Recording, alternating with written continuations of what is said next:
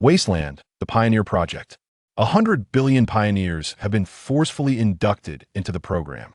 In a world rife with terror, radiation, and monstrous beings, they are compelled to confront various adversities for the sake of survival. Lin Hao is one among these pioneers. Ding. Successful check-in on the first day. Choose one from the welcome package. Ding. Successful check-in on the second day. A stimulating Tier 3 equipment set has been credited. With the aid of the check-in system, Lin Hao rapidly advances. Ultimately, he rises to become the foremost champion of the new world of Wasteland. Chapter 1. The Wasteland World. The morning dew hangs in the air, mingled with a musty scent of dampness. Inside a dilapidated wooden cabin, rays of sunlight filter through. A young man on the bed shrinks away from the light, his eyes drowsily fluttering open. But the next moment, he is taken aback. What the hell is going on? Lin Hao rubs his eyes, struggling to believe the scene before him. The room, scarcely a dozen square meters, is almost entirely sealed with wooden planks, devoid of windows, save for two weathered wooden doors. Light seeps in through the crevices surrounding him. The rickety wooden bed creaks ominously with the slightest movement, clearly not sturdy. How did I end up here? Lin Hao recalls the events of the previous day. He had just graduated from university, an enthusiast of extreme sports. Last night, he had merely played a game before drifting off to sleep. Nothing out of the ordinary had occurred. At that moment, a deep voice resonates in Lin Hao's ears. Welcome to the Pioneer Project. In the time ahead, 100 billion pioneers scattered across this world will seek their own arcs in this radiation-infested wasteland. Here, you shall rely on your own strength to survive, or face death. The wooden cabins of the pioneers can withstand radiation, but are defenseless against monstrous attacks. You have 3 days to prepare, after which, increasingly formidable monsters will launch their assaults upon you. Remember, the wasteland is fair to all. As the voice fades, Lin Hao gradually approaches the door and gently pushes it open. Before him lies an expansive forest, surrounded by withered trees and an eerie silence. Lin Hao finds himself assigned to a small hillside, where he can faintly discern the ruins of a vast city in the distance. Damn, it's truly a wasteland? Beep, beep, beep. Radiation levels detected above safety thresholds. Please retreat to a secure area. A radiation gauge materializes in Lin Hao's consciousness, currently indicating minimal radiation. Hastily, he retreats, and upon closing the door, he notices a small device resembling a laser eye on his left hand. With a thought, Lin Hao sees 2 panels pop up. The left displays attributes, while the right reveals a personal inventory. Above, a row of functional buttons is listed: hunting, crafting, inventory, trading post, contacts, and map. Lin Hao's gaze shifts downward to the attributes panel.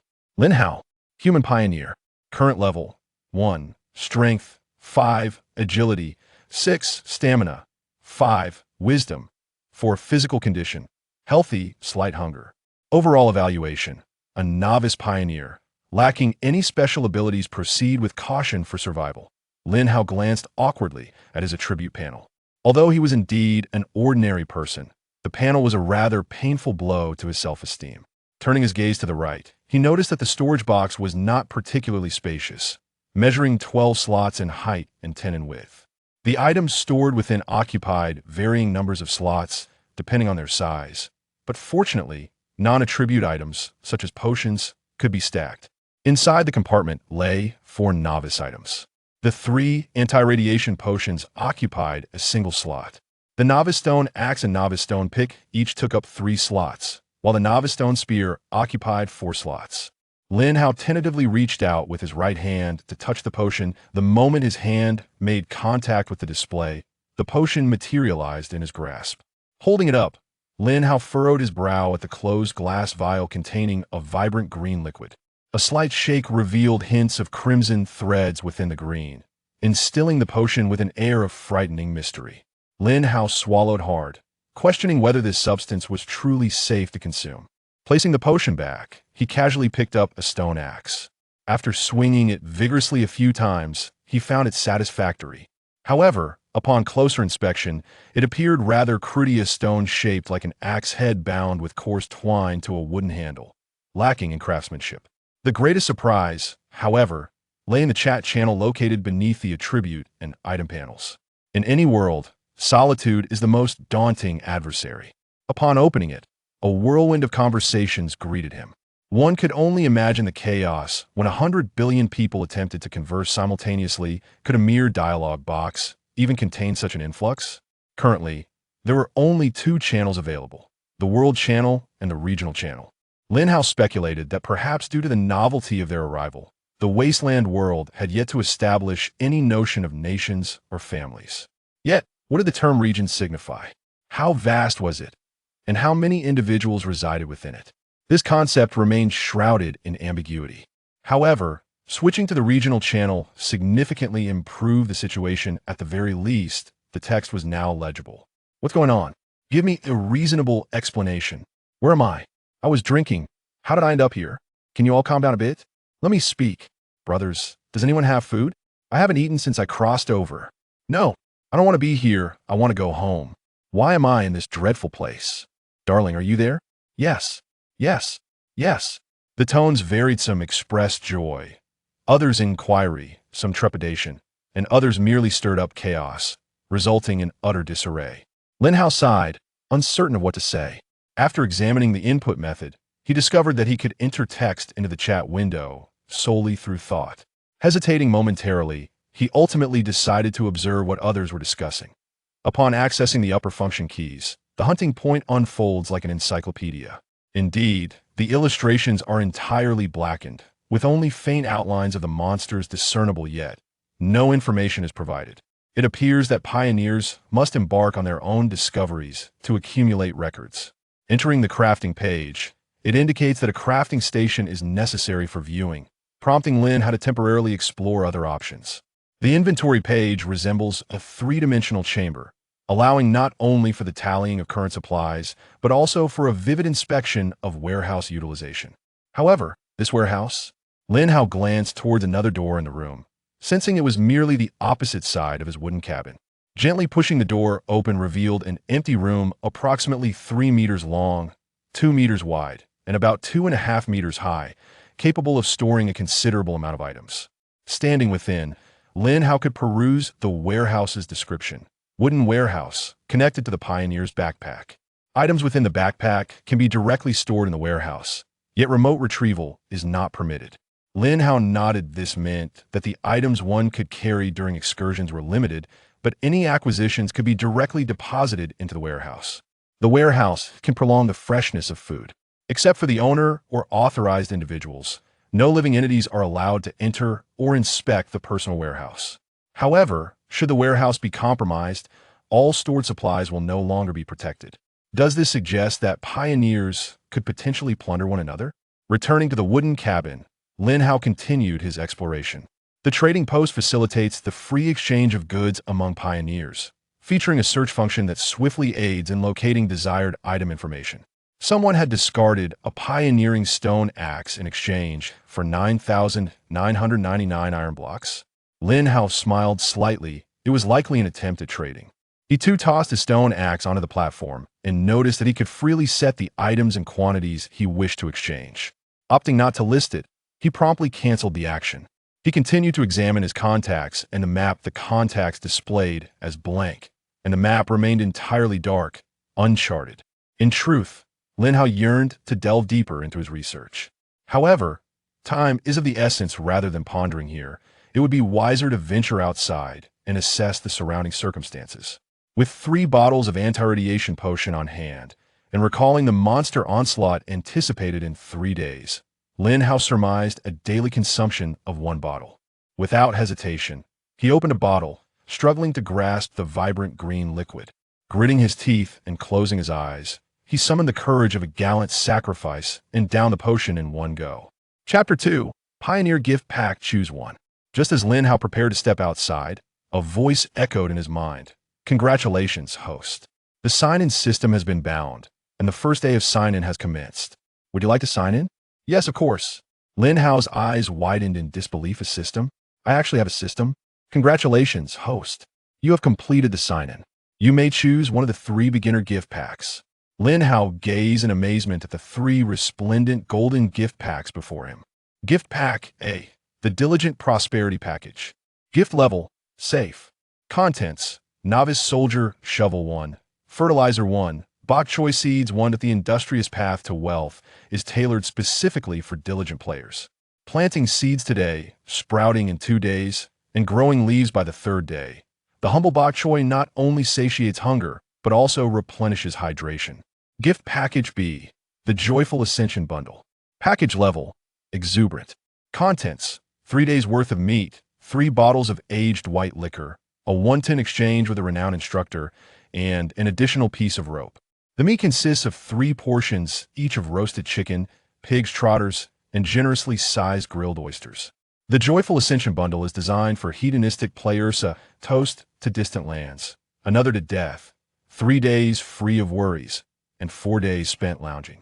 Choosing this package means disregarding the notion of ascension with a focus on pure enjoyment. Gift Package C, the Swift Charge Bundle. Package level, thrilling. Contents, an apocalyptic motorcycle, a barrel of gasoline, and an enchanted curved blade. Undoubtedly, the Swift Charge Bundle is the ideal choice for thrill seekers. The motorcycle's loud noise attracts nearby monsters, leading to an exhilarating influx. Lin Hao was drenched in cold sweat upon reading about the 3 gift packages each seemed a trap. Was there even a choice? Of course, it had to be Package C. Package A was quite appealing, especially the engineer's shovel, which would prove immensely useful. However, after 3 days, monsters would inevitably attack the wooden cabin, and Lin Hao was uncertain whether the vegetable patch would survive. Relying on bok choy to fend off zombies was simply unrealistic. As for Package B, honestly, the 1-tin exchange alone made it worth considering, but when weighed against his own life, it seemed unwise. Gift selection successful. Items have been deposited into the warehouse. This concludes our service. Lin Hao breathed a sigh of relief, pushing open the door to the warehouse. As expected, inside the warehouse stood a motorcycle, a barrel of gasoline, and a curved blade. Among these, Lin Hao was most intrigued by the enchanted blade. Even without its magical attributes, a knife was undeniably more practical than a stone axe or pickaxe. The blade bore a blue name. Perhaps this distinguished enchanted items from ordinary ones. The stone axe he had just withdrawn was merely labeled in white. Upon drawing the blade, a chilling glint flashed through the room, sending a shiver down Lin Hao's spine. Blade of diminished speed. Attributes: an exquisitely sharp bone-curved knife that slows monsters upon attack. While lacking a specific attack power description, the blade's sharpness was evident to the naked eye. Such a keen blade, combined with the ability to hinder foes, was akin to adding wings to a tiger. As for the motorcycle, its noise could be avoided for now. The distant city ruins would certainly require exploration in the future, and having a motorcycle would be immensely convenient. Thus, Lin Hao decided to retain the motorcycle for later use when he was stronger. Better not to find himself wishing for it when he had none available. Yet, he was genuinely curious about this motorcycle. Just how loud could a mere bike be? Men are not devoid of curiosity. He filled the tank to the brim, noting that 2/3 remained. If he was frugal, it could last 3 days. With a twist of the key, it roared to life with a swift kick. Lin Hao stepped up, testing the comfort of the seat, and with a casual motion, kicked it into action. Bang, bang, bang. Bang, bang, bang, bang. Several wooden planks trembled and fell from the roof. Oh my goodness. Lin Hao abruptly cut the throttle and swiftly turned off the ignition. He leapt down in an instant, instinctively cupping his ears. How on earth could one describe this? You ride at home after work, and by the time you reach the entrance of your community, your wife on the 20th floor already knows you've returned. No, the entire neighborhood is acutely aware of your arrival. Lin Hao wiped the cold sweat from his brow. Such a domineering contraption deserves to remain in a warehouse, and even there, it should be retired. Abandoning the thought of riding it again, he tossed the knife directly into the inventory, pushed open the door, and stepped outside. After consuming the potion, the countdown for radiation resistance began, indicating 11 hours and 59 minutes remaining. All right, the adventure begins. With a stone axe in one hand and an enchanted curved blade in the other, Lin Hao ventured into the nearby woods. He tested both tools, discovering that the effectiveness of the enchanted blade was roughly 20 times that of the stone axe. Let's not bother with the towering trees. A few strokes could fell the smaller ones. After chopping down a few saplings, Lin Hao noticed an option to disassemble the wood. With a flicker of inspiration, the small tree was split into 2 long planks and several sticks. After felling 2 more, he acquired 6 long planks and over 40 sticks. The storage box could accommodate the sticks, yet it could not hold the long planks. Lin Hao refrained from grumbling. This was likely a test for the pioneers. He carried the 6 long planks directly to the warehouse and deposited them, where they were instantly organized. Moreover, Lin Hao conducted another experiment. The stacking capacity of items was cumulative. For instance, the pile of sticks appeared as a single bundle on the ground. However, he had just chopped down a few more saplings, bringing the total to 130, which implied that the minimum quantity for a single pile should be at least 999, right? With an abundance of wood, Lin Hao naturally desired to craft some simple items. Recalling his earlier exploration, he wondered what workbench he should create first and decided to check the required materials. Out of curiosity, Lin Hao also wanted to see if the map's exploration area had expanded. However, the moment he clicked it open, Lin Hao discovered not only an enlarged exploration area, but also the emergence of a package icon. What could that be?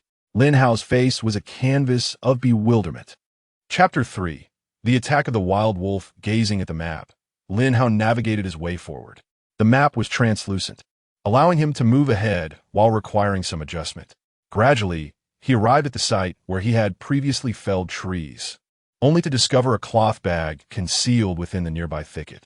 Had it not been for the map's revelation, this bag would have been exceedingly difficult to spot amidst the dense foliage. Curiosity piqued as soon as Lin Hao's fingers brushed against the bag. A prompt resonated in his ears. You have discovered a worn cloth bag. Do you wish to open it? Without hesitation, he chose to open it. In an instant, 3 items flew into his inventory. 500 milliliters of water X1, 250 grams of sliced bread X1, 100 grams of milk X1. Lin Hao was momentarily taken aback. While water and bread were expected, the inclusion of milk was a delightful surprise. Although it was merely 100 grams, it was undoubtedly the most precious treasure for someone like him, stranded in a wasteland. Without a second thought, he realized that breakfast had yet to be consumed, and this was fortuitously timely. The satisfaction of enjoying bread with milk in a desolate world was unparalleled. After downing half a bottle of water, he felt rejuvenated and energetic. He decided to conduct a thorough search around the wooden cabin. Lin Hao began his reconnaissance of the area. However, he could not locate the cloth bag again. Instead, he found several wooden crates. Upon touching them and choosing to open, he received 2 more items, iron blocks X3, plastic X2. Continuing his search, Lin Hao gradually learned that these wooden crates could yield 6 short wooden planks upon dismantling, along with 1 to 3 random items. The primary outputs were iron, plastic, glass, wood, and hay, with a certain probability of rare items. After 3 hours of exploration, Lin Hao managed to find a few nails, a bundle of wire, and a bottle of lubricating oil. His greatest find was a blueprint for a blue-quality crossbow. The moment he discovered this blueprint, he nearly leaped for joy. With a ranged weapon, he could venture further afield. For now, he dared not stray far from the cabin, fearing encounters with lurking monsters. Although his curved blade was commendable, Lin Hao, lacking any combat experience, felt a sense of security only with a ranged weapon. Rustle. Just as Lin Hao prepared to rise and search once more, a faint sound reached his ears. What was that noise? Instantly, his nerves tightened. Survival in such a terrifying place demanded utmost caution. This subtle sound immediately captured Lin Hao's attention. However, the dense trees obscured his view, making it difficult to see far. Remaining vigilant, he swiftly made his way to a clearing. Standing in the center of the small space, he scanned his surroundings. Rustle. Snap. Finally, a distinct sound echoed, branches being broken underfoot. Lin Hao's gaze snapped toward the source of the noise. In the distance, a diminutive figure was slowly approaching him. A wolf, a filthy, scruffy creature. It bared its teeth, eyes glinting with menace, as it gazed intently at Lin Hao. An unprecedented tension gripped him. To be frank, not only would he feel apprehensive in the face of a wolf, but even against a mere mutt, he doubted his ability to prevail in an attack. He was merely a young man of peaceful times, devoid of any genuine combat experience. In the realm of games, he could slay demon lords and deities. But when confronted with the stark reality of life and death, Lin Hao recognized the extent of his anxiety. His gaze remained fixed on the wild wolf, acutely aware that it would undoubtedly charge at him, compelling him to draw his blade. Lin Hao composed, "You must survive." The enchanted, curved dagger was held before him, emanating a faint blue luminescence. After a tense standoff of more than 10 seconds, it was the wolf that could no longer contain its impatience. With a sudden howl, it lunged fiercely towards Lin Hao. Here it comes. Clenching his teeth, Lin Hao understood that when one realizes the necessity of fighting for survival, an innate potential within seems to ignite in an instant. With unprecedented focus, he fixated on the wolf, observing its impending pounce. As the wolf approached within 5 meters, it abruptly lifted its front paw, leaping through the air. Lin Hao instinctively recoiled, having anticipated the wolf's leap aimed at his throat. His right hand shot up, poised near his neck. With a swift motion, he slashed forward. In that fleeting moment, a spray of blood erupted before him. He struck true. Elation surged within him as the wolf, upon landing, stumbled awkwardly, its steps and thoughts misaligned. The wound he inflicted was not fatal, merely a gash. Yet the slowing enchantment of the dagger activated nonetheless. The wolf's movements became excruciatingly sluggish, each action reduced to a third of its usual speed, appearing almost in slow motion. Lin Hao realized the importance of seizing the moment. If he hesitated, the outcome could be drastically different. With a leap, Lin Hao launched himself forward, driving the curved dagger into the wolf's back. Pushing off with his left foot, he delivered a decisive blow, fully aware that the wolf would retaliate with a bite. He swiftly evaded, and as the wolf lunged in its slowed state, Lin Hao raised his right foot and delivered a fierce kick. The wolf let out a pained howl. Lin Hao crouched once more, thrusting the dagger into the wolf's abdomen with relentless precision. With a series of thrusts, he continued to stab, punctuating the air with each strike until he finally paused. Chapter 4. Enchanted crossbow. At this moment, Lin Hao was entirely smeared with wolf blood. In his inaugural battle, anxiety rendered him parched as he sat on the ground, gasping for breath. Having successfully slain the wild wolf, he gained 15 experience points and 15 gold coins. Gold coins? Lin Hao was momentarily taken aback, then turned his gaze to his status panel. Beneath his character, there lay an inconspicuous experience bar, indicating that this time, he had acquired over 1/10 of the required experience. To the right, at the bottom of his storage box, there were indeed 15 gold coins. Gold coins, also known as the virtual currency of the wasteland world, are rewards bestowed upon pioneers for their valiant combat endeavors. They can be used to purchase items in the wasteland world or serve as a medium of exchange among pioneers. Rising to his feet, he prepared to drag the wolf's carcass away. However, he noticed an inquiry regarding the disassembly of the wolf's body. Disassemble. Without hesitation, Lin Hao made his decision. The disassembly of the wolf's corpse was successful. Damaged wolf, pelt 1, low radiation wolf meat 10. Pristine beast bone 1, beast blood 3. He examined each item in turn. The wolf meat could serve as sustenance, albeit with some radiation. Nonetheless, it was marked as consumable. The wolf pelt and beast bone were still shrouded in mystery, merely indicated as crafting materials. The beast blood, however, was one of the components for an anti-radiation potion. Dragging his weary body back to the wooden cabin, he rested momentarily before commencing his preparations for crafting. However, first, he needed to complete the woodworking bench. Upon selecting the crafting option, a phantom of the woodworking table materialized. The first step was to determine the table's location. Lin Hao opted for the area outside the room.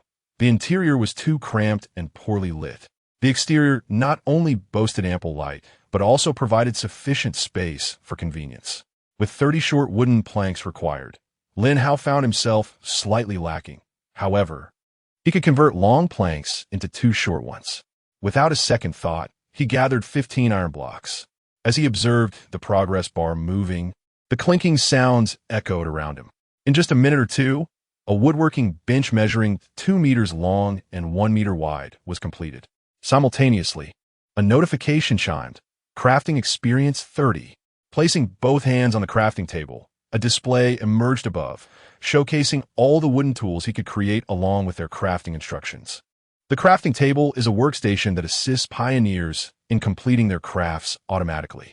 However, should the pioneer stray more than 100 meters from the table during the crafting process, the table will default to cancel the crafting and cease operations. Crafting skills are categorized into 9 levels. Each level unlocks corresponding foundational capabilities. Lin Hao's current crafting level is 1, allowing him to create rudimentary items such as linen garments and various simple tools for daily living, including iron pots, iron buckets, wooden barrels, and wooden boxes. The secondary crafting ability is currently only displayed as an outline, indicating it remains locked. Yet, even from the silhouette, he could discern certain details. For instance, the wooden watchtower, even in shadow, could be partially inferred. The blueprints represent another essential core that the creator must master. In the wasteland world, the vast majority of items necessitate an understanding of the crafting blueprints before they can be created. Thus, one of the most coveted items in the future is likely to be an advanced blueprint. Lin Hao took out the blueprint for the storage box, initiated the learning process, and in an instant, the blueprint vanished. Acquiring the blueprint equated to permanently mastering the crafting method. Indeed, the name crossbow appeared in his crafting list. As it was a blue blueprint, the resulting crossbow would possess enchanted attributes. The materials required were quite simple: 1 short wooden plank, 1 iron wire, and 2 iron nails. Fortunately, Lin Hao had all the necessary materials on hand. He confirmed the crafting process, and the sound of a saw cutting would fill the air. Less than 10 seconds later, he received 10 crafting experience points. A brand new crossbow materialized on the workbench.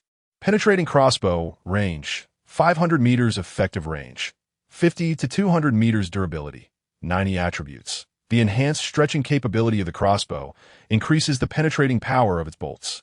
Seeing this, a hint of pride surfaced on Lin Hao's face. However, he felt a bit awkward regarding the crossbow bolts.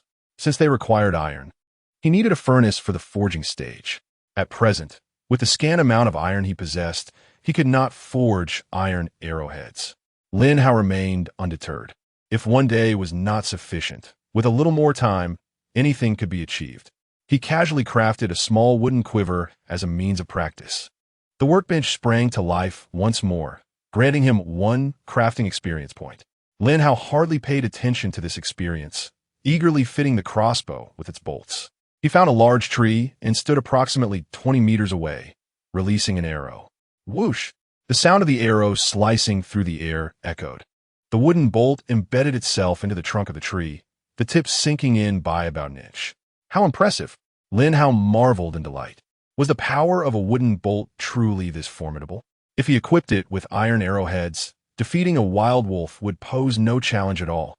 Suddenly, Lin Hao remembered that he had obtained a crafting blueprint. What about others? Chapter 5. The Predicament of the Pioneers with a Hint of Anticipation. Lin Hao activated the trading platform. The luminous screen instantly transformed into the trading hall. The layout of the exchange was commendable. To the left lay the trading section, which was now brimming with items. Although somewhat chaotic, the upper section featured search and categorization options. On the right, a message board allowed users to freely post acquisition intentions and exchange messages. Beneath the trading section, there was a dedicated chat window, presumably for players engaged in trading to communicate. Perhaps due to the sparse population or the current lack of tradable items, the discussions revolved around the essence of this world. Is this truly a parallel universe, or merely a desolate realm of outer space? Regardless of the nature of this world, being trapped in a wooden cabin was a dire situation. Stepping outside felt akin to entering a bear's den. How is one to navigate this peril? The bears have been observing me for hours, and if they clawed at the door, it would surely splinter. Didn't I warn you to be cautious? Or are you just fortunate? On the deserted island, I was alone, having salvaged several loaves of bread and water from a message in a bottle, living quite comfortably. Yet, surrounded by zombies, what was to be done? I dared not venture out, hunger gnawing at me for nearly the entire morning. It seemed we were truly no longer in our original world. Based on my observations, this must be a parallel universe, with each of us appearing in different seemingly random locations. Luck undeniably plays a pivotal role. Look at the chosen ones, stepping out to find chests strewn about and level 3 helmets waiting to be claimed. How can I compete with that? All I see are monsters, zombies running rampant in streets. What good is a safe house? It's no different from being eliminated upon landing. Hand me a kitchen knife, and I dare to charge out and give it a try. Upon reading these messages, Lin Hao's brow furrowed once more. His understanding diverged from that of these individuals. He recalled the last phrase of the prompt upon awakening. In the wasteland, the world is fair to all. Others might have forgotten in their excitement, but he had not. The chosen ones? Were they from those islands? Had they even considered how to escape? How would they emerge 3 days hence? If monsters were to assault the safe house without leveling up, there was little hope of surviving the battles ahead. No one knew what kinds of monsters awaited them. Even if the island remained secure, as time passed in the wasteland, the monsters would only grow stronger. Could one truly endure the solitude? If one wished to return, was salvaging a boat from a message in a bottle the solution? Or perhaps crafting a raft? Was the ocean devoid of peril?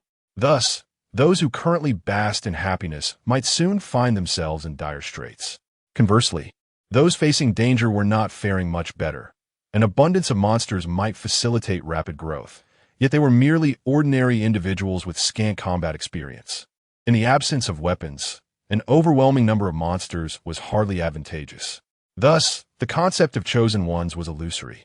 One's response must be dictated by the environment they inhabited. Moreover, regarding the chosen ones, those endowed with systems had yet to voice their thoughts. What was there to quarrel about? Upon further examination of the purchase inquiries on the right, I noticed that the message board refreshes at a commendable pace. The Prairie Eagle, 20 iron blocks in exchange for water, urgently needed. The Boss in distress, 50 short planks for food. The Beautiful and well-formed, 30 bundles of grass for food or water, willing to add friends for companionship and conversation. Most requests involve trading materials for sustenance, indicating a significant scarcity of food. However, the appearance of a particular blueprint set Lin Hao's heart racing with excitement. Chen Yuan, spike trap blueprint for food or weapons.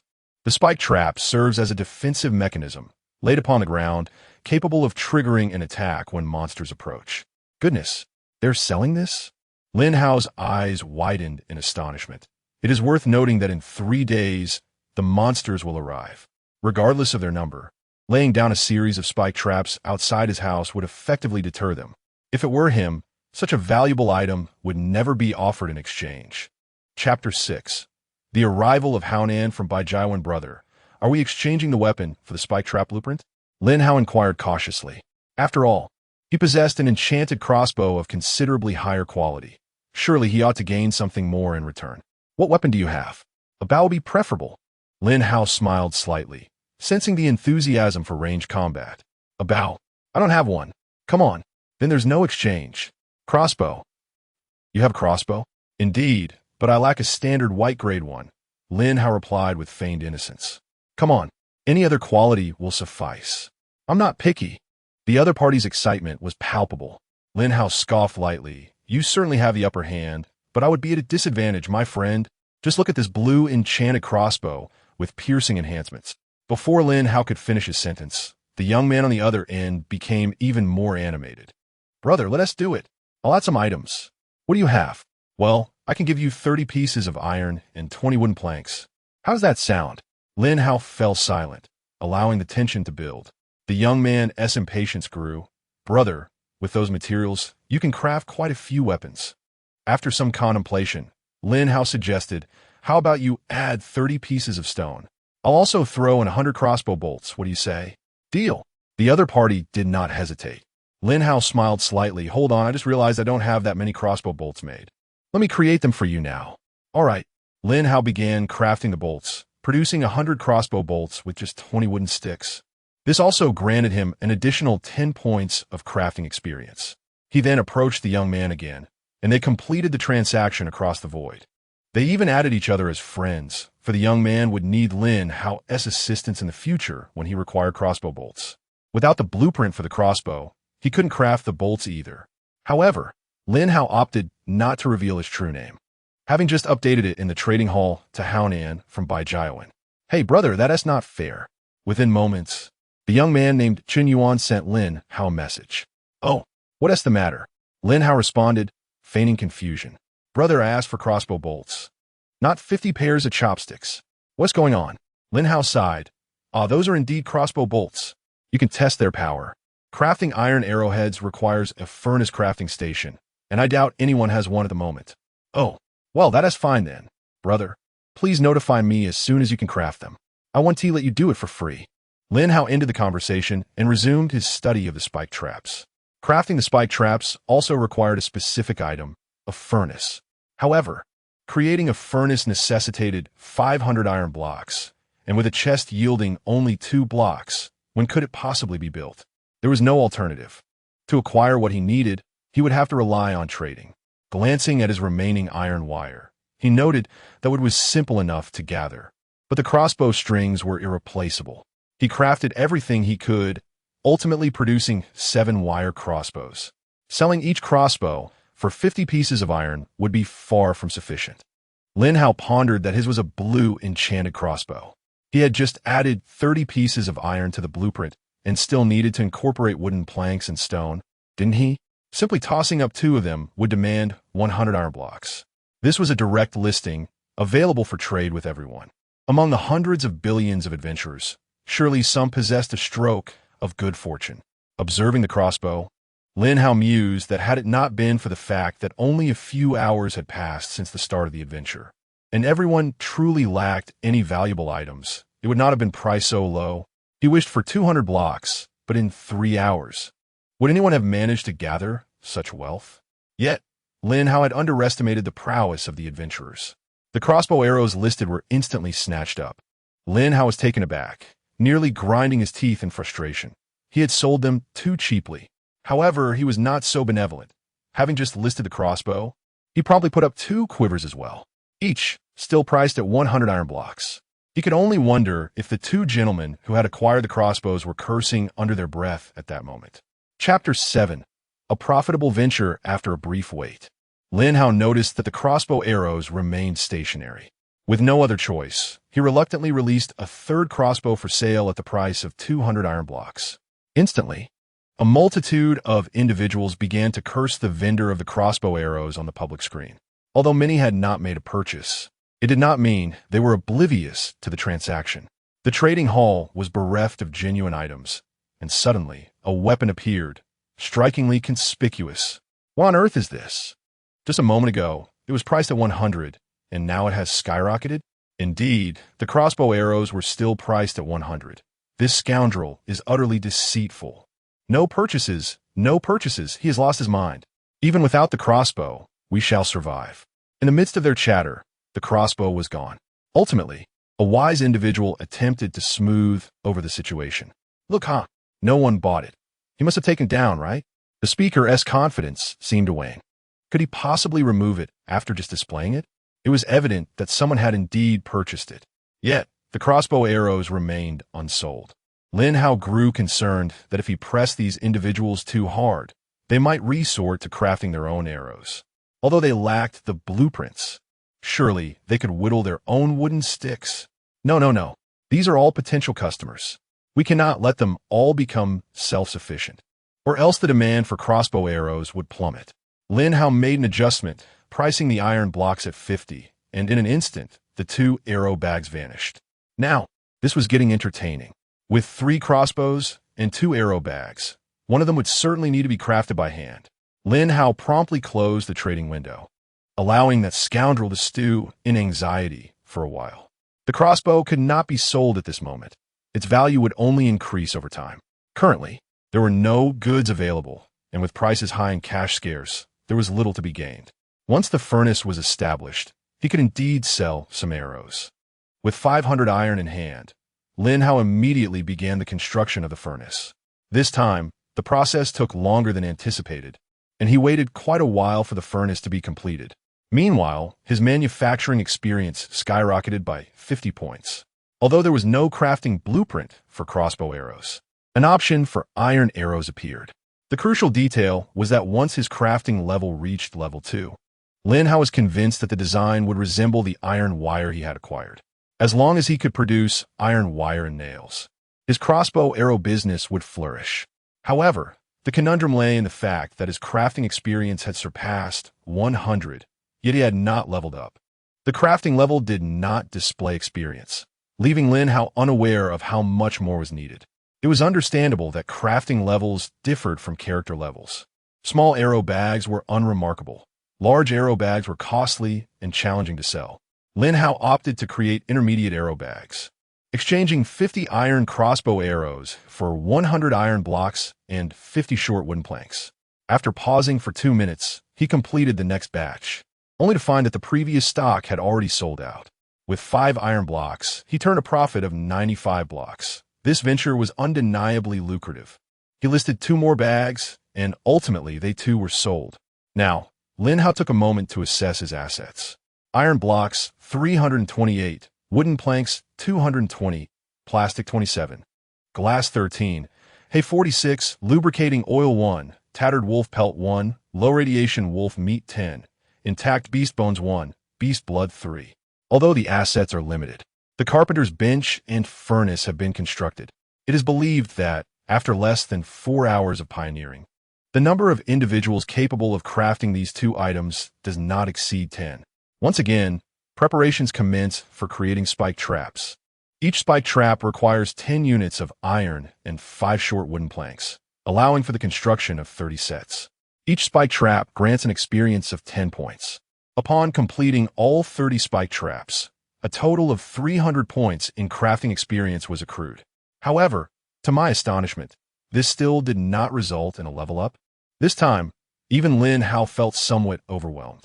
Is it truly so arduous to elevate one's crafting level? Chapter 8. Constructing the Pyramid Hesitant. Lin Hao bit his lip and impulsively launched a crossbow bolt. 200 iron blocks and 100 timber. Goodness. The prices are soaring. Is that fellow from Baijiawan out of his mind? I've never seen such outrageous pricing. This brother is truly up to something. Indeed, in just a few minutes, the prices increased again. Look, the more you buy, the more he revels in it. This young man could produce endlessly, yet he is deliberately taking advantage of you. Anyone who purchases is a fool. As the emotions within the crowd began to ignite, Lin Hao wrote a message. Alas, you do not understand. This crossbow is different. I have applied lubricant to it. What of it? An explorer inquired. Lin Hao chuckled, then replied, Of course it is different. With the oil, it shoots smoothly and far. How absurd. Lin Hao stifled a laugh. He felt a tad embarrassed after saying it. Thankfully, he used an ID. Otherwise, how could he face the future? However, returning to the point, a crossbow doesn't just spit out bolts, does it? Ignore him. This fellow is becoming increasingly greedy. Let us not buy and wait for the prices to drop. Yes, wait for the prices to drop. At that moment, the explorers seemed quite united, each one appearing to relish the spectacle, watching to see if he would sell out of desperation. Boss, I don't have enough materials. Can I trade a blueprint? At that moment, a fellow named Yin Guoba Mao spoke up. Lin Hao immediately perked up. Look, a private trading message has arrived. Upon inspection, Lin Hao found that the fellow had offered a double-layer wooden fence. Without a moment's hesitation, he placed one of his crossbows on the trading platform. The transaction was successful. The fellow then sent a message in the global chat. Thank you, boss. Look, he still has them. Ignore him. Let us resist to the end. We vow not to purchase his crossbows. Not buying. Not buying. Lin Hao noticed that the situation had escalated. He might level up soon, and if this continued, his luck might run out. Currently, he still possessed 3 crossbows in addition to the one on the trading platform. What if he needed to lower the price? Just then, in the instant Lin Hao hesitated, the crossbow on the trading platform sold again. The explorers erupted in outrage. Who is this? We said we wouldn't buy. Yet here, they are purchasing. Do you believe this rascal will post one for 500 iron blocks next? Lin Hao was already laughing to the point of tears. With a swift gesture, he listed a penetrating steel crossbow for 500 iron blocks. How outrageous!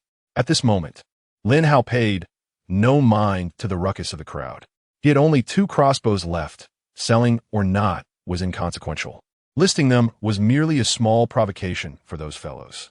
He directly forged 10 spike traps, earning another 100 experience points. At long last, Lin Hao heard the voice he had longed for.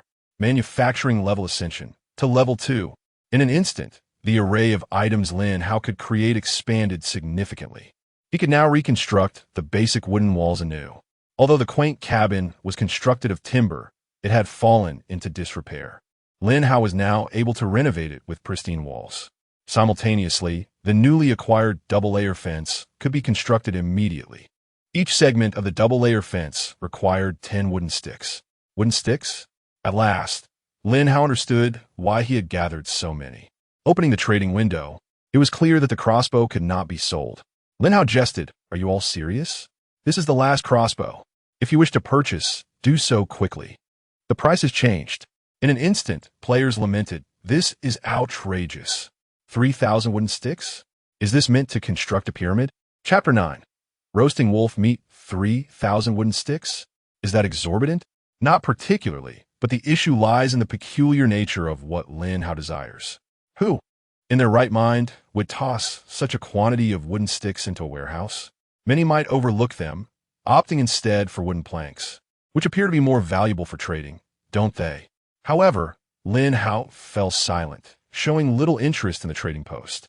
At this moment, he was contemplating what he ought to do next.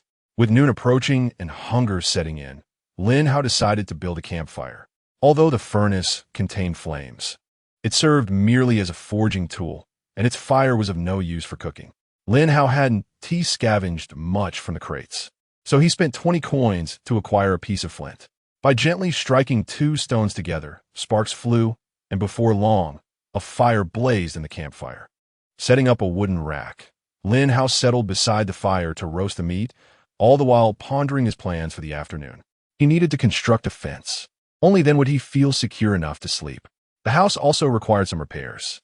While it offered radiation protection, what if it rained in the middle of the night? That would be disastrous. Additionally, Lin Hao was considering venturing out in the afternoon to scout the vicinity and familiarize himself with the surroundings. This was the first territory he had claimed in a post-apocalyptic world, which would henceforth be his home. How could he not know what lay around his new abode? Sizzle. The roasting wolf meat began to release its juices, and the enticing aroma wafted through the air. Lin Hao smacked his lips. Having only consumed a bit of bread and milk that morning, he felt the pangs of hunger. After a morning spent searching for crates and battling wild wolves, that meager meal had long been depleted. Now, with the scent of the meat filling the air, his stomach rumbled audibly. A few minutes later, the exterior of the roasted wolf meat had developed a charred crust. Lin Hao picked it up and inhaled deeply. What a delectable aroma. It bore a resemblance to roasted steak. How many young people of modern times have truly savored wild game? Cautiously, Lin Hao blew on it before taking a bite. In an instant, the juices burst forth in his mouth. The perfect amount of fat mingled with the succulent juices, flooding his palate with flavor.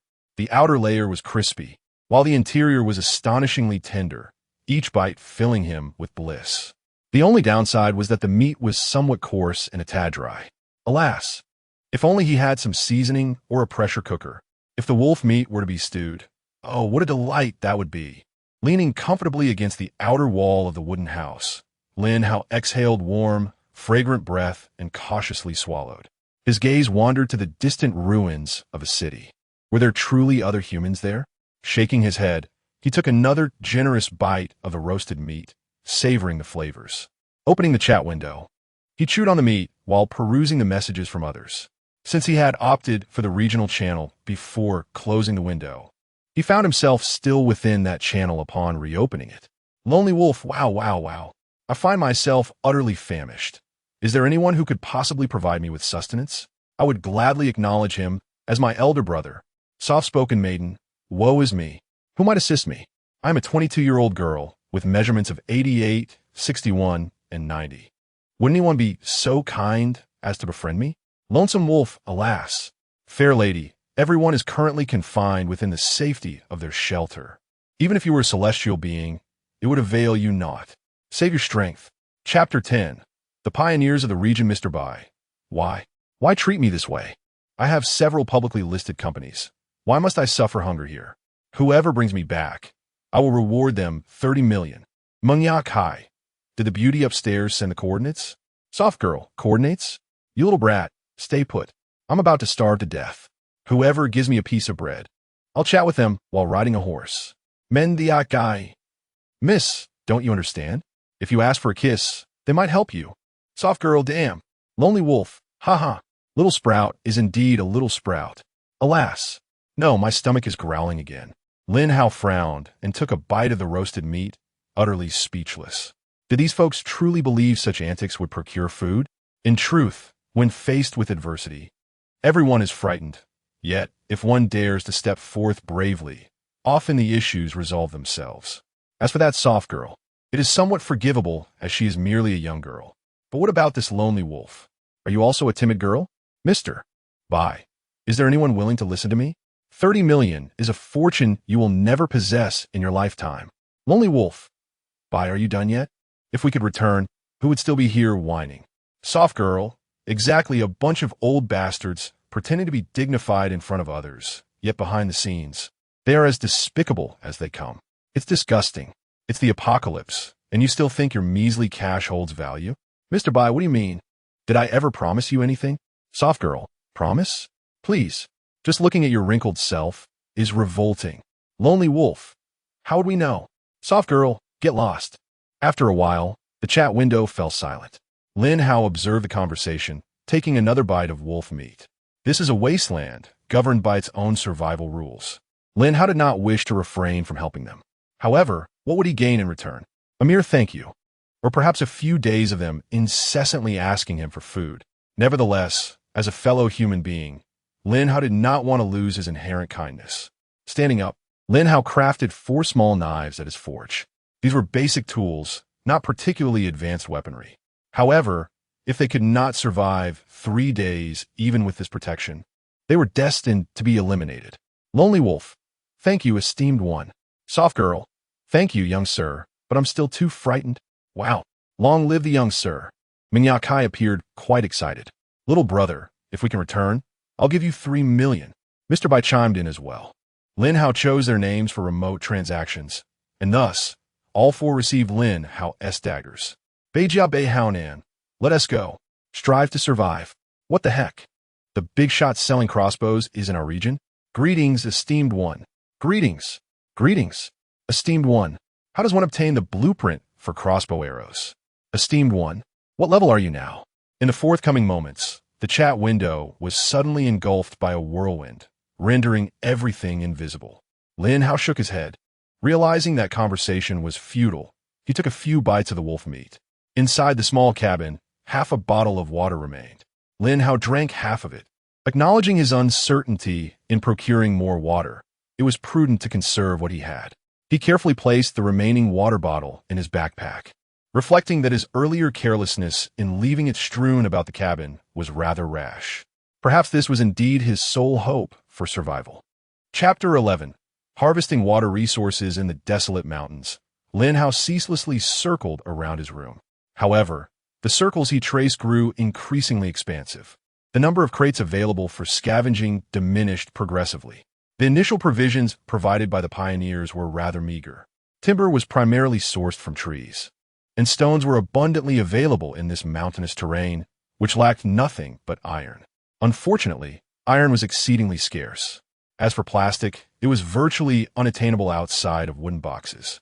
Yet, the forest was replete with an array of fresh fungi.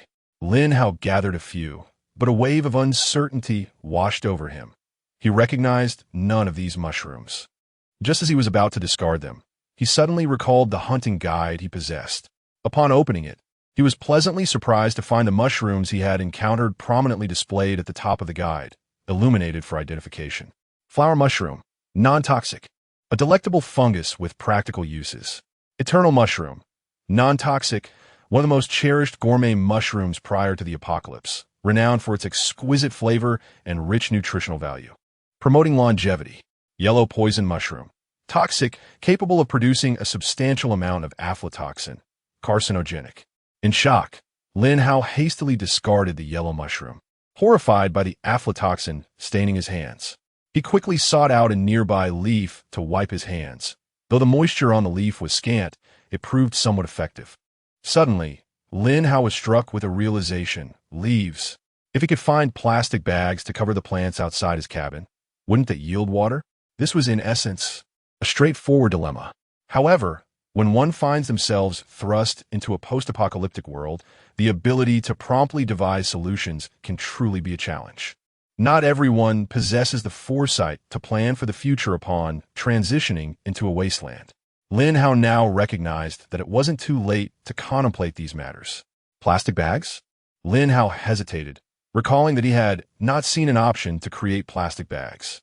Nevertheless, if plastic existed, then surely plastic products could be crafted. Opening the crafting menu, he discovered the plastic product machine. With purposeful strides, he returned to his wooden cabin and selected a suitable spot to commence construction on the plastic product machine. Plastic product machine. Iron 80, plastic 5, short wooden plank 10. After a brief period of anticipation, the plastic product machine was completed, granting him 30 experience points. He then perused the list of items available for crafting. Plastic bottles, plastic bags, plastic bowls, all feasible to produce. The only distinction was that the plastic bottle yielded 10 units at once. With 22 units of plastic remaining, Lin Hao proceeded to create 10 sheets of plastic and 10 plastic bowls. As the machine whirred, complete sheets of plastic materialized, followed by stacks of plastic bowls. Subsequently, he forged several bundles of wire in the furnace, storing all items in the storage box. Lin Hao then stepped outside his wooden cabin to unfurl the sheets of plastic, which covered an impressive area of approximately 20 square meters. First, tie the 4 corners of the plastic sheet into knots, and then secure it to the trunk using iron wire. Place a stone in the center to weigh it down. In this manner, the collected droplets can slide down the plastic, converging at the center and ultimately dripping into the basin below. Although the efficiency may be somewhat lacking, Lin Hao is confident that the combined efforts of 10 collection points will yield enough water for his needs. This is a pristine forest, and the water requires minimal treatment. Simply boiling it renders it safe for consumption. Aside from slight radiation concern, there is hardly any need to worry about other forms of pollution. Chapter 12. The discovery of the wolf den. The task of collecting water could not be postponed until evening. It was essential to gather it during midday when the temperature was at its peak. Only then could Lin Hao depart with peace of mind. The mountains were indeed the optimal habitat for survival. There were only lazy hunters, never famished ones. Along his journey, Lin Hao discovered an abundance of mushrooms and wild vegetables. The area within a 10-meter radius around him was illuminated on the map, allowing him to traverse an expanse of 50 meters around his cabin, effectively completing 3 laps. Time was slipping away, and it was approaching 2 o'clock. He had gathered over 60 mushrooms and unearthed a handful of wild vegetables, sufficient to sustain him for the next day. Gazing at the sun, Lin Hao resolved to venture along the mountain path towards the summit. In the mountains, one could easily lose their way. However, with the map, the situation was considerably different, particularly with the exploration map not yet activated. Retracing his steps along the explored routes would lead him home. As Lin Hao ascended step by step towards the peak, he occasionally scanned his surroundings, ever vigilant with his crossbow at the ready. After walking for over half an hour, frequently checking the map, he noticed an unexpected symbol resembling a cave appear where none had been previously indicated. Approaching the cave, he soon discovered the ground was littered with wolf tracks. A den of wolves? Lin Hao quickly deduced, recalling his previous encounters with the creatures that had led him to identify the prince. But how many wolves could there be? Was it possible that a wolf den lay merely 1,000 meters from his location? Having ascended for half an hour, Lin Hao had covered that distance, albeit slowly due to his frequent observations. The proximity of his cabin to the wolf den was alarming. The thought of encountering them on his way out was unsettling. Even more so was the possibility of a wolf discovering his cabin. Would he be able to rest easy knowing a wolf's nest lurked so close behind his home? Cautiously, Lin Hao approached the den and found a vantage point from which to observe. For over an hour, he watched as 4 or 5 wolves entered and exited the den. Yet, he could not ascertain whether this number was definitive. He contemplated the idea of stealthily ambushing 1 or 2 wolves, but the distance was too close for comfort, and success was uncertain. If discovered, he risked a swift demise on the very first day. Ultimately, he decided against pursuing that course of action and hastily retreated. Following the mountain path, he returned to his cabin. Although 2 hours had passed without any resource gains, the discovery of the wolf den outweighed any material acquisition. Upon returning to the cabin, Lin Hao found himself restless. After some contemplation, he stepped outside again, searching through his forge list for useful tools. However, it seemed that weaponry would only become available upon reaching level 4 in forging. He had glimpsed the outline of a great sword and believed that the oval shape behind it signified shield. But level 4? When will the enhancement be possible? Lin Hao is currently in urgent need of combat gear. Relying solely on leveling up is utterly unrealistic. The only feasible option lies in obtaining a crafting blueprint. However, while Lin Hao possesses weapons and crossbows, what he truly requires is armor, not merely weaponry. If he could acquire a blueprint for armor crafting, what would he have to fear from wild wolves? He immediately accessed the marketplace. Lin Hao searched for equipment blueprints. To his dismay, he found only 4 in total. Among them was a piece made of linen, one of which was a linen robe. Enchantment blueprints? Lin Hao felt a profound disappointment. Defending against wild wolves with a linen robe? Surely this is a jest. Chapter 13. In pain and joy there was no turning back now. Taking the initiative seemed nearly impossible. Therefore, the only recourse was to fortify defenses first. Lin Hao glanced at the remaining time for the radiation potion. 3 hours left. It was imperative to construct the fence immediately. It was time to test his luck once more. After reviewing the previous blueprints and his enchanted curved blade, Lin Hao surmised that the enchantments on items were likely random. However, during production, randomness would not emerge, suggesting that the properties of an item's enchantment were defined at the moment of learning. He retrieved the blueprint for the double-layer fence. Lin Hao mused that if there were water available, he would certainly wash his hands. But given the meager amount he had gathered, he decided against it. He activated the learning process, abruptly closing his eyes, and upon reopening them, he gazed at the fence's properties within the woodworking station, finally feeling a sense of relief. Phew! Self-repairing double-layer fence. Requires 10 sticks, vines, and optional wire. Was there even a choice? Wire was the clear option. It was sturdier, and the ability to produce it himself was paramount. Opening the warehouse, he noted the crossbow had been sold, and he currently possessed 3 080 sticks. Approaching the woodworking station, he crafted a sample fence, only to feel slightly embarrassed. The fence was merely 10 sticks bound together. The double layer simply referred to 2 rows of sticks. Constructing a 1-meter fence required 10 fences, and Lin Hao aspired to lay a fence around his small yard measuring 10 by 10 meters. This was not greed. Various workbenches occupied considerable space, and a smaller area would be insufficient. In reality, 10 by 10 meters amounted to just 100 square meters. After accounting for the space taken by his small wooden house, he could not afford to shorten it further. Even so, the required number of sticks totaled 4,000. 10 sticks per fence, with 10 fences for a meter, multiplied by 4 directions. This calculation was straightforward. Yet, Lin Hao gazed at the double-layer fence and felt a lack of confidence. Would it withstand the onslaught of wild wolves? With a little force, could it not be toppled? No, it must be a double layer, which meant binding 4 rows of fences together. Only then would there be a glimmer of assurance. Defense was the foundation of survival. And with uncertainty in his heart, Lin Hao could not sleep soundly. 2 layers of fences required 8,000 sticks. It was not insurmountable. Lin Hao believed that the crossbow he had left would have prompted someone to collect plenty of sticks. As long as he displayed them, buyers would surely come. He proceeded to craft 10 crossbows. Lin Hao needed to gather a few more resources. First, he forged 2 bundles of wire, consuming 2 pieces of iron. Then crafted 20 iron nails, using 1 piece of iron, and consumed 10 short wooden planks. The 10 crossbow bolts were completed. What was the total consumption? Lin Hao pondered if it was excessive.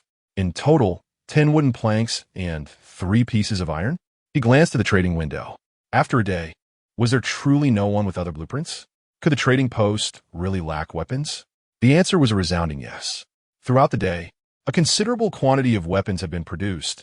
However, by the afternoon, they were nearly sold out, though Lin Hao was not present at that time. Now, everyone was striving to make the most of the remaining moments diligently gathering materials.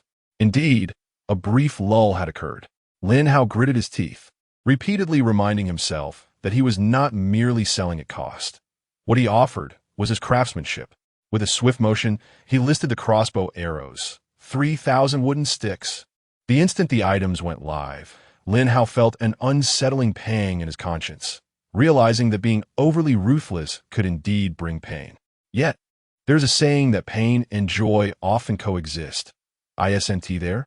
Chapter 14. The first black merchant of the wasteland. As Lin Hao's crossbows were put on the market, the chat room erupted with excitement. They're here. Finally. I've spent the entire afternoon gathering wooden sticks, and if you don't sell those crossbows, I swear I'll lose my mind. Who bought them? What is happening? Are the big shots back to sell more? Hold on, where are the crossbows? Lin Hao was momentarily at a loss for words. This was utterly absurd. He had initially planned to sell merely 2 crossbows, as he needed a total of 8,000 wooden sticks. Now, what was he to do? Big shot. Let's see them. We're all waiting to buy. Don't tell me you're raising the price again. 3,000 wooden sticks a day is already the limit. I prepare my wooden sticks for you. Why aren't you launching them? All right, I need to grease the wheels. Big shot. Big shot. Lin Hao observed the rapidly scrolling messages with a shake of his head. The consequences of his own making, he would have to bear with tears in his eyes. It seemed he would need to craft 10 more crossbows. Otherwise, the trading window would soon be filled with curses directed at him. 10 short wooden planks and 3 pieces of iron later, Lin Hao crafted another 10 crossbows. Brothers, I appreciate your hard work, and I hope to assist you all. However, due to material limitations, I can only produce 20 crossbows. Therefore, in order to show my support for everyone, I have decided to list all the crossbows at once. Whoever manages to grab them, it will depend on your luck. Wow, the big shot is magnificent. Someone shouted in the channel. 20? That is not enough. With so many people, 20 is far too few. The big shot is magnificent. Hurry up and list them. Lin Hao did not linger on the chat window. He simply set the listing and put all the crossbows up for sale. In truth, he could produce more, but he refrained from doing so. The iron wire was his excuse for selling at a higher price initially. Eventually, everyone would know how low the production cost of these crossbows truly was. Although a second-level furnace could produce iron wire, he could always claim ignorance later. After all, he had only had the carpenter's bench at the time, and it took him an entire afternoon just to gather enough iron wire to craft 20 crossbows. Who could blame him? Everyone has the instinct to survive, and Lin Hao certainly didn't wish to be drowned in spit and curses in the future. Furthermore, he did not want to be labeled as the first black merchant of the wasteland. With a swift motion, the newly listed crossbows vanished in an instant. Lin Hao broke into a sweat. Had they all spent the afternoon gathering wooden sticks? Damn it, what am I typing? I didn't manage to grab any. Big shot. Are there any left? Yes. Big shot. Are there any left? Lin Hao refrained from mentioning that the iron wire was depleted. If he admitted as much, what would happen when others insisted he had more? Would he be able to accomplish anything else in the time to come? I can't do it anymore. I'm out of materials. I'll list the crossbows shortly. Everyone get busy for now. I'll craft them right away. In an instant, the trading hall fell silent. The typists have vanished. After a considerable pause, a voice finally emerged. Oh, esteemed one, I spent the entire afternoon gathering mere twigs. Have mercy, will you? Indeed, everyone became acutely aware of a grave dilemma. Damn it, this scoundrel bought a crossbow, but forgot the bolts. Lin Hao offered a faint smile, thinking to himself, do you truly believe such nonsense?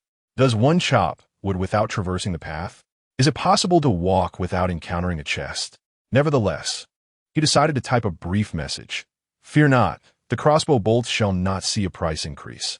I shall sell them to you at the original price. Long live the esteemed one. Long live the esteemed one. In an instant, the trading hall erupted with fervor. Those who had gathered in anticipation of a spectacle found themselves somewhat disheartened.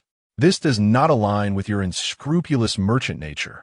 Is this truly the Lin Hao from Baijiawan I once knew? However, after a brief interlude, the crowd collectively nodded in agreement. It is he. It is he. The Lin Hao of Baijiawan has returned. Chapter 15. Crafting fences. The exchange rate for large crossbow bolts was set at 100 iron blocks and 20 plastics. Upon seeing this price, the crowd erupted with excitement. "Hey, you've clearly raised the price," exclaimed one. "Just this morning, it was 50 iron." Another chimed in.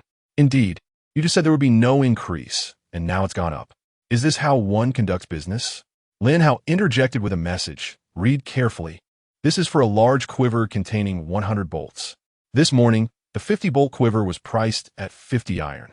Now, for 100 bolts, it's 100 iron. Isn't that the original price?" "Wow, you make a valid point," one replied. "But I really don't have enough iron. Could you possibly offer some medium-sized quivers?" Lin Hao sighed in resignation. "I'll list 20 medium-sized quivers shortly. Just wait." Despite the words, the 20 large quivers were swiftly sold. Some individuals, having a surplus of resources, hurried to purchase more, uncertain of when the merchant from Baijiaoan would decide to raise prices again. Even if prices remained stable, carrying 200 crossbow bolts for hunting would certainly instill a greater sense of security. Meanwhile, Lin Hao prepared to list another 20 quivers, knowing that rarity enhances value. Listing 200 or 300 quivers would yield significant profit, as resources were finite. Those without crossbows would buy quivers, and those with crossbows would spend 1,000 iron on just 10 quivers. Furthermore, they might not even possess that much iron. Lin Hao glanced into his warehouse. He currently had over 2,000 iron blocks, but only 200 pieces of wood. The glass stock was a mere 13 pieces. He sought out containers much, leaving him uncertain about when he might need glass. Nonetheless, it was prudent to be prepared, even if just a small quantity sufficed. The pioneer from Baijiaoan, Lin Hao, listed medium quivers for exchange: 40 iron blocks, 50 short wooden planks, and 10 pieces of glass. This pricing shattered the hopes of many buyers. Initially pleased with the 40 iron, they grimaced upon noticing the 10 pieces of glass. This unscrupulous merchant knows he won't be so generous. They grumbled, yet one by one, they begrudgingly purchased 20 medium quivers. Lin Hao smiled faintly. Closing the trading post, he hurried outside to manage dinner and the construction of fences during the last 2 hours. The warehouse was nearing its limit, overflowing with wooden sticks, totaling over 60 bundles, taking up too much space. However, this was not a concern. In a wasteland world, crafting items could directly access the warehouse.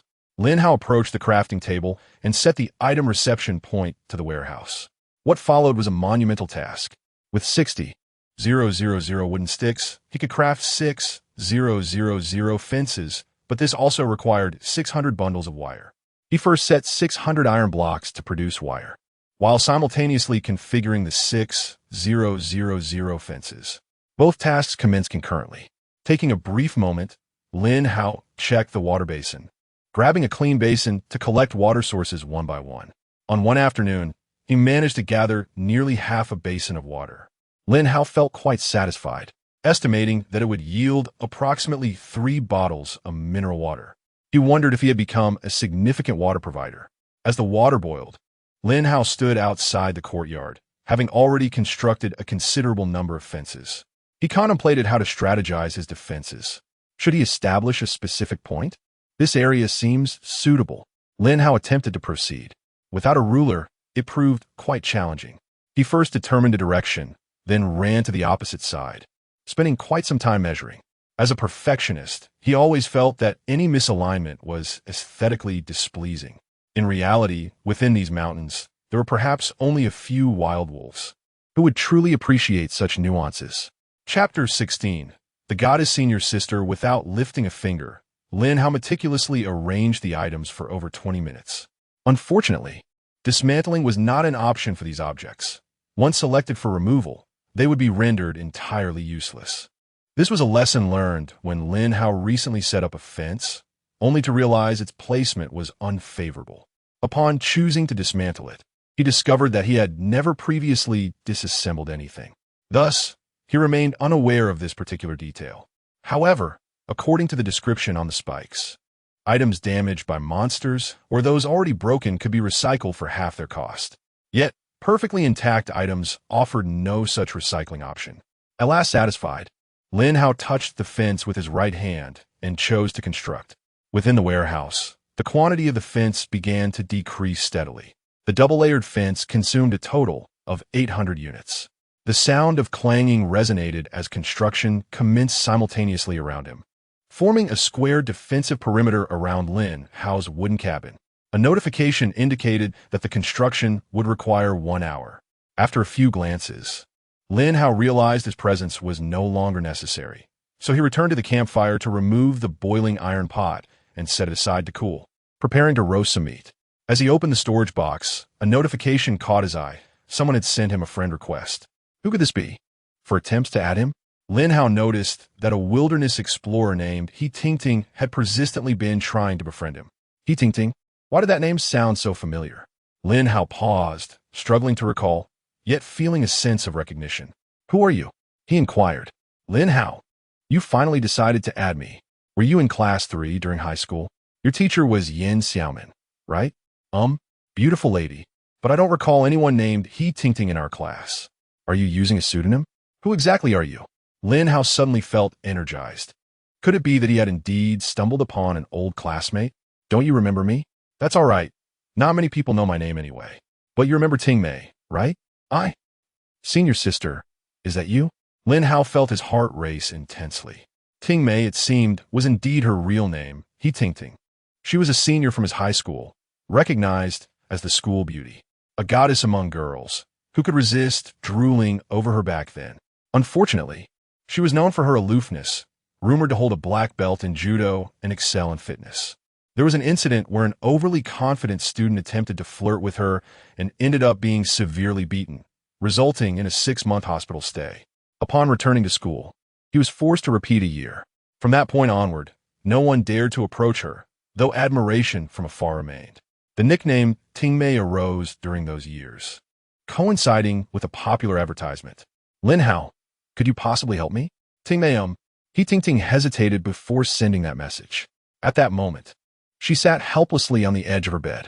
She is among those unfortunate souls, not due to a lack of ability, but rather because her wooden cottage, situated by the sea, should ostensibly make her one of the fortunate ones in the eyes of the current crowd. Yet, alas, He Tingting finds herself confronted by a sheer cliff. Having endured hunger for an entire morning, she has attempted to barter with other players. However, sustenance is exceedingly scarce in this realm, with approximately half of the pioneers desperately seeking food. Some have even resorted to trading radiation potions, illustrating the dire scarcity of provisions. Moreover, upon recognizing her as a woman, many individuals have approached her with repugnant inquiries, effectively extinguishing any hope she had of seeking assistance from others. Chapter 17. Wild Wolf Stewed with Mushrooms. My esteemed senior. Throughout the 3 years of high school, during moments of concealment, it was solely the support of my senior that sustained me. Initially, Lin Hao contemplated inquiring how He Tingting had managed to locate him. Yet, upon reflection, he pondered whether it would be wise to divert the conversation to other matters when a goddess sought his assistance. Would it not lead her to misconstrue his intentions as reluctance to help? Thus, he suppressed his curiosity, deciding to engage in a leisurely conversation later that evening. Senior, what troubles you? Please feel free to speak. Lin Hao inquired, already suspecting the matter at hand pertained to food. I wish to make a trade with you. Lin Hao was taken aback by her directness. You cannot be so forthright if you proceed in this manner. The dreams I have nurtured over the past 3 years will shatter. I feel embarrassed to ask, but it is truly a considerable demand. I only require a small amount of food. Would you be able to exchange it with me? Phew, thank goodness. Lin Hao breathed a sigh of relief, reassured that his cherished goddess was not as fragile as he had feared. After all, she had endured a day of hunger before reluctantly reaching out, requesting merely a morsel of sustenance. How poignant. Is it merely food? Senior, could you wait a few minutes? I shall prepare something for you. Lin Hao chuckled as he reclined on his bed, eager to express his sincerity. Surely, one must ensure that the goddess partakes of a warm meal to warm her icy heart. By the way, Senior, the food here is now low in radiation. You will need to pair it with an anti-radiation agent when consuming it. You have taken medication today, Haven to you? Yes, He Tingting affirmed. It will lose its efficacy in 2 hours. Lin Hao nodded, realizing he had a little over an hour left. It appeared she had emerged later than he. That is splendid. Just wait a moment. I shall endeavor to prepare something delectable. Alas, I do not even possess a grain of salt. It's rather unfortunate. Lin Hao casually remarked, hoping fervently that He Tingting wouldn't criticize his cooking once she tasted it. Salt? He Tingting abruptly sat upright, gazing at the sea beneath the cliff. I do have seawater, but it's far too high, about 40 to 50 meters. I have no means to retrieve it. Wait, what did you say? You are by the sea? Yes, but I'm facing a cliff, surrounded by rocks. He Tingting replied. Lin Hao chuckled. Hold on. He promptly rose, hastily crafting several pieces of plastic sheeting. At this moment, it was the best he could do. Using wire to fetch water was unthinkable. How could one endure such discomfort? He fashioned the plastic into a makeshift rope, placing a plastic bucket beneath it. Retrieving a bucket of salt water could indeed serve as a source of salt. Of course, such salt water would be harmful, but in small quantities, it wouldn't pose significant risks. Conversely, the absence of salt in one's diet for an extended period could be far more perilous. Lin Hao had considered various methods, but lacking any tools to filter and purify seawater into salt, he was left with no choice. Shortly after receiving the bucket and plastic, He Tingting promptly traded the seawater with Lin Hao. Upon obtaining a bucket of seawater, Lin Hao finally exhaled a sigh of relief. He took out a pot and a wooden spoon, commencing the preparation of the wolf meat for easier consumption. With meticulous care, he used a curved knife to slice the wolf meat into pieces. He added a selection of fragrant mushrooms, including flower mushrooms and longevity mushrooms. The pot was filled with the simmering concoction of wolf meat and mushrooms, and now he awaited the moment it would reach a boil. Before long, an enticing aroma wafted through the air. Lin Hao scooped a spoonful of the broth, savoring its delightful flavor. He had refrained from adding excessive salt, opting for just a hint, which rendered the dish remarkably delicious in comparison to the bland roasted meat. When Lin Hao presented the pot of wolf meat stew with mushrooms to He Tingting, her expression was one of sheer astonishment, leaving her utterly speechless. Chapter 18. The negative emotions of pioneers this delectable flavor? He Tingting had never tasted anything like it in her previous world, especially after a day of hunger. She devoured the half-pot of mushrooms and meat with an insatiable appetite. By the time she finished, she felt a hint of embarrassment. How did I consume all of that? On Lin Hao's side, he had also finished his meal and was now reclining on the bed, perusing the regional messages. The first day was drawing to a close. As night fell, many young women began to grow restless.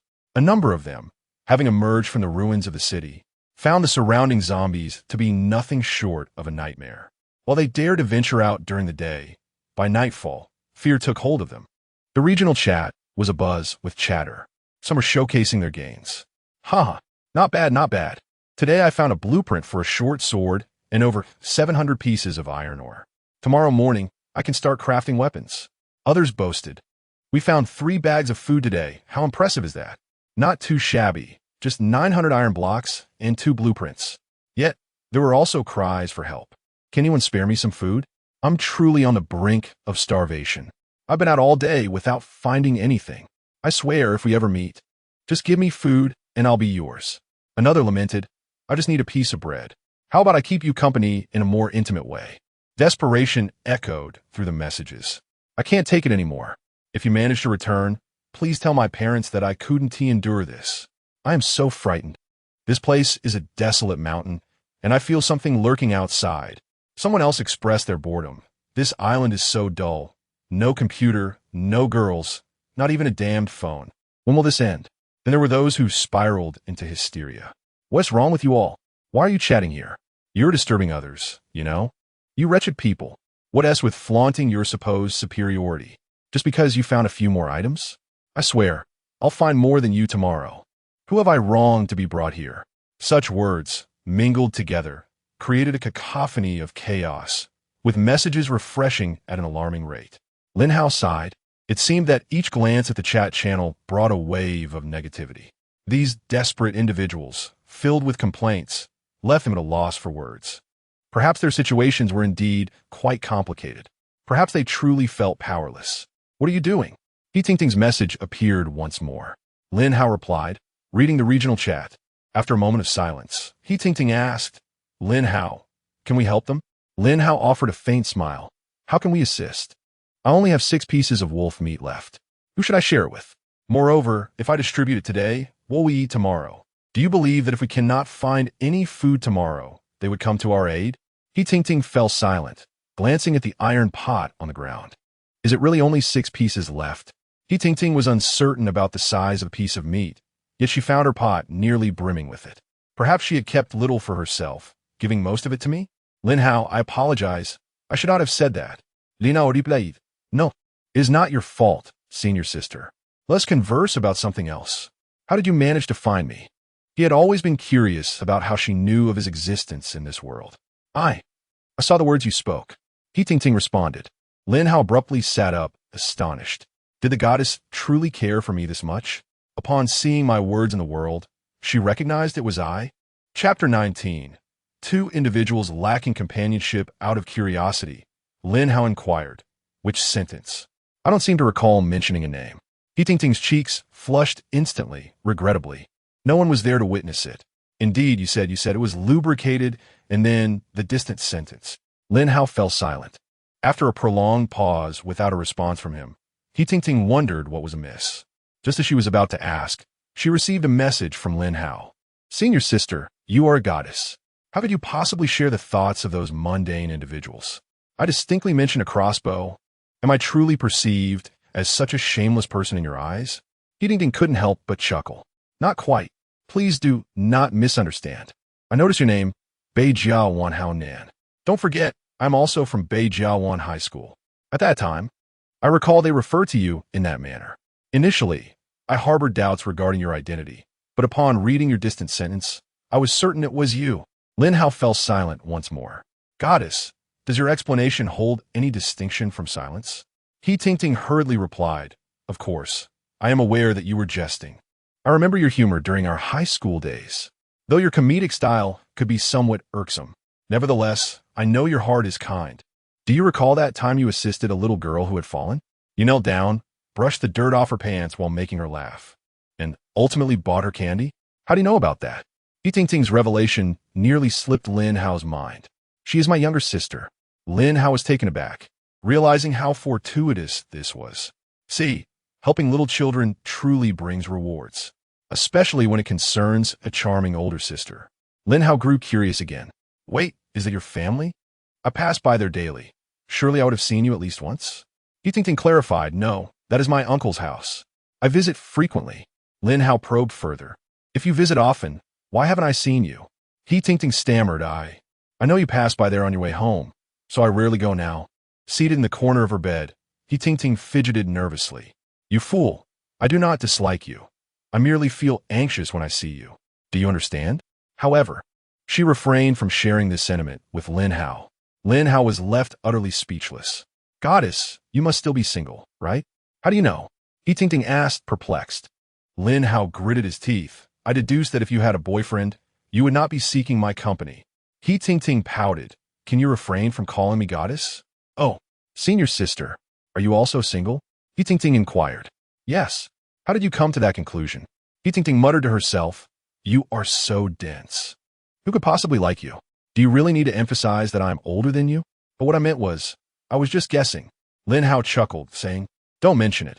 We seem to have a certain telepathic connection. Get lost. Who has a telepathic connection with you? I'm going to sleep.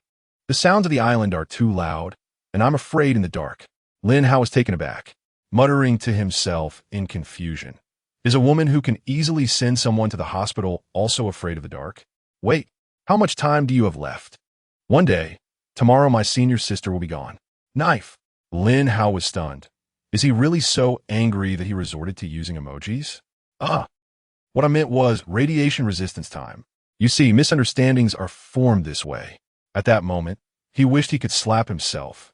Was there really a need to ask that? Lin Hao. Oh, Lin Hao, you must remain calm. Aren't you usually quite chatty? Why has your emotional intelligence dropped upon meeting the goddess? Is my average intelligence score, being 1 point lower, perhaps indicative of a deduction in emotional intelligence? Chapter 20. Tier 3 set. He Ting Ting listened to Lin Hao's explanation and comprehended his intentions. What? It's so late, and you still want me to hunt monsters? No. If you have enough time, heed my advice. When it came to serious matters, Lin Hao was quite clear. He first traded 800 barriers to He Tingting, advising her to establish a perimeter for protection.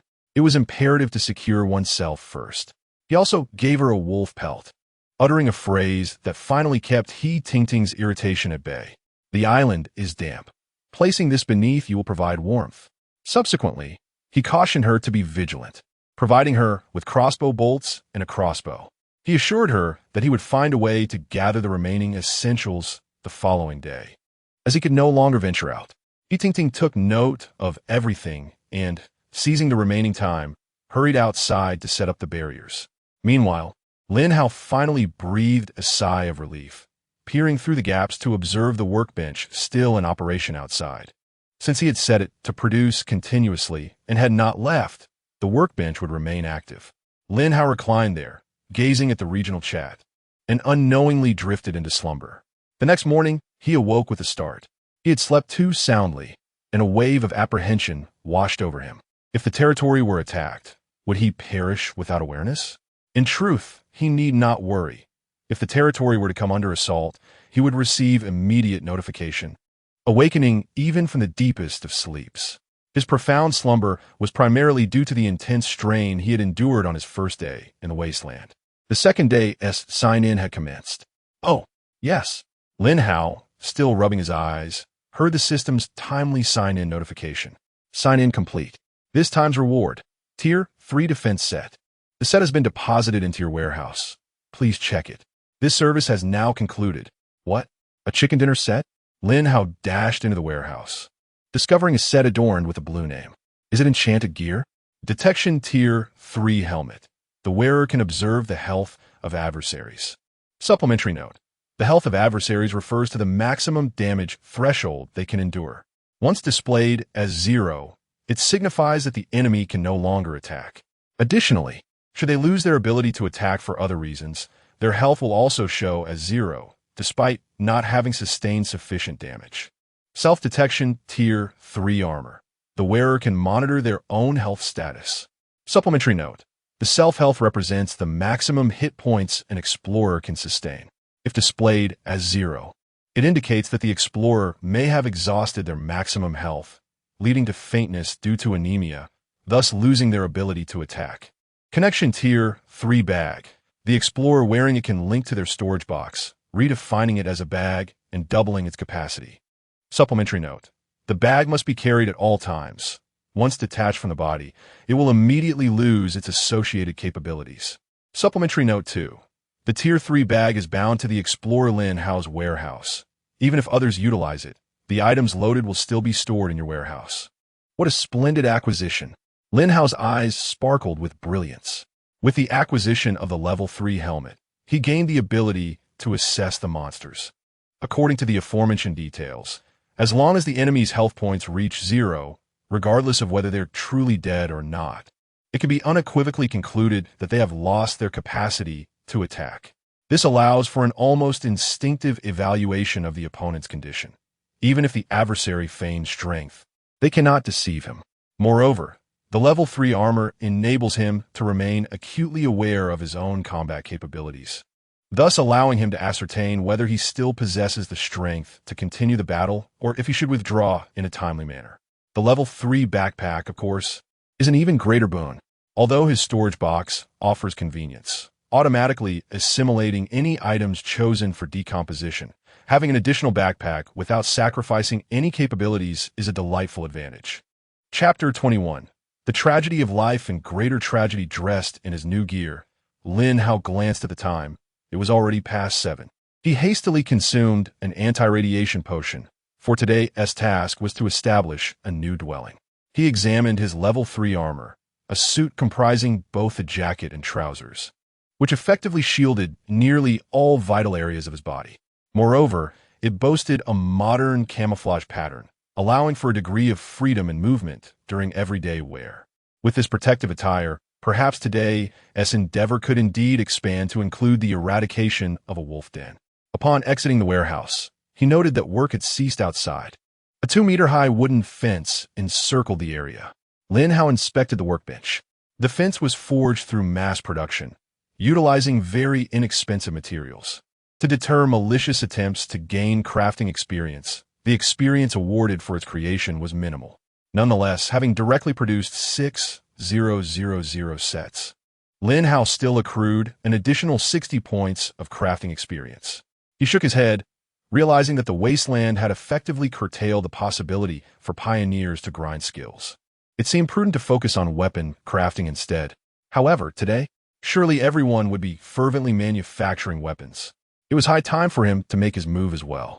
If this business were to flourish, he must seize the opportunity. Otherwise, others would undoubtedly vie for this lucrative market. Yet, Lin Hao was reluctant to sacrifice his chance for personal advancement in the pursuit of forging. Inquiring at the interface, he noticed a message from the goddess in his contacts. "Hello, why are you silent?" He greeted. "Sister, good morning." In truth, message notifications existed, but Lin Hao had been too exhausted the previous day to notice. "Are you awake?" "Judging by your response time, it seems Ting has long since risen," he mused. "Apologies, I was quite fatigued yesterday." "Sister, have you had breakfast yet?" Ting responded. "Breakfast? I'll pass. Food sources in the wasteland are so scarce. I can manage with just one meal a day." Lin Hao ignited the furnace, replying with a smile. "Rest assured, I have provisions here."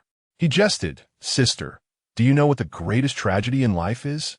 "I don't know." Ting inquired. Lin Hao chuckled at the dialogue box. "Food is still available. It seems the goddess hasn't had a proper meal. Cut it out." Ting rolled her eyes at the dialogue box. "What is even more tragic, you know?" Lin Hao was taken aback. "Do tell." With a smile, Ting replied, "The goddess is still here, but the food has run out. Fear not, I am here." Lin Hao cheerfully stood up, opening the dialogue box as he approached the furnace. The dialogue box could remain open at any time, even during battle. However, it was ill-advised to do so.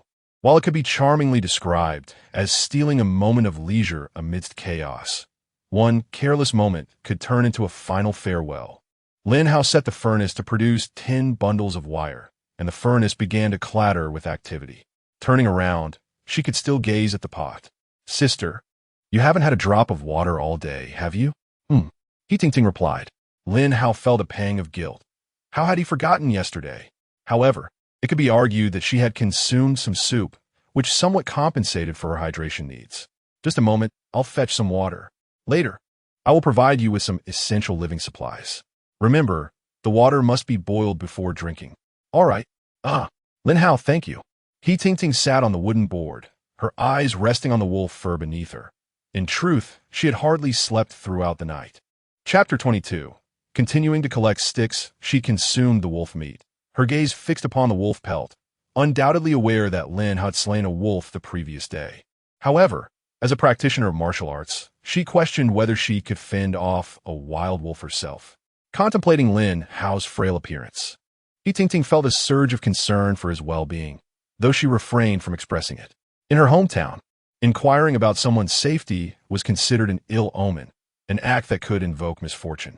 Thus, she cautiously broached the subject. "Lin Hao, is the crossbow effective?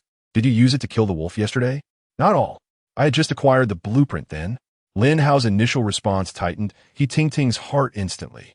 Subsequently, as he fetched water, Lin Hao recounted the tale of his wolf hunt. Naturally, he downplayed the significance of his deeds, referring to the curved blade as merely an ordinary knife, not out of a desire to boast, but rather for necessity. Nevertheless, Ting listened with bated breath, unable to suppress her concern. "You weren't injured, were you?" "Rest assured, senior sister, it was merely a little wolf. I'm perfectly fine now." Upon hearing Lin Hao's words, Ting felt a semblance of relief. She resolved to find a way to venture farther today, inspired by Lin Hao's bravery. If he could face the world with such courage, she could no longer allow herself to be solely reliant on his protection. After their meal, Lin Hao offered all his water to Ting, retaining just a bottle from the previous day. Meanwhile, during their dining, he completed the crafting of all 80 crossbows, nearly filling his storage. He then manufactured an additional 200 large quivers, utilizing only a few pieces of iron in the process. With these preparations, he was determined to make a considerable impact at the trading post today. The moment he opened the trading post, Lin Hao braced himself. He anticipated the prices of weapons would plummet.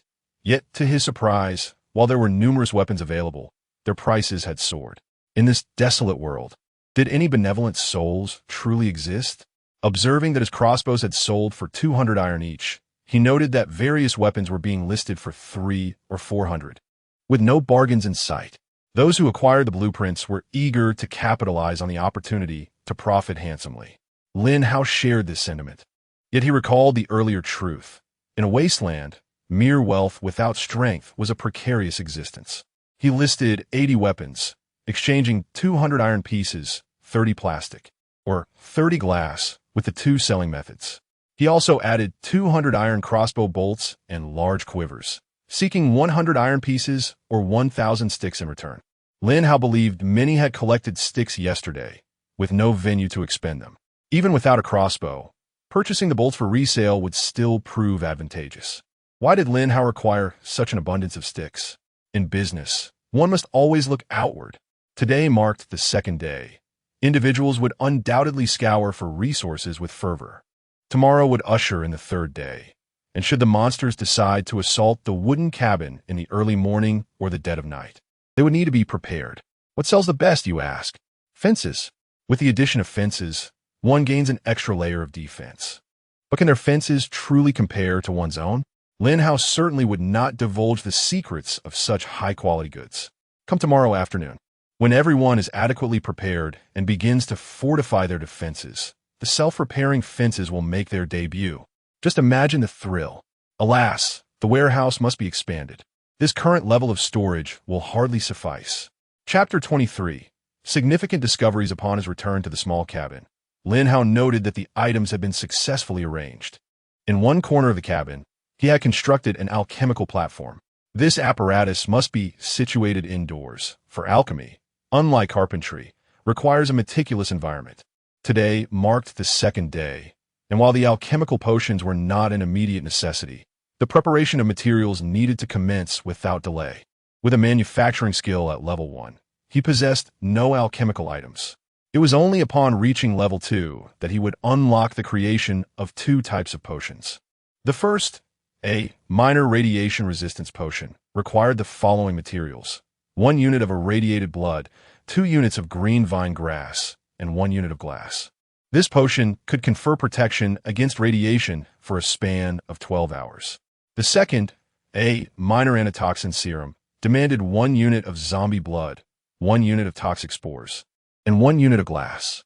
This serum was capable of countering the zombie virus and could also be administered to an adventurer suffering from significant blood loss to replenish their vitality. Gazing at the 2 potions, Lin Hao recognized their essential nature. The radiation potion was nearly indispensable, and it was likely that both materials could be sourced from the mountains. As for the antitoxin serum, he surmised it might not be necessary for himself, yet the demand among urban adventurers combating zombies would be considerable. By now, he had discerned the nature of the monsters. Those in the forest were merely mutated beasts, while the creatures haunting the urban ruins were transformed zombies. He meticulously noted the required materials and resolved to inform He-Ting of his intention to survey the area the following day. This was fundamental to survival, and He-Ting would surely comprehend the gravity of the situation. Thus began Lin Hao's expedition on the subsequent day, with his first destination being the wolf den. He was not in a rush to hunt monsters. Rather, he sought to assess the potential dangers surrounding his home. Anyone would feel uneasy with such a perilous area nearby. Returning to the vantage point he had occupied the day before, Lin Hao was now fully equipped. His level 3 helmet was secured in place, allowing him to monitor enemy movements closely. The helmet proved convenient, as the visor could be easily raised or lowered. When raised, it broadened his field of vision, facilitating observation without obstruction. When lowered, his health bar appeared at the bottom of the screen. What was amiss? After half an hour of vigilant waiting, not a single wolf had emerged. Curiosity piqued. Could it be that the wolves were still slumbering? He demonstrated patience, but soon discerned 8 wolves returning from a distance, all of them swiftly entering a cave. Lin Hao felt a surge of curiosity. Where could they possibly have ventured? Furthermore, the number he had observed today seemed to represent the entirety of the wolf pack. Although he wished to linger a little longer, His curiosity regarding the direction from which the wolves had returned compelled him to investigate further. After navigating a circuitous route, Lin Hao found himself near the paw prints of the wolves. Following the tracks, he felt instinctively that the wolves were heading towards either a water source or a food supply. As he pressed onward, a delightful surprise awaited him not far ahead. Was it the sound of flowing water? Quickening his pace, he soon beheld a small stream meandering toward the east. The brook babbles softly, its waters remarkably clear. Situated approximately 700 meters from his abode, astonishingly, it flows just above his dwelling. However, this is not merely a stroke of fortune for Lin Hao. Animals, too, require sustenance, and the habitats of most wild beasts are seldom far from a water source. Otherwise, their survival would be jeopardized. Lin Hao cupped the brook's water in his palms, inspecting its quality. The assessment revealed a purity of 100%, accompanied by low radiation. This posed no concern, for in this world, few things exist devoid of radiation. A declaration of low radiation thus equates to water that is clean. Surely, he has consumed low radiation meat without hesitation. Chapter 24. The Water Diversion Plan. Although the distance was not far, about 600 or 700 meters, and even though it was uphill, one could reach the destination in 20 minutes. However, fetching water twice a day consumed over an hour each day. What if instead, one could devise a way to divert the water down? Lin Hao had already conceived a plan by creating a system of plastic pipes that could connect at both ends. He could begin digging at the point closest to the stream. Given the natural slope of the descent, he would merely need to secure the pipes to tree trunks, eliminating the need for extensive excavation. Each plastic pipe measured over 3 meters, so 200 pipes would suffice. His primary goal was to prepare for long-term habitation. Securing 200 pipes for a permanent water source was indeed worthwhile. As for hunting the wild wolves, Lin Hao reasoned that they must drink water too. He estimated that a lone wolf might come to drink around noon. By lying in wait, he could eliminate them one by one without significant danger. Rushing down the mountain, Lin Hao sprinted home. The plastic manufacturing machine was set to work. Each pipe required 3 units of plastic. Having previously sold some items, his stock was nearly depleted. He checked his inventory. 388 iron blocks, 78 stones, 406 long wooden planks, 130 short wooden planks, 895 plastic units, 113 glass pieces, 46 bundles of hay, 153, 40 wooden sticks, with 50, pending collection, 1 unit of lubricant, 3 units of low radiation wolf meat, 1 complete beast bone, and 3 units of beast blood. The iron blocks and wooden sticks had filled the warehouse to capacity. Currently, he had an abundance of resources, except for stones and long wooden planks, which were relatively scarce. Stones were a crucial resource for constructing a solid stone house. He urgently needed wood, otherwise, he wouldn't be able to build a warehouse. The primary use of long wooden planks was for house construction. Lin Hao had not exchanged for them earlier, primarily because the number required for building a wooden house was not substantial. He believed that with some effort, he could acquire a few crossbows in a short time. Billions awaited trade. Obtaining dozens of weapons was hardly a challenge. The only dilemma was that his warehouse was full, making it impossible to store long wooden planks, even if he received them. However, Lin Hao had already contemplated this situation. Wasn't there a goddess? Senior sister. Lin Hao sent a message to He Tingting. What is up? Aren't you out exploring the surroundings? He Tingting, having only one contact, instantly recognized it was Lin Hao. Nothing much. I'm trading you some items. You can store them in your warehouse. Oh, that works. A few seconds later, He Tingting appeared utterly speechless. Lin Hao, are you really going to build a pyramid? 100,000 wooden sticks? Are you out of your mind? He Tingting exclaimed in exasperation. This is the foundation for our future wealth. I still need 100,000. Can you not store some more? Just give them to me. I can still take 50,000. Lin Hao traded another 50,000, easily resolving the warehouse issue. Here, plastic pipes are being manufactured, while over there, the crafting of crossbows continues. At this stage, iron holds little value, and stones are still somewhat useful, primarily. Other pioneers are aware that they will soon require stones as well. However, long wooden planks are of utmost worth, for at this moment, everyone is in need. eager to renovate their wooden houses before the monsters arrive. Lin Hao glanced at the trading post, deliberating for a considerable time, ultimately listing 100 crossbows at the price of 50 long wooden planks. Similarly, 100 crossbow bolts were offered at the cost of 100 stone blocks. Chapter 25. The grand project. The crossbows were set up first, and before long, they began to sell. Ranged weapons undoubtedly had a higher market demand than swords and daggers, as none of the individuals were masters of martial arts, leading to a significant supply shortage. Some even shouted for Lin Hao at the trading post, urging him to take action. However, Lin Hao had no time to peruse such messages. With the arrival of the wooden planks, he immediately commenced crafting. His storage was quickly filling up, as long planks occupied more space than short ones. If he did not expedite the construction of a warehouse, he would face dire consequences. Moreover, even He-Tingting's stock was full, leaving her unable to assist him when the time came. He swiftly transformed the wooden planks into wooden walls, consuming 20 long planks for each wall. In total, he utilized over a dozen, rapidly erecting a 2-story building. Subsequently, he crafted additional wooden planks to reconstruct the first floor. The establishment of a new 2-story wooden house, complete with stairs, consumed just over 600 long planks and more than 300 nails, a surprisingly modest expenditure.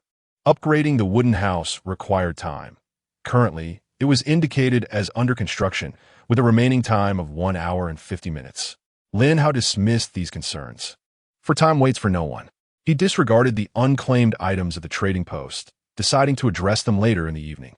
A brief stroll through the mountains could easily devour precious time. After a flurry of activity, 3 hours had slipped by.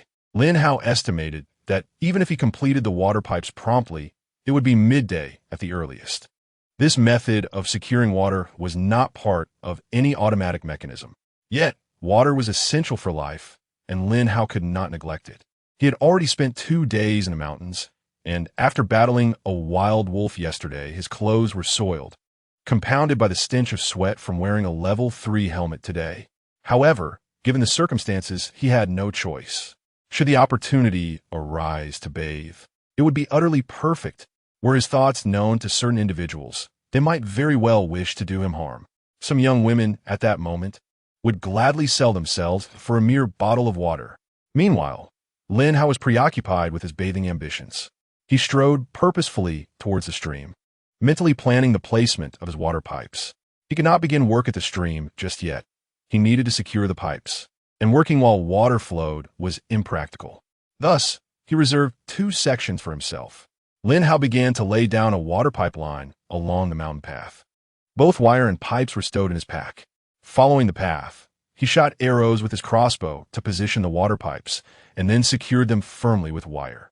After wrapping each end several times, the 10-centimeter thick pipes were well fastened. However, even with this methodical approach, it took him over 3 hours to secure each pipe one by one. Lin Hao had underestimated his own pace. 200 pipes were no trivial task. By midday, Lin Hao had not eaten, yet he fashioned a large iron box, lining it with layers of plastic. There was no alternative, as many tasks were beyond his capabilities. Beneath the iron box, he placed stones and haphazardly dug a water channel. When the water tank filled, it would flow through the channel. Otherwise, he would be unable to turn off the faucet. With everything prepared, Lin Hao took up his hoe and returned to the stream to begin digging. After half an hour of diligent effort, he finally made significant progress. He laid stones and constructed a sturdy barrier of mud and sand around the area. Only then did he carefully position the water pipe, directing it upstream to eliminate a specific section. As he observed the water flowing downstream, the joy in Lin Hao's heart was palpable. Subsequently, he skillfully erected a stone mound above the water pipe to safeguard his vital source of life from potential wild beasts. Once everything was prepared, Lin Hao sat there, gasping for breath. In the blink of an eye, it was nearly 1 p.m., marking a substantial undertaking for an individual. Chapter 26. A little surprise from Boss by Lin Hao was drenched in sweat, having long since stashed away his level 3 helmet. Yet, his thirst was not the issue. He had just quenched it, but his hunger was palpable. The morning's modest meal of mushroom meat soup hardly sufficed. Days devoid of staple food were indeed arduous. However, Without a campfire, Lin Hao was compelled to head back. Just as he rose, a message from He Tingting arrived. Lin Hao, I found 4 coconuts. Ding. Shortly thereafter, He Tingting's transaction notification popped up. Lin Hao opened it, and 3 coconuts were instantly transferred to him. I eat little, 1 will suffice. A wave of joy washed over Lin Hao. These were 3 precious love coconuts. He was eager to indulge, without a word of thanks. After all, their bond was now intertwined for the future. He seized his machete and swiftly hacked open the coconuts. Gulping down the refreshing liquid, he consumed all 3. Though he had not eaten a proper meal, the sugars provided his body with some much-needed relief. Wiping his mouth, he resolved not to waste the goddess's kindness. Now, it was time to seek out the little wolf. Initially, Lin Hao harbored concerns about whether he could return in time to encounter the wolves after eating. The arrival of the coconuts was indeed fortuitous. Crossing a small stream, Lin Hao reached the opposite bank and found a suitable spot to lie in ambush. He decided to wait for an hour. If no wild wolves came to drink, he would venture down to locate them. Clad in camouflage, he nearly blended into the surrounding grassland. At this moment, as long as he remained still, the wolves that came to drink would never suspect a presence waiting for them in this spot. He contemplated the tasks ahead, locating wild wolves, gathering spores, and seeking out creeping vines. Simultaneously, he needed to lay out ground spikes. Although it seemed like he had ample time, the reality was that it was quite tight. However, if he could find the creeping vines, perhaps he could venture out at night as well. For now, he was bound to return at a specific time, primarily due to the limited supply of anti-radiation potions, only 3 bottles in total. If he could craft more, it would alleviate many of his nighttime concerns. Lost in thought, someone added him as a friend. Lin Hao cautiously checked, and upon opening the friend request, he saw it was bossed by the very individual who had boasted about offering millions to whoever brought him back. Lin Hao had given him a dagger yesterday. Was this old man seeking him out? He decided to accept the request. With the surroundings quiet, he opened the chat window, feeling a bit bored. Ah, you finally added me. Young man, what a thrill. Truly exhilarating. Boss Bai's first message exuded excitement. Lin Hao was somewhat bewildered, unsure of the old man's intentions. Is everything all right, Boss Bai? Ha! Here, let me give you this. Boss Bai exclaimed, promptly sending a package containing 12 bottles of cola. Wow. Lin Hao was taken aback by the delightful surprise. Such a treasure. He quickly accepted the trade. How about that? Quite the find, isn't it? I have observed that it is still 4 months until expiration, hence it is safe to consume. Young man, have you discerned any issues? In response to Mr. Bai's inquiry, Lin Hao found himself perplexed. He retrieved a bottle of cola, nearly succumbing to the temptation of opening it, but upon recalling his current state of ambush, he restrained himself. What issues? Lin Hao inquired. Mr. Bai commenced his analytical discourse. Consider the cola. Its shelf life is 2 years, and there are still 4 months remaining. This presents a wealth of information. If we extrapolate from the timeline of this cola, it suggests that a war must have erupted 1.5 years ago. Nuclear radiation has engulfed the globe, and we are left to ponder the means by which we arrived here. What are their intentions? Surely, they must desire for us to rebuild this world, do they not? Chapter 27, the quartet. Lin Hao found the reasoning sound, yet he curiously inquired, what then? President Bai replied, this means we must prepare for the future. Have you considered finding an area devoid of radiation to establish a territory? Lin Hao shook his head. Indeed, this old man was a businessman with a far-reaching vision, but it seemed a tad premature to contemplate such matters now. President Bai, some things will naturally fall into place with the passage of time. By the way, where did you procure this cola? President Bai responded, after receiving your assistance. The 4 of us formed a quartet of young and old. We kept in touch and discovered we were all in the same city, not too far apart. Thus, we devised a way to come together. There's a small supermarket near my wooden cabin, and this morning we ventured out, expending an entire morning's effort to return with a few boxes of beverages. We haven't forgotten your help, and I am here as a representative to express our gratitude. Lin Hao was overjoyed upon hearing this. A supermarket? Old Bai, President Bai. Do you have any condiments? President Bai replied, oh, what President Bai? That S from a past life. Just call me Old Bai. As for condiments, I reckon we might have some, but we can't access it just yet. There are over a dozen zombies inside. However, that's not the main concern. We fear making noise and getting bitten. It's just like in the movies. This morning, I witnessed someone get bitten, and within 5 minutes, he turned into a zombie. We are brainstorming ways to tackle this, and when we manage to get them, we won't forget you. Lin Hao rubbed his chin. All right, old bye. I want to be polite then. How about we collaborate? Oh, pray tell. Old bye was eager to hear Lin Hao's thoughts. Lin Hao continued. Once you return, I will equip each of you with a crossbow, along with ample quivers of arrows daily. You simply need to bring me whatever you manage to scavenge from the city. Oh, and as for wood and iron, I shall not require those. I only ask for some condiments and daily necessities like oil, salt, soy sauce, and vinegar. That is not too much to ask, is it? Ha! Very well. I agree. President Bai exhibited such resolve and sincerity, without indulging in unnecessary chatter. In his past life, the old man had experienced everything. Arriving here in this lifetime was a stroke of divine favor. Yesterday, I was on the brink of collapse in that wooden cabin. Had it not been for your encouragement, I truly would not have taken this step. The good life I share with Xiao Mei is thanks to you. From today onward, I shall call you Brother Hao, and we shall be brothers henceforth. Lin Hao, sweating profusely, replied, all right, no need for Brother Hao. Just call me Xiao Hao. Then he pondered, wait, who is Xiao Mei?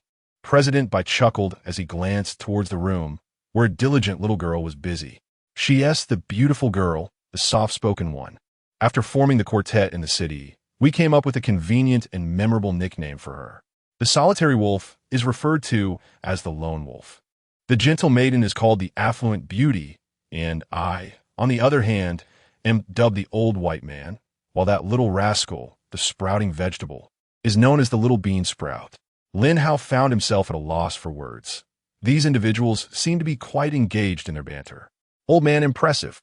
In just a day, the affluent beauty has already joined you? Don't speak nonsense. Little May is now my god-granddaughter. In my previous life, I have already made my share. In this life, I simply wish to enjoy a peaceful existence amidst the trials of life. The girl started off with the lone wolf, but for some reason, they quarreled. As for me, I have reconciled with little May. In this lifetime, I pledge to take good care of this granddaughter. You, my friend, should be mindful. Should you dare to speak recklessly again, this old man will no longer recognize you as a brother. Chapter 28. Ambushed by the stream, Old Bai spoke with sincerity, and Lin Hao understood that this matter was no joking matter. All right, I comprehend. Is that sufficient? Old Bai replied, then it's settled. I can't return just yet, but when I do this afternoon, I will assist you in procuring weapons. Excellent. We shall also recharge our spirits. You carry on with your tasks. Lin Hao glanced ahead. My prey has appeared. Old Bai fell silent. In this world, everyone was playing a perilous game. If a battle was imminent, there was no room for idle chatter. Lin Hao crouched on the ground, his gaze fixed on the distance. Two figures, one pursuing the other, frolicked towards the stream. Two wild wolves. For Lin Hao, this posed little concern. As long as he could fell one with his crossbow, the other would be no challenge. Yesterday, he had already proven capable of dispatching one. Today, equipped with protective gear, there was no reason to fear them. Yet, the primary objective remained. The first shot must be accurate. Soon, the two playful wolves arrived at the stream, unabashedly drinking from the water while shaking their heads, stirring the pristine liquid into a murky swirl. Lin Hao's crossbow rested upon the stone before him. He closed one, while the other remained trained on his target. Stay still. Do not move, Lin Hao silently urged, as the two wolves continued their rambunctious antics, making it difficult for him to aim. However, Lin Hao was endowed with immense patience. He refused to believe that these wolves had come merely to frolic rather than to drink. At long last, after what felt like an eternity, the two wolves settled down. Swiftly, Lin Hao seized the moment. Now or never. He pulled the trigger, releasing the bolt. The sound echoed. Thud! One of the wolves let out a pained howl. Lin Hao observed with satisfaction as the creature's vitality plummeted to zero. A swift kill. This was the advantage conferred by the level 3 helmet. Without it, although he might have slain the wolf, he would have been uncertain of its fate. Now, despite not gaining experience, he was assured that the wolf was on the brink of death. The remaining wolf, startled by the sudden turn of events, glanced in Lin Hao's direction and let out a furious roar. Yet in that moment of shock, the wolf failed to locate Lin Hao.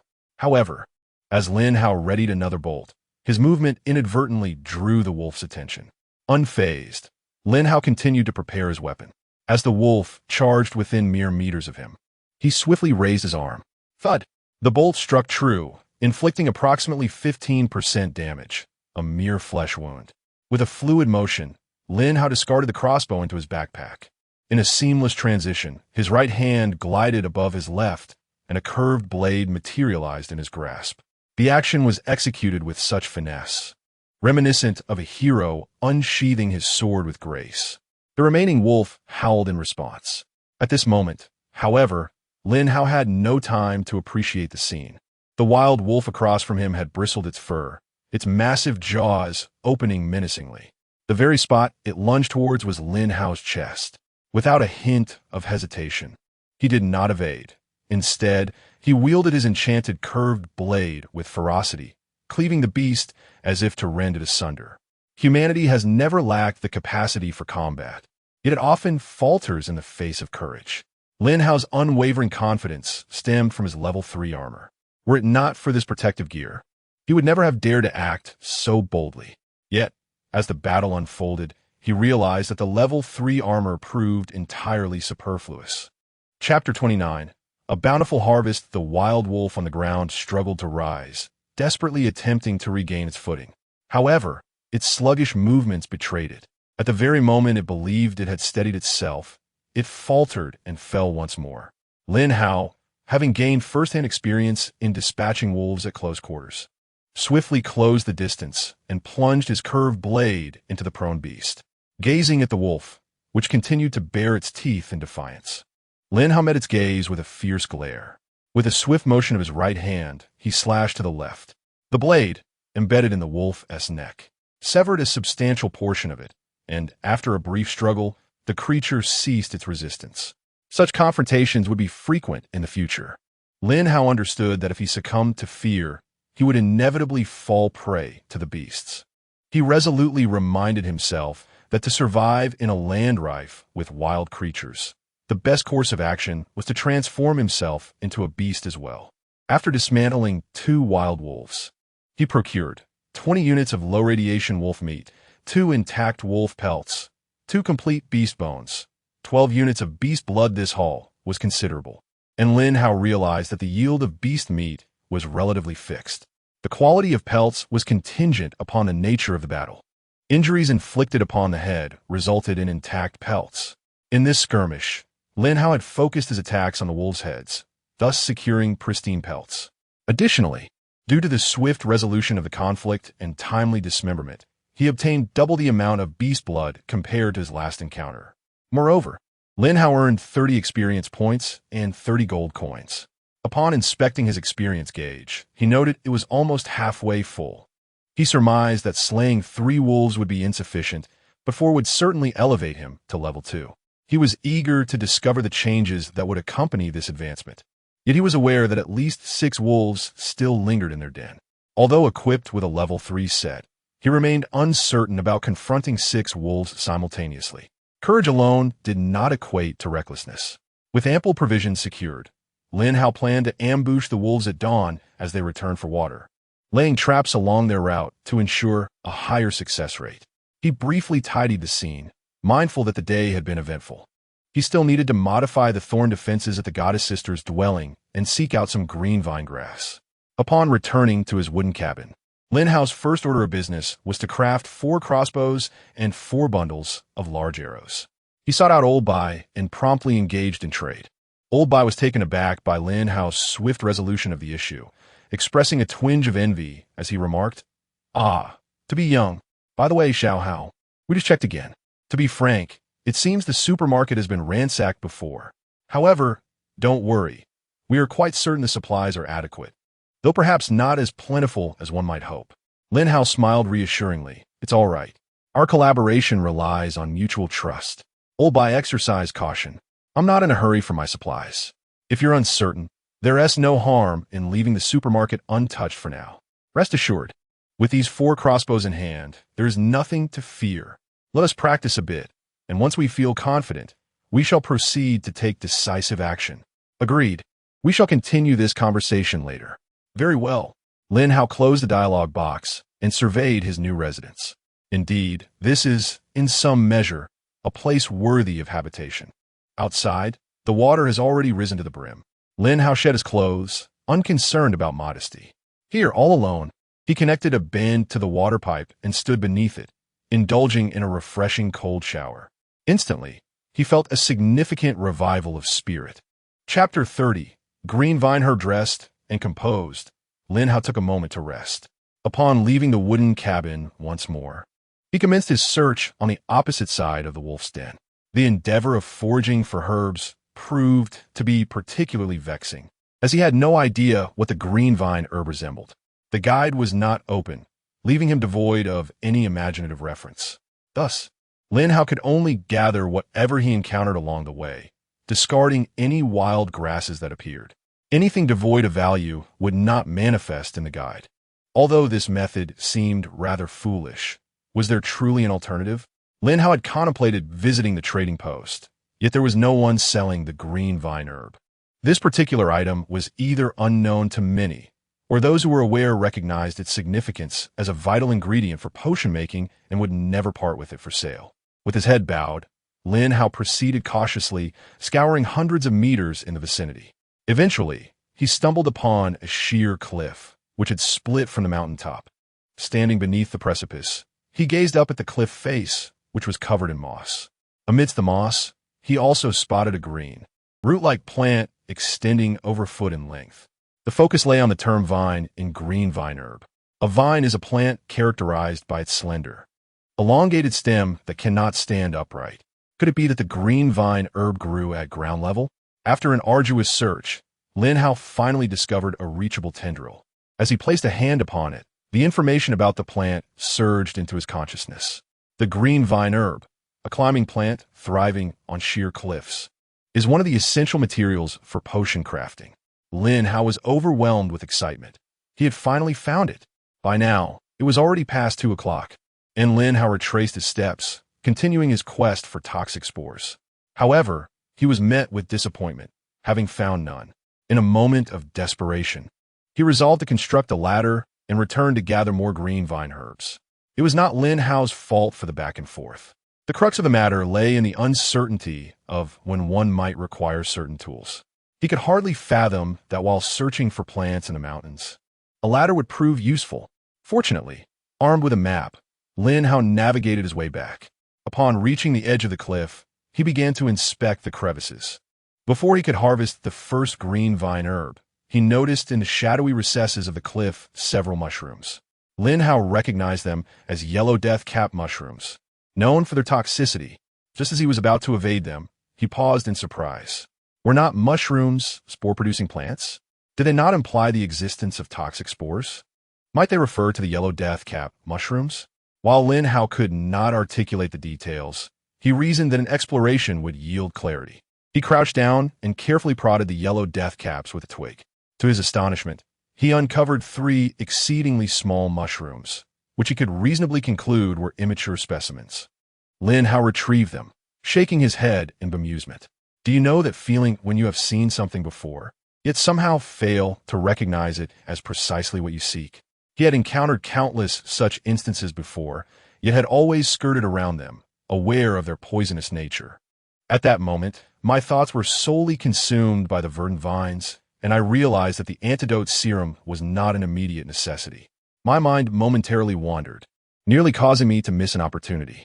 This was the toxic spore, which Lin Hao promptly gathered in its entirety. However, I pondered how much of this substance was required to produce the serum. Despite my musings, my hands remained diligent, as I meticulously harvested nearly all the collectible verdant vines along the cliffside. In total, I acquired 55 strands of the verdant vine. There were indeed more at a higher elevation, but they were beyond my reach. Nonetheless, this quantity sufficed for the time being. I could always revisit the task later. If the need arose, I could elevate my ladder, confident that I would be able to gather even more. Chapter 31. The beautiful heiress is bitten on the way back. Lin Hao collected a few toxic spores, totaling only 7. However, as these were not the items he sought, he paid them little mind. By the time he returned home, it was already past 5 o'clock. Lin Hao began to craft the tools he desired. Firstly, he needed to produce several plastic water buckets. With water secured, he intended to deliver some to his senior sister. She would struggle to carry a large bucket, though, in truth, Lin Hao was overthinking it. The goddess possessed greater strength than he. Thus, he decided to make 15 smaller buckets, filling them all and storing them in a storage box. Additionally, he prepared wooden boards for the walls and the warehouse for heat tinting. Furthermore, he needed fish baskets, which required fibers that he had not harvested previously. He had only just gathered some on his way back. He made 10 baskets, and then he began feverishly crafting ground spikes. Lin Hao planned to lay 2 rows of spikes. For a 10-meter range in one direction, he would need 20 spike plates. Across 4 directions, that amounted to 80 plates. Furthermore, each corner required 4 plates, bringing the total to 96. He decided to make 200 to be safe, 2,000 iron pieces, and 1,000 short wooden planks. However, he lacked sufficient short wooden planks, but had an abundance of long ones, so he opted to use those instead. With 500 long wooden planks and 2,000 iron pieces, Lin Hao set everything in motion, and the carpenter's table began to work. Crafting the spike traps would take some time, so Lin Hao inquired about heat tinting. "Senior sister, have you returned home yet?" He received no response, causing him to furrow his brows. She would typically reply if she had not yet returned. Why was she silent? Lin Hao's concern began to mount. The only reason for her silence could be that she was engaged in battle. Did battles occur on the island as well? He was uncertain, and fretting would be of no use. So he sat and awaited news from heat tinting.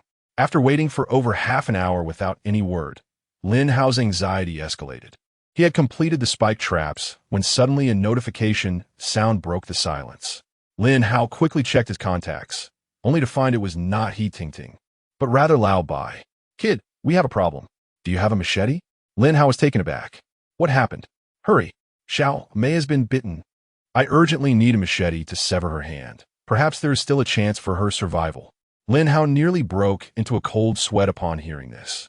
"Old man, I can concoct a potion. You didn't go through with it, did you? Damn it. Why didn't you say so sooner?" Lao Bai had nearly severed Xiao Mei's hand in desperation. "Hurry, prepare some potions." Lin Hao recognized the urgency. "I'm short on zombie blood." Lao Bai promptly sent a trade request. "Zombie blood 20. Is that enough?" "That will suffice." Just a moment. Lin Hao hurried over and opened the alchemy list. What? It dawned on him that his crafting had just leveled up. In truth, this had occurred moments ago. However, there was no time to explore this now. Lin Hao selected the antidote serum and immediately crafted 5 vials, sending them directly through the trade. "Hasten to drink, and remember, 1 bottle suffices.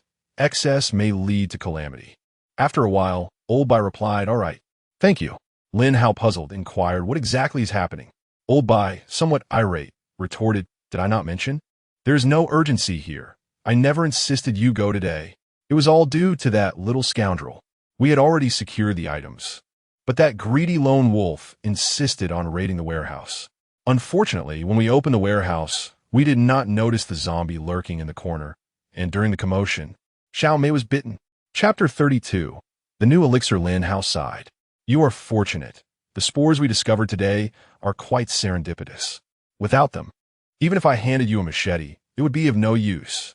He added, "Moreover, you must observe closely. This substance is unfamiliar to me as well. But should you notice any changes in Xiao Mei's injury, we might contemplate administering her a vial." Old Bai expressed his gratitude. "It appears the situation has improved. The previously blackened arm is now expelling toxic blood, considered a lesson learned. However, if Xiao Mei truly emerges unscathed, our gains will be substantial. This is the seasoning you requested. I shall trade it to you first.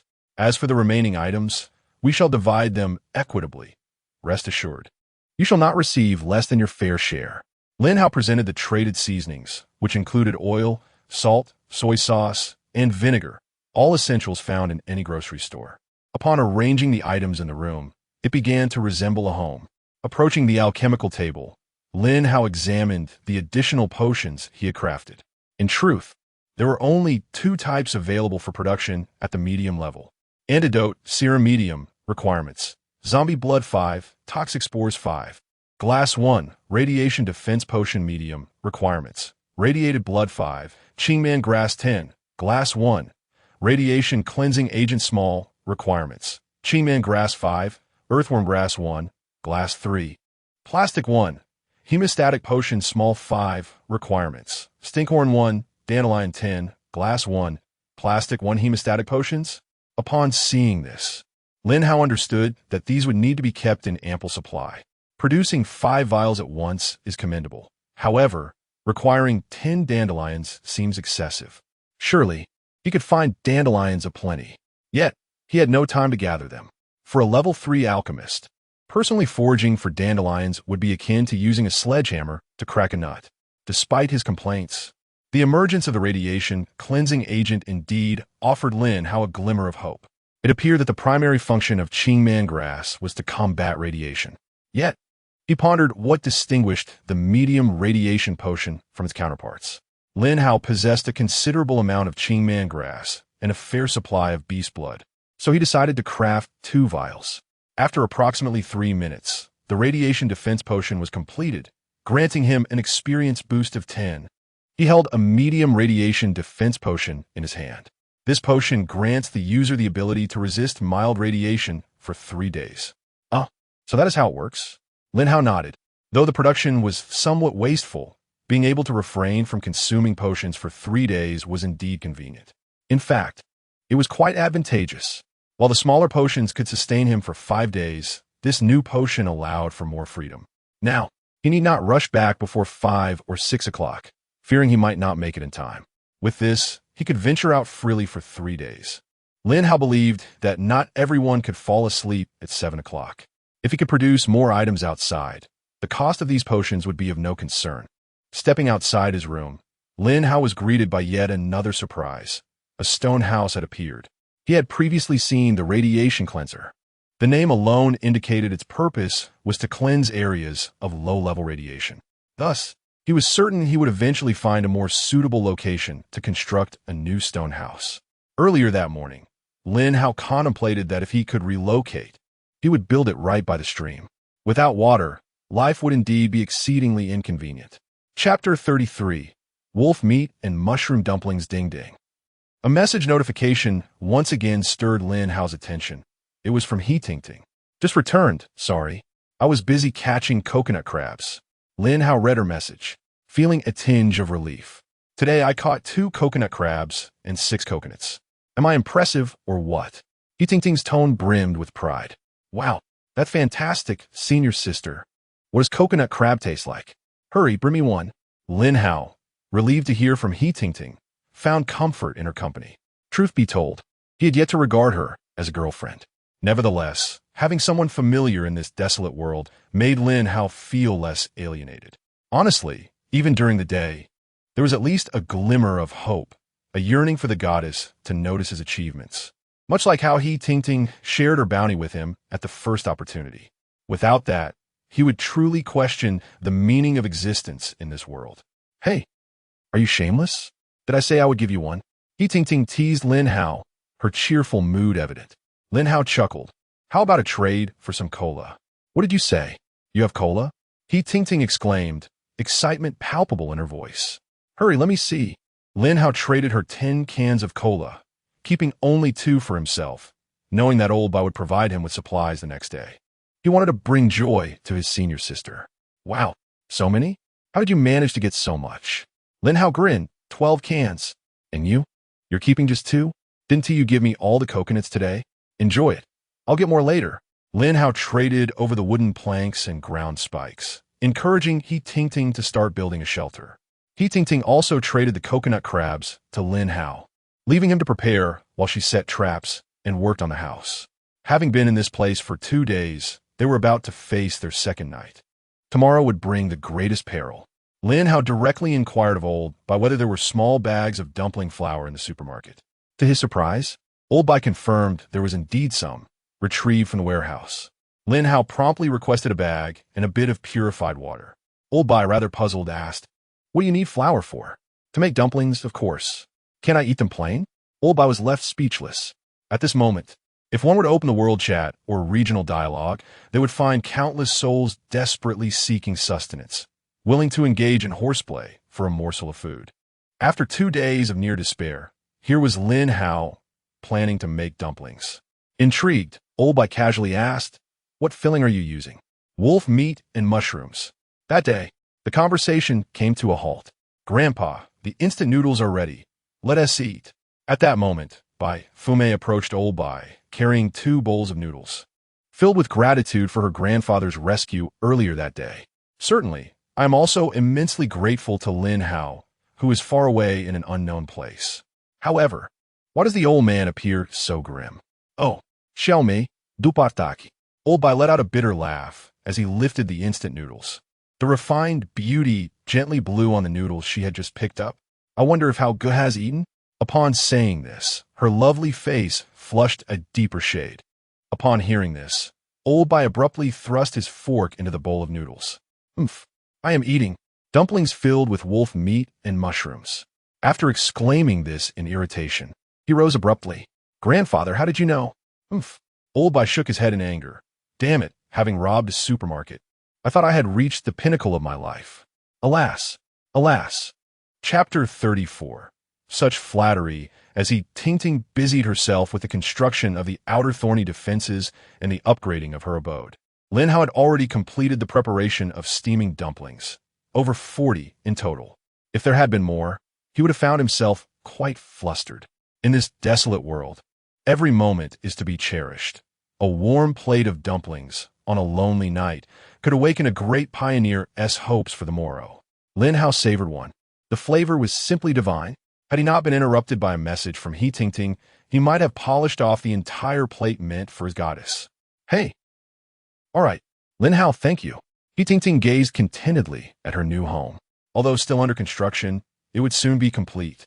She could remain in her room since the foundation and wooden bed were untouched, allowing her to linger. "Thank you for what?" Come, taste my culinary skills." Lin Hao promptly initiated a trade, passing her the dumplings while he opened a bottle of cola that had 4 months until expiration. One sip, and he felt as if he could soar. Were it not for the sight of his wooden cabin, he might have doubted whether he was truly in the wasteland. Wow! Upon seeing the dumplings, Ting felt as though she might float away. Quickly, she retrieved her wooden crossbow, now serving as makeshift chopsticks. As she took a bite, the juices erupted from the dumpling, enveloping her senses. The aroma burst forth, captivating her taste buds, which came alive at once. The rich scent of meat wafted from her lips, prompting her to close her eyes in satisfaction. After a few gentle chews, she found that the combination of meat and fragrant mushrooms was perfectly balanced. Not greasy nor dry, but just right. It even gave her the sensation of wanting to savor the enticing flavor forever, yet she was irresistibly eager to consume more. "Isn't it delicious?" "Lin Hao, you are truly remarkable," Ting exclaimed. Lin Hao, taken aback, sprayed cola in surprise. Such flattery would make it hard to sleep at night. Of course, he understood she was praising his culinary prowess, yet the compliment left him somewhat flustered. "What is this?" "Merely a trifling display of my skills," he replied. "Tomorrow, once we have dealt with the pesky monsters attacking the wooden cabin, let us celebrate with hot pot." "Really? Don't just boast." Ting, though skeptical, felt a strange conviction that Lin Hao was not exaggerating. "What are you waiting for? Sister, hurry and eat. Once you're done, let's take a bath." Ting's expression darkened. "Get lost." "How annoying." "Lin Hao, I appreciate you and enjoy our conversations, but if you keep discussing such distasteful matters, I shall ignore you." Lin Hao found himself at a loss for words and promptly initiated another trade. It seemed his sister had misunderstood him, thinking he was broaching sensitive topics. In that moment, it was no longer Lin Hao who was startled. Ting, having just sprayed a mouthful of cola, felt her cheeks flush with embarrassment. Could it be that she harbored such thoughts about him? Was it true what he claimed? You cannot blame me. How could I have anticipated that you had procured such an abundance of water?" "Sigh. Lin Hao, cease your bathing. Let us sell this water instead." "Ahem." Lin Hao's previous cough had not yet subsided when another bout struck. "Fear not, for I have diverted the stream from the mountains into my courtyard. This water flows endlessly. Whatever quantity we desire, we shall have. Wow, you are simply marvelous. Will you still allow me to sleep tonight? Chapter 35. Hoarding resources. Lin Hao reclined comfortably, unbothered by anyone. As the goddess had retreated for her bath, accessing his attributes, he opened the marketplace. Throughout the day, the prices of weapons had plummeted. It was inevitable. With the dawn of a new day, enchanted weapons had lost their value. Many pioneers had begun to acquire the ability to craft their own equipment. After all, secondary crafting was not particularly challenging, and the resulting knives and daggers could serve as viable weapons. If one found them inadequate, iron blocks could be fashioned into iron bars, which are also effective as weapons. Particularly against zombies, an iron bar or rod could easily shatter a zombie's skull, proving exceedingly useful. The pioneers had begun to retaliate against the monsters. They were gradually shedding their fears of this harsh world. Various supplies were now available for sale, and some had even started peddling items like cola. It was evident that those remaining in the city had finally discovered a means of survival. However, Lin Hao felt that this was merely an illusion, a facade before the impending storm. These colas and food supplies could only be stored for a year and a half at most. Even if they expired, they would still be consumable. Yet, Lin Hao was not concerned about expiration dates. Rather, he pondered the dwindling quantities. Each bottle consumed meant one less in existence. Currently, they were merely scavenging the remnants of the wasteland, with no means of sustainable production. Once these supplies ran out, how would the city dwellers survive? These provisions could sustain them for 2 months, but would crops sprout in the city after that? The answer was a resounding no. This wasteland had left humanity with its last scant resources, and if they failed to utilize them wisely, 2 months hence would mark the onset of the pioneers' mass extinction. It was imperative to establish a patch of fertile land for cultivating crops, ensuring the continuity of food production. The mountains, too, experienced winter. Once the cold season arrived, the pioneers would face travel restrictions. Lin Hao checked the date. September 4th, winter was not far off. As a native of the north, he was acutely aware of winter's terrors. The biting cold rendered the mountains nearly impassable, with snow accumulating to the thickness of a wooden cabin. If he did not prepare adequately, this winter could herald his demise. At present, Lin Hao was unconcerned about immediate issues. The time for sowing crops was not now, but in the spring. Thus, the challenge of food production could be addressed next year. For the moment, he needed to focus on stockpiling seeds and obtaining a substantial quantity of green vine grass. Without sufficient radiation-resistant potions, he would not endure until the next maturation cycle of the green vine grass. Perhaps, during the winter, he might find himself confined to his cabin, relying solely on the sale of potions to survive. No, that wouldn't he do. He resolved to begin amassing resources immediately. After all, those colas were destined for sale. If he did not purchase them, others would. Currently, colas were not inexpensive. 50 units of iron could be exchanged for other resources, but their prices were hardly low. Lin Hao calculated that even if 4 months had passed, the items stored in the warehouse would remain unblemished for an entire year. In fact, amidst the desolation of the wasteland, as long as the products remain unopened, they would undoubtedly be consumable, even if they had expired. Could their quality possibly be inferior to that of irradiated food? Furthermore, concerning bottled water, although he currently possesses a water source, it is still of low radiation. It remains uncertain whether long-term consumption might pose any issues. Indeed, Lin Hao had ingested some of it, but that was a measure of necessity. If he were to obtain a sufficient supply of pure water for his use, who would choose to drink water laced with radiation? Chapter 36. Exchange without sale. Upon glancing at the resources in his inventory, Lin Hao noted: iron blocks, 16, 378. Stone, 10, 078. Long wooden planks, 3, 306. Short wooden planks, 1, 125. Plastic, 1, 880. Glass, 1, 111. Hay, 46. Wooden sticks, 153, 040. Lubricating oil, 1. Intact wolf skin, 2. Low radiation wolf meat, 23. Complete beast bones, 3. Beast blood, 5. Zombie blood, 15. Green vine herb, 45. Toxic spores. 2. Seasoning. Several. Lin Hao sighed, reflecting on his modest wealth. With such scant resources, he realized he was not much wealthier than someone who merely owned a small shop. The 16,000 units of iron could be equated to a mere 300 bottles of cola. How the world has changed. When did cola become so exorbitantly priced? In truth, these resources were not insignificant. How many could rival Lin Hao's stock? However, the essence of cola lies in its capacity to accumulate. Priced at 50 iron per bottle, it may seem costly at first glance, yet upon further contemplation, scavenging a few boxes to trade for a refreshing bottle of cola seemed quite delightful. Even the pioneers were unable to resist trading, thereby benefiting those situated near supermarkets. Nevertheless, Lin Hao's iron could indeed be exchanged for 300 bottles if he were to trade at all, allowing him to enjoy a daily drink for an entire year. Yet, this was still below the quantity Lin Hao coveted. With 200 fences at his disposal, Lin Hao felt it was time to test the true value of these barriers. Rather than directly placing them for sale, he posted an announcement in a nearby forum. Here, as a simple method to withstand monster attacks on your wooden shelter.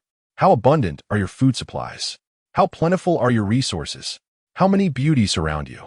Yet, if you cannot withstand tomorrow's onslaught, my brother, you shall lose everything. To express my gratitude for your support of the crossbow, I, Bei Zhouanhaonan, have prepared a batch of defensive artifacts for you. Self-repairing fences, available in groups of 400. Supplies are limited. Pay attention, there are only 13 groups available, and they are strictly for exchange, not sale. Exchange for one group of cola, totaling 1,000 bottles. Or one group of mineral water, totaling 1,000 bottles. Or one group of flour, totaling 500 bags. Or various supermarket goods, totaling 1,000 items. After making his announcement, Lin Hao awaited the reactions.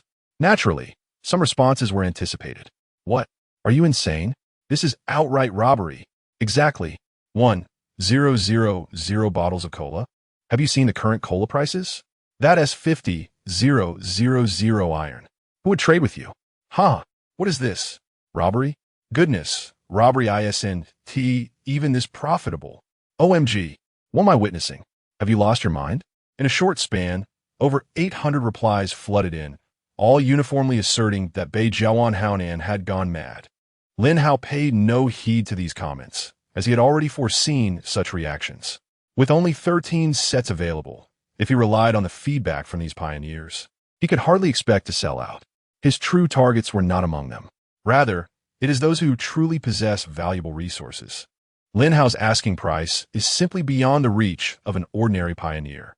However, one must not forget that this is directed at all pioneers. It is not merely about the hundreds of millions. Undoubtedly, there will be individuals who might overlook Lin Hao's post at this moment.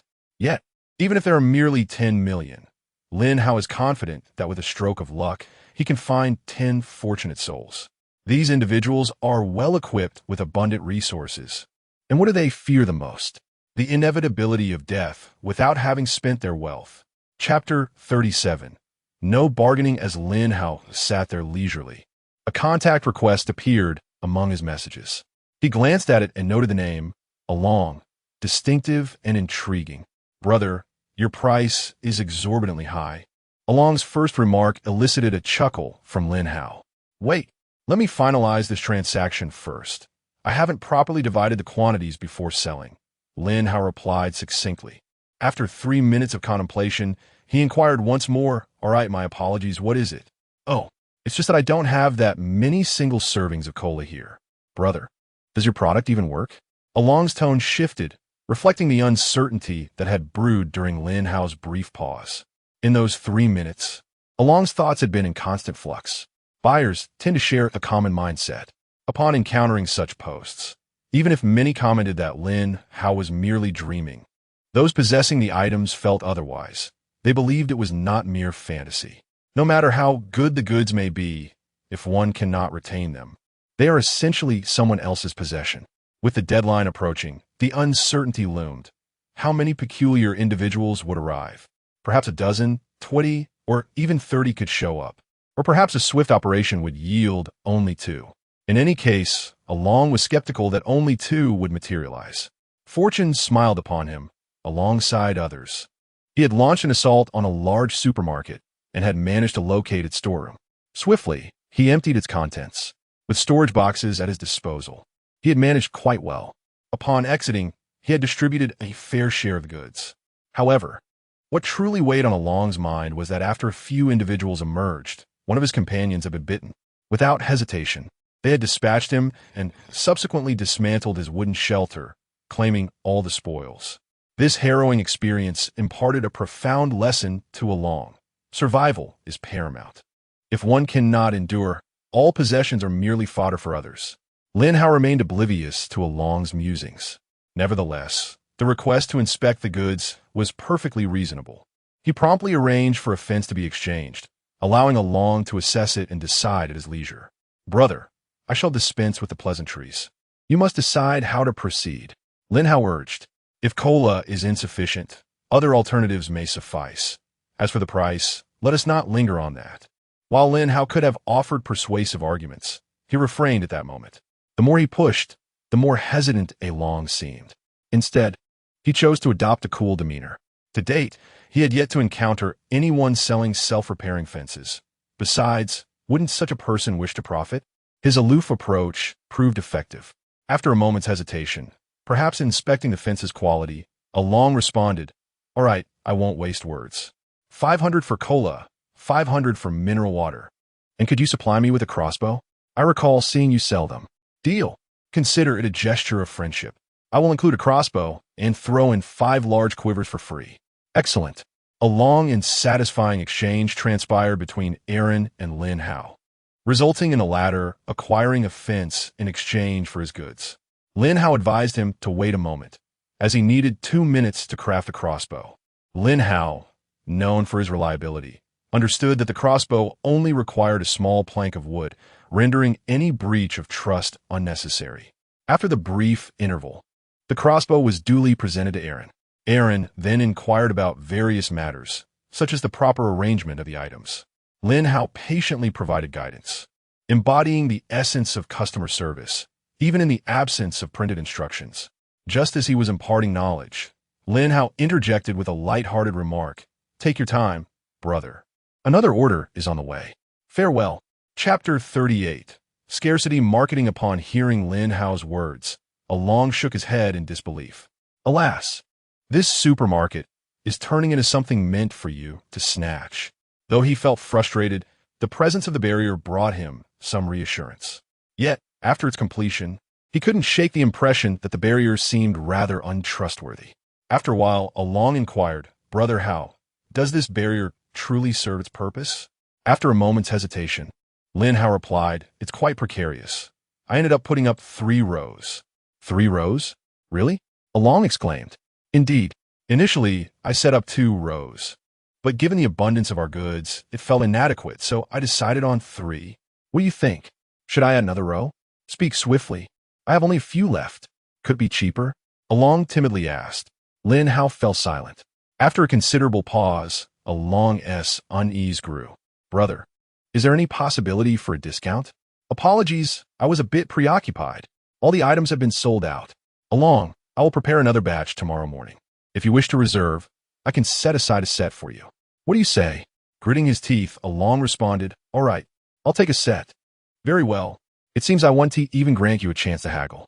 Judging by Lin Hao's demeanor, if you hesitate, they'll all be gone by tomorrow. And as for the day after, who would still desire wooden barriers?" Lin Hao beamed as he surveyed the warehouse. Had everything sold out? Not quite. Only 7 sets had been sold. However, did he not comprehend the essence of scarcity marketing? The goal was to create an atmosphere rather than merely focusing on sales. With a consumer base of 100 billion, was there truly a fear of selling goods? Lin Hao promptly appended 2 words to his post: "Sold out." Those following the thread were momentarily taken aback. While the discussions were fervently claiming robbery, here was the announcement of sold-out items. This method of sale was not Lin Hao's invention. Others had employed similar tactics. Yet, the primary advantage of this approach lay in the ambiguity of whether the items had genuinely sold out. After all, with the esteemed name of Bei Jiawan Hao Nan. It hardly seemed plausible for him to fabricate such claims. Many began to analyze further. In truth, I lack the items. If I had them, I would purchase as well. You lot are just envious. They mused. This is a wasteland. What good is cola? The priority is to protect oneself. Do you think this resembles the peaceful world of your? Indeed, even if it's not needed now. It's wise to prepare for others who might come to seize our possessions. Tomorrow, they assault the wooden huts. It appears at 1T be so simple. Will it? What then? They sell at such steep prices, and we who couldn't seize the supermarket can't buy either. There's no remedy. The prominent figures are targeting other leaders in this wasteland, while the lesser ones might as well sleep. Under Lin Hao's post, the discussion morphed into a group chat, evolving into a thread analyzing plans for the morrow. Lin Hao remained indifferent. As long as the momentum continued upward, he had officially commenced his preparations, completing the barriers with ease that very night. Hello, what are you up to? He waiting messaged Lin Hao. Oh, you finished so quickly? Lin Hao was rather surprised. Isn't it often said that women take a long time to bathe? The night was pitch black, and the wind on the island was quite intimidating. The sooner one finished bathing, the better. Upon hearing this, Lin Hao sighed. Then let us hasten back to the wooden cabin. By the way, hand me that stick. Oh, certainly. My storage is filled with nothing but broken sticks. I truly cannot comprehend what you intend to do with them. At that moment, Lin Hao felt a surge of pride, exclaiming, when you discover the truth, I fear you may cry tears of joy. Senior sister, please hold on to these. Lin Hao promptly transferred the items he had traded to He Tingting. You, where did you acquire so many? He Tingting was genuinely astonished. Chapter 39. Utterly foolish 7 fences exchange for a total of 3,000 bottles of cola, around 2,000 bottles of mineral water, over 1,000 bags of flour, and a few miscellaneous items. Lin Hao scarcely had time to glance at it all. His warehouse resembled a supermarket in disarray. He decided to hand everything over to He Tingting to manage. He Tingting had already immersed herself in happiness, diving into the warehouse and not emerging. Lin Hao, busy himself, intended to categorize the warehouse. The current chaos was untenable. At the very least, a classification was necessary. Food supplies would warrant a designated supply warehouse. Resources gathered would necessitate a separate collection warehouse, while monster resources would be allocated to a hunting warehouse. The remaining items would require a finished goods warehouse. In the future, further classifications would undoubtedly arise, but for now, categories would suffice. The woodworking table was already in operation, and Lin Hao did not pursue the construction of the other 2 warehouses. His task for the day was to organize the items within the ground floor warehouse while clearing the second floor for food storage. This endeavor of reorganizing the warehouse was no trivial task, involving the constant removal and replacement of items. Lin Hao had just spent over half an hour trading goods with He Tingting. Now, he began to sort wooden sticks, ensuring the ground floor warehouse did not overflow. The wooden warehouse lacked precise capacity limits due to the differing sizes of items. However, if primarily filled with wooden sticks, it could accommodate approximately 200,000 units. He wondered about the storage capacity of the stone warehouse. Enough of this for today. He needed to rest, although he could remain in his room during the house upgrade. The incessant clattering of bricks made relaxation impossible. Just when boredom set in, He Tingting sent a message. Sometimes, I truly question what you spent those 3 years at university doing. I never realized you could be so industrious in high school. Lin Hao, with a proud expression, replied, What do you think? This should sustain us for a while, right? Even if we had a few more, it would still be sufficient. But have you considered that merely having food won't save us if we cannot withstand the radiation? We will inevitably perish here. Lin Hao chuckled dismissively. Sister, rest assured, I have already located the Qingxi grass, although it poses a bit of a challenge. This plant grows on cliffs, making it quite troublesome to gather. He Tingting, momentarily pausing her work, contemplated. Then why don't you construct a few stairs outside the cliff? Lin Hao was taken aback. Indeed, I can build stairs, can't I? You cannot be serious, Lin Hao. Don't tell me all the Qingxi grass you collected today was from climbing the cliff? Lin Hao felt speechless. Not quite. How did you gather it, then? I used a ladder. Ha! You truly are something. Lin Hao, aren't you usually quite clever? Why did you lose your wits at such a crucial moment? Lin Hao sat in the warehouse, a look of helplessness on his face. He had been scorned by the goddess. However, one cannot truly blame Lin Hao. Under normal circumstances, one would hardly expect such a reaction upon arriving in a desolate wasteland. It seems that disseminating infrastructure to every corner is indeed the dawn of a new civilization. Enough of the laughter at my expense. I wager that when you harvested coconuts today, it wasn't by climbing a staircase, was it? You. All right. The night has fallen, and I must retire for the evening. He Ting abruptly closed the dialogue window with Lin Hao, sitting there in a huff. Yet, upon reflection, a smile crept upon her lips. Chapter 40. The disagreement among the quartet in contrast to Lin Hao and He Ting on the other side. Amidst the ruins of the city, for individuals sat with expressions of unrestrained satisfaction. This food will sustain us for quite some time, won't it? The lone wolf remarked, surveying the supplies within the warehouse with evident pride. Everything has been accounted for. Over 400 bottles of beverages, more than 70 bags of flour, 50 packages of mineral water, 1,000 bottles, and various canned goods. Altogether, it fills half a warehouse, he continued. At that moment, the affluent young woman was smiling as she paced back and forth in the warehouse, nodding in agreement. Indeed, if we ration it wisely, we should be fine for at least half a year. Wow, could you spare me a bottle of cola? Little Duya, having already consumed 3 bottles, was undeterred and gazed longingly at the affluent young woman. She was the only one he dared to ask, knowing her heart was soft. However, after indulging in so much, the young woman was exasperated. Little Duya, you're still growing. Don't you realize that drinking so much sugary drink is detrimental to your eyesight and teeth? No more for you. Oh, little Duya sighed and obediently settled to the side. Meanwhile, in the room, the elderly man remained silent, deep in thought. What was troubling him? He had witnessed Lin Hao's transaction, after all. The old man was not one to harbor envy. His several publicly listed companies were not mere happenstance. His silence stemmed from pondering how Lin Hao managed to secure such substantial gains. The wasteland is no longer the world it once was. Youngsters, your vision extends far. I commend you. The elderly man mused aloud. Hearing him, the affluent young woman approached. Grandpa, what are you saying? Oh, hee. Nothing of consequence. How are things going? Have the supplies been distributed? The elderly man chuckled, inquiring of her. Yes, Grandpa. The water and drinks for brother Hao have been adequately divided, but the snacks and instant noodles are proving to be quite a challenge. The elderly man smiled gently. As for the water and beverages, let's keep those for ourselves.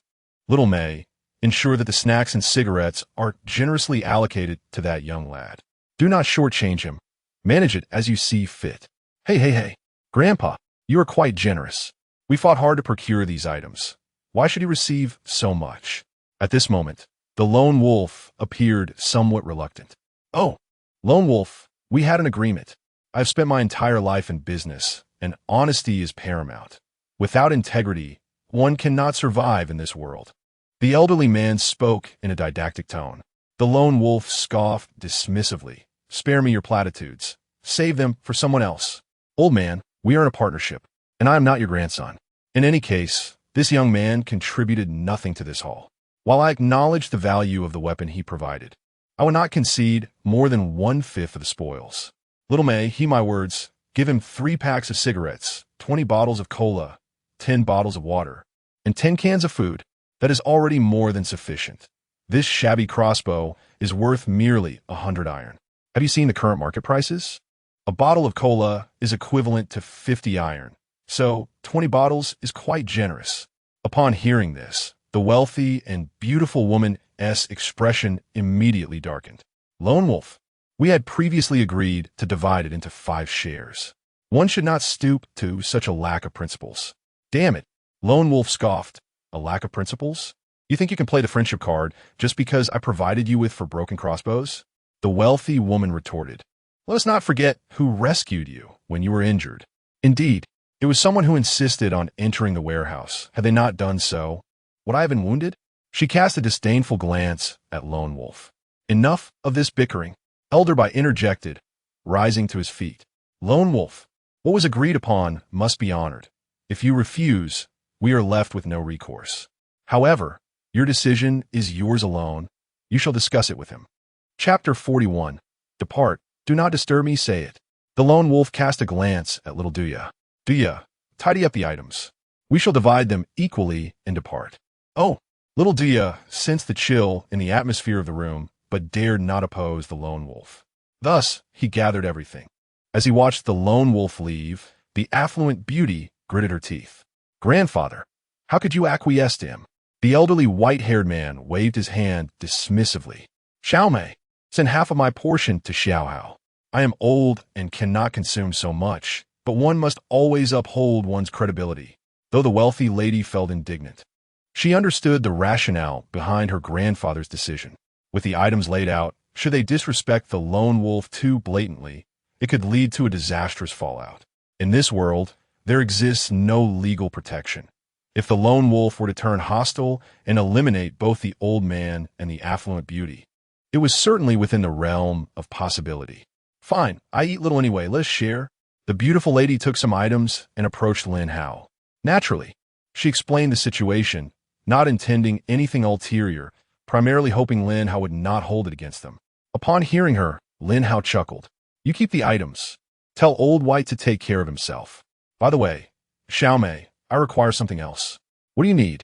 The affluent lady was taken aback that Lin Hao did not want the items, but when he mentioned needing something different, she was momentarily stunned.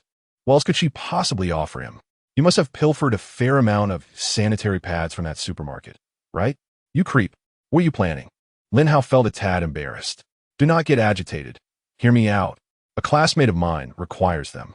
Just give me some of those. I do not want anything else. How about that? The affluent beauty asked skeptically. You are not deceiving me, are you? What else can I do with those? Fashion a quilt? All right then.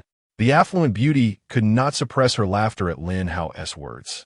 However, in that fleeting moment, she felt an inexplicable disappointment, surprised to learn that he had classmates and was still in contact with them. We have a total of 3 boxes. We shall split them. The affluent lady traded 1.5 boxes of sanitary pads to Lin Hao. Lin Hao tossed over 800 barriers and instructed, tell Old White to ensure double safety. That will suffice. Lin Hao held no significant expectations from Old White. Initially, he had been pleased to hear about acquiring supplies from the supermarket. However, now that Lin Hao could procure an abundance of goods, he was indifferent. Assisting them was merely a means to lay the groundwork for his future descent from the mountain. Among the ruins below, surely there would be 1 or 2 familiar faces to greet him, even if he did not require their assistance. Someone ought to inquire about the state of affairs in the city below. As for the sanitary pads, he had spoken no falsehood. He intended to give them to his senior sister. How the affluent beauty communicated this to Old White was of no concern to him. Meanwhile, Lin Hao found He Tingting and successfully exchanged the sanitary pads. He Tingting was far from asleep. She simply refused to acknowledge Lin Hao. However, upon glancing at the array of sanitary pads he had traded for, her cheeks flushed with embarrassment. Yet, as she reflected on the fact that Lin Hao was still pondering ways to improve her quality of life, she felt a twinge of gratitude. But in the next moment, her expression darkened. Senior sister, will these be sufficient for 3 months? She stared incredulously at the over 200 packs of sanitary pads before her, nearly fainting from exasperation. I can't take this anymore. Leave me be. I'm going to sleep. Chapter 42. The universal 8-fold scope. Lin Hao was nearly knocked off his feet by the tone of He Tingting. Even through the screen, one could sense her smoldering anger. Did I err again? Oh, my apologies. He Tingting did not respond, and Lin Hao dismissed it. Women, surely, she must be blushing, yet. Does this woman also become irate when shy? Stepping out of the warehouse, he saw that most items had already been transferred to the first floor. Starting tomorrow, the second floor would be ready to store food. He checked the status of the fence production. Due to the limitations of the iron mine, only 16,000 bundles could be crafted. The remaining 90,000 wooden sticks would be kept as reserves. In truth, Lin Hao could produce more, but employing a strategy of scarcity would maintain their value. Producing too many would render them worthless, and others might not even be willing to trade. 40 sets were quite substantial. Lying on his bed, he had a bottle of leftover cola in hand. Since he had already given all the cola in the warehouse to He Ting, he decided to drink it and then lie down to sleep. There was nothing else to occupy his time. The next morning, as Lin Hao opened his eyes, the system was always the first to engage in conversation. The third day's sign-in has commenced. Would the host like to sign in? Sign in. Lin Hao's eyes widened. The thrill of the system's sign-in rewards had yet to fade. Yesterday, he had received a set of defensive gear. What surprise awaited him today? Ding! Congratulations on completing the sign-in. For the third day, you have received the 8-fold scope. Lin Hao was taken aback. I don't even have a gun. What use is this to me? Upon arriving at the warehouse, Lin Hao examined the item provided by the system, and indeed, it was enchanted equipment. But an enchanted 8-fold scope? He held it in his hand, initially unimpressed. But the next moment, it became quite appealing. Universal 8-fold scope. This scope can be mounted on all equipment and will automatically calibrate according to the current gear. Note, the scope is engraved with the numbers 2, 4, and 8, representing identical magnifications. Installation and removal must be done at the workbench. What else was there to say? Lin Hao hurriedly dashed outside, unhesitatingly affixing the 8-fold scope onto his crossbow. In an instant, the crossbow seemed to undergo a transformation. Lin Hao, holding the crossbow equipped with the 8-fold scope, nodded in satisfaction. What a splendid item. He glanced at a distant tree. Suddenly, it appeared as if it were right before him. With the 8-fold scope, not only could he aim for the head, but even targeting the eyes would pose no challenge. Lin Hao skipped breakfast, eager to leave his home. He needed to deal with those wolves promptly. If he didn't resolve the issue today, it would be an affront to his newly acquired gear. Early in the morning, without having breakfast, Lin Hao made his way towards the mountain peak. It wasn't long before his stomach began to growl. Yet, in his determination to reach the wolves first, he persevered. Just as he was walking, a message from He Ting arrived. Perhaps sensing that her tone yesterday had been somewhat inappropriate, she took the initiative to inquire. Have you eaten yet? Not yet. I have a wolf den to ambush this morning. Senior sister, you're up early. Lin Hao replied while continuing on his path. There is no need for him to conceal matters regarding the wolves any longer. Consuming wolf meat daily surely indicated a pressing issue. Wolfden, are there many wolves present? If it becomes unbearable, do not provoke them. He Ting's tone was still imbued with concern, which deeply moved Lin Hao. I do not wish for this either, but they are perilously close to my cabin. Rest assured, I am fully prepared. Lin Hao replied, as he carefully made his way along the bank of the stream. Chapter 43. Caution is paramount. He was uncertain whether the wolves would arrive at that specific moment to drink. What if they were already present? Charging in recklessly would be tantamount to delivering himself into their jaws. Aware of Lin Hao's intention to hunt the wolves, He Ting refrained from further inquiries, merely responding, focus on the battle. I shall prepare breakfast for you. Inform me once you are done. Lin Hao understood that this indicated He Ting's concern for him. Reflecting on the desolate world they inhabited, he felt grateful to have someone who cared for him. Upon reaching the ambush site, Lin Hao found no signs of the wild wolves. Fortunately, he had not arrived too late. He quickly laid out the ground spikes, mindful not to overdo it, as fighting alone would be challenging. Although wolves are not particularly intelligent, if one or two were to encounter the spikes, the remainder would likely hesitate to advance. His expectation was that if 2 wolves stepped onto the spikes, he could eliminate one, and with 3 remaining, he would have a fair chance in close combat. Of course, this was a notion he had entertained yesterday. Today, however, his crossbow was equipped with an 8-fold scope, allowing him to strike from a greater distance. The optimal range for his steel crossbow was approximately 200 meters. Surveying the terrain, he located a sizable boulder and, grasping a smaller stone, positioned himself accordingly. He propped the crossbow against the rock, completing his preparations, and now awaited the arrival of the young wolves. The anticipation of the hunt was interminable. Although time was limited, the tedium was palpable. Suddenly, Lin Hao recalled something. Hadn't the wealthy girl mentioned that someone called Lone Wolf would contact him to deliver his items? Why had he not heard from him? With a scoff, Lin Hao thought, this scoundrel wouldn't dare to abscond with my share, would he? I shall remember this debt. In truth, Lin Hao did not expect to gain much from them, just a few planks of wood. However, without his crossbow, they would find it exceedingly difficult to seize the supermarket. In the end, the old man Bai and the wealthy girl would undoubtedly share their bounty with him. Yet now, it seemed the scoundrel had fallen completely silent. Lin Hao was indifferent to the items, but the principle of the matter was irksome. He hesitated for a moment, then suddenly felt a wave of unease wash over him.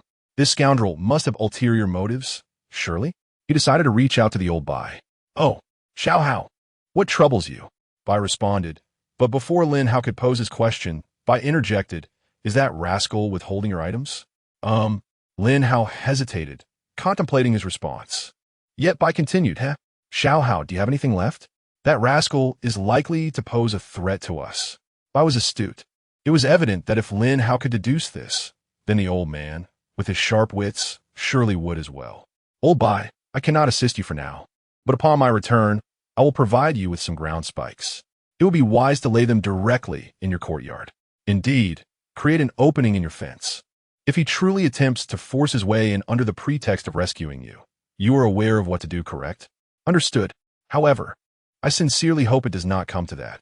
After all, we originate from the same place. For the sake of some resources, alas." It seems the old man is quite aware of the situation as well. The lone wolf is likely not inclined to relinquish his possessions easily. Tonight, when the creature assaults the cabin, the lone wolf will undoubtedly resolve the conflict before this old man and young one do. At that moment, feigning assistance, who will the crossbow truly be aimed at? It remains uncertain. Chapter 44. Ambush of the Wild Wolves. This is a desolate wasteland, and Lin Hao cannot guarantee that every person he aids will remain grateful. If human hearts could be fully understood, would there still be malevolence in the world? Nonetheless, if a lone wolf possesses a modicum of conscience, it may find itself unharmed tonight, should it be rash enough to act. The spike trap will impart a valuable lesson about the virtues of living a principled life in the next incarnation.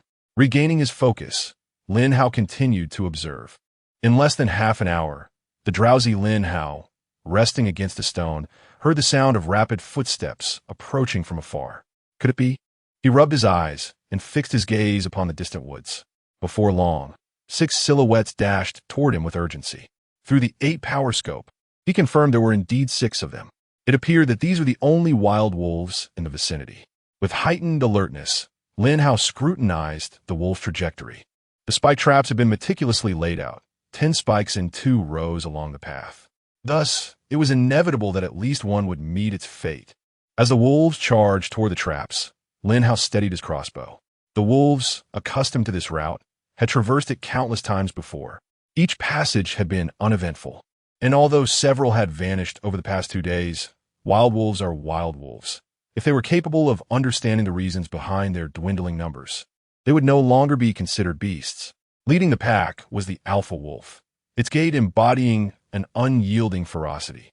After a few strides, it emitted a distinctive howl, a proclamation of its dominance. The other wolves obediently followed, and as they neared the stream, they picked up their pace, forming a line. Suddenly, the trap was triggered, targeting the alpha. Caught unawares, the wolf was nearly impaled, letting out a series of anguished cries. Immediately after, a similarly sized female wolf met the same fate. The abrupt turn of events left the remaining 4 wolves momentarily stunned. Lin Hao, however, was not inclined to wait for their reaction. This was the opportune moment. With precision, he launched an arrow, striking the 3rd wolf squarely in the head. The remaining trio emitted low growls, rushing toward the rocks with surprising cunning, navigating around the traps through the trees.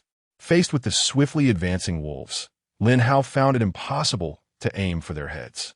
He returned the sniper crossbow to its place. The 8-power scope was a treasure better suited for long-range combat. Instead, he drew forth another crossbow devoid of such optics. Rising to his feet, he wielded a curved knife in his right hand and a steel crossbow in his left, charging headlong toward the wolves. Although 3 wolves surged towards him, Lin Hao could not assure his own safety. Such is the law of the jungle. In these mountains, without the courage to fight, one is left only with the certainty of death. As the 2 sides drew closer, the encounter was imminent. Lin Hao raised his left hand and aimed directly at one of the targets, unleashing his shot without hesitation. At that moment, it mattered little whether he could hit the head merely striking the body would be a stroke of fortune. Indeed, Lin Hao's skill was still somewhat lacking. While he managed to hit stationary targets with relative ease, predicting the trajectory of a moving target proved to be a formidable challenge. Without further ado, he thrust the crossbow forward, indifferent to whether it made contact. The true weapon, however, lay in his right hand, the slow yet lethal curved blade. Fixating on the target to his right, he disregarded the other two and delivered a decisive slice. Chapter 45, Pincer Attack, Part 1. Howl. A wild wolf was struck.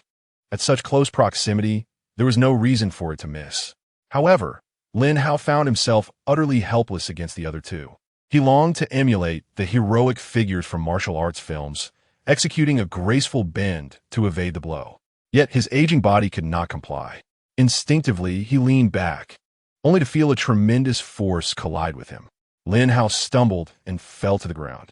Though prepared, he had not anticipated that another wolf would seize his crossbow at that moment, fiercely yanking him towards it. The sudden pull brought his neck perilously close to the wolf before him. How? Would the wolf show any courtesy? It lunged forward, sinking its teeth into him. Lin Hao hastily released his grip, raising his left forearm defensively, almost offering it willingly to the wolf's jaws. He was not reckless. Without the protection of his level 3 armor, he would not have dared to act so boldly. Although it was merely a camouflage suit, it did provide some measure of defense, particularly at the reinforced wrist area. If he could not withstand this bite, what was the point of having any protection at all? As he felt the crushing force on his forearm, a chill ran down Lin Hao's spine. What if he could not withstand it? He could lose his arm. Sweat began to bead on his forehead. But before he could dwell on his fears, he sensed that the wolf before him seemed unable to bite down any further. At that moment, he forced himself to dismiss his apprehensions. Instinctively, his right hand grasped a short knife and thrust it into the wolf's abdomen. How? The sound alone confirmed his strike. Blood began to flow down his hand. Lin Hao did not relent. He continued to stab several more times. Sensing the weakness in his left hand, he mustered his strength to push himself backward. There were still 2 wolves left.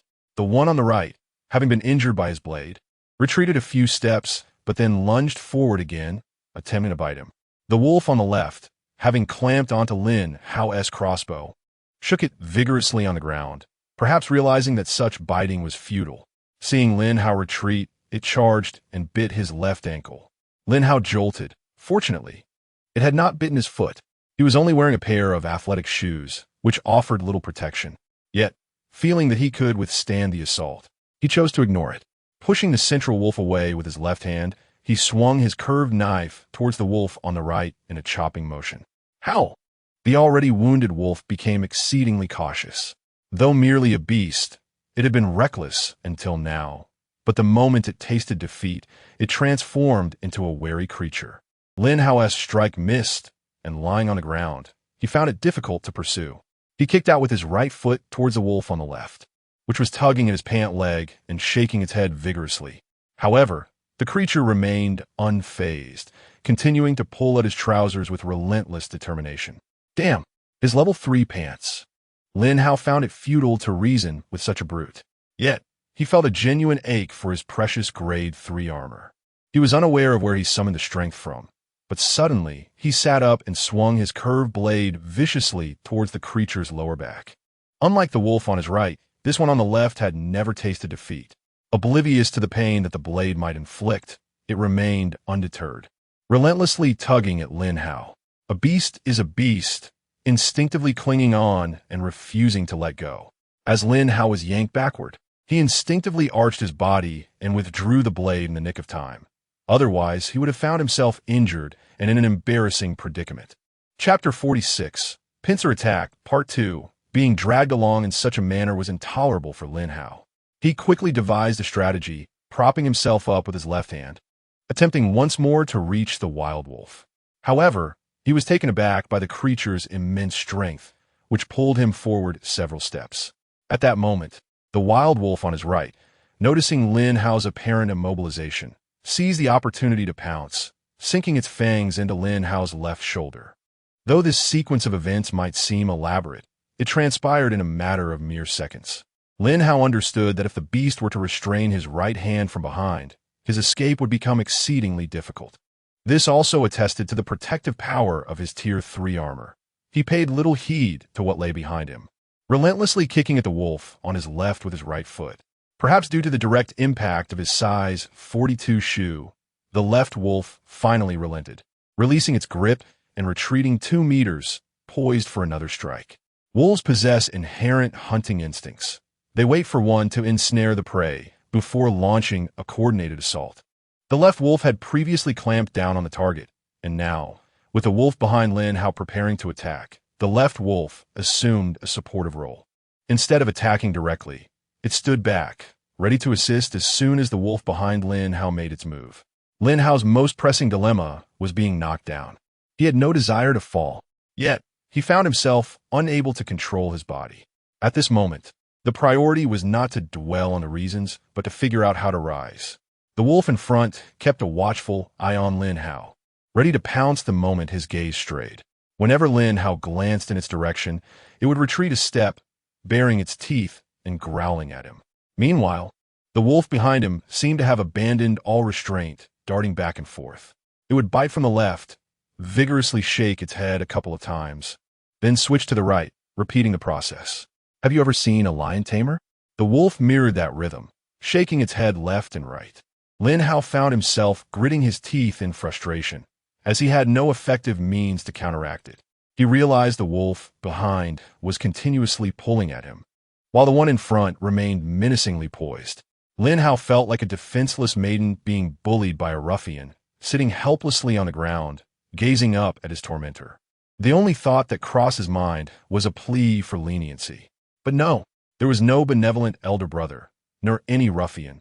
Lin Hao, you must rally yourself. You came here to hunt the wolves, not to be victimized. The wolves would not relent simply because he asked them to. At that moment, Lin Hao clenched his jaw, his mind sharpening with clarity. The wolf behind him was not attacking indiscriminately. Its movements followed a pattern. It would bite a few times from the left, and when that proved ineffective, it would attempt to strike from the right. Feigning attention towards the wolf in front to prevent it from acting rashly, Lin Hao discreetly focused on the one behind him. Now was the moment. With a swift motion, he slashed back with his knife, catching the wolf off guard just as it had been enjoying its feast. Though he had already retreated, Lin Hao's strike was unexpectedly swift, his determination resolute, and his movements rapid. A piercing scream echoed, and Lin Hao recognized that the opportunity had arrived. With his right hand pressing firmly against the ground, he understood that the wounded wolf would be slowed down, prompting him to launch himself forward with great force. Without hesitation, he lunged at the dawdling wolf before him, his left hand blocking its legs while his right hand unleashed a flurry of stabs into its abdomen.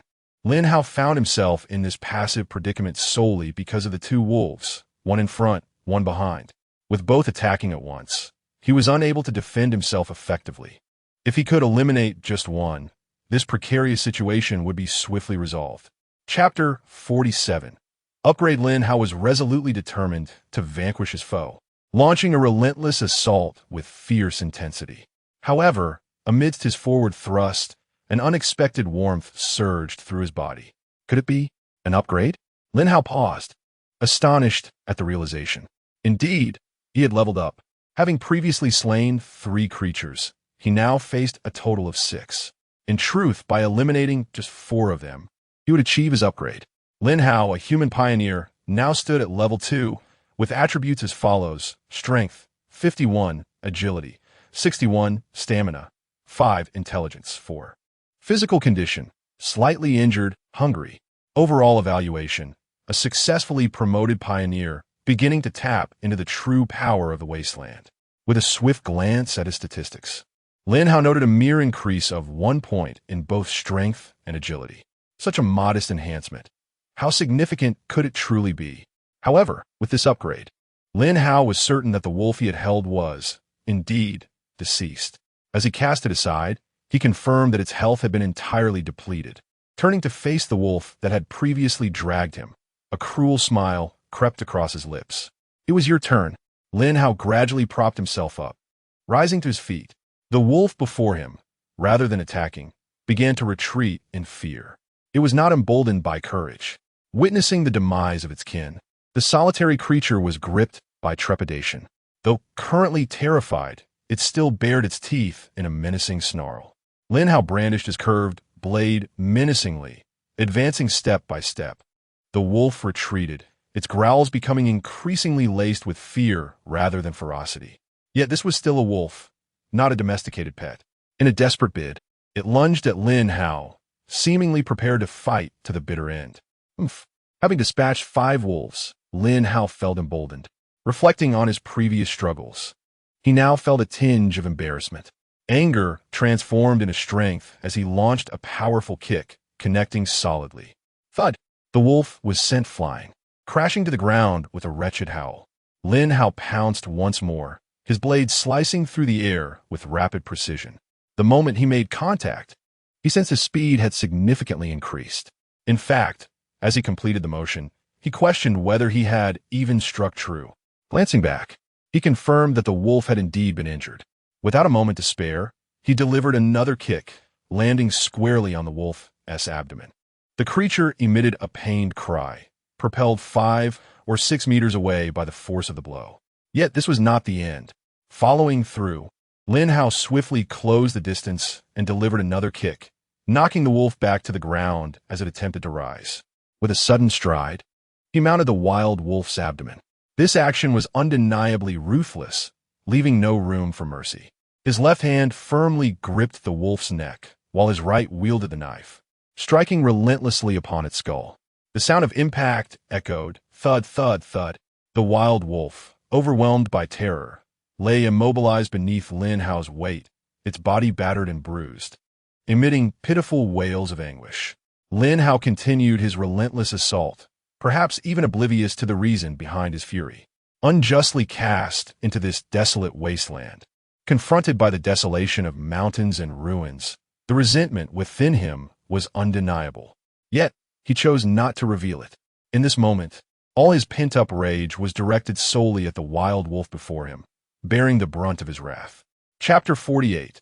2 young wolf cubs after a considerable time. Lin Hao finally descended from the body of the wild wolf and seated himself on the ground, his gaze sweeping across the chaotic battlefield before him. He tossed the curved blade into his backpack, a motion he had grown accustomed to. Subsequently, he rubbed his hands across his face repeatedly, finally pausing with his palms resting on his forehead, inhaling deeply as he gasped for breath. After a while, Lin Hao managed to rise to his feet. He had dismantled all the wild wolves, yet one remained barely alive, the Wolf King. However, due to his prolonged stay at the creek, the Wolf King succumbed to its wounds. Had he acted sooner, he would have only needed to eliminate 4 wild wolves to level up, without the necessity of dispatching the one behind him. In total, there were 6 wild wolves. He gained 90 experience points and similarly obtained 90 gold coins. The rewards were quite satisfactory. 2 intact wolf pelts, 4 tattered beast hides, 60 low-radiation wolf meats. For complete beast bones, 40 beast blood. Lin Hao was indifferent to the rest. At this moment, he even found little concern for food. What mattered most to him was the beast blood, the primary ingredient for crafting anti-radiation potions. 40 portions were quite satisfactory under the circumstances, considering it was improbable to gather such a bounty efficiently after slaying so many wolves.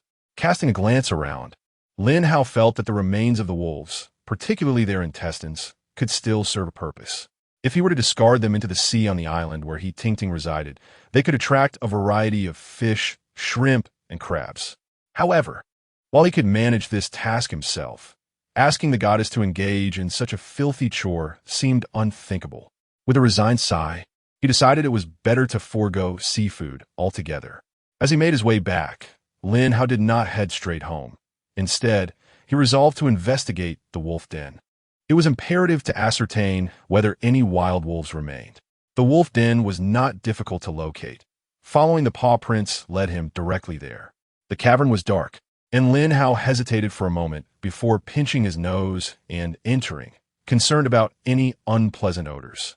Fortunately, it appeared that the wild wolves adhered to certain rules, as there was no evidence of waste inside the den. The cave was quite spacious. After walking for several paces and turning a corner, Lin Hao was greeted by the sounds of soft whimpers emanating from within. In the next instant, he drew his curved blade. Yet the sounds did not resemble those of wild wolves. Mustering his courage, Lin Hao boldly dashed around the bend, and in that moment, everything before him became clear. The cave was not empty. In its innermost depths, there lay a shimmering chest. On the opposite side of the cave, amidst a pile of grass, two small wolves stared wide-eyed at Lin Hao. One of them cautiously stepped forward but stumbled after just a couple of steps, tumbling down the grass pile and rolling on the ground, bewildered as it scrambled back to its feet, glancing back in confusion. At that moment, Lin Hao felt as though his heart had been melted. Although he was a young man from the northeast, the antics of this little creature instantly captured his heart. Lin Hao strode over and gently lifted the fallen wolf cub. "Are you all right, little one?" The tiny creature extended its tongue, licking Lin Hao's hand repeatedly, seemingly hungry. However, in the next moment, Lin Hao felt a twinge of awkwardness. Without their mother, it appeared that the two cubs were not yet ready to consume anything else. The shelf life of fresh milk is typically quite short, and it could not possibly last for a year and a half. How would these two little wolves survive? Chapter 49. Elite blueprints. From the moment Lin Hao laid eyes on them, he had resolved to raise them. Wolves are quite similar to dogs.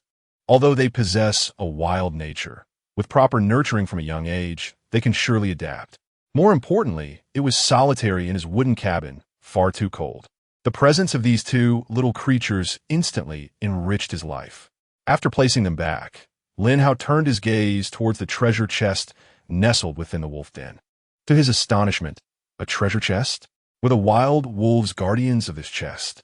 Without hesitation, he approached and touched the chest, his face lighting up with delight. A silver treasure chest? Without a moment's pause, he opened it. In an instant, four items soared into Lin Hao's inventory. Blueprint for the repeating crossbow. Quality, elite. Iron ingots 300. Glass 150. Sulfur or 100. The discovery of sulfur was unprecedented. Lin Hao had never encountered anyone mentioning it, yet its existence was undeniable. 100 units of sulfur could very well serve as a lucrative resource for Lin Hao in the outside world. He promptly stored the but his excitement was primarily centered on the blueprint. Elite quality signifies a tier even higher than enchanted equipment.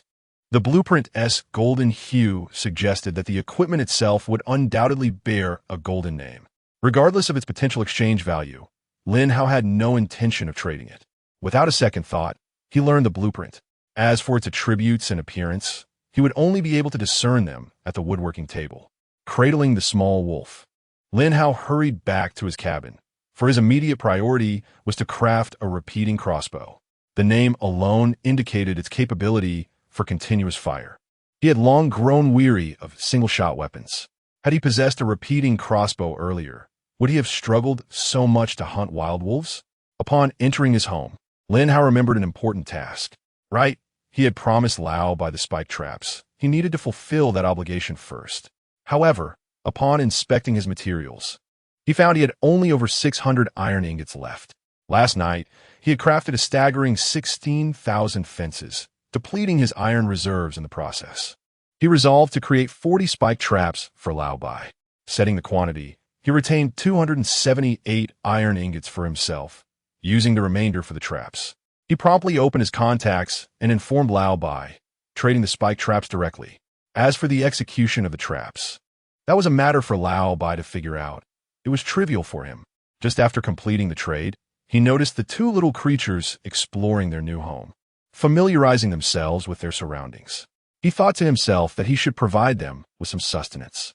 After a moment's hesitation, he decided to chop 2 coconuts for them. After all, it was a source of pure, sterile juice. They could drink a bit now, and he would contemplate their meals later. Arriving at the workbench, Lin Hao opened the workbench menu, revealing the repeating crossbow with its golden name. Rubbing his hands together in anticipation, he noted, brutal repulsion repeating crossbow requirements. Short wooden plank 1, steel wire 1, lubricant 1, wooden stick 1. Simultaneously, the repeating crossbow magazine appeared. Repeating crossbow required short wooden plank X1, iron block X1, wooden stick X5. Steel wire, an upgraded version of iron wire, is a product of a level 3 furnace. Lubricating oil, which I actually have a bottle of, was previously mentioned to the pioneers as a mere fabrication. The crossbows sold by Lin Hao were never truly lubricated. Now that it's finally time to use it, right? Lin Hao, with a sense of pride, clicked on the repeating crossbow. He selected to craft it.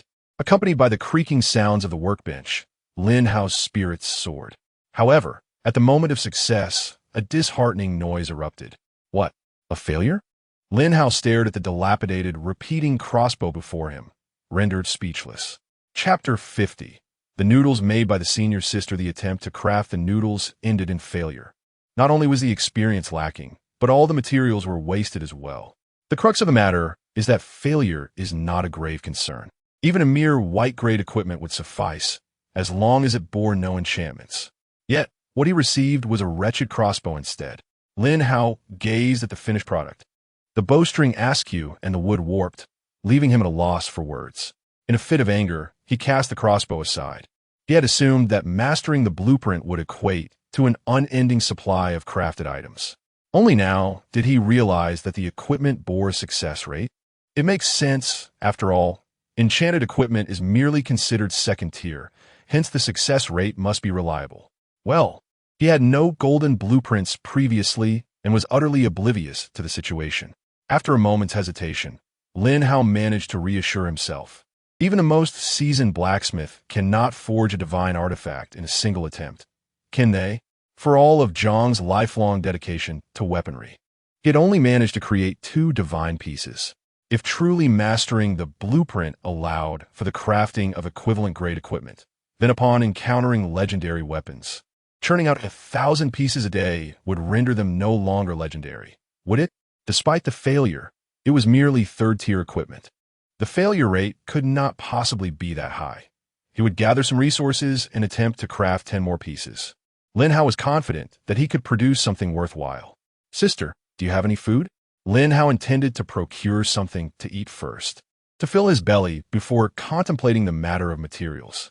Today, as tasks were plentiful, he still needed to gather vine grass and later attend to the fence. He was uncertain when the monsters would arrive. The most important task was to upgrade the wooden house to a stone house while it was still daylight. After inquiring, as he awaited He Tingting's response, he opened the crafting window to construct a stone working table. The stone working table is the primary facility for crafting all stone tools. For instance, stone mills, stone walls, stone tables, and more require this table for creation. Before the stone working table was completed, He Tingting had already replied. I boiled some water and was about to make noodles, but I didn't succeed. I'll give you the hot water. You can make the noodles yourself. Upon reading her message, Lin Hao felt an overwhelming sense of gratitude. Did his senior sister truly know he had gone out to hunt wolves and was now preparing food for him? Although it might not be presented beautifully, he did not care about appearances. No worries, just give me the noodles. I can manage with the noodles. Lin Hao offered ample encouragement. The goddess was preparing food for him. Why be so picky? Are you really sure? She asked. Absolutely, Lin Hao replied earnestly. All right then, I'll serve it for you. He Tingting hurried outside the wooden house, gazing at a pot of what resembled glue, hesitating as she ladled a bowl from it. Can this really be eaten? Maybe. No, I must see if you will truly eat what I have made. Though I lack cooking skills, I truly put my heart into this. After a moment's hesitation, He Tingting traded the bowl of noodle soup over. Lin Hao retrieved the steaming noodle soup from his storage box, and upon opening it, a wave of warmth enveloped him. He picked up the spoon and took a sip of the broth. After 2 minutes, Lin Hao finally summoned the courage to speak. Sister, could you please bring me a pack of instant noodles? Oh, He Tingting traded 2 packs of instant noodles over. In fact, right after He Tingting exchanged the noodles, she too mustered the courage to take a taste. Then, she fell silent. Do you know how salty it is to boil noodles in seawater? Yes, it's akin to boiling noodles in seawater, but with an additional 3 spoonfuls of salt. The perplexing part is that He Tingting had used mineral water to cook them, didn't she? How on earth did the salt end up so overpowering? Chapter 51.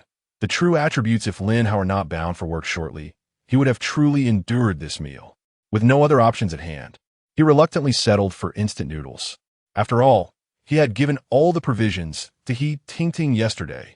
in an effort to alleviate the awkward atmosphere.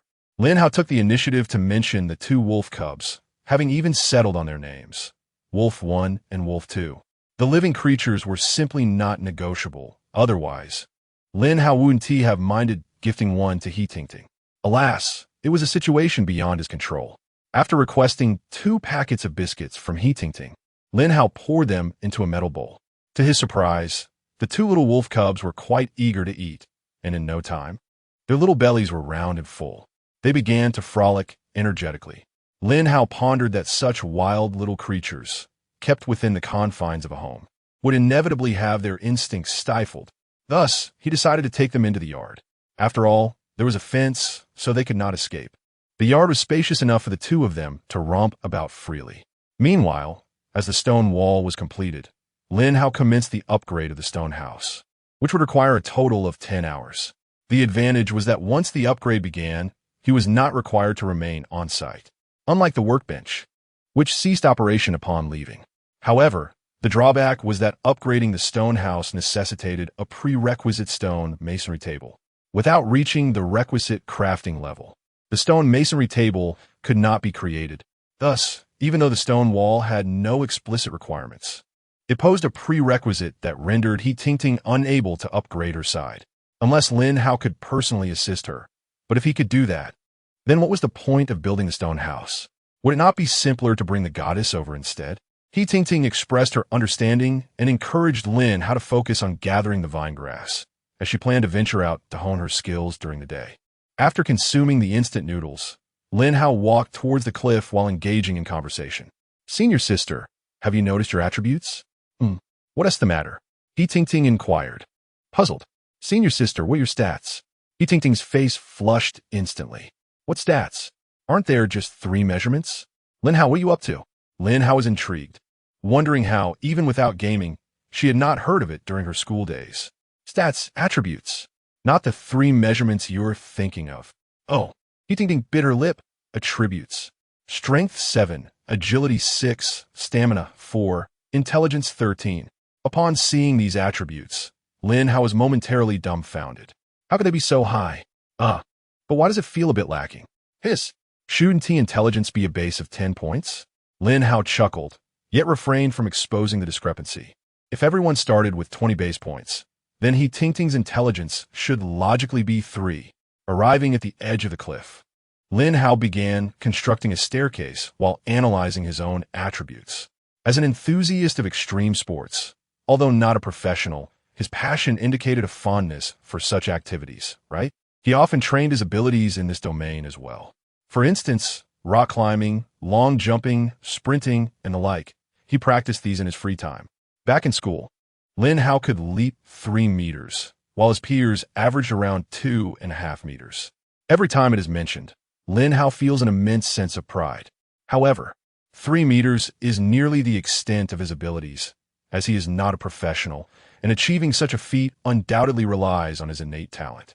Yet just moments ago, Lin Hao astonishingly leapt a remarkable 3 meters and 20 centimeters. The calculation is quite straightforward. 3 short wooden planks laid side by side measure exactly 3 meters. With a powerful bound, Lin Hao soared nearly an additional foot beyond those planks. Could this signify the transformation brought about by his recent upgrade? One must not underestimate those 20 centimeters. If such a calculation holds, at level 10, might he leap 5 meters? And what of level 20? Would that not equate to 7 meters? At level 35, 10 meters? A stride of 10 meters. What an extraordinary concept. Could it be that he truly possesses the ability to execute feats akin to the lightness of foot depicted in martial arts films? Chapter 52. Poverty. Lin Hao was indeed hopeful for such possibilities, yet at this moment, he was not entirely certain. He remained uncertain whether this world was truly different from the one he had previously known. What if it was merely a matter of gravity?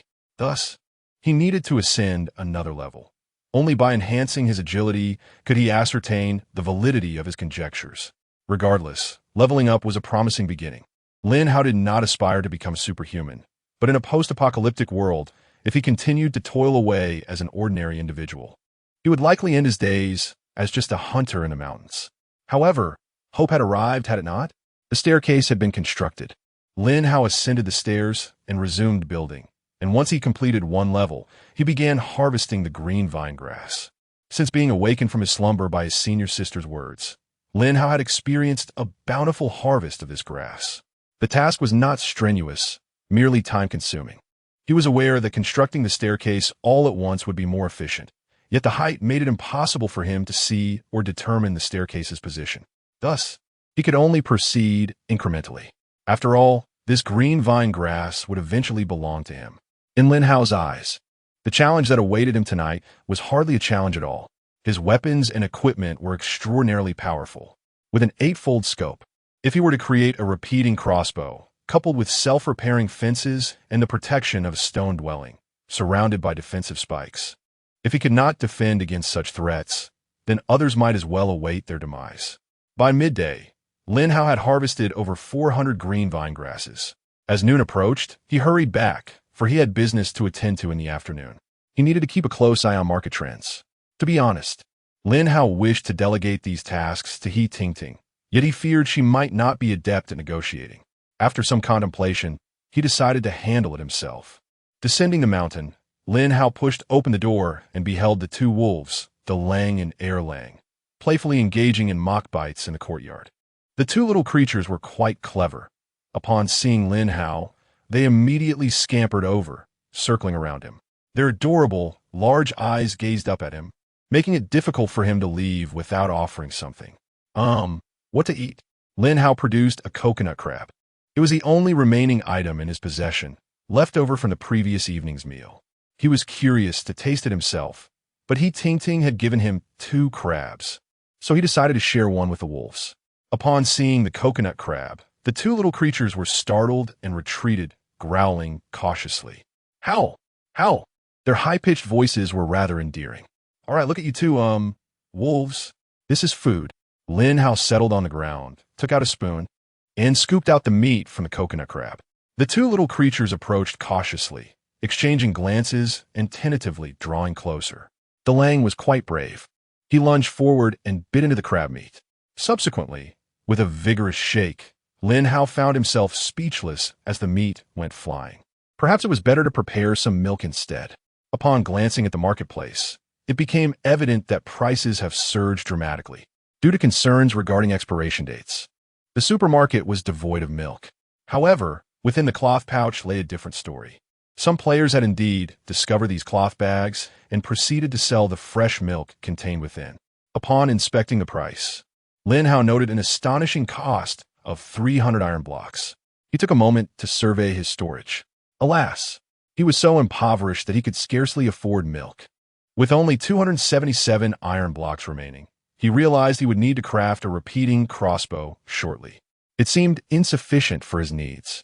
Rising to his feet, Lin Hao crafted 20 steel crossbows. Without a second thought, he cast them directly into the trading post, each bow priced at 200 iron. In no time at all, he amassed a fortune of 4,000 iron blocks. Chapter 53. A terrifying failure rate. Lin Hao unceremoniously accepted 10 boxes of fresh milk and opened 2 of them, pouring the contents for the 2 wolves, Wolf 1 and Wolf 2. Little did he know that in the brief moment he turned away, the wolves nearly devoured the paper cartons. Alarmed, Lin Hao swiftly snatched the cartons back, pouring fresh milk anew. Thus, alas, you two are hopeless. Perhaps it's best you return home. I simply cannot afford to sustain you. 10 boxes of milk, consumed in one lunch by the wolves, vanished in an instant. Unbeknownst to Lin Hao, while he was serving milk to the wolves, the chat window was abuzz with messages from a young lady, exchanging milk or bread for a horse-riding minigame. After a brief respite in his room, Lin Hao tossed another 100 crossbows into the trading post. 1 crossbow exchanged for a bottle of lubricant. The sudden listing of 100 crossbows instantly captured the attention of other players. However, upon realizing it was the eccentric Bei Zhuan Lin Hao, they fell silent. Players had grown accustomed to Lin Hao's peculiarities and refrained from excessive criticism. Though their thoughts were rife with incredulity, what could possibly be the matter with this Bei Zhuan Lin Hao? Why must he always be so unconventional? While others sought iron, timber, food, and water, he opted for sticks, lubricant, Such a collection was unprecedented. Despite the murmurs of disbelief, Lin Hao's offerings provided players with valuable options. Many novice adventurers were unaware of the true purpose of lubricant. Those who possessed it wasted no time trading, having quickly learned the brisk pace of the marketplace. A moment's hesitation could result in loss. Some even acquired several crossbows, assessing what else they might need to exchange. A bottle of lubricant for a crossbow was undeniably a lucrative deal. Observing the increasing stock of lubricant in his warehouse, Lin Hao ventured out once more. Why gather 100 bottles? Firstly, crossbows are not stackable items, and the warehouse would quickly overflow. Secondly, Lin Hao wished to ascertain the success rate of this golden elite equipment. 100 attempts would yield a rough percentage of success. Precise accuracy was not his aim. A general estimate sufficed. With the settings in place, he set the furnace to work. The furnace first forged steel wire. Though both steel and iron originate from the same metal, steel wire is considerably longer than iron wire. A bundle of iron wire could produce 7 or 8 steel crossbows, but when converted to steel, it would yield only 1. Thus, the consumption for a repeated crossbow was 1 piece of iron, while the previous steel crossbow required merely 1/7 of iron. With 100 set, Lin Hao proceeded to the warehouse, listening to the sounds of the carpentry table outside.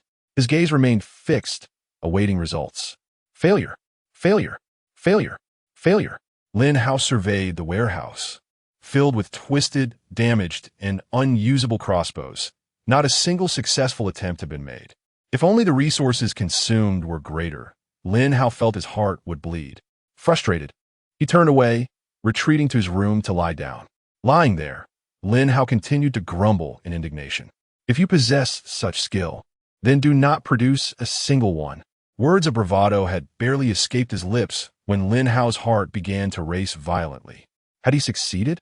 The sound of success echoed in his ears, prompting him to dash into the warehouse. Indeed, there it was, an exquisite crossbow adorned with a golden name, hanging in plain sight. Without a moment's hesitation, Lin Hao seized the weapon and stepped outside the room to examine it closely. Approximately 40 centimeters in length, its robust iron frame exuded an air of elegance, while the handle felt remarkably smooth to the touch. Upon closer inspection, he noticed an iron tube within the bow's shooting aperture. Was that a hint of rifling he detected? On the left side of the bow, a small hook caught his attention. With a firm tug, he activated the hook, which deftly drew the bowstring, allowing it to glide through the iron tube and latch onto the trigger behind it. Lacking a quiver, Lin Hao found himself unable to conduct any tests. Nevertheless, he felt an undeniable satisfaction with this new weapon. Chapter 54. The Cruel Retribution Crossbow Range. 300 meters effective strike range. 50 to 100 meters durability.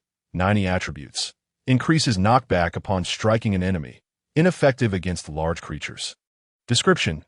This crossbow, imbued with knockback capabilities, features rifled grooves that induce rotation in the arrows, enhancing their penetrative power while bestowing a cruel effect. Cruelty expands the area of the inflicted wound, rendering it more difficult to heal. Equipped with penetration, knockback, and a cruel enchantment, Lin Hao gazed at the crossbow, deeming it a veritable trifecta of attributes. Indeed, compared to the previous steel crossbow, this assessment is quite reasonable. However, any crossbow of this nature inherently possesses the effect of rotating bolts, which can also be perceived as an advanced tier of crossbow, complete with its own supplementary effects. Before long, 100 crossbows had been completed. Yet, the success rate of merely 50% left Lin Hao daunted. The challenge was formidable. He was not averse to crafting more of these, but the material waste was indeed excessive. To embark on such production now felt like a squandering of precious resources. It is noteworthy that lubricating oil appeared only sporadically in the boxes, and, while not a premium item, it was considerably rarer than iron blocks. This might prove to be of greater utility in the future. With 2 crossbows now in hand, one for himself and one for his senior sister, he felt adequately equipped. Lin Hao proceeded to craft another 100 crossbow magazines. In comparison to the Retribution crossbow, the magazines were merely base-tier items, boasting a 100% success rate. The experience gained from this endeavor was significantly greater than that from crafting the crossbows.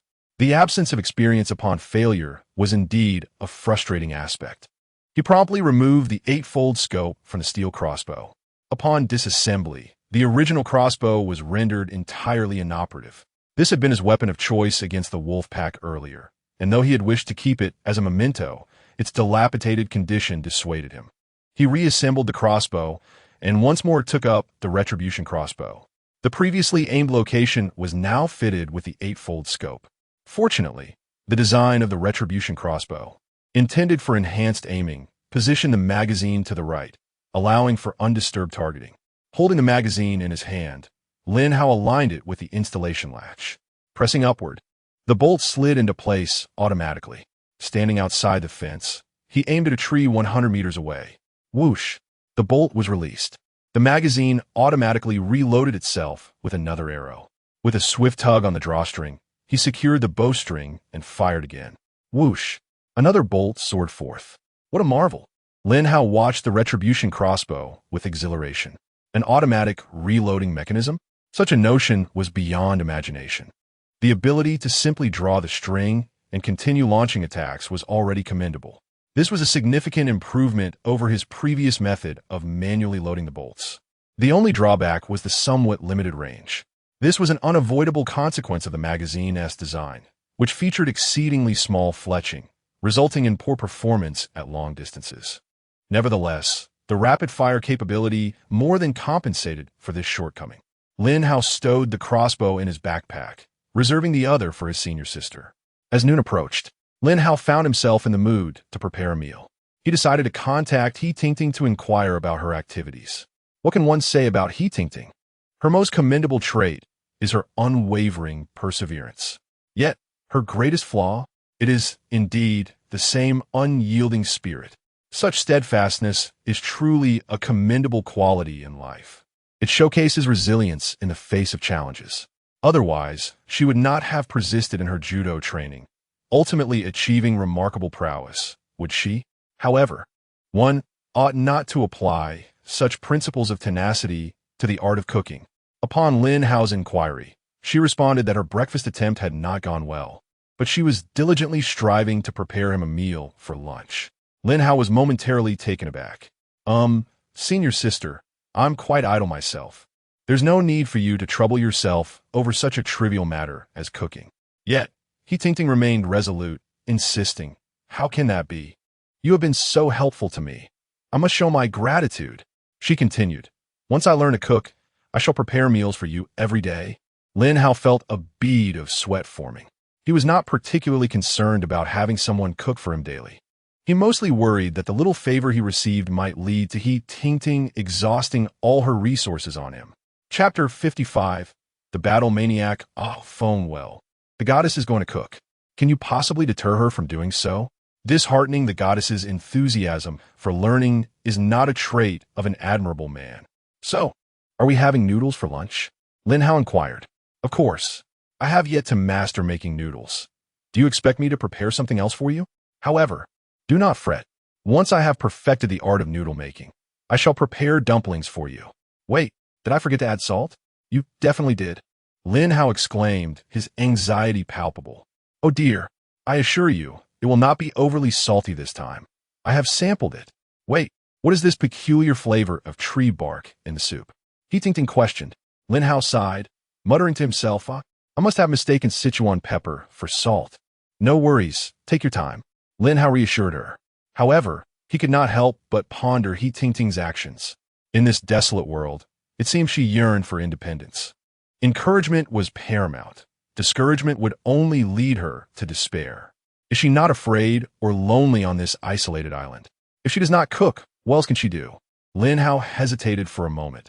He needed to find her some tasks to occupy her. He accessed the trading platform. Fortunately, there was a search function. Otherwise, locating blueprints could be a daunting task. Gradually narrowing down the search, he focused on survival-related blueprints and fishing blueprints. After some exploration, he acquired 2 blueprints. Weaving fishing nets materials required. Plastic 3, a simple weaving tool that, when placed in water, attracts fish for capture. Elevated crab trap materials required.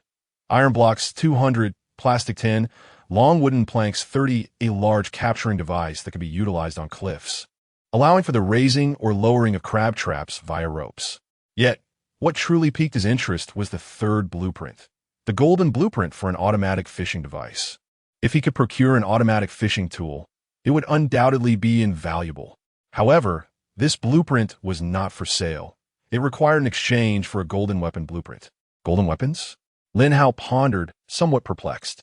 Could it be that someone else, like himself, had reached a level 3 crafting proficiency?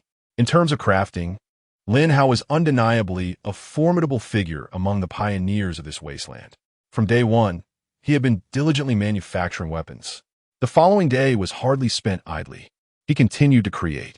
Meanwhile, many pioneers had spent their first day scavenging boxes, and even now, those who had achieved level 2 crafting proficiency were less than 1 in 10. Lin Hao observed the name of this pioneer, the battle maniac Offone, and his interest was piqued. For the first time, he proactively added him as a friend. The response was swift. Upon recognizing the name of Bei Zhuan Haonan, Offone seemed invigorated. "Oh, is this not the illustrious Hao Ge? What? Are you interested in my blueprints?" The individual was astute. The only reason Lin Hao could add him as a friend was that he had seen his blueprints. "Indeed, brother, the blueprints you seek are not in my possession. I have just searched and found that no one else has them either. Shall we engage in a conversation? Perhaps we could exchange for something else?" Lin Hao, perceiving the straightforwardness of his counterpart, felt that maintaining pretense was futile. "Brother Hao, at this moment, I am not interested in anything else. I am aware that those blueprints are exceedingly rare, but they remain as they are, left to fate. Brother Hao, your reputation in the trading circle precedes you, and I have heard of it as well. However, without the blueprints, I have no interest in anything else." Ah Feng's words effectively extinguished Lin Hao's aspirations for a trade. Chapter 56. Business must be discussed. Lin Hao was undeterred. How could he accept a refusal to purchase? He continued to persuade. "Do not say such things, my brother. Let's be friends. The absence of blueprints now does not imply their unavailability in the future. As long as the exchange has what I seek and is willing to sell, I shall undoubtedly acquire it. Moreover, are you not concerned about the monsters lurking tonight?" "Huh." Alphone responded with a couple of laughs, and then remarked, "Brother Hao, I possess no extraordinary skills, having only practiced martial arts since childhood, and I am merely lacking a fine weapon. Do not fret over a few minor zombies. With the right equipment, what can even the most formidable zombies do to me?" Noticing that the conversation was not progressing well, Lin Hao shifted the topic. "Brother Alphone, how about this? I may not have the blueprints, but I do possess a weapon. To be frank, the success rate for crafting items from the golden blueprints is a mere 1%. I can exchange this crossbow and a promise for the blueprint. The crossbow is a golden elite grade weapon, and I can provide it to you right away. As for the blueprint, should it be available in the exchange, I will certainly procure it for you. If you come across it, just inform me, and as long as the price is reasonable, I will ensure you acquire it. What do you think?" "Wait," Alphone exclaimed, a bit excited. "Are you saying you already have a golden grade crossbow? How come I haven't seen you selling it?" Lin Hao replied, "Did I not mention? The success rate for crafting that crossbow is exceedingly low. How about this? Let us exchange, and I will show you." Through the trade, Lin Hao sent over a multitude of his failed crossbows. "Wow, this..." Alphone was taken aback, as he had not been aware that crafting could indeed result in failure. If that were the case, then acquiring a blueprint did not guarantee his own crafting success either. "All right, I believe you now. Although you charge a bit more, Brother Hao, your credibility is intact." Alphone continued, "So let us proceed this way. I will trade the blueprint for your crossbow. As for the promise, I will not require the blueprint from you. Instead, when you are able, provide me with a golden melee weapon. Does that sound acceptable?" Lin Hao smiled slightly. Deal. Thus, a pleasant exchange transpired, as a crossbow was traded for an automatic fishing device. Having finally encountered a battle enthusiast, Lin Hao was determined not to let this opportunity slip away. "Brother, where do you hail from?" he inquired. Alphone replied, "The suburbs, though I am unsure of the city. It is quite remote here, with ample food, but an abundance of zombies, albeit fewer resources." Lin Hao remarked, "Brother, moving forward, if you come across anything valuable, do consult with me first. I cannot allow you to suffer losses. Should you find yourself in need, feel free to ask. I will do my utmost to assist you. Here, take this set of barriers as a token of friendship. Wow, Brother Hao, this item is quite expensive. Afong was ecstatic, surprised by Lin Hao's generosity. Lin Hao responded, there is no need for formality. We must look out for one another and lend a helping hand. Indeed, Brother Hao, if you have anything to discuss with me in the future, rest assured. This afternoon, I'm going to deal with a horde of zombies. Damn it, I've had my eyes on that crate all morning, but I just couldn't make a move. Now that I have a long-range crossbow, once I get my hands on that crate this afternoon, if there are blueprints inside, they will be yours. I always keep my promises. Lin Hao felt a surge of pride. It was only the third day in the wasteland, and not everyone was as ungrateful as a lone wolf. Just look at Afong, who understands the value of gratitude. He is truly worth nurturing. Brother, I look forward to your good news. Lin Hao is not modest. If there were indeed valuable blueprints, he would ensure that the first weapon crafted would go to him. This combative fellow had no interest in the trading system. He simply desired a fine weapon. Is that too much to ask? Chapter 57. The face of the goddess having successfully obtained the blueprint, Lin Hao's work commenced anew. Iron had never posed a challenge. As long as Lin Hao possessed the schematics for crafting, acquiring iron was a trivial matter. He examined the requirements for constructing the automatic fishing device. Efficient automatic fishing device, crafting requirements. Iron 50, short planks 100, plastic 10. The small automatic fishing device, designed for efficiency, could catch fish automatically up to 20 times a day, with success rates contingent upon the current aquatic population. Lin Hao swiftly manufactured a series of crossbows. For in critical moments, the reliability of the crossbow was paramount. This contraption not only fetched a good price, but also had a low production cost with a high success rate. He proceeded to craft 100 crossbows. However, on the third day, upon opening the trading post, Lin Hao noticed that the price of the crossbow, which had sold for 200 iron in the morning, had plummeted by afternoon. He managed to sell only 100. It seemed that as more individuals began to delve into crafting, the value of basic items steadily diminished. The 100 crossbows were listed for sale. As for the crossbow bolts, Lin Hao had largely ceased their sale, having discovered that crafting bolts no longer contributed to his experience as his level increased. Opportunities for profit should also be afforded to those who come after him. Let them take their turn. Within 10 minutes, he received an income of 10,000 iron blocks. Checking the time, he realized it was nearly 1:30. He needed to address the issues with the fences promptly. Yet, he pondered, how was the face of the goddess still not completed? Disregarding this, he proceeded to craft 10 elevated crab traps. This endeavor proved to be quite unprofitable. The experience gained was merely 10 points, while the materials required could have sufficed for crafting 200 crossbows. Nevertheless, who would undertake such a task if not for necessity? Upon completing the 10 advanced crab traps, Lin Hao noted that as a tool for daily living, these items had little demand. He feared they would end up like the stone walls, crafted but ultimately unused by heat tinting, which would be quite disheartening. Subsequently, he crafted 10 woven fishing nets, which yielded a meager experience of 1 point, even more dismal. The crux of the matter arose. The automatic fishing device, based on prior success rates, would require a staggering investment. While the iron was sufficient, needing only 50 units, he had a reserve of 5,000. However, did this device truly consume so many short planks? His warehouse contained merely 704 short planks. It appeared a significant collection was still necessary. He decided to craft another 100 crossbows, exchanging 10,000 short planks in return. Now, he was nearly ready. A glance at his resource depot revealed iron blocks 8904, sulfur or 100, stone 10078, long planks 3006, short planks 10604, plastic 1750, glass 1261, hay 46, sticks 92539, green vines 445, toxic spores 2. Lin Hao set the crafting project for 100 automatic fishing devices. The consumption would be 5,000 iron blocks, 10,000 short planks, and 1,000 plastic. The expenditure truly made Lin Hao feel as if he were bleeding. Without the crossbows, he genuinely wondered when he would gather such an abundance of materials. However, Returning to the matter at hand, without the assurance of acquiring the materials, even the little fish network seems to be enjoying itself. Does it not? As production commences, Lin Hao patiently awaits. His stomach begins to grumble. Is it already 2 o'clock? In the blink of an eye, half an hour has slipped by. Is the goddess preparing dinner? Lin Hao refrains from inquiring further, sitting on the ground, alternating between tending to the wolves and observing the exchange. It is nearly time. If they do not list soon, who would still purchase the fences? Lin Hao takes a moment to gather his thoughts.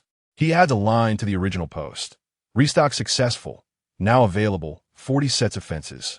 Chapter 58. The fencing craze for Lin Hao. He has never been anxious about the arrival of customers. He would first amuse himself with the antics of the wolves, confident that someone would eventually come forward. After all, the warehouse had been well stocked for them, hadn't it? However, more often than not, the first to arrive were not the customers, but rather the complaints of other adventurers. What the heck? Is this madness? Didn't they earn enough yesterday? They're back today? 40 sets? Does this fool intend to bathe in mineral water? Indeed, it's outrageous. While others toil to find wooden boxes, this guy profits so handsomely from home. Let's crush this. Let's crush it, brothers. Don't buy, don't buy. Whoever buys is a fool. The fencing is utterly useless. Only with weapons can one truly protect oneself. Damn it, if I had that fencing, I'd sell it for half price. No, I would demand only 20%. Look, this idiot is too scared to speak. Are you all so spineless? What is there to say? Their transactions are all conducted privately. Will they inform you? Rest assured, no one will buy. Just wait and see. Yet, Lin Hao paid no heed to their words. At such a time, the true, diligent adventurers were busy seeking avenues for survival. Meanwhile, these fellows still had the leisure to comment beneath others' posts, completely disregarding the imminent dangers. In every world, in every place, there are always such individuals. Even in the previous world, playing online games, there was always a group of people who, lacking in both equipment and levels, still delighted in nitpicking the flaws of the seasoned players. Yet, they never considered the fact that they were nothing themselves. Before long, a message notification chimed. Along had sent a message, "Brother Hao, didn't I say to inform me if there's stock? You're being rather disloyal." Lin Hao glanced at the message and nearly forgot who he was, but suddenly recalled that he was the lad who had previously purchased his fencing. Oh, he has got money. Brother, I've saved some for you. It's just not the right time. I didn't know if you were busy, but I was thinking of discussing it with you tonight. So, have you made up your mind? Along replied, I've made up my mind. No matter how much stock there is, one must have the life to keep it, right? I won't waste time. 500 colas, 300 mineral waters, and 200 other supplies. Let us make the trade. Lin Hao happily completed the transaction. He hadn't even utilized his 40 new sets of fencing. Previously, he had surplus stock and had given 1 set each to Lao Bai and Foam, so he still had some on hand.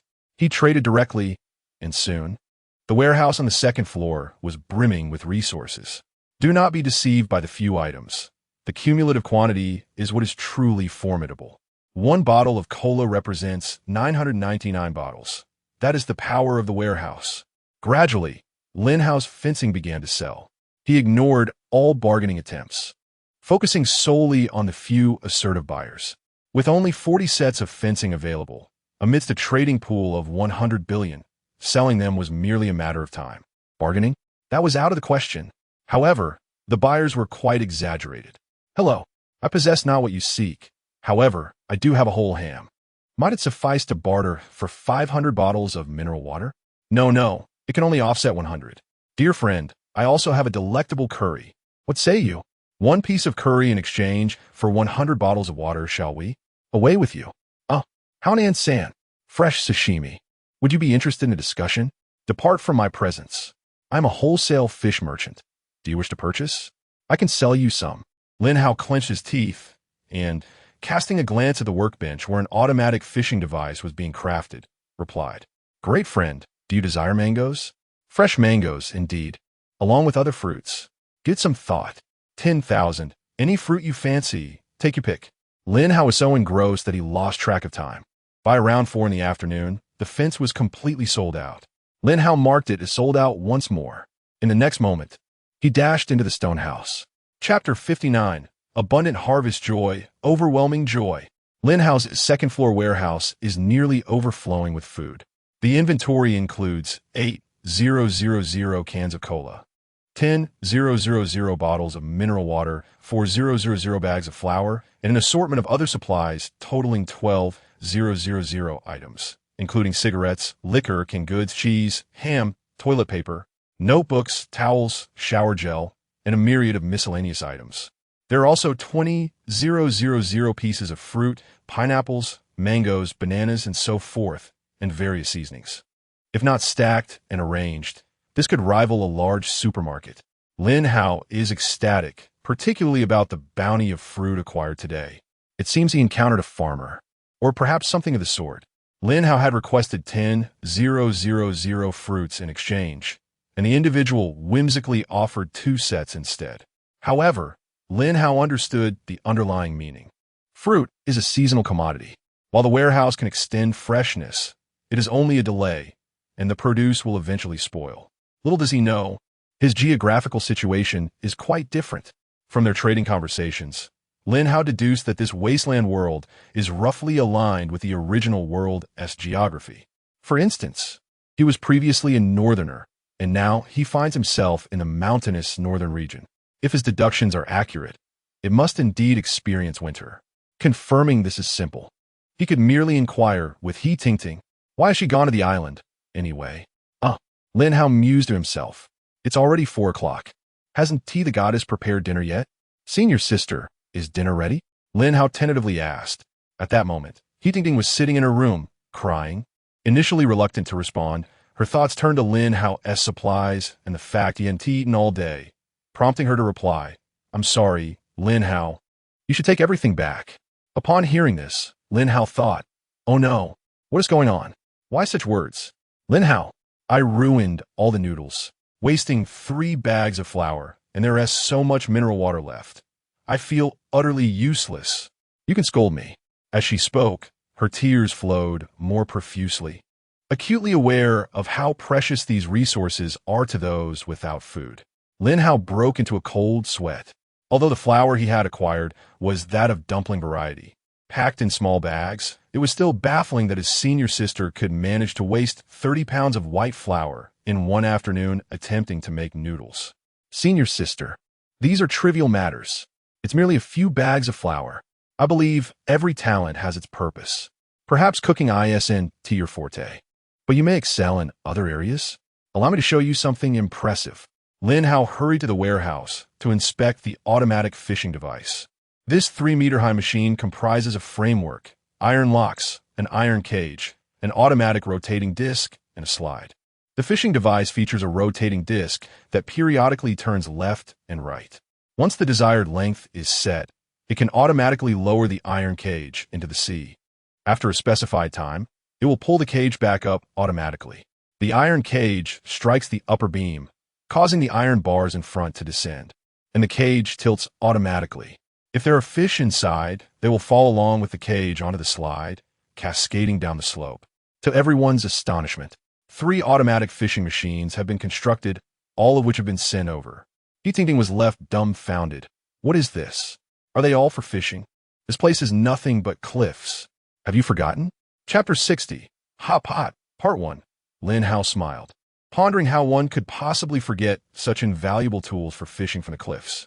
Senior sister, these are instruments that can be utilized to catch fish right from the precipice. Approach the edge, set up the elevated crab traps, and the automatic fishing device. By the way, I will prepare some plastic sheets for you shortly. You need to dig a reservoir at the corresponding spot on the automatic fishing apparatus, and place some plastic sheets at the bottom to prevent seawater from seeping in. This way, the fish caught will slide down the chute directly into the reservoir. Additionally, we can lay some plastic sheets beneath the fishing device, so each time we can bring up a bit of seawater. It will also automatically refresh the water in the reservoir, and once it overflows, the excess will flow away through the soil above the reservoir. Everything will be automated. Senior sister only needs to keep an eye on the reservoir to catch the fish. Although He Tingting felt touched, she lamented weakly, am I truly only capable of performing such effortless tasks? Lin Hao chuckled, reassuring her of course not. The fishing device cannot function without bait. Isn't this all part of your responsibilities? Look at me. I spent the entire morning gathering climbing vines. Does that require a high level of skill? Senior sister, we all start from scratch, whether we are wasteland dwellers or not. If we manage to catch fish, we can exchange them for the resources we desire. That brings hope. Heating wipe her eyes, yes, hope. We must have hope. Lin Hao, I'm hungry. Upon hearing her exclaim her hunger, Lin Hao realized his persuasion had borne fruit. All right, wait a moment while I see what delicious food we can prepare. Returning to the second floor, Lin Hao scoured the storage room. He dared not attempt anything with flour, fearing it might trigger painful memories for heating. After a moment's hesitation, he recalled their earlier discussion about having hot pot. With all the seasonings available, hot pot it would be. Stealing a glance at the two wolves, he felt a twinge of guilt. Cutting wolf meat in front of them seemed too cruel. Ultimately, he decided against it, even if they were unaware. He could not bring himself to do so. On the second floor, Lin Hao took out his knife and cutting board to slice the wolf meat. He pondered the effectiveness of the radiation cleaning agent. Would the low-radiation wolf meat be cleansed of radiation? He resolved to search for earthworm grass tomorrow to create a remedy and conduct an experiment. As for today, a few slices would suffice. Ever since acquiring non-radiative resources, Lin Hao had begun to develop a resistance to those that were radiative. Vegetables were scarce and fish balls, with no fish available. He could only prepare them when fish were caught. However, he did have quite a bit of vermicelli. This ingredient, when kept dry and sealed properly, has an impressively long shelf life and does not spoil. Unfortunately, other materials were proving difficult to find. Lin Hao grabbed a few cans of luncheon meat. Simplicity was key. He focused on the mushrooms, and thus the spicy mushroom hot pot was completed. Stepping outside, Lin Hao presented one portion of the meal to He while he began cooking his own. The two wolves bounded overexcitedly. Lin Hao promptly ushered them into the stone house, for the spicy hot pot was not a delicacy meant for such young ones. He provided them with some biscuits and mineral water, sweet in taste and quite palatable. At last, the two little ones settled into silence. Lin Hao smiled, stepping outside to sit beside the fire. Life at present was rather pleasant. However, according to logic, the radiation agent was due to activate soon. Could it be that the monster's onslaught would commence by the break of dawn? Chapter 61, Hot Pot, Part 2. If that were indeed the case, it would be quite a predicament. With the foragers having run out of potions, would everyone still be able to venture out tomorrow? Lin Hao was acutely aware of the significance of potions in the future. However, how many herbs could he possibly gather alone to concoct these potions? With so many people, how would they manage to survive? In truth, this concern was not solely on Lin Hao's mind. Numerous foragers were contemplating their forthcoming plans as well. They felt a strong desire to venture outside, yet tonight represented a crucial trial that each individual must endure. The unknown is what instills the greatest fear. Who else, apart from Lin Hao, could relish hot pot while engaging in light-hearted banter with a goddess amid such chaos? While boasting may be entertaining, serious matters must also be attended to. Lin Hao intended to craft a crossbow for He later on, but she insisted it was unnecessary. Do you not trust my abilities? If there were truly monsters now, I would no longer be bored. By the way, did you visit the wolf den today? Yes, Lin Hao replied. How many did you encounter? 6. So many? Weren't you frightened? At He Ting's inquiry, Lin Hao recalled the battle from earlier, and even now, he felt a twinge of anxiety, especially during the moment when two wolves had seized him. He nearly succumbed to despair. Nevertheless, Lin Hao ultimately triumphed over his fear, perhaps marking the moment when the former version of himself ceased to exist. Why would I be afraid? Lin Hao gradually recounted the events of that moment to He Ting. Fear is a natural human response. Not everyone can transform into a hero in an unfamiliar world in the blink of an eye. The crux of the matter was that Lin Hao had survived. Naturally, after hearing all of this, He Ting did not regard him as cowardly. Instead, she smiled with genuine appreciation. Lin Hao, you're truly brave. Her commendation was heartfelt. Facing numerous wolves and daring to challenge them already demonstrated Lin Hao's courage.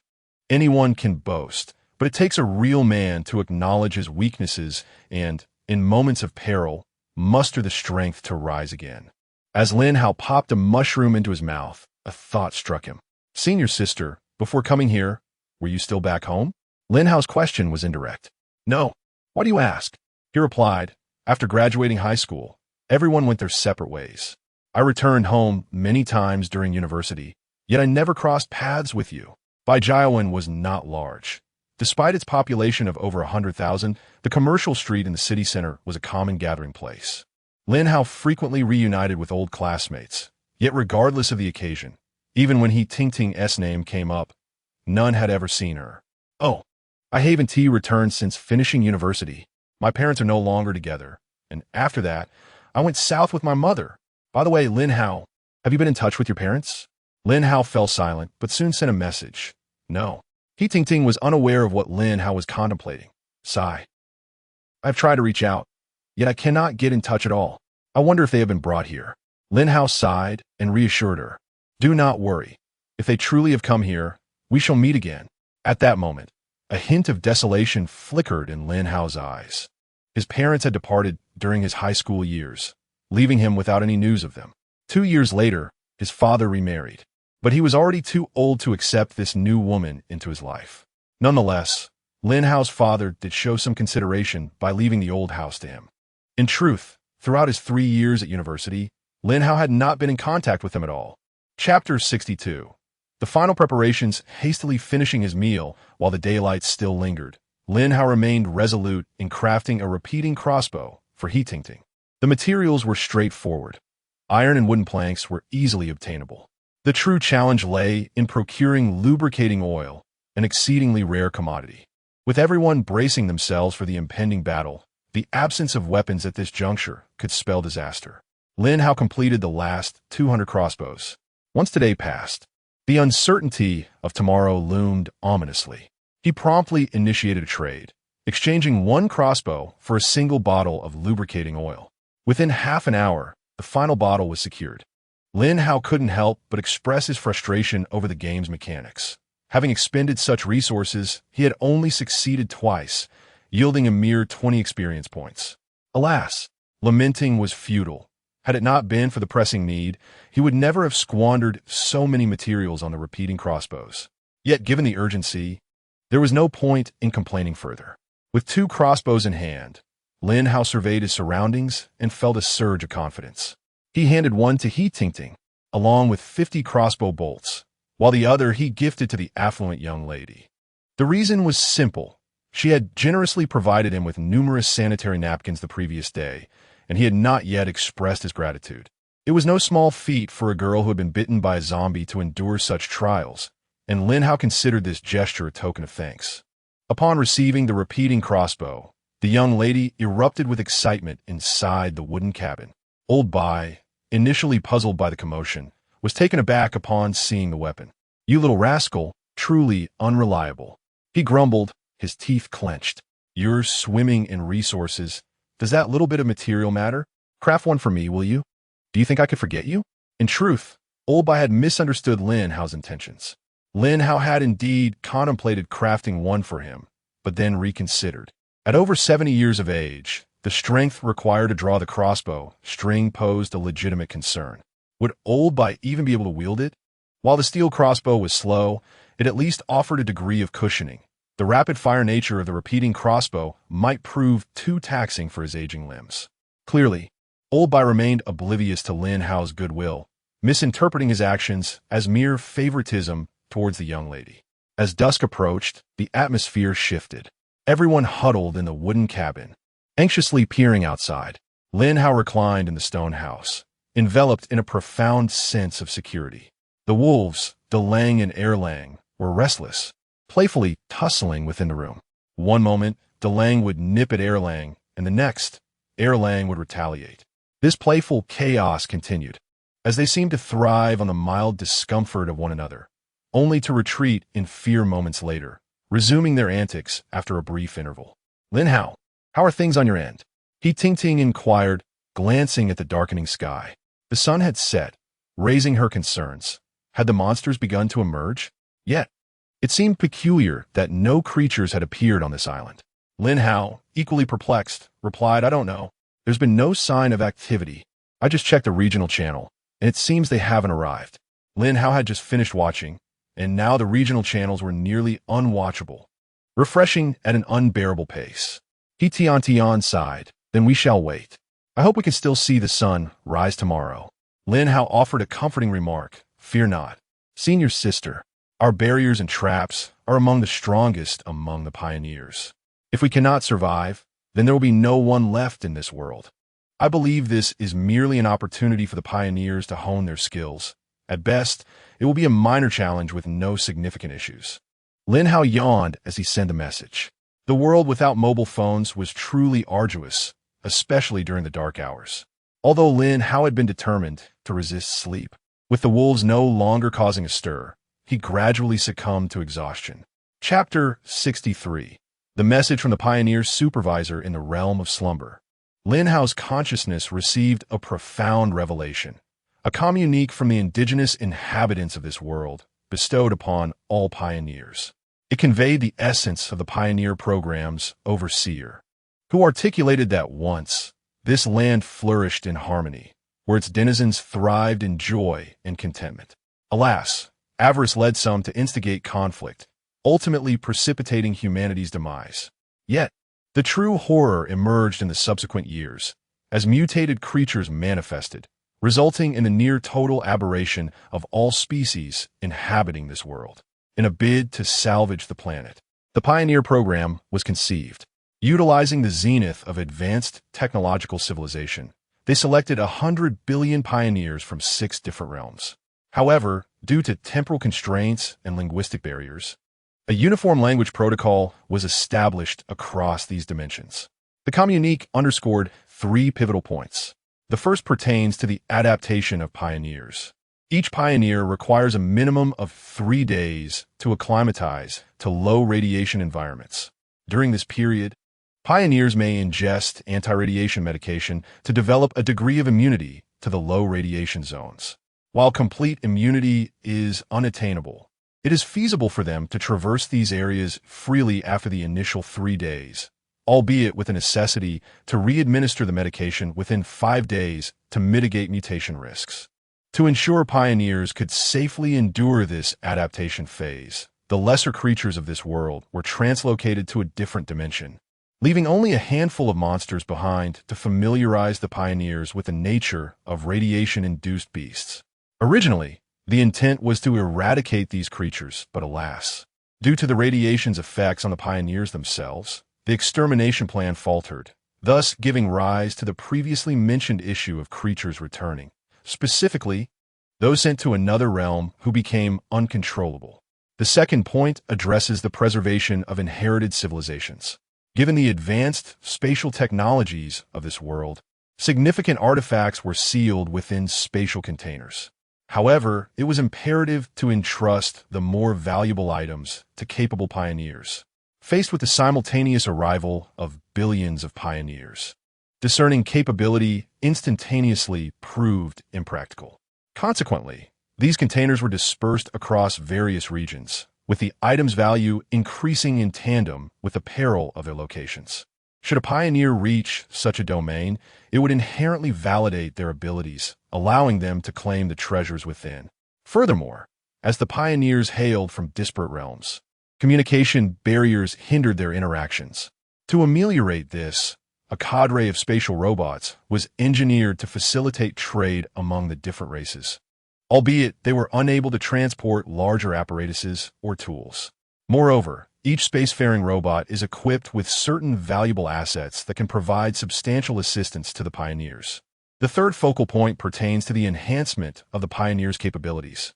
The forces of nature are impartial. The same power that can annihilate worlds can also nurture new horizons. As the pioneers are not directly affected by radiation, they possess the potential to unlock their latent abilities through the rigorous practice of vanquishing monsters or by engaging with low-radiation environments. Each advancement of a pioneer not only augments their inherent abilities, but may also bestow upon them unique powers. They have categorized the experience gained from a pioneer as progression, revealing that for every 10 levels attained, there exists a possibility of awakening. However, such abilities are not universally accessible. They depend on the individual conditions of each pioneer. Some may awaken at the 10th level, while others might need to reach the 4th or 5th set of 10 levels before experiencing an awakening. Undoubtedly, those who can awaken at the 10th level are regarded as the chosen ones. Chapter 64. The Emergence of Monsters Upon Awakening from a Deep Slumber. Lin Hao discovered that the price of cola had plummeted. It seemed that adventurers had taken to consuming low-radiation water, as this peculiar beverage purportedly enhanced their attributes. Those who still indulged in cola appeared somewhat pedestrian in comparison. In the early hours of the morning, Lin Hao, caught in a haze between dreams and reality, felt the gentle licks of his wolves, Big Wolf and Little Wolf, on his face.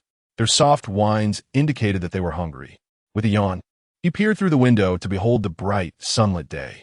Had the third day truly passed so swiftly? As he recalled the information swirling in his mind and gazed at his wolves, a frown suddenly creased his brow. Wait a moment. Ding. The notification for the 4th day's sign-in had commenced. Please choose whether to sign in, host. Each morning, Lin Hao was met with a timely reminder to check in. Sign in. Without a moment's hesitation, he recognized the importance of this ritual. Congratulations, host. The sign-in for the 4th day is complete. The blueprint for your homestead has been stored in your warehouse.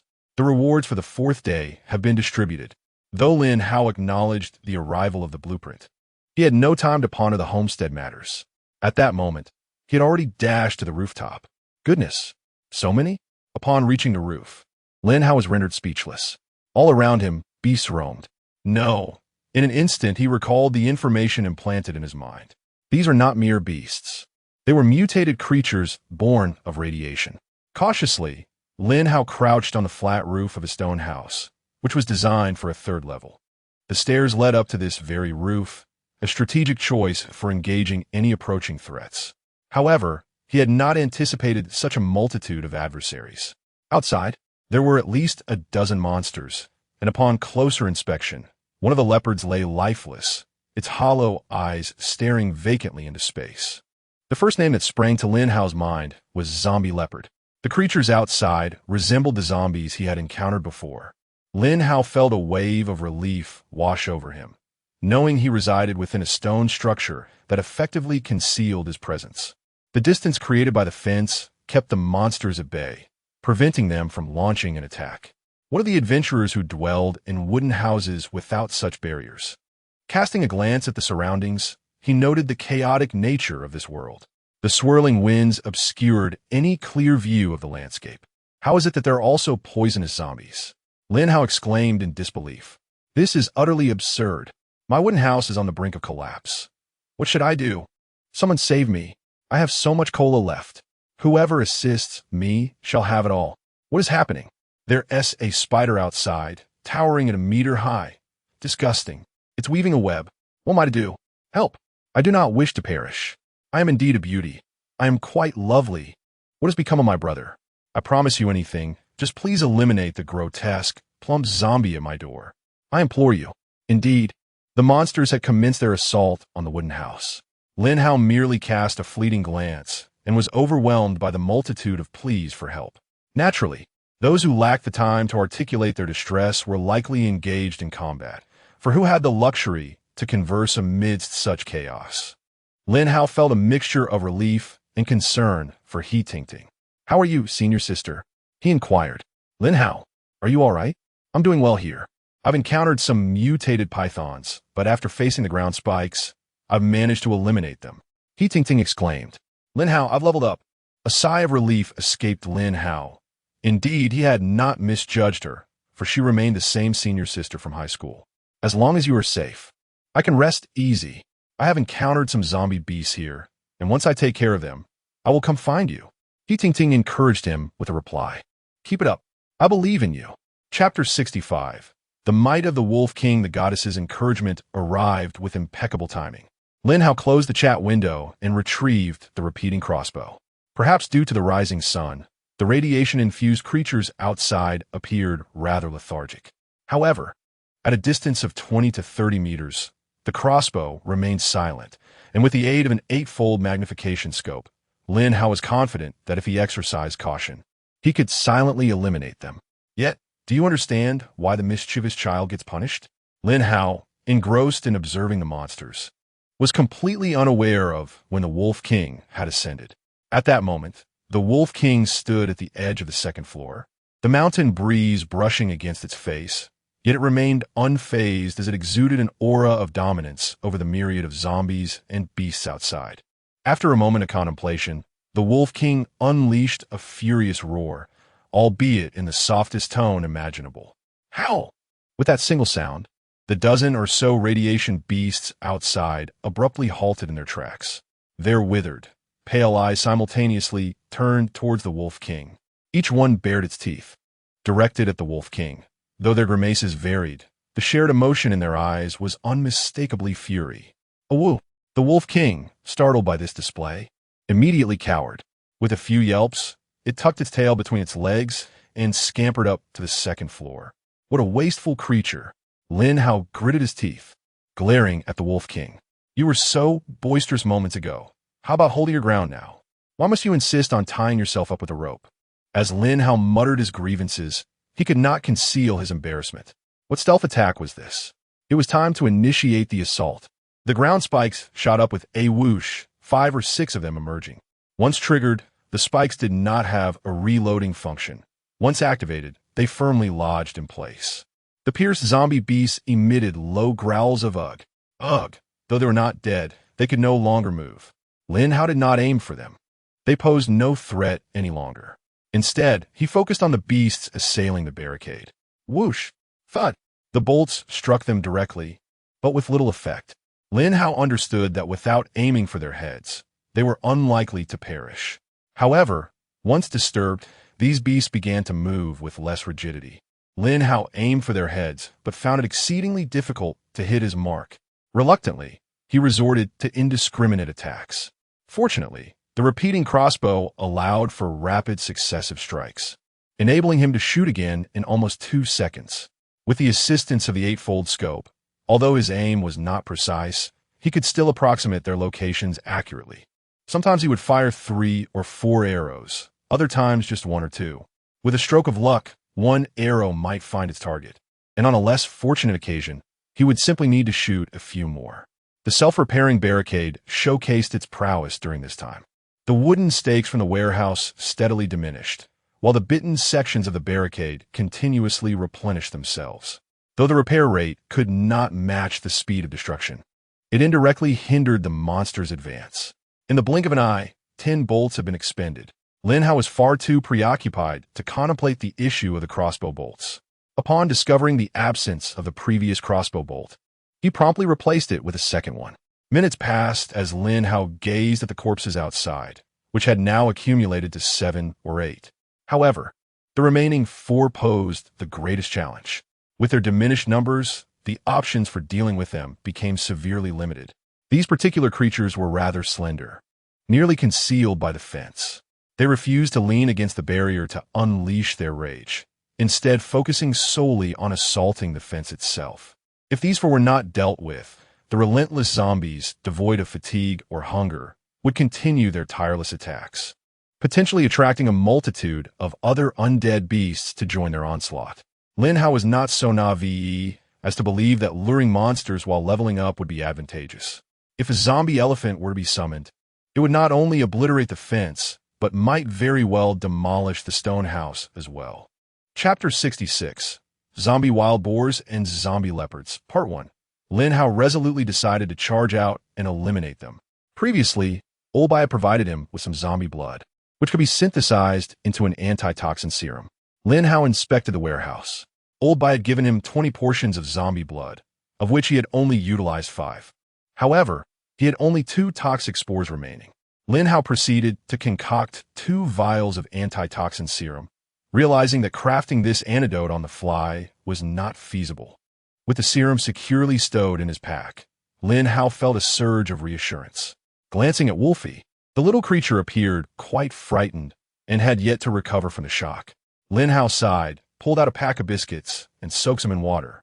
Before he could set the bowl down, Wolfie perked up considerably. Well, there was no time to dwell on them now. Observing Wolfie, who seemed to regain some spirit, he turned and descended the stairs.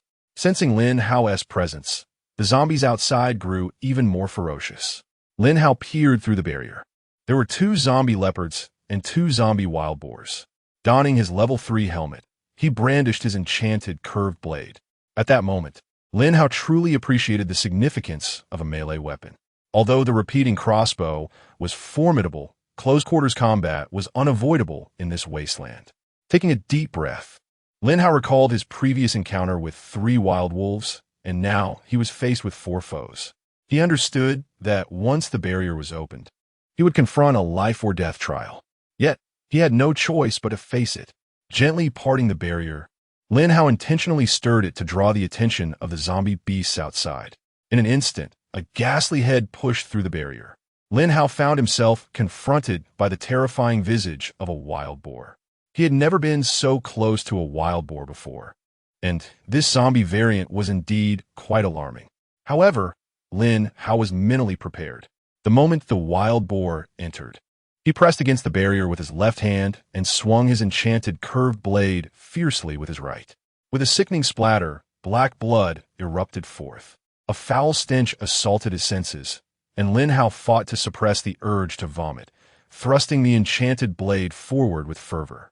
He could not concern himself with the odor. Survival demanded that his hands remain in motion. After delivering a flurry of over a dozen thrusts, he paused, noting through his helmet that the boar still retained a sliver of life, indicating it could still pose a threat. Reversing his grip on the blade, Lin Hao struck downwards with all his might. With a final, decisive blow, the wild boar collapsed lifelessly. Its massive frame nearly obstructed the majority of the small gate. Behind it, another zombie wild boar and 2 zombie leopards were effectively trapped outside. Lin Hao reached out with his left hand to dismantle the zombie wild boar. Just as the creature vanished, a zombie leopard lunged forward. Lin Hao swiftly pushed the small gate, pinning half of the leopardess body against the entrance. A roar of frustration escaped him as he relentlessly stabbed at the zombie leopard's skull with his enchanted blade. The leopardess cranium proved resilient. His initial strikes failed to penetrate. While exerting all his strength to shove the door, he continued his desperate assault. After approximately 3 minutes of struggle, Lin Hao finally succeeded in vanquishing the zombie leopard. In that fleeting moment, he contemplated retreating and closing the door. To his astonishment, this zombie leopard was far more terrifying than he had anticipated. In truth, Lin Hao was overly anxious and failed to notice that many of his strikes had merely struck the fence, inflicting no significant damage upon the creature. However, the primal fear of confronting a leopard is not something one can easily overcome. Even the wild boar moments ago had not fazed him in the slightest. After all, it was merely a pig, but this was different. It was a leopard. Had it been 4 days prior, in his former world, the mere suggestion of hunting a leopard would have been a ludicrous proposition. Even if armed with a firearm, he would hardly have dared to attempt it. Chapter 67. The Zombie Wild Boar and Zombie Leopard, Part 2. For the sake of survival, for the essence of life itself, in a world that once was, one had to learn the virtue of relentless labor. Here, however, one must confront the ferocity of these beasts. Lin Hao resolutely opened the fence. He needed to eliminate the remaining 2. Otherwise, the consequences were utterly unpredictable. This time, Lin Hao took the initiative and charged forward. He had considered the impact of the ground spikes on the battle. Consequently, only a row of spikes surrounded him, which had already been triggered. Now, by simply dashing ahead, he could engage in combat within a designated area. The zombie wild boar and zombie leopard turned to pursue him almost simultaneously. Their movements lacked coordination, driven solely by instinct as they chased him. Lin Hao realized that evading them was impossible. He had merely gained a brief distance due to his sudden burst of speed. Upon reaching a spacious area, Lin Hao turned and struck with his blade. He could sense the 2 figures closing in behind him. With a fierce roar, he swung his weapon, landing a decisive blow on the zombie leopard's jaw, nearly severing it.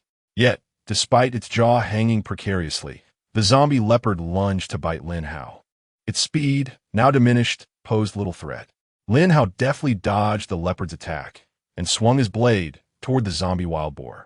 His intention was not to engage the wild boar directly, as it was still some distance away. Instead, he aimed to hinder its momentum. buying himself precious seconds to focus on the zombie leopard. The enchanted curved blade grazed the wild boar's hide, achieving the desired effect. As the wild boar sprang forward, its hooves struck the ground, but its mind lagged behind, believing it had steadied itself to continue its charge. It stumbled forward as its feet finally made contact with the ground. Lin Hao ignored the wild boar. Instead, he angled his curved blade to strike the approaching zombie leopard once more. This time, it moved as if in slow motion, though its speed remained formidable. Lin Hao seized the opportunity to anticipate its movements. Utilizing this moment, he retaliated twice in quick succession. Meanwhile, the risen zombie wild boar charged again. Facing two relentless creatures, devoid of pain or fear, Lin Hao recognized the greatest challenge lay in their unyielding assault. Unlike wild wolves, they did not seek out vulnerabilities to exploit. While this could suggest a lesser threat, the incessant frequency of their attacks left Lin Hao little room to breathe. However, he had experienced being cornered before and would not allow himself to be placed in such a passive position again. As the zombie wild boar barreled towards him, he swiftly sidestepped. In the instant the wild boar passed, he dashed to the opposite side, ensuring he maintained a direct confrontation with both undead beasts. At this moment, Lin Hao found himself perfectly poised for a counterattack. After retreating 3 or 4 steps, he tossed the curved blade into his left-hand storage box and deftly retrieved a crossbow. The crossbow lacks the capability for successive strikes. However, its attribute lies in its piercing power, inflicting greater damage. It was nearly pressed against the skull of the zombie leopard. Lin Hao pulled the trigger, and the bolt from the crossbow was a cross-shaped arrow. Without a sound of slicing through the air in the next instant, the bolt penetrated directly into the head of the zombie leopard. The creature's head violently jerked, and its entire body was instantaneously propelled away. This occurred because it was still maintaining its charge, yet on its path of assault, it met its demise. Chapter 68. Upgrading once more. Enchanted equipment, the piercing attribute was indeed incomparable to the rifling of the repeating crossbow. This was a fundamental property. Upon impact, it enforced penetration. Although the repeating crossbow rotated, it could not penetrate, and there was no remedy for that. This further solidified Lin Hao's conviction regarding the significance of proper weapon enchanting. Once again, a wild boar charged at him. With only one remaining, Lin Hao felt untroubled. He drew forth his repeating crossbow, donning an expression of mockery. Aiming the crossbow, he took his shot. The 4-legged zombie boar was not so easily repelled. Despite showing signs of impact, it remained steadfast, merely leaning back slightly. Yet, Lin Hao was unfazed. With his left hand, he continued to pull the bowstring while skillfully evading the charging zombie boar. In a swift motion, he fired again. Whoosh! Thud! The zombie boar had become Lin Hao's living target. He had no intention of swiftly dispatching it, instead choosing to practice. Such a target was rare, often lurking in the mountains, and mastering blind shots was essential. Shooting at a tree would hardly hone his skills. Only a moving target could truly enhance his technique. After more than half an hour, Lin Hao, panting and wiping the sweat from his brow, observed that the zombie boar had been transformed into a quilled monstrosity. Arrows protruding from its body, severely hindering its movement. Nevertheless, the zombie boar, oblivious to its dire situation, continued its assault. It failed to comprehend that the moment Lin Hao paused, it had lost its value as a target. With a swift stroke, Lin Hao dispatched the zombie boar and approached the spiked ground, finishing off the remaining undead beasts with a decisive blow to their heads. After slaying 3, he once again felt that familiar sensation. He had leveled up. Lin Hao, Human Pioneer current level, 3 strength, 6 agility, 71 stamina, 51 wisdom, 4 physical condition, slight hunger comprehensive evaluation, a successfully promoted pioneer. Beginning to grasp the true power of the wasteland, Lin Hao examined his attributes, noting the increments in his growth. This time, he had gained 2 points in attributes, with an additional point in stamina. However, both of his previous upgrades had notably increased his agility. It was evident that his current growth trajectory favored agility. Recalling the words of the leader of the Pioneer program from the previous day, Lin Hao remembered the notion that a Pioneer's growth leaned towards their inherent potential. In other words, if one wished to enhance strength, one should engage in brute force combat. For someone like Lin Hao, whose agility surpassed other attributes and who leaned towards range combat, it was only natural that agility would be augmented. After dismantling the corpses, Lin Hao tidied up the area. The zombie beasts yielded little in resources, merely 50 units of zombie blood and 240 gold coins. It was worth pondering. Was there anything else of value on them? Would Lin Hao dare to dissect 100 pieces of zombie flesh? It is not merely a matter of courage. Rather, it is quite repulsive. Upon returning to the small courtyard, Lin Hao connected the elbow joint and took a cold shower. Early in the morning, he found himself with no other option. His body was covered in rotten flesh and fresh blood, emitting a strong odor. After an hour of washing, Lin Hao felt he still wasn't clean enough, but could no longer endure the cold, so he returned to his room. Wolf had already regained its vitality, and Lin Hao cradled it in his arms before lying down on the second floor. He reminisced about the messages from the previous night. The homestead. He suddenly recalled the homestead map from his check-in. He had yet to examine it. Chapter 69. The blueprint of home. Lin Hao unveiled his personal blueprint for a homestead. This was a one-time use blueprint, and upon selection, it would vanish forever. The possessor of the blueprint could swiftly establish a homestead. The foundational requirement for construction was a plot of land suitable for building. As for population requirements, a minimum of 5 individuals must be willing to join the clan. Material requirements included 50,000 iron blocks, 10,000 short wooden planks, and 800,000 stones. These are the bare minimum prerequisites. Upon successful construction, it would yield a modest central castle for stone houses, a family warehouse, along with surrounding walls and 4 watchtowers. Moreover, the family totem served as an ancillary structure to the castle. It not only upgraded the homestead buildings but also provided 10 summoning scrolls for clan members. However, the homestead established in this manner was merely the most rudimentary base, devoid of any production capacity. To achieve production capabilities, further buildings would need to be constructed. Iron and wooden planks were merely auxiliary materials, and Lin Hao could comprehend their quantities. Yet, how could he possibly amass such a vast quantity of stones in one fell swoop? Purchasing them at the trading post, his warehouse could scarcely accommodate them. After calculating, Lin Hao concluded that the current warehouse sufficed for iron. However, the staggering 800,000 stones would necessitate nearly 4 small warehouses. This implied that he would need to construct 2 additional stories atop his stone houses, as the area of a single stone house could barely contain 3 warehouses, plus a corridor. The 4th warehouse would have to be built at ground level. Rising to his feet, Lin Hao stepped outside his room and glanced to the left of the wooden house. The most logical approach would be to add warehouses here. For stories of stone houses, without a solid foundation, he feared they might topple one day. There was no alternative. Now that the homestead blueprint was in hand, construction was imperative. At this moment, everyone was engaged in combat, striving for survival. With his formidable defenses, including barbed fencing, he had only just resolved his troubles. It was likely that the vast majority of people were still battling. He resolved to continue gathering green vines. Although the previous day's message indicated that pioneers could operate under low radiation, Lin Hao remained skeptical about acquiring abilities through such mutations. Why not utilize anti-radiation potions? While mutations could be beneficial, one misstep could lead to unforeseen consequences. Who would he turn to for recourse then? After organizing his gear, Lin Hao configured the warehouse. His small warehouse was economical, requiring merely 1,000 stones. For warehouses would cost only 4,000 stones.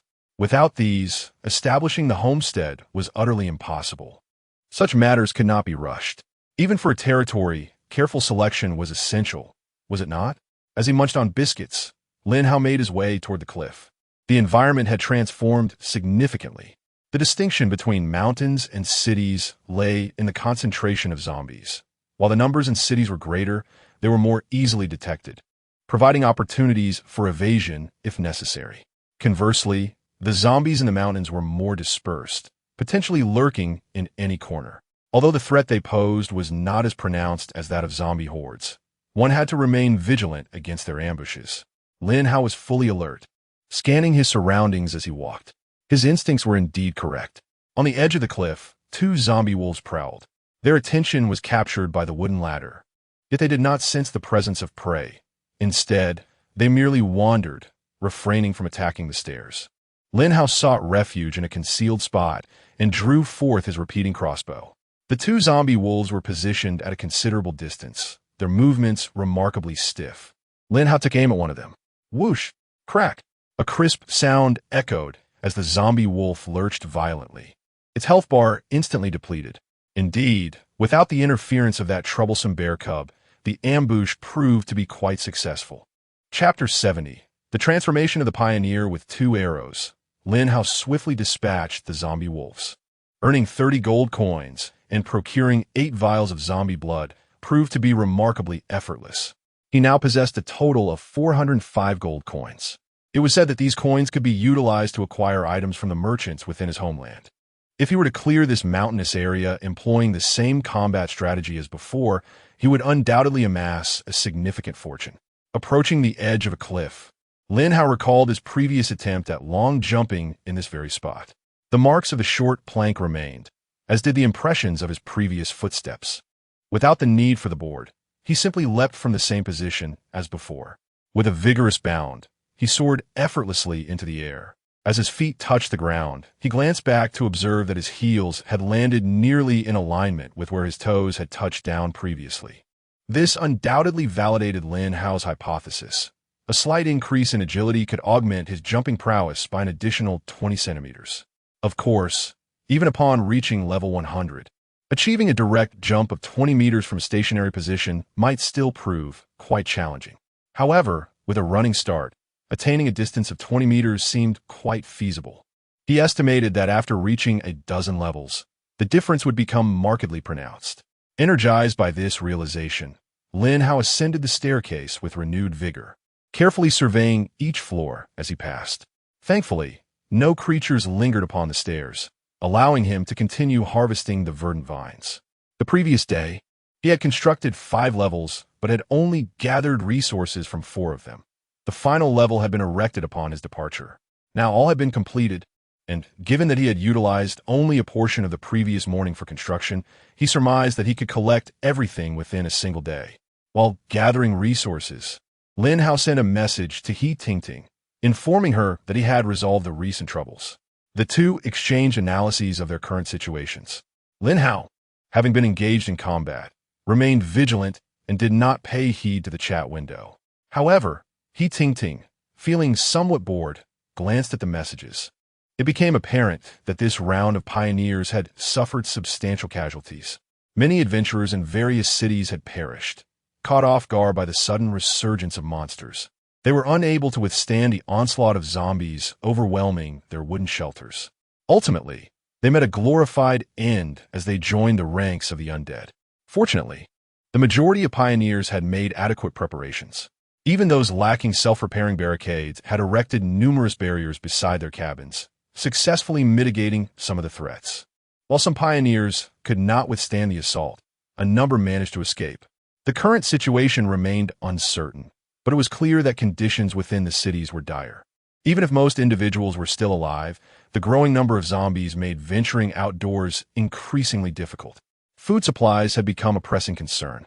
The silver lining, however, was that pioneers, realizing they could grow stronger through slaying zombies, began to take more initiative. Although the undead were numerous, so too were the adventurers now actively hunting them. It was believed that this issue could be resolved in the near future. Lin Hao has come to realize that his identity as a pioneer is undergoing a transformation. From an initial state of passivity, he has begun to embrace a more proactive approach. Therefore, in the time to come, the pursuit of superior treasure chests will become paramount. Lin Hao has also resolved to harvest all the verdant grass in the area before embarking on an exploration of the entire mountain. With the issue of survival now resolved, the competition among pioneers is set to commence. Those who can amass greater wealth will likely gain a more significant voice in the future.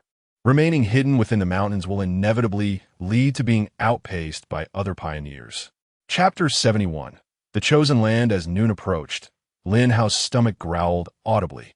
He had skipped breakfast, Not that he was incapable of preparing it, but after witnessing those undead beasts, he found himself utterly devoid of appetite. Thus, he set out on an empty stomach.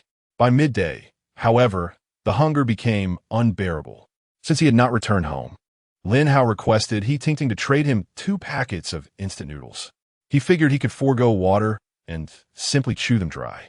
To his surprise, He Tingting handed him 2 grilled fish instead. Wow, seafood! Lin Hao exclaimed, delighted. Why hadn't the goddess mentioned this? She was treating him to a delightful surprise. He chuckled to himself as he noted the abundance. More than 10 fish. This time, he was determined not to embarrass himself. As he took out the grilled fish, a natural aroma wafted through the air, requiring no additional seasoning. The first bite was rather dry, devoid of oil, yet the taste of cumin was quite agreeable. Lin Hao recalled having a few bottles of wine. Although he was not particularly fond of drinking, an inexplicable urge to indulge arose within him. He Tingting traded him a bottle, sternly warning that he must return more than half of it, only permitted to drink up to the label S mark. Lin Hao understood her concern.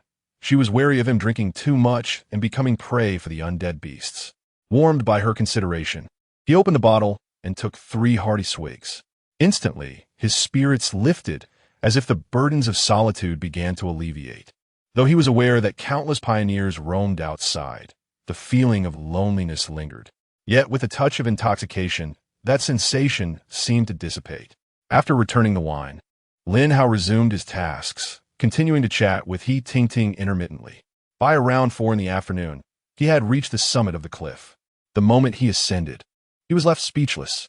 Before him lay a breathtaking vista that defied description. At the foot of a solitary peak, lush greenery blanketed the ground, and a stream flowed straight east, the very source of the water he had previously gathered. In the distance, a few wild apple trees stood adorned with vibrant, green fruits, a sight most delightful. Though Lin Hao was not in need of fruit, the lively scene before him infused him with a sense of comfort. This was indeed the chosen land. If he could construct a stone castle atop the cliff as his abode, it would be nothing short of paradise. He surveyed the flat terrain, confirming that no caves were present in the vicinity. The circular cliff almost entirely obstructed any wild beast from ascending. With the removal of a few pesky saplings, this area would be an impeccable home. Lin Hao retrieved his blueprint and initiated the creation process. Due to insufficient materials, the blueprint could not be established, alleviating any concerns about its disappearance. Nonetheless, he could visualize the castle's potential footprint. If the castle could be partially embedded into the main peak, it would be nothing short of perfection.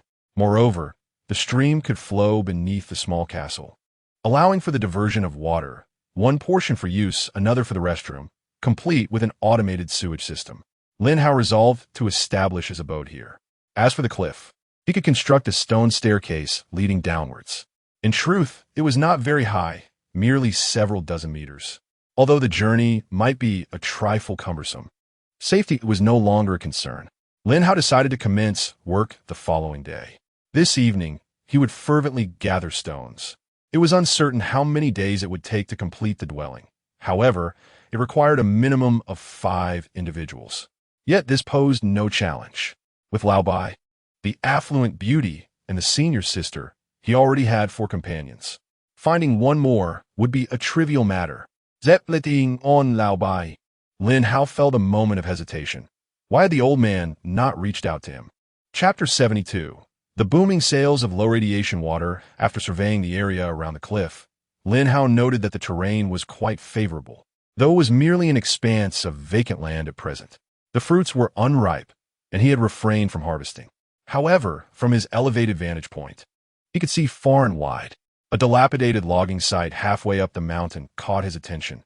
He had previously overlooked its proximity due to the obstruction of trees. Lin Hao resolved to investigate it the following day. Descending the cliff, he made his way directly to the stone house. Upon entering, he was immediately greeted by Wolf 1 and Wolf 2, who rushed towards him, nearly starving. Lin Hao hastily prepared some biscuits for them. He still had over 700 iron coins. Concerned about their nutrition, he spent another 3,000 iron to procure 10 boxes of fresh milk. As he poured it out, he murmured, "You little rascals better show me some gratitude in the future. Do you understand? Consuming 5,000 iron a day, you two are even more extravagant than Transformers." Wolf 1 and Wolf 2 were oblivious to his complaints. Upon seeing the milk, they eagerly endeavored to please Lin Hao, drinking voraciously without waiting for him to serve it. Settling back beside his bed, Lin Hao opened the trading platform. After a long day of toil, the pioneers had largely acclimated to combat. Some individuals began to revert to their former selves. Nevertheless, many expressed concerns about the potential for mutations if they abstained from consuming anti-radiation potions. Lin Hao paid little heed to this. Having consumed a potion himself that would last 3 days, he dismissed the notion of low radiation issues. What truly captivated Lin Hao's attention was the persistent visibility of his post. Why is it still at the top? He pondered. I haven't sold any barriers for a whole day. Shouldn't it have vanished by now? Curiosity compelled him to click on it. That fool must be sobbing in the restroom by now. He.s. drinking low-radiation water. But what good are his tens of thousands of bottles of cola? Indeed, cola had become as cheap as cabbage. In this wasteland, prices fluctuated daily. Had he known, perhaps exchanging for some low-radiation water might have granted him mutation abilities? Cola? Sugary drinks? They would only lead to diabetes. Lin Hao shook his head in exasperation at this idiot. Diabetes existed in ancient times too. Is that really cola's fault? He chuckled. I'm just doing this for the thrill. But who knows? Maybe he's using cola to bathe. Lin Hao smiled to himself. These fellows must be driven mad with envy, right?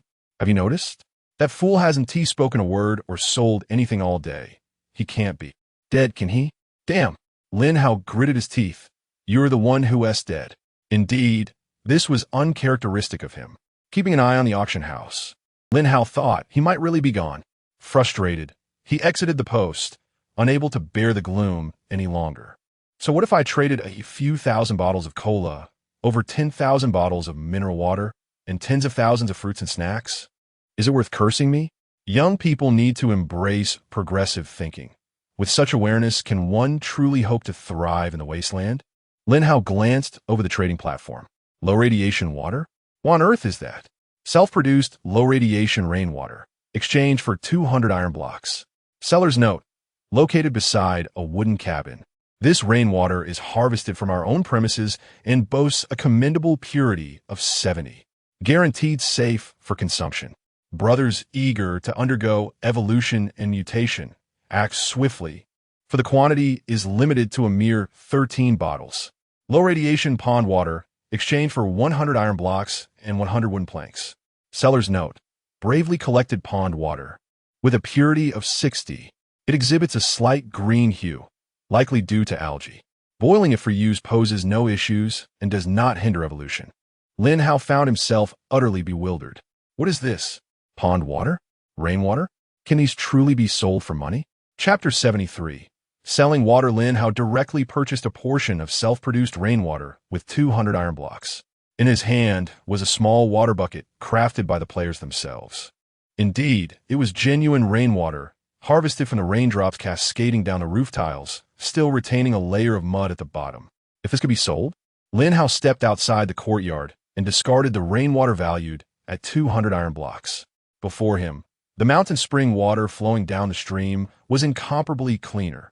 He hastily collected the flowing stream water in a plastic bucket. It must not go to waste.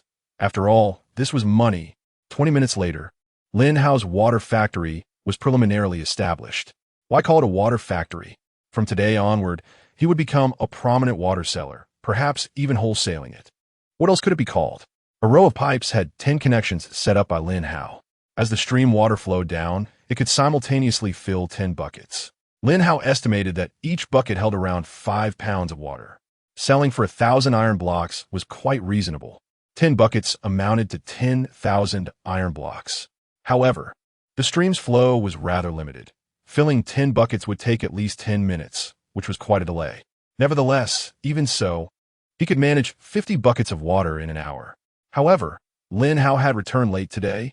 It was already getting dark. After 2 hours, around 6 o'clock, Lin Hao felt it was sufficient. 100 buckets of low-radiation spring water. The warehouse over there had already been completed. Lin Hao planned to test the waters first to see how effective it was. After all, he believed that if one wanted to level up, it was better to seek out radioactive monsters. Drinking water to gain superpowers? He certainly did not believe that. Looking at the trading post, the chat window was quite lively. After a day of bustling activity, the regional window was exchanging insights. The trading post chat was discussing the issue of water resources. Why water? Firstly, the channels for acquiring low-radiation food were scarce. Wild beast meat was one option, but it was rare and it was nearly impossible for anyone to sell it now. Water resources were ubiquitous across the globe, becoming a hot topic.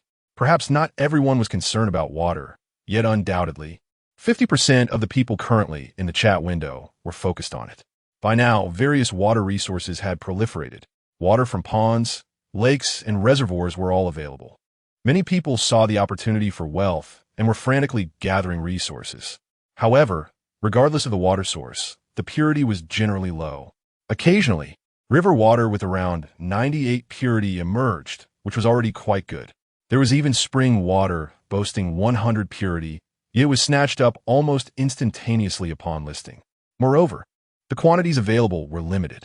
Spring water was difficult to collect. Even if one managed to obtain a small amount, it was hardly enough to sell. Ahem. Lin Hao coughed twice, not from his own throat, but rather typing it out. Hey. Is Brother Haonan here? Brother Haonan? Is he still alive? Nonsense. Even if he were to perish, Brother Haonan would remain unscathed. Brother Haonan, is there anything of worth? Are there still crossbows available? They have become quite affordable now. Perhaps sell one for 30 iron? Brother Haonan, do not heed their words. Could you enhance the crossbow bolts? What do you think of 20 iron? Lin Hao remained silent, adhering to the principle of not becoming overly familiar with buyers, lest it hinder future pricing. However, it is essential to compose a title. This item is not a default product of the trading post and requires a personal introduction. A stream? That cannot be written. The continuous babble of a brook does not highlight the rarity of our water. Furthermore, Lin Hao prefers to keep his wealth derived from the stream a secret.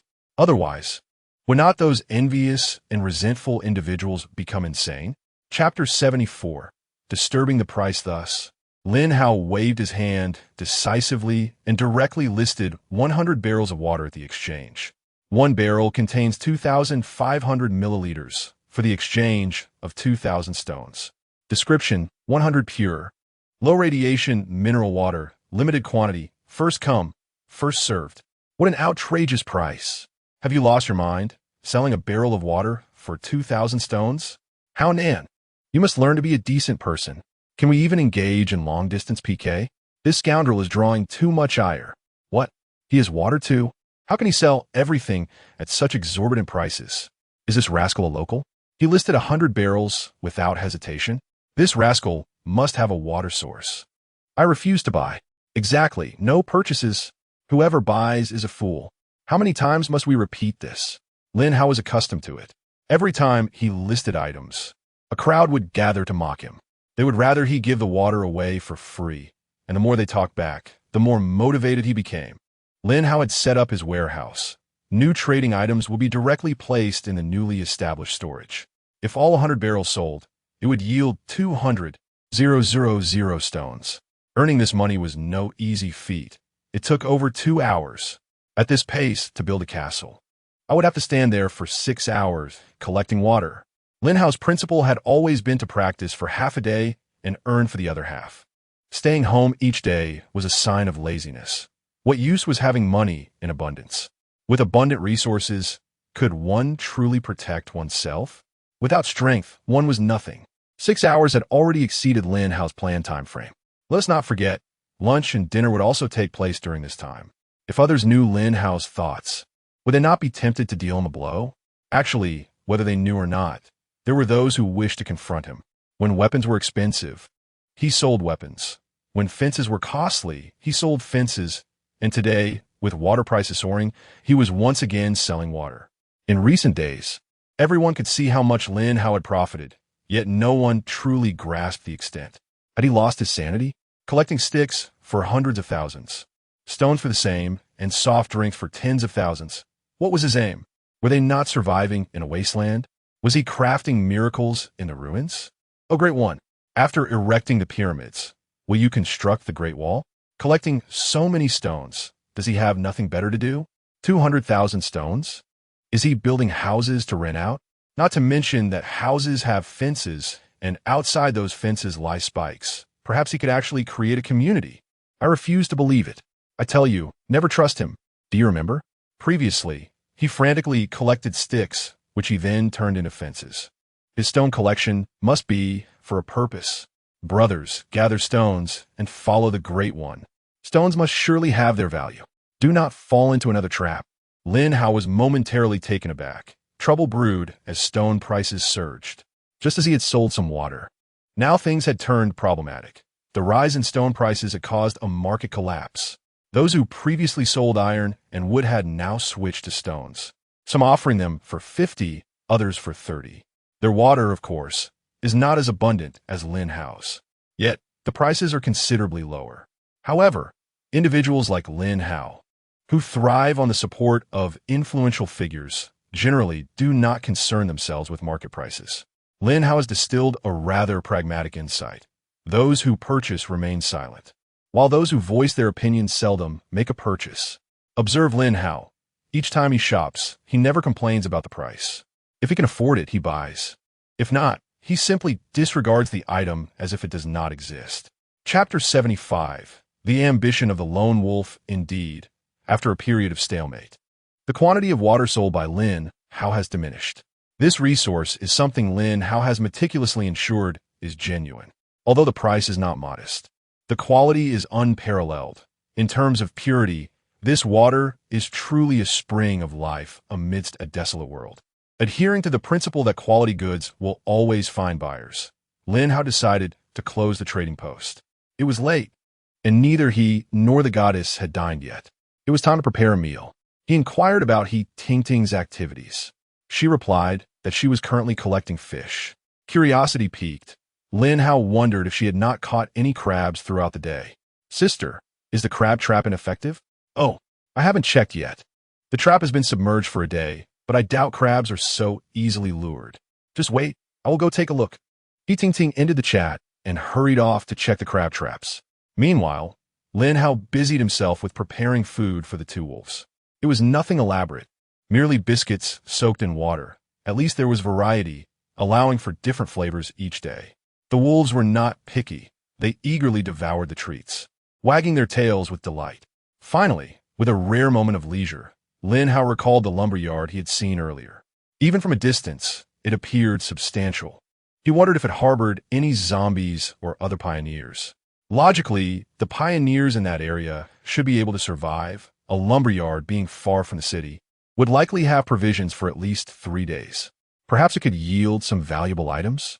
Lin Hao fantasized about dismantling some electronic devices for components. By the way, what was the matter with Old Bai? He had been silent for quite some time. Lin Hao hesitated briefly before sending a message to him. Old man, are you still there? Before long, Old Bai replied, You're the one who has gone silent. I've run into some trouble and didn't want to bother you. I can't afford to lose face. Old Bai's tone carried a hint of resignation. Lin Hao felt puzzled. What happened? Old Bai explained, It's about that little brat, the lone wolf. Upon hearing this, Lin Hao inquired, What? Have you not dealt with him? He ran away. That little scoundrel is utterly despicable. After a lifetime of struggles, I never imagined I would be outsmarted by such a wretch. Old Bai then recounted the events. Earlier in the morning, the city had descended into chaos. After awakening, everyone received the news that they could venture outside. However, many were not foolish. They understood the risks of infection and radiation. Yet, there was no choice. The number of zombies had surged, including mutated zombie dogs and cats. Even spiders, grasshoppers, and dragonflies had exhibited various mutations, with the most common being increased size and aggression.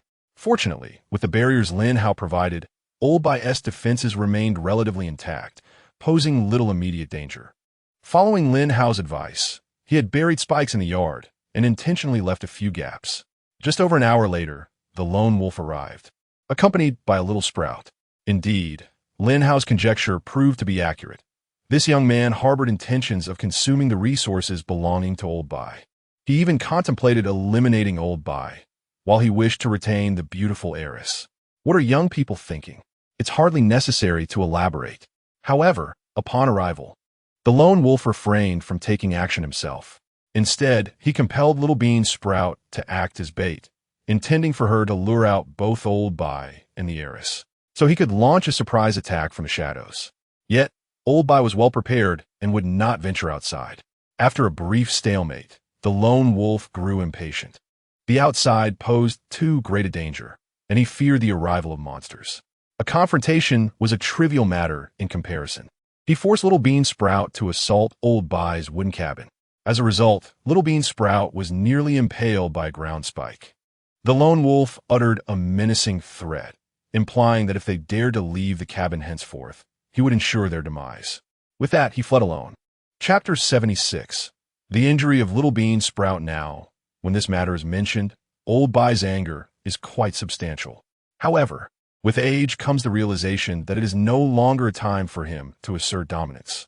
Watching that little rascal leave, he did not dare to pursue him, suppressing a bellyful of rage that left him feeling stifled. In truth, what has Old Bai not experienced throughout his life? He has long since repaid his dues. Yet now, if something were to happen to him, what would become of Xiao Mei? That scoundrel would undoubtedly not spare her. Old Bai has never considered caring for anyone until he arrived in the wasteland, where he finally resolved to take good care of his granddaughter, Xiao Mei. It is in this moment that he truly understands what it means to feel helpless. Additionally, Little Bean Sprout has been injured, attracting a host of monsters. However, Old Bai could not bring himself to act.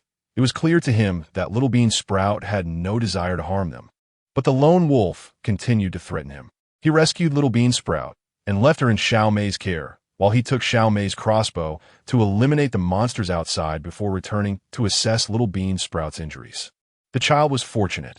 Although she sustained injuries to both legs and was caught amidst the spikes, the wounds were serious yet not life-threatening. However, she has been running a fever, and her condition is not promising. If the inflammation is not addressed promptly, it could eventually take her life. Lin Hao was immediately incensed, not because of the lone wolf, but because such a significant incident had occurred and Old Bai had failed to inform him. He possessed the formula for a hemostatic medicine. Could he not have concocted a vial for Little Bean Sprout? What do you mean? You have that formula? Upon hearing Lin Hao's words, Old Bai was taken aback. You little rascal, why didn't you mention it before? Lin Hao retorted in anger. What do you expect? You never asked. I have plenty of formulas. Should I send them all to you? It's so late, I don't even know if I can find the materials. Look at that kid's luck. Lin Hao was unsure why he felt compelled to save Little Bean Sprout. Perhaps it was because her injury was related to the spikes he had encountered. If it were the lone wolf, Lin Hao would not have bothered at all. Yet upon learning that Little Bean Sprout had been forced onto the spikes, he felt an unsettling sense of unease. Leaving home, dandelions were relatively easy to find, as they grew abundantly in the mountains. Moreover, these plants could be located in clusters. However, the main ingredient, the mushroom known as mabua, was not so easily encountered. Lin Hao, hailing from the north, understood this well. The name Baijiawan Haonan suggests that Baijiawan is not a modern metropolis. A child raised in the mountain city was quite familiar with mabua. Mabua is a type of fungal plant. In the previous world, it was referred to by various names such as horse dung bag, horse fart bag, or gray bag. When immature, it resembles a mushroom. Once mature, it takes on a brown color with a small eye at the top, and inside it resembles brown sponge, which, when squeezed, can emit a puff of smoke. Despite its unremarkable appearance, this substance possesses astonishing hemostatic properties and also serves as an anti-inflammatory agent. While he was familiar with it, encountering it in the mountains would ultimately depend on luck. Lin Hao dared not venture too far, for once darkness enveloped the mountains, visibility would vanish entirely. The undead and wild beasts lurked ominously. Who could predict where they might lie in wait? With utmost caution, Lin Hao surveyed his surroundings while striving to advance swiftly. After half an hour, he had failed to locate Ma Bo, though he had discovered over 20 toxic spores. One would think such specimens would be easy to find. Just then, a low growl pierced the silence, startling Lin Hao. He turned his gaze toward the source of the sound. To his dismay, a zombie tiger was glaring at him with menacing intensity. Chapter 77. The Zombie Tiger, Part 1. The hollow-eyed zombie tiger, emaciated and skeletal, bore a coat of deep black fur, rendering its original color unrecognizable. Yet, despite its gaunt appearance, it remained a formidable creature, towering over the wild boars and zombie leopards previously encountered, exuding an intense sense of oppression. Lin Hao exhaled deeply, striving to maintain his composure. Having ventured out, he was fully aware he might encounter such beings. Although the tiger was a fearsome adversary, Lin Hao had now reached level 3. With his growing strength, he would inevitably face increasingly powerful monsters. The zombie tiger was an eventuality he need not fear. With deliberate slowness, he retrieved his crossbow. While the crossbow could not unleash a barrage of bolts in close combat, its piercing capability surpassed that of a repeating crossbow. He raised his hand, aiming the crossbow at the approaching zombie tiger. The creature, with its head lowered and teeth bared, regarded Lin Hao without the awareness that it had already been detected. Driven solely by its hunting instincts, it refrained from pouncing until it had closed the distance to its prey. Whoosh! The sound of the bolt slicing through the air shattered the stillness. In the next instant, the bolt struck the skull of the zombie tiger with pinpoint accuracy, causing its health to drop by a third. Roar! Provoked, the zombie tiger surged forward, enraged. Lin Hao stowed the crossbow in his backpack and swiftly drew his curved dagger with his right hand. As the zombie tiger lunged, he deftly thrust the dagger upward. With ample combat experience, Lin Hao knew that the first strike need not find a vital spot. Merely triggering the dagger's attributes would suffice. Whether it was due to his accrued experience or the weapon's properties, his calm evasion was remarkably swift. As the sluggish zombie tiger landed, it stumbled to the ground. Without hesitation, Lin Hao followed suit, bending low to deliver a strike. Aware that the creature would not succumb so easily, he rolled aside immediately after the blow. The strike had merely served to prolong the zombie tiger's state of debilitation. His roll brought him directly in front of the creature. Faced with the zombie tiger, he realized that his dagger was woefully short. A blade over a meter long would have been far more effective. Nevertheless, he remained composed, focusing intently on the tiger's jaw. With force, he drove the dagger upward into its flesh. Roar! The zombie tiger emitted a low growl, its right paw swiping violently at Lin Hao. Rising to its feet, it prepared to pounce. Lin Hao withdrew the dagger and swiftly sidestepped to the left. Although he understood that attacking the zombie tiger's abdomen would likely be futile, he still aimed for that very spot. Thrust! Another strike found its mark. Black entrails spilling forth from the gaping wound, releasing a putrid stench into the air. Lin Hao exhaled sharply, attempting to disperse the foul odor. With a leap, he ascended onto the zombie tiger's back, gripping its ribcage with his left hand while relentlessly striking at its head with his right. However, the zombie tiger was no docile creature, unwilling to allow him to remain perched upon its back.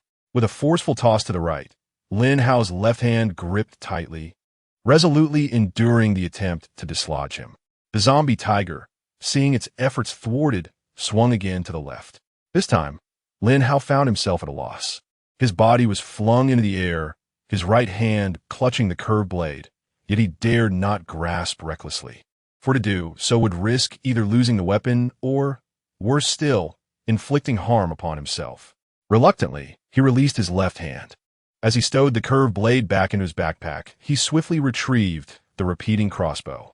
In an instant, he raised it and fired. Whoosh! The bolt soared through the air, and before the sound echoed, it had already embedded itself into the skull of the zombie tiger. Chapter 78. The Zombie Tiger, Part 2. Seizing the fleeting moment of potential attack, Lin Hao executed a series of counteractions. With a successful strike, he promptly stowed the crossbow into his backpack and retrieved his enchanted curved blade once more.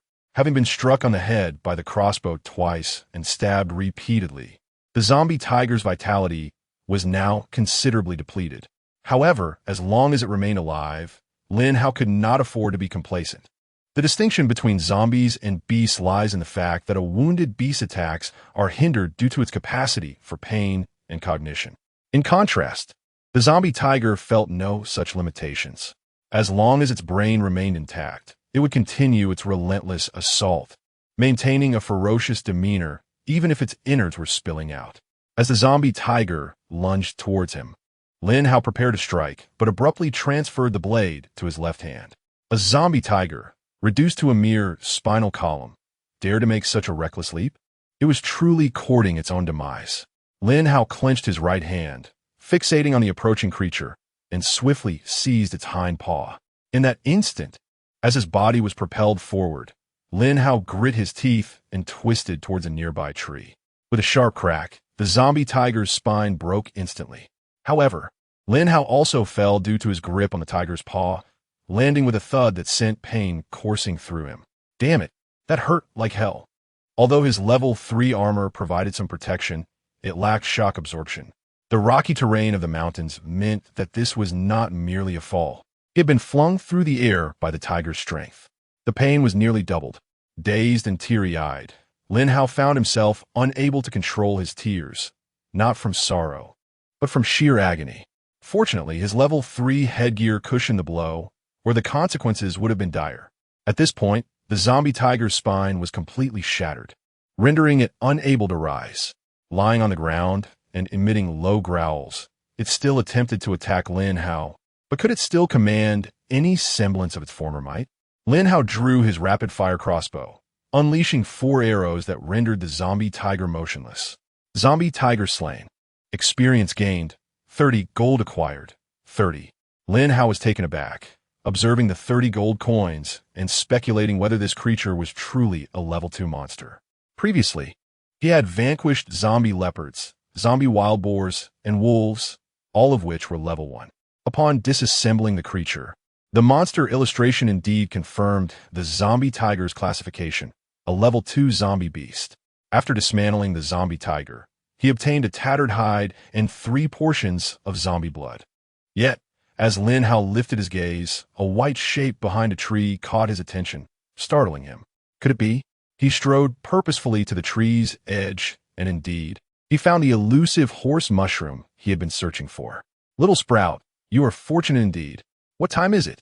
The forest at night is decidedly perilous. Without further ado, Lin Hao hastened his return. Only upon seeing the stone cottage did his heart finally settle. Upon entering the courtyard, Lin Hao opted for a quick wash first. He was aware that little sprout was waiting, but he had no desire to carry the scent of his endeavors back to his stone abode. Descending to the first floor, he swiftly began concocting potions. Due to a particular potion, 5 bottles were produced directly. Lin Hao set aside 3 bottles for future use and gave 2 to Old Bai. He earnestly instructed Old Bai to inform him at the earliest opportunity whether there had been any improvement. After this, he stepped out once more to cleanse himself thoroughly. A message from He Tingting arrived, urging him, "Hurry up, I'm starving." She naturally assumed that while she toiled to gather crabs, Lin Hao was lounging in bed, relishing comfort. Little did she realize that in the time it took her to collect the crabs, Lin Hao had managed to engage in a skirmish with a tiger. Chapter 79. Family Candidates at Last. It appears that Little Bean Sprout has been saved. Just as Lin Hao was steaming crabs, Old Bai sent a message. How extraordinary! With just a single vial of medicine, not only has it halted the bleeding from Little Bean Sprout's wound, but it has also brought down his fever. Xiao Hao, where did you procure this medicine? If only we could bring it back to our world, we would surely amass great wealth. Lin Hao could only smile wryly and shake his head. Old Bai, while undeniably astute, was evidently lacking in understanding of the wasteland. Could the medicine be transported back? Setting aside the feasibility of such a return, even if it were possible, in this world, one could construct stone houses with merely a masonry platform. If this technology could be applied in our own world, would there even be a need for laborers to build? Old Bai, you ought to abandon such thoughts. You still have much to learn about this world. It was clear that the old man had never grasped this particular knowledge, and truth be told, it was not a simple matter. One moment, I'm currently boiling crabs. I'll trade them to you shortly, so Little Bean Sprout can replenish his strength. By the way, how have things been for you in the city? Any thoughts of changing your surroundings? Oh, what do you mean? Are you able to take us to another world? Old Bai inquired. Lin Hao shook his head, realizing that this matter would likely be too complex to explain to Old Bai. Never mind. I'll discuss it with Bai Fume later. Old man, the crabs are ready. Take them back for now. Lin Hao directly traded a portion of crabs to Old Bai, Over a dozen, sufficient for the three of them. Goodness, are you by the seaside? Now we are in for a treat. What seaside? I purchased them. It cost me 100,000 iron. Lin Hao decisively extinguished old Bai's persistent desire for crabs. All right, go ahead and eat.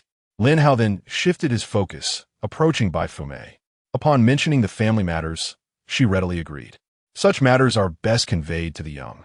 As Bai Fume was now eager to leave the city, it had grown too dark. The marauders outside had become exceedingly immoral, engaging in murder and theft. Once one individual commits a crime, in the absence of law, wickedness can swiftly spread throughout the city. Bai Fume was also apprehensive about the possibility of being captured one day. In the current city, without the protection of a stronghold, women were almost indistinguishable from prey. Lin Hao advised Bai Fume to refrain from venturing out carelessly. Establishing his territory would require some time. Given the distance, Lin Hao could not assist Bai Fume and her companions, but fortunately, there was enough food to sustain them for a while, as long as they could endure. Once the territory was established, Lin Hao would find a way to bring them directly to him. Bai Fume acquiesced, albeit she had contemplated that if she were to join Lin Hao, she might become one of his women. Yet, in the absence of alternatives, following a man who had cared for her seemed a fortunate circumstance, did it not? At the very least in this world, the only two men who leave a favorable impression on the affluent and beautiful are the elderly gentlemen, Old Bai and Lin Hao. However, unbeknownst to her, this is entirely a figment of her imagination. Lin Hao, constrained by familial obligations, reluctantly enlisted a few individuals to join him. By chance, he had previously acquainted himself with Old Bai and the beautiful heiress. The dynamic between this elder and youth posed little threat. Had it been anyone else, Lin Hao would have had to deliberate carefully. Without their presence, Lin Hao might have postponed the establishment of his family's domain, or alternatively, sought allies who, after the family's formation, might entirely disregard granting him the family transmission scroll. Chapter 80, Did I Boast? After resolving matters with Lao Bai, Lin Hao steamed some crabs and sent a portion to He Tingting. Sister, how is it on the island? Are you comfortable in your accommodations? Lin Hao inquired tentatively. It was unavoidable to ask, as the family establishment was still lacking in members.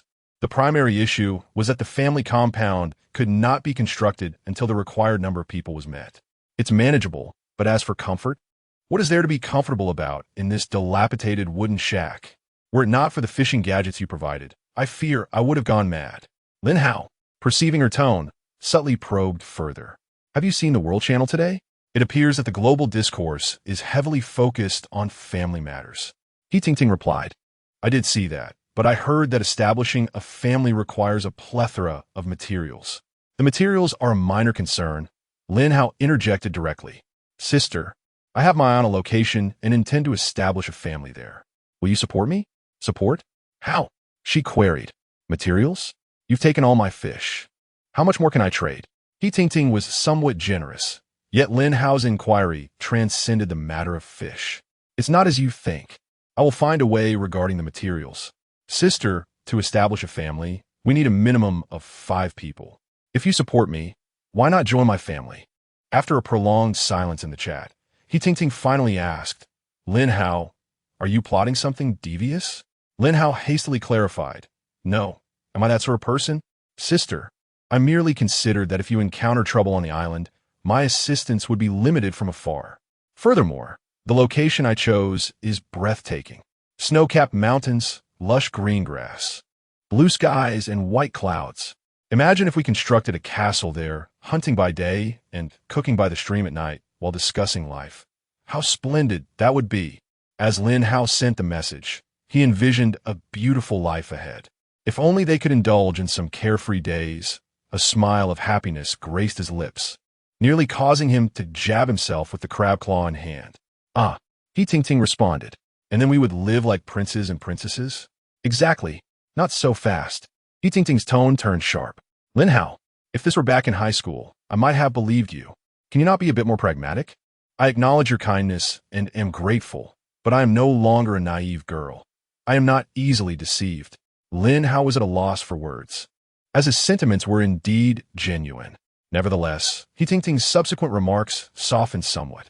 Lin Hao, I understand your intentions, and I am willing to help you and face challenges together. However, you must not be so frivolous. This is a post-apocalyptic world, and our survival is already a formidable challenge. Hello, let's strive together. The wooden house is of little significance. Together, we can endeavor to construct a stone dwelling and fortify our defenses in this desolate world to ensure our survival. Promise me. From now on, speak to me with honesty. No more boasting, all right? Lin Hao gazed at He Tingting, feeling a twinge of gratitude for her genuine concern despite her evident distrust. All right. I acknowledge my mistakes. I shall diligently build the stone house. So, senior sister, are you truly willing to work alongside me? Not at all, He Tingting replied in a huff. Senior sister, you do remember that I am your senior sister, correct? Lin Hao was taken aback. No, goddess, that was not my intention. Goddess, I shall be more mindful in the future.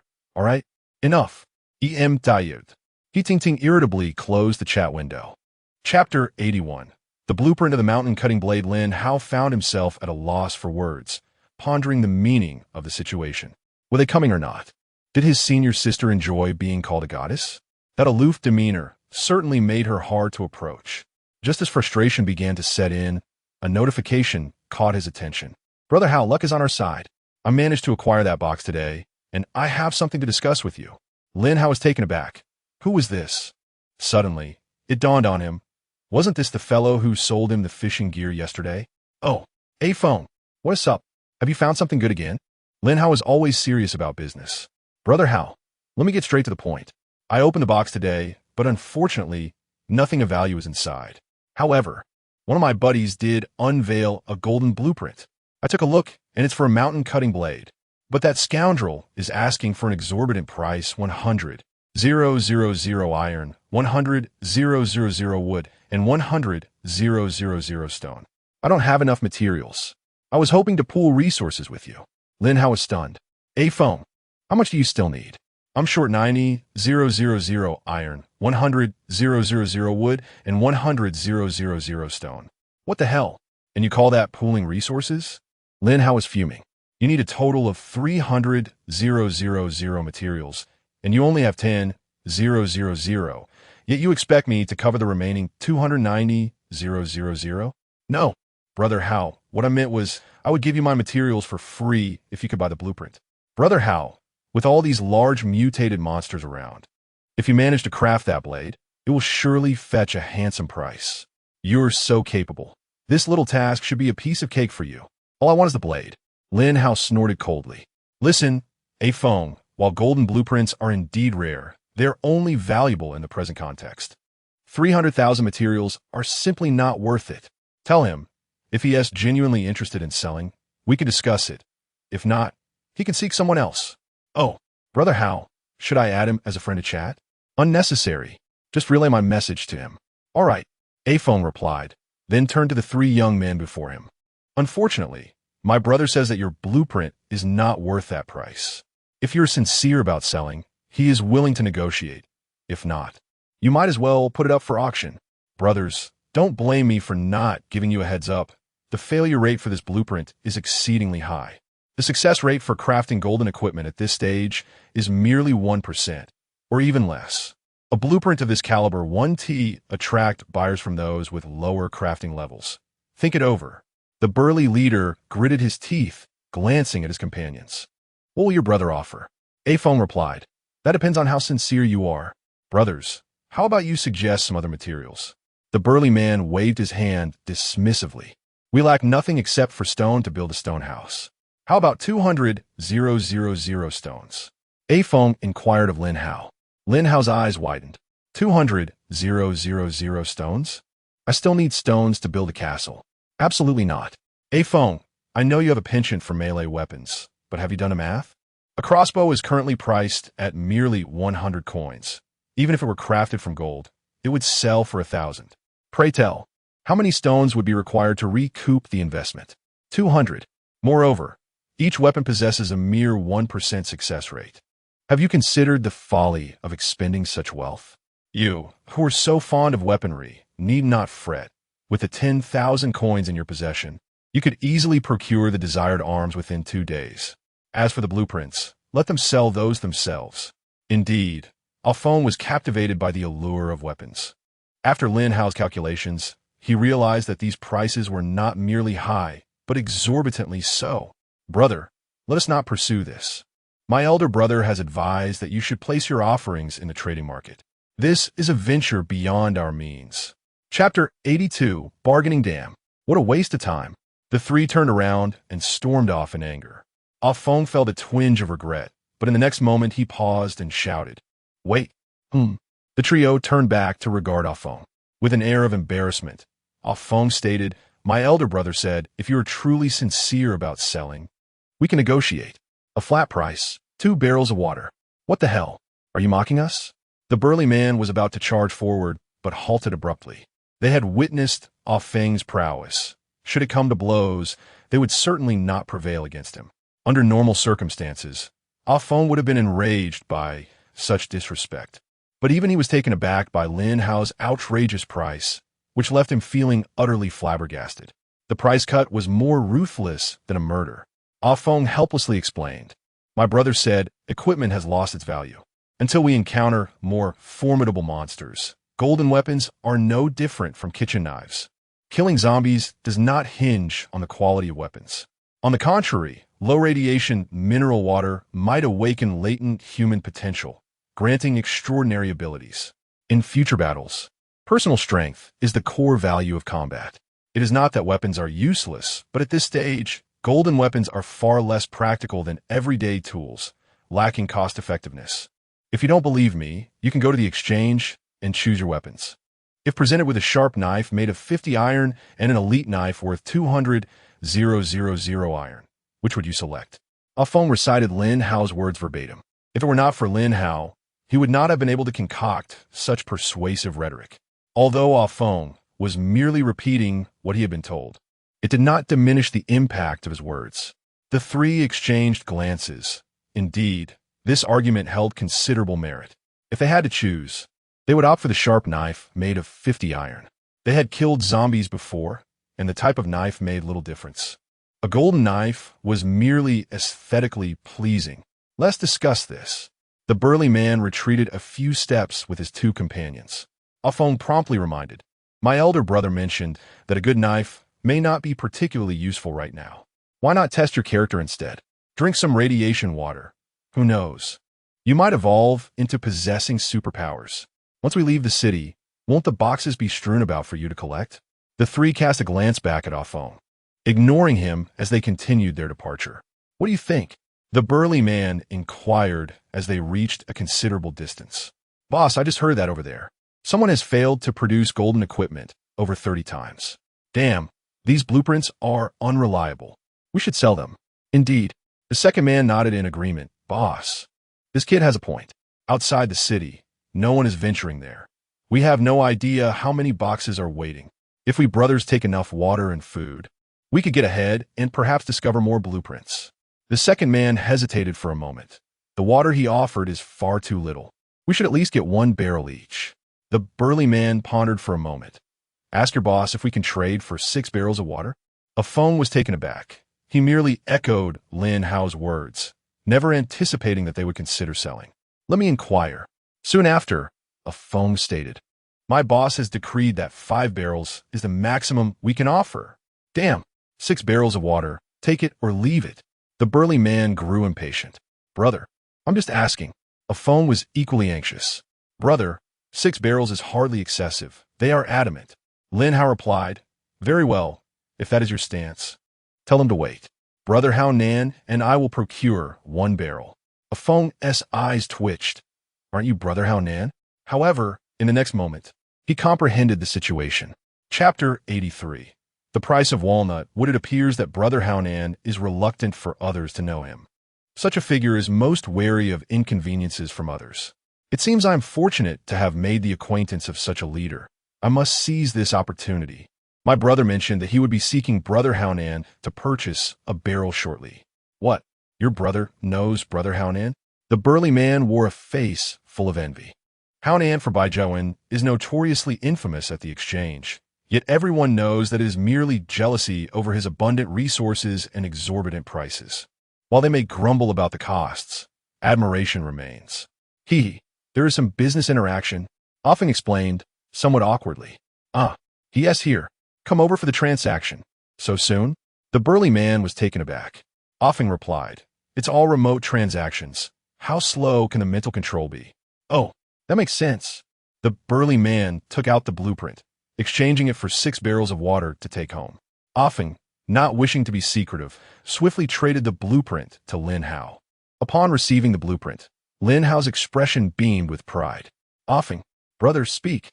If there is nothing else, hurry and move." Brother, what does this mean?" "You'll understand in due time." Lin Hao closed the chat window and, without further ado, immediately learned the blueprint for the knife. Just today, he had been troubled about dealing with the zombie tiger without a suitable weapon, and now the mountain-cleaving knife had arrived. This offing is truly his lucky star. At least the crucial blueprints he had been lacking over the past 2 days were all provided by him. Indeed, considering the affinity between us, once this weapon is crafted, it would be a loss to give you one. Mountain-cleaving knife, crafting requirements, iron 100, walnut wood 1 description, renowned for being forged from the finest steel. The mountain-cleaving knife, though costly, boasts an extraordinarily sharp blade and is a rare weapon. Upon seeing the blueprint, Lin Hao was thoroughly satisfied. He promptly learned it and dashed out of the room to the forge, eager to check the attributes of the mountain-cleaving knife. Swift Wind Mountain-Cleaving Knife Attributes. An exceptionally sharp mountain-cleaving knife, its blade treated to enhance slashing damage. Swift Wind increases attack speed, further amplifying the power of slashes through enhanced velocity. What a splendid knife! Lin Hao praised it highly. It was already a blade forged with great skill, and now, combined with the blade enhancement and speed increase, it had transformed into a formidable cutting tool. Little did Lin Hao know, for a knife, there could be no enchantment more perfect than this. Though it lacked a slowing effect, this knife could indeed achieve a decisive strike with each swing. Was there still a need for slowing? What about this walnut wood? What kind of timber is it? Lin Hao opened the exchange, curious to see if walnut wood was available for sale. He had scarcely paid attention to such matters. Although he resided in the mountains, he had hardly ever felled a tree. Indeed, walnut wood was available, and in considerable quantity. However, the price was also quite appealing. Today's pioneers are more astute. Most timber is harvested as wooden sticks, while walnut wood is clearly a material of higher grade, though uncertain of its purpose. Selling it at a premium would not yield losses. One piece of walnut would cost 5,000 iron ore. Lin Hao finally comprehended the profound despair that accompanies witnessing such exorbitant prices. Enraged, he promptly closed the trading platform. "You bunch of scoundrels, keep your wares for crafting staffs." 5,000 iron? What a farce. Does Lin Hao lack 5,000 iron? Certainly not. He possesses it in abundance and is utterly indifferent to it. However, let us not forget the current success rate of crafting elite-level equipment. With a success rate of 1 in 100, to forge a single weapon would cost 500,000 iron. This is utterly outrageous. Chapter 84. The blacksmith's hammer. Lin Hao returned to the stone house and engaged in a brief conversation with the phone. The lad, clearly aware that Lin Hao had acquired the blueprints, was undoubtedly eager for the weapon. A phone. "Brother Hao, how's the weapon?" Indeed, Feng's first inquiry was about the weapon. "Well, let us not dwell on it. I just examined the materials, and we need walnut wood, which we simply cannot procure." After a moment, Feng responded, likely having checked the price of walnut wood before replying to Lin Hao. "Never mind. We'll discuss it later. It's far too expensive. By the way, Brother Hao, could you spare me a bucket of water? I haven't had much to drink all day." Lin Hao had actually forgotten about that. He handed Feng 20 bottles of mineral water. "Here, drink this. Low radiation water is utterly unreliable." "Wait a moment." Lin Hao stepped out again to fill 4 buckets of stream water for Feng. "This is for bathing." "Thank you, Brother Hao." Feng was ecstatic. In truth, he was no fool. The notion that one could gain superpowers merely by drinking water seemed implausible to him. As a battle enthusiast, he naturally preferred to rely on combat to unleash any latent abilities. Seeing Lin Hao's generosity with the mineral water and low radiation supply filled Feng with gratitude. Having attended to Feng's needs, Lin Hao collapsed onto his bed, petting the two wolves, Delang and Erlang. Sleepiness washed over him. Today had not been easy. After a full day of work, he had engaged in a fierce battle with the zombie tiger, suffering a painful fall that still ached. Once prone, he had no desire to move. In a hazy slumber, he awoke to bright daylight. The 5th day of sign-in has commenced. Does the host wish to sign in? Sign. As he yawned, Lin Hao rose from his bed. 5th day's sign-in completed. The blacksmith hammer has been deposited into the host's warehouse.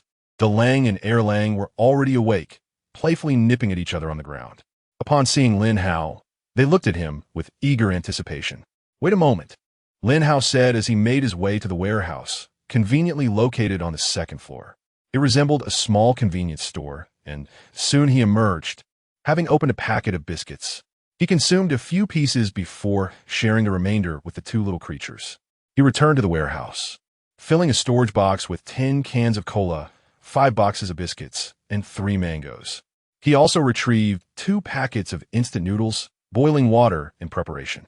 While the water heated, Lin Hao wandered to the 1st floor warehouse.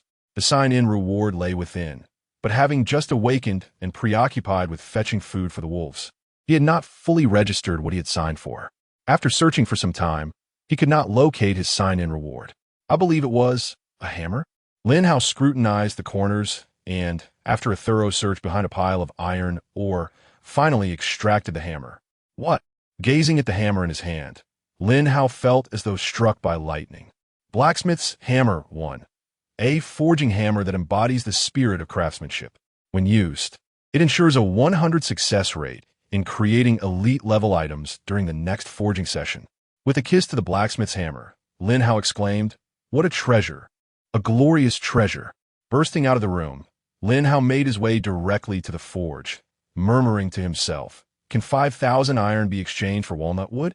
Upon opening the trading post, he noticed that the price of crossbows had plummeted to 50 iron, reaching a point where it could scarcely decline further. It was undoubtedly enchanted equipment. With a casual selection of 10 or so wooden crates, one could easily trade for a ranged crossbow, which was truly a bargain. Without hesitation, Lin Hao proceeded to craft 100 crossbows, subsequently listing them all in the trading post. As he placed the dough into the pot, his gaze remained fixed on the auction house. Even on the 5th day, there were still many players lacking crossbows, as several had already deteriorated after continuous use over these past days. Regardless of the reasons, the crossbows were selling steadily. With the iron just received, Lin Hao immediately returned with a piece of walnut wood. Chapter 85. Exploring the logging site with a click, the blacksmith hammer was consumed. Instantly, Lin Hao opted to craft the mountain-cleaving knife, and in the next moment, the knife materialized successfully. Holding it in his hands, he felt his heart racing vigorously. The Swift-Gale mountain-cleaving knife measured 60 centimeters in length and weighed 800 grams. Its blade was straight with a slight curve at the tip, adorned with intricate patterns on both sides, and equipped with a blood groove. It radiated an icy chill, emanating an overwhelming sense of pressure. With a powerful swing, a crisp swish echoed beside his ear. The speed of the blade was noticeably quicker than when wielding the enchanted curved sword. The sensation was peculiar.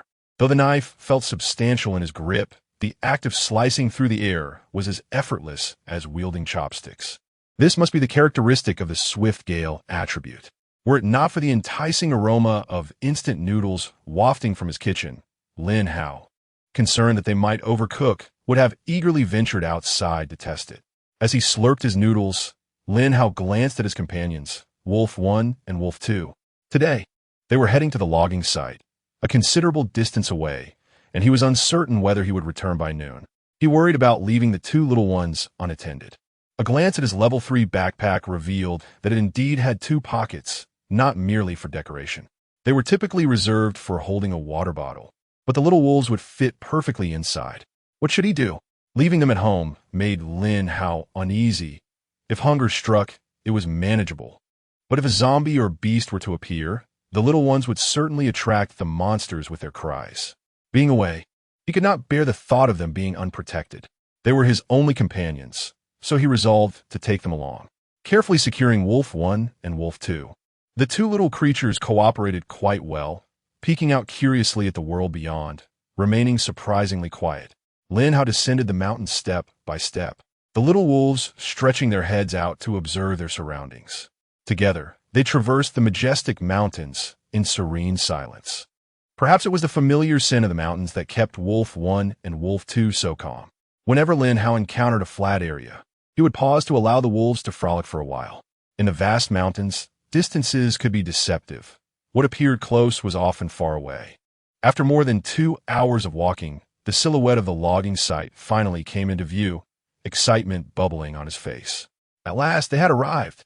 Removing his level 3 hat, Lin Hao noticed a road leading from the logging site to the city, which was eerily quiet, devoid of any monsters in sight. He breathed deeply, choosing to walk along the road toward the logging site. Having navigated the winding paths down the mountain, he felt relatively safe, encountering no dangers along the way. Yet as he approached the logging site, he remained cautious, sensing the faint presence of figures moving within. When he was about 100 meters away, Lin Hao readied his repeating crossbow and peered through the 8-fold scope, which served as a makeshift telescope. Inside the logging site, he could clearly see several zombies, about a dozen of them. So many? Lin Hao hesitated. It appeared that the workers at the logging site had not escaped their fate. They wandered aimlessly around the vicinity. Yet at that very moment when Lin Hao was examining each detail, a young man clad in a t-shirt appeared within the 8-fold magnification. In an instant, Lin Hao felt an unsettling sensation wash over him. The young man, seemingly in his 20s, bore a pallid complexion, his movements sluggish, with several dark stains of blood adorning his body. He was a fellow pioneer, hailing from the same origins as Lin Hao. Had it not been for the mutations, he might have become a friend, or, at the very least, an adversary. However, in this grim reality, Lin Hao could only refer to him as a monster. Chapter 86. The first ambush on zombies. The proximity of a former pioneer turned zombie was a stark reminder for Lin Hao, a cautionary tale urging him not to become one of them and to remain vigilant of his surroundings. This was no mere game. Failure offered no opportunity for resurrection. With patience, Lin Hao observed the area for an extended period, committing the general locations of the zombies to memory before cautiously approaching the lumberyard. 50 meters, 30 meters. Shoo, he admonished as he heard the wolf, growling on his left. His fierce reprimand caused the creature to retract its head. Seeking cover, he recognized that at such close range, a headshot would pose no challenge. Adjusting his gear, Lin Hao placed his machete where he typically kept his curved blade, poised with his repeating crossbow, ready for the arrival of the first zombie. Based on Lin Hao's observations, 2 zombies lingered at the entrance, passing by approximately every 10 minutes. He was unaware of how long they had been wandering there, but since Lin Hao had begun watching, they had been moving back and forth. In less than 3 minutes, they emitted another whimper. Lin Hao shot an irritated glance at who promptly fell silent. He noticed his companion, Air, with wide eyes, gazing innocently outside, seemingly unfazed. Just as he managed to quiet a zombie emerged slowly from the left side of the gate. Lin Hao, with his crossbow aimed, aligned his movements with the zombie's shuffling steps. The first one had to be eliminated with precision.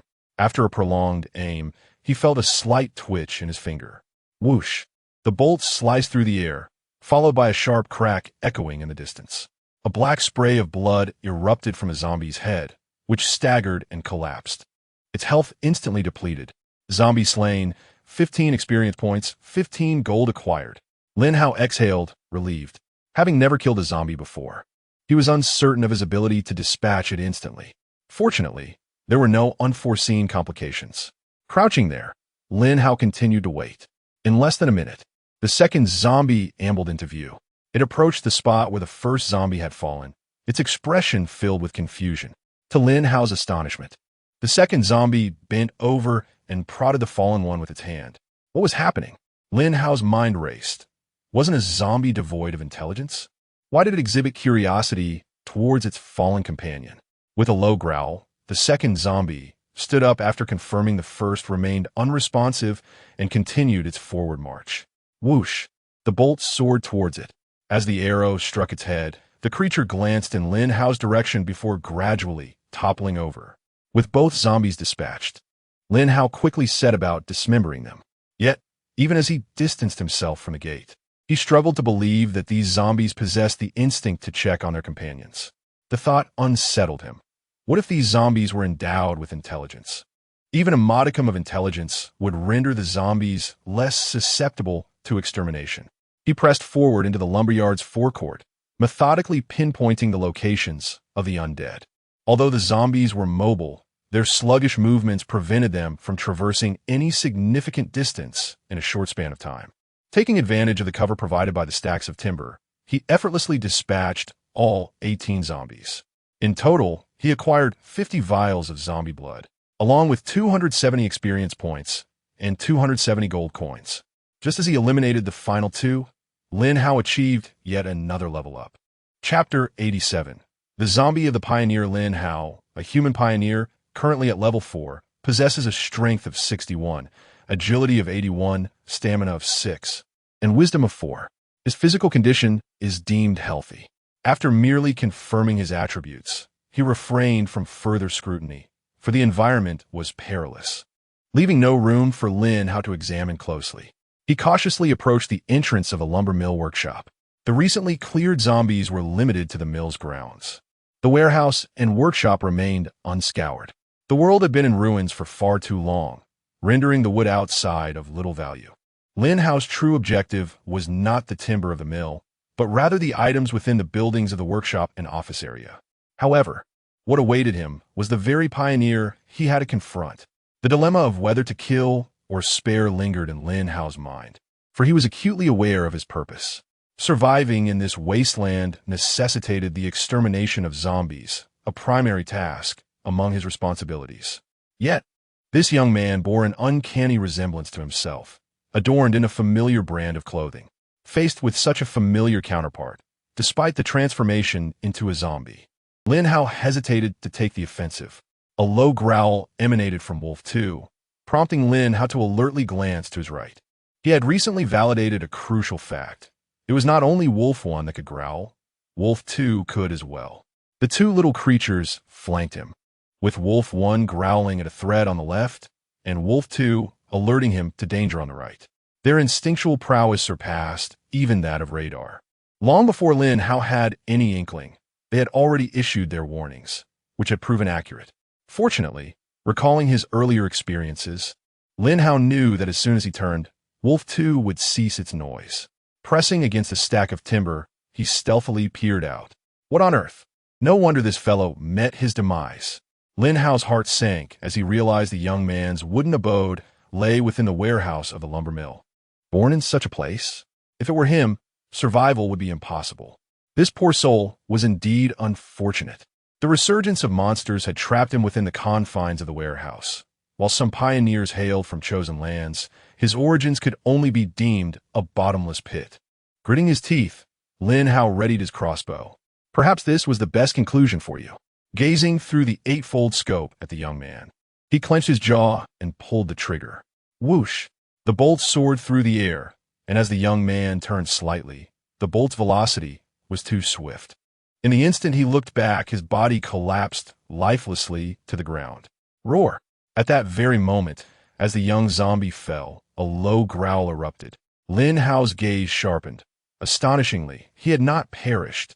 The zombies transformed from pioneers retained attributes. A shot to the head would have felled any other zombie. Yet this young one managed to rise again. That growl instantly attracted the attention of the zombies inside the warehouse, and a dozen figures surged forth from within. Lin Hao observed that his health had diminished by a third, and the precise cause eluded him.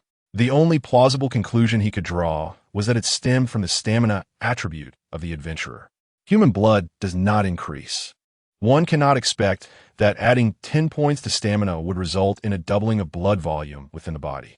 The stamina attribute can be regarded as a form of bodily resilience, which, as it increases, enhances the adventurer's capacity to withstand blows and resist radiation.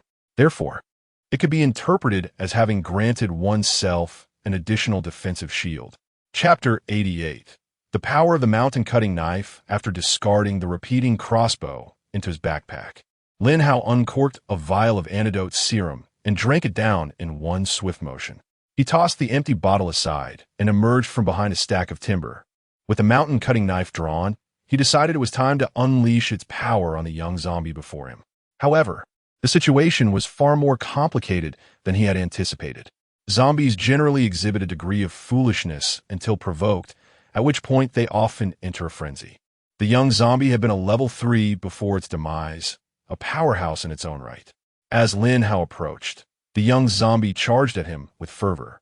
"Get lost," Lin Hao bellowed, launching a kick toward the creature. Yet, it felt as though he had struck a solid wall. The young zombie remained unfazed, while Lin Hao found himself propelled backward. A powerhouse indeed, he realized in that moment. As the young zombie lunged, Lin Hao deftly sidestepped, maneuvering to its rear. He swung the mountain-cutting knife downwards.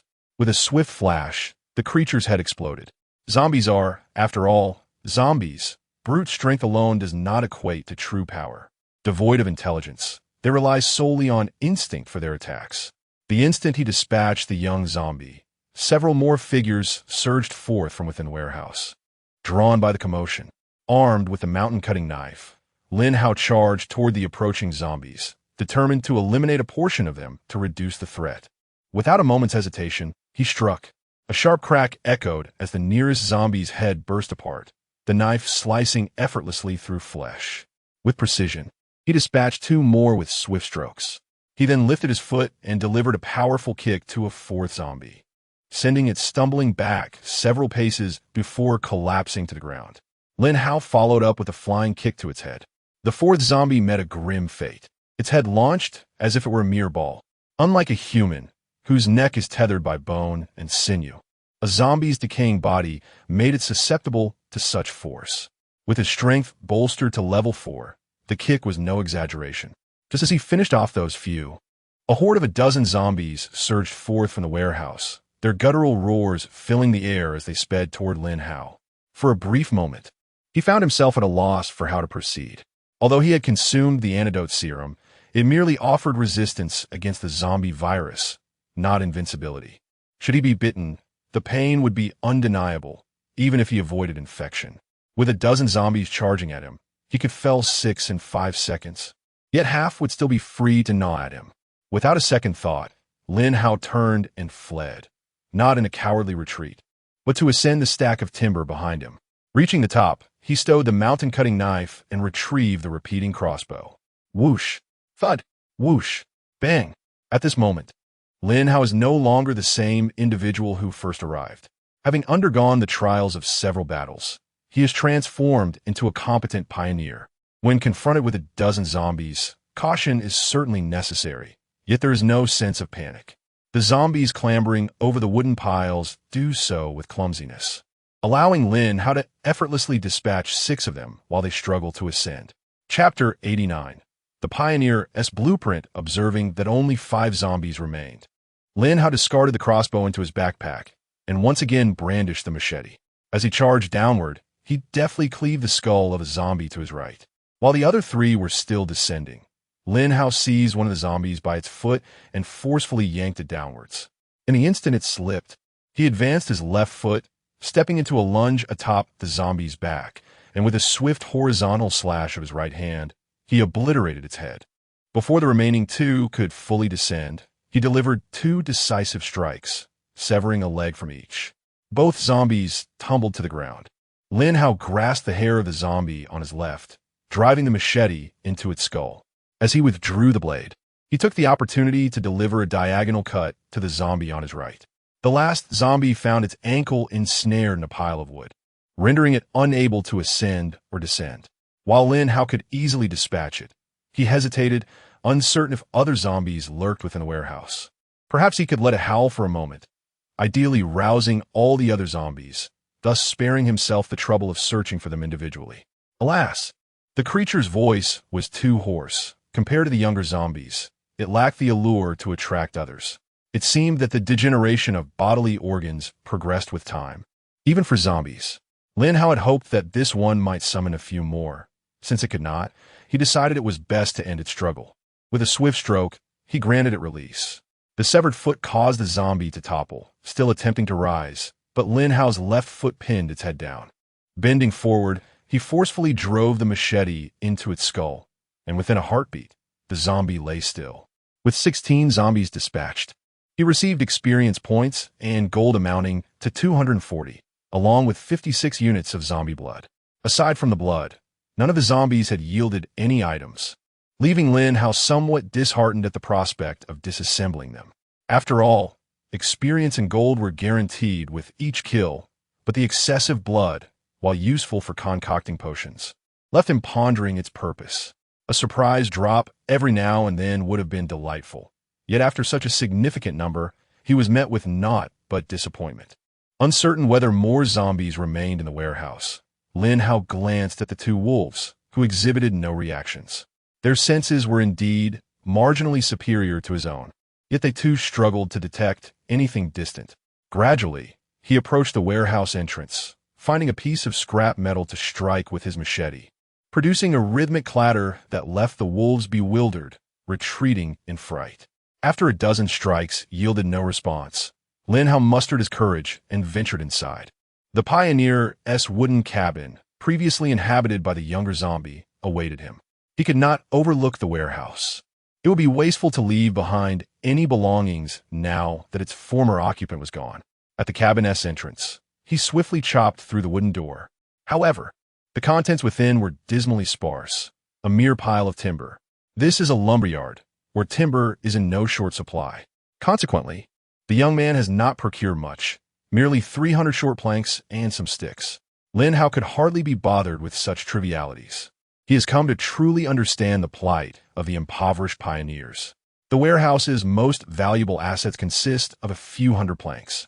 What has this lad been doing for 3 whole days? Without hesitation, Lin Hao kicked open the door and entered the wooden cabin.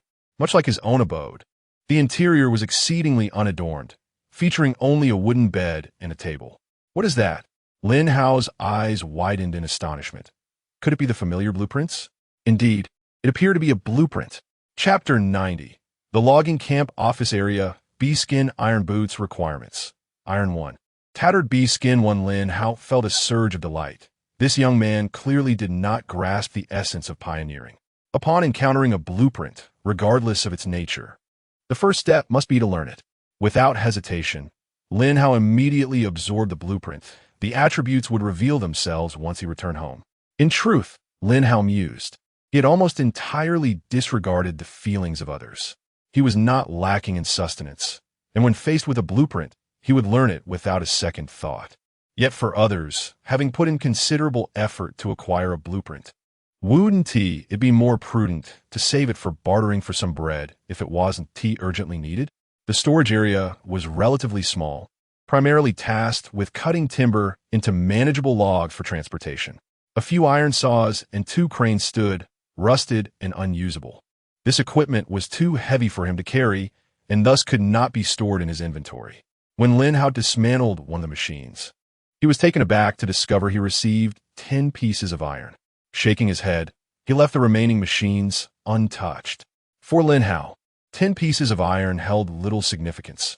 He planned to leave them there until more people arrived, at which point he would devise a means to transport them back. It would be best to disassemble rather than merely break down the equipment. As he traversed the storage area, Lin Hao's anticipation grew for what lay ahead, the office area of the logging camp. This office area featured a small courtyard, where timber from a back mountain was directly transported into the warehouse for processing and subsequently stored outside, awaiting transport. The timber was not piled within the warehouse. Strictly speaking, this was more of a processing workshop. After ensuring the area was safe, Lin Hao emerged into the office zone, comprised of 6 dilapidated buildings, their doors and windows in a state of disrepair. He cautiously approached the nearest building. From the exterior, he could see 4 desks inside, papers strewn across the floor, and another door suggesting an inner room. Lin Hao struck the window with his machete several times. If there were zombies, it was best to draw them out now rather than risk a surprise attack, which could prove perilous. However, after knocking for some time with no response, Lin Hao could reasonably ascertain that the entire logging camp was devoid of zombies. Striding into the room, he casually picked up a ledger, its contents detailing financial records. The script was peculiar, yet because every pioneer had been imprinted with the knowledge of this world's written language, Lin Hao could comprehend it. The records chronicled the previous shipments from the logging camp. It appeared this room was indeed the finance office, while the inner room served as a changing area for finance personnel and a place for rest. Pushing open the rickety door, dust cascaded from the air. Lin Hao waved his hand to disperse the dust before steeling himself to step inside. A wooden wardrobe, a wooden bed, and a small door, presumably leading to the bathroom, were present. He pushed open the bathroom door again, and upon glancing inside, he was taken aback. Good heavens! Inside lay 3 desiccated skeletons, their presence amplified by the creaking of the window, sending shivers down Lin Hao's spine. Gasping for breath, Lin Hao gasped for breath as he closed the bathroom door. A fleeting glance at the wardrobe revealed 2 tattered garments, nearly beyond wear. Without lingering, he turned and exited the room. Alone in such a desolate place, encountering 3 skeletal remains was indeed quite terrifying. Lin Hao could not fathom why this was so. Logically, having faced and vanquished zombies, he should not feel such dread. This phenomenon is truly difficult to articulate. Humanity's innate fear of corpses may stem from the notion that, in certain aspects, zombies are also considered dead, yet they are undeniably capable of upright movement. It is perplexing when confronted with a zombie. One might summon the courage to strike it down. However, juxtaposing a zombie with a cadaver evokes an unsettling sensation, as the seemingly non-threatening corpse appears far more menacing. Chapter 91. A disheartening yield within the office. Lin Hao rummaged through the drawers. Although he found no useful materials, he unexpectedly stumbled upon a bundle of currency. Faced with the option to decompose it, Lin Hao was apprehensive, fearing it might merely disintegrate into scraps of paper. He took a note, conducting a small experiment. A bill of 100 was directly converted into 1 gold coin. In total, there were 50,000, thus yielding 500 gold coins. It is noteworthy that Lin Hao's total assets from recent battles had barely reached 1,000 gold coins. Discovering 500 in such a manner was indeed a significant boon. He had also searched the other 2 locations. One was dedicated to the sale of timber, and the other served as the kitchen. The refrigerator and storage cabinets were in such disarray that they held no value for recovery. However, Lin Hao dismantled all the cooking apparatus. The furnace had limited forging capabilities, and he found nothing that could be crafted from it. Having ready-made tools was far superior to relying solely on roasting everything over fire. In addition, he disassembled several stainless steel tables. This lumberyard employed dozens, and the kitchen was expansive. The stainless steel tables and bowls yielded a total of 64 pieces of steel, which constituted a considerable gain. In the trading post, he had yet to find steel listed for sale. Nevertheless, such materials should be abundant in the city. And as more individuals gradually ventured into the urban area in the following days, it was believed that steel would become increasingly available. Moreover, there was one more substantial discovery: copper wire, which Lin Hao extracted from the walls. Copper wire is an essential material for the future of electrification. This is a wasteland, not the ancient world. Although everyone currently resides in stone houses, once resources within the city are sufficiently gathered, there may come a day when automobiles re-emerge. Utilizing the resources of the old world to reconstruct modern civilization, copper wire is undeniably indispensable. He methodically dismantled room by room, and in the final 3 houses, one appeared to belong to the lumberyard owner, as it contained a plethora of furniture. The craftsmanship was commendable, at the very least. The presence of intact furniture in this wasteland indicated quality. One must ponder the nature of this place. Can wooden furniture from a lumberyard truly be deemed inferior? Lin Hao left it untouched, as these items could be transported back to his family in the future, far surpassing any automatically produced wooden crates in aesthetic appeal. The 2 rooms on the far left served as a security office, one for resting and the other for duty. Both rooms were rather barren, although there were racks for storing firearms. Lin Hao suspected that in these mountains, it was prudent to have at least a couple of hunting rifles for defense against wild beasts. Alas, post-apocalypse, all weapons had been removed. To discover such a vast lumberyard yet yield only 15 bundles of copper wire less than 300 meters, and a smattering of gold coins was profoundly disappointing. It fell short of his expectations. Even a single box would have sufficed. Had the young zombie already scavenged all the boxes? Lin Hao felt a tinge of disillusionment as he meandered through the office area, realizing there was truly nothing else to be found. With a heavy heart, he resigned himself to departing. Returning once more to the square, Lin Hao gazed upon the towering piles of timber. Upon reflection, it was indeed true. A lumberyard was no amusement park, offering an abundance of desired items. Yet, wood is a material, is it not? In the future, when the need arises, at least he would not require any transactions. The heap of discarded timber was merely a fade.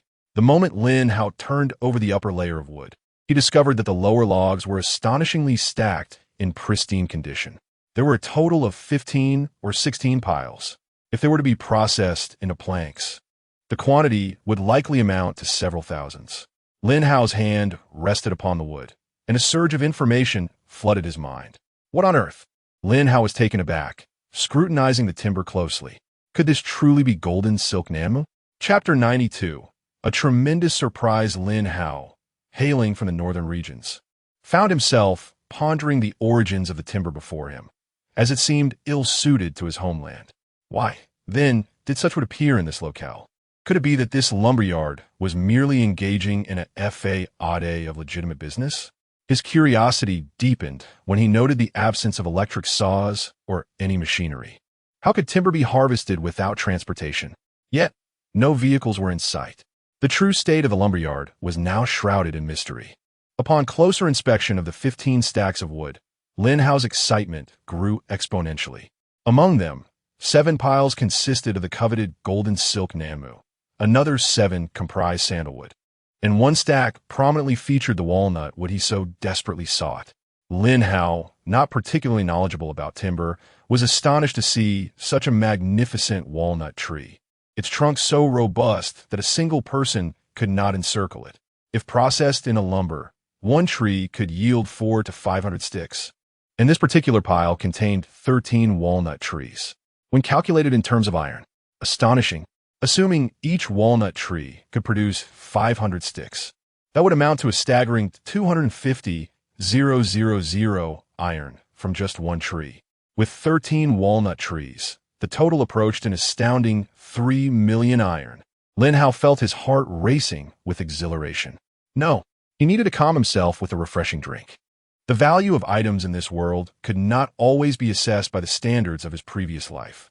While 250,000 iron seemed a significant sum, considering the hundreds of millions of pioneers, if each contributed merely 1 iron, the total would balloon to 10 billion iron. Selling the walnut wood to an individual now seemed implausible, yet dividing it into 500 portions would make it attainable at just 500 iron each. Lin Hao leapt to his feet. Such precious timber could not be squandered. While it was feasible to disassemble the wood into sticks and store them in the warehouse, the challenge lay in reassembling it.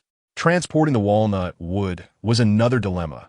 Relying on a storage box was futile, as even long planks would not suffice to accommodate a whole walnut tree. The wood must remain here, yet such a valuable treasure required meticulous attention. Lin Hao meticulously double-checked his findings. The varying sizes of the wood piles resulted in differing quantities. For the golden silk nano, there were 7 stacks, 14 trees in 4 piles, and 15 trees in 3, totaling 101 trees. Sandalwood also comprised 7 piles, 16 trees in 4 and 15 trees in 3, amounting to 109 trees. 13 walnut trees stood tall. Recognizing the necessity, Lin Hao decided to disassemble 1 walnut tree first. Selecting the attribute of sticks, he obtained 670, surpassing his initial expectation of 500. As for the golden silk nano, he disassembled 1 tree and acquired 300 short planks. The remainder, he resolved, would be left behind. However, even as he left the wood, he knew he must not neglect his defensive measures. Lin Hao planned to return the following day to construct several thousand spike traps, ensuring that neither humans nor creatures could approach his precious wood piles. If not for the dire circumstances, Lin Hao would never have left such a remarkable treasure behind. However, upon further reflection, This place, aside from the unfortunate young man who met his demise, bore no other trace of life. It seemed unlikely that any other pioneers would venture here. The inhabitants of the city would take some time to discover this location. As long as the periphery is adequately fortified, this timber could remain untouched for a year and a half without issue. Moreover, would Lin Hao truly wait an entire year? Perhaps within just a few months, it might be completely ravaged. With the acquisition of weapon materials, Lin Hao finally felt a sense of fulfillment. He had initially believed that all the good finds resided within the office area. Who could have anticipated that? After such disappointment, he would be met with an extraordinary surprise. Chapter 93. The Master of Wealth. Upon returning home, it was already past 1 in the afternoon. Wolf 1 and Wolf 2 had been released by Lin Hao during their ascent and had frolicked all the way up the mountain. Now back at home, they were thoroughly exhausted and found a shaded spot to rest without further ado. With the walnut wood acquired, it was time to commence the crafting of weapons. First, he filled the water buckets. Lin Hao had made quite a few yesterday.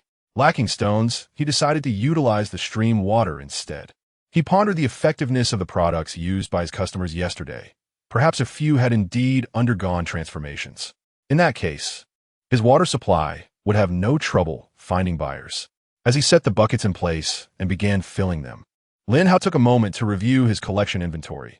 Iron blocks, 534 steel, 64 sulfur, ore, 100 stone, 21,000 long wooden planks, 3,006 short wooden planks, 604 golden silk nanoboards, 300 walnut wood sticks, 670 plastic, 750 glass, 1261 hay, 46 wooden sticks, 90,000 lubricating oil, 100 green vines, 1445 toxic spores, 26. After a rough calculation, he deduced that crafting 600 mountain opening knives would require 60,000 units of iron.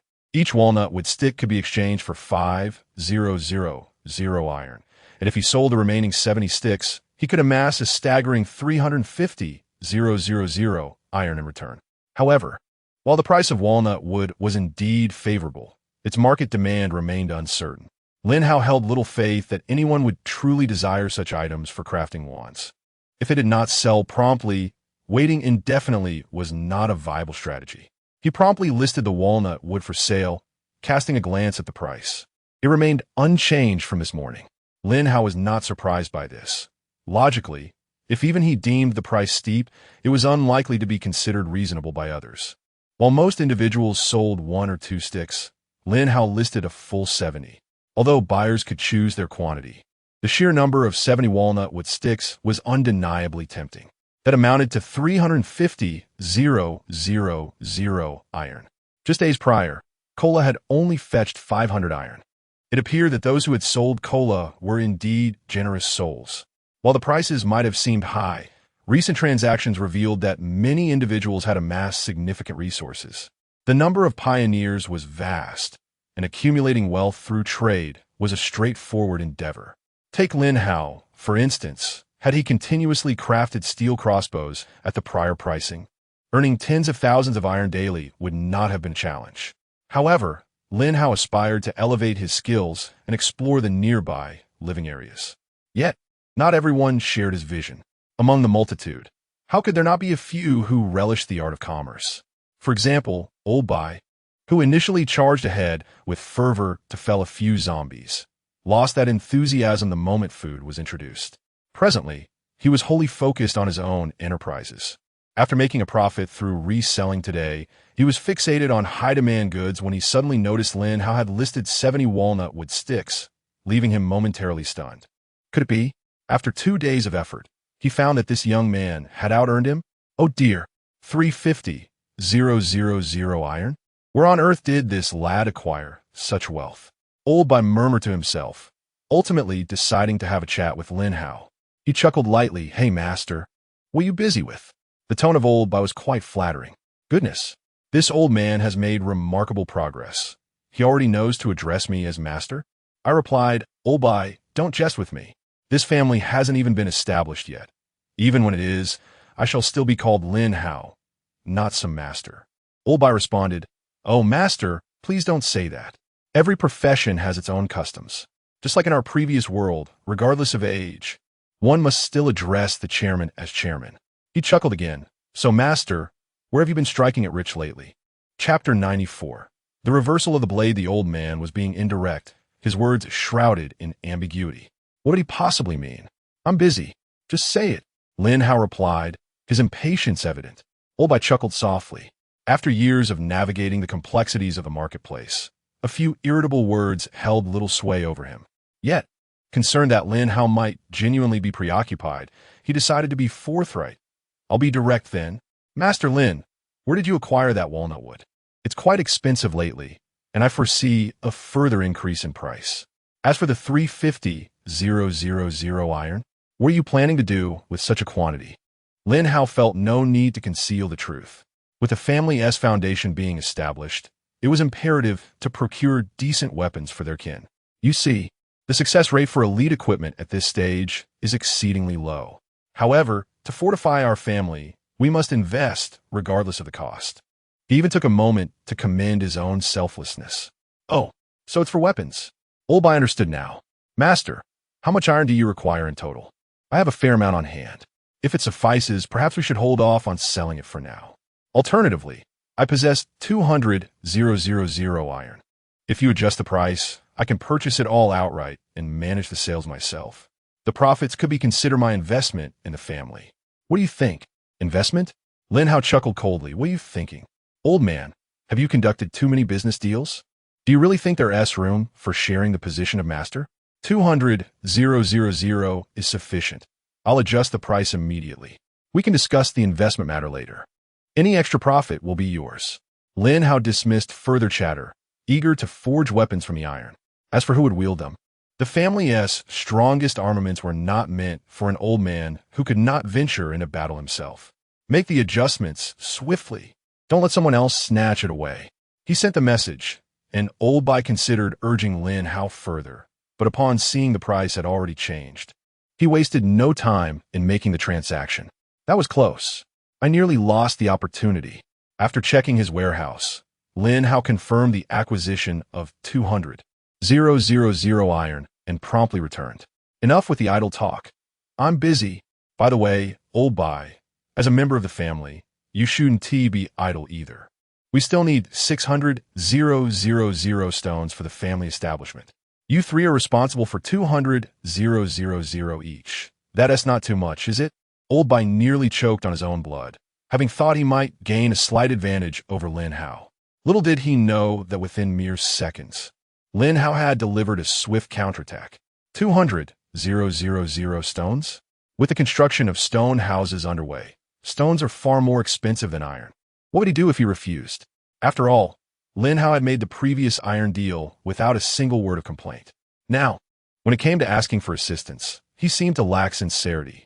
How could they coexist in the family under such circumstances? Fine, I'll risk my life to procure it for you. Old Bai sighed, unaware that Lin Hao wore a sly grin. This old man managed to acquire 200,000 iron? He must have been quite busy at the trading post these past few days. Who is he engaged in the game of buying low and selling high at the auction house? Were it not for the desire to avoid wasting time, Lin Hao would have long been well-versed in this manner of play. However, this old man has surely never engaged in gaming. He might even believe he has stumbled upon a lucrative opportunity. Little does he realize that, had the pioneers not been preoccupied with leveling up, would he have ever had this chance? Now that he has set his sights on the trading platform, it is undoubtedly not difficult to earn profit. Demanding 400,000 is already a considerable concession to the old man. Chapter 95. Is A-Foam quite the persuader? Thus, it seems that I have significantly reduced my workload. Haven TI? At the very least, I have freed up a couple of hours for meals, right? Speaking of water, Lin Hao suddenly remembered and hurriedly ran over to collect the buckets. Once he had everything ready, he realized that A-Foam had sent him a message at some point. This lad must have seen that I was about to strike it rich. Lin Hao couldn't help but scoff as he approached the forge, where he set the production quantity. He decided to produce 600 blades at once. The mountain-cutting knife takes up less space than the crossbow, allowing for a greater number to be produced. Since he was committed to crafting, he thought it best to go all in. He would not concern himself with how many finished products would emerge. As for the potential material savings from an increase in production capability, Lin Hao didn't even entertain such thoughts. One may calculate for the sake of survival, but one must never resort to scheming merely to exist. He opened the message window. "Brother Hao, are you there?" Lin Hao replied, "What is up?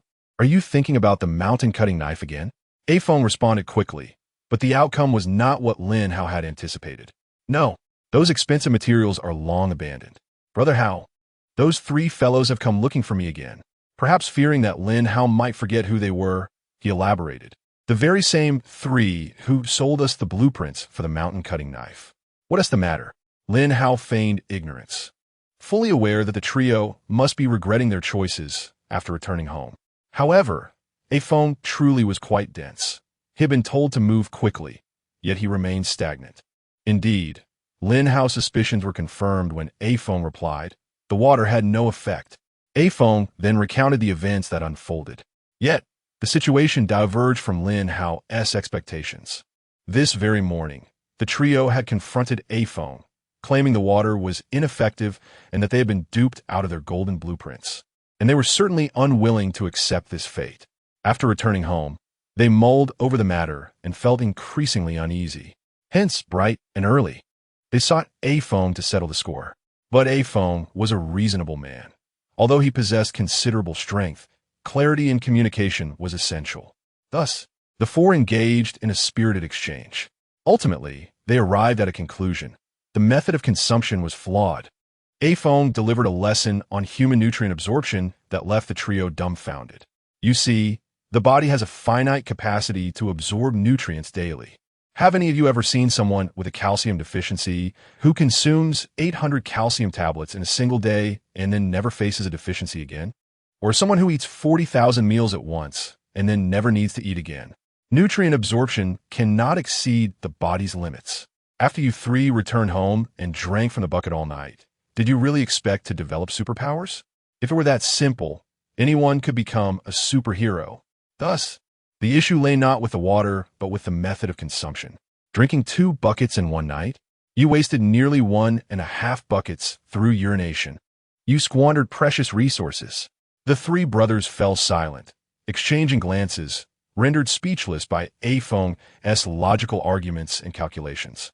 Ultimately, the eldest of the trio stepped forward. He decided to procure a blueprint and purchase 6 barrels. Furthermore, A phone made a particular note about the water quality. They all remember the last batch had a slight plastic taste. Lin Hao found himself at a loss for words upon hearing this. "How impressive! A phone, how did I not notice your persuasive skills sooner?" Without further ado, Lin Hao promptly filled his large iron water storage tank with 6 barrels of pure, unadulterated water. He completed the transaction without inquiring about the blueprint. He simply instructed, "A phone, inform our 3 friends that water resources are scarce in the wasteland, and they should use it sparingly." Brother Hao can be rather difficult, and it took considerable effort to persuade him to sell his own supply. By the way, let them test it to see if boiling improves the quality. This is merely a friendly reminder. We are all comrades here. So let us maintain a good relationship moving forward. Chapter 96. Recruitment. After a brief interval of around 10 minutes, Lin Hao was diligently busy placing water into the warehouse. Meanwhile, Offing sent another message. "Brother Hao, they are quite grateful to you. But this disposable blueprint, what purpose does it serve?" Following this, Offing traded the blueprint over. Upon seeing the design, Lin Hao was overwhelmed with emotion. "You are not merely my brothers. You are akin to my own kin. Ground cleaning machine, disposable blueprint. Required materials: steel X10, copper wire X5 meters, glass X1, short wooden planks X3, plastic X5. This disposable blueprint is akin to the homestead blueprints. Although elite-level designs do not possess attributes, they signify a higher tier. For an ordinary individual, the purpose of this blueprint may remain a mystery. They might even mistake it for a mere vacuum cleaner. However, Lin Hao was well aware of its significance. It was meant for decontaminating ground radiation. Thanks to his possession of radiation cleansing agents, the disposable blueprint does not necessitate learning. It can be directly used with warehouse materials. Lin Hao fortuitously had steel, wires, and other necessary components. What was there to hesitate about? The moment he opted to craft, a prompt appeared regarding the type of wooden planks to use. Lacking diverse options, he had no choice but to use 3 short wooden planks. Without a moment's doubt, Lin Hao selected the precious golden silk Namu. Next, he needed to choose a location for production. He opted for his own yard, noting that the machine appeared small enough to be movable. As soon as the materials vanished, the automatic production commenced. It would take 3 hours, and by evening, the finished product would be ready. Lin Hao continued to fetch water while preparing lunch. He bought 10 boxes of milk for the wolves, ensuring they had a hearty meal. At present, Lin Hao was indifferent to the iron. He had a bag of cookies for himself, observing the wolves enjoying their milk, and then glanced at his own meager portion. Shaking his head, he mused, being a father is indeed a challenging endeavor. The afternoon's task was to finish transporting the water, 200 barrels, quite a substantial amount. After over an hour, Lin Hao was the first to shelve 50 barrels. He chose to ignore any idle chatter, as he had other matters to attend to. Upon finding Offing, he was pleased that the lad had not mentioned weapons. Given his commendable character, Lin Hao felt that the weapons he crafted should be worthy of his brother.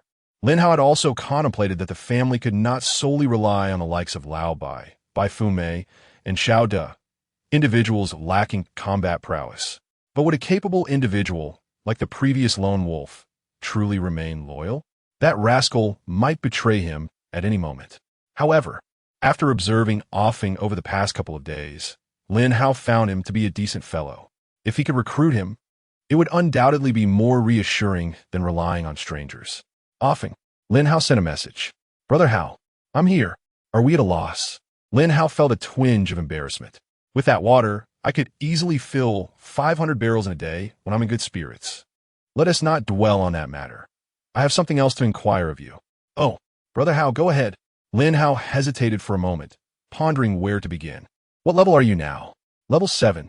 Offing responded promptly. Lin Hao wore an expression of awkwardness. Is your progress not satisfactory? What seems to be the trouble? With that single remark, Offing's face flushed crimson. Well, at the beginning, I had no weapons. If it weren't for encountering Brother Hao, I doubt I would have even reached level 7 by now. Brother Hao, what level are you at? Level 4. What? Brother Hao, you're only at level 4? Still. Offing thought to himself, level 4, and yet he thinks I'm slow? This little brat. How can he even compare to me? Lin Hao then unleashed his secret weapon, a mighty mountain cleaver, and traded it over. Chapter 97. The first fearless warrior. Brother Hao, you are simply incredible. A foam exclaimed, overwhelmed with excitement. He was well aware of the value of the mountain-splitting blade, and he understood the low success rate of the golden map. It wasn't just Lin Hao who spoke of this. The topic was on everyone's lips. Thus, a foam recognized the weapon's rarity even more. Did you know, my brother, that I haven't stepped outside since morning just for this weapon? Lin Hao continued. And the crossbow I gave you before, each one was painstakingly crafted over a significant amount of time. If it weren't for that, could you even fathom my leveling speed? Brother, I was wrong. Is that all right? You are too kind to me. From now on, if you need anything, just command me, and I shall not let you down. A foam gazed at the mountain-splitting blade, gently running his fingers along the edge. Clearly, he was a practitioner. Just this brief test gave him a sense of its sharpness. What a fine blade. What a fine blade. A Feng's hands trembled slightly. Had he possessed such a knife in his previous world, he would have cherished it for a lifetime. All right, there's nothing I need you to do. By the way, I have heard that many cities are forming families? Lin Hao inquired. A foam swiftly sheathed the blade and replied, Indeed, many are establishing families. I have several in the works, yet none are completed. All still in the planning stage. Lin Hao probed further. What? Aren't you interested in joining one? A foam responded, Not at all. I don't align with them. I'm a straightforward person, not adept at adapting. Those fellows quarrel over trivial matters, and it annoys me. Lin Hao shook his head. Brother, you are not straightforward at all. Those 3 brothers were nearly duped by you. How can you call yourself simple-minded? Yet, he continued in the chat window, that may not be the case. I too wish to establish a family. Would you be interested in joining me? A foam replied promptly, having evidently given it little thought. Brother Hao, I can forego joining other families, but if you extend an invitation, I will certainly follow you. However, what can I do in the family? Lin Hao chuckled. You need not do anything. I have already arranged for others to handle family matters. We shall simply venture out daily to slay monsters and level up. I will grant you the title of the family's chief protector. How does that sound? All right, brother. I am capable of handling the zombie fights. Afong agreed enthusiastically. Lin Hao nodded in satisfaction. Very well, it is settled then. The family establishment will take a few days, and since we are apart, you must wait until it is complete before you can join us. In the meantime, be cautious. Focus solely on leveling up. I'll prepare some combat supplies for you. Should you find yourself in need of anything in the future, just let me know. Yes. Thank you, brother. Afong rubbed his hands together, wondering what fine supplies brother would provide him. Get to it now. I will deliver the supplies tonight. I'm a bit busy at the moment. Lin Hao continued to fetch water. All right, brother. I shall go level up. Afong responded, eager to test the mountain-splitting blade. At Lin Hao's side, it was until past 4 o'clock that all 200 barrels of water had been placed on the shelves, prompting his immediate departure from home. He needed to procure some toxic spores, essential for concocting the necessary potions. Fortunately, such resources were not scarce in the vicinity. Additionally, there were the previously collected burrowing dragon grass and dandelions.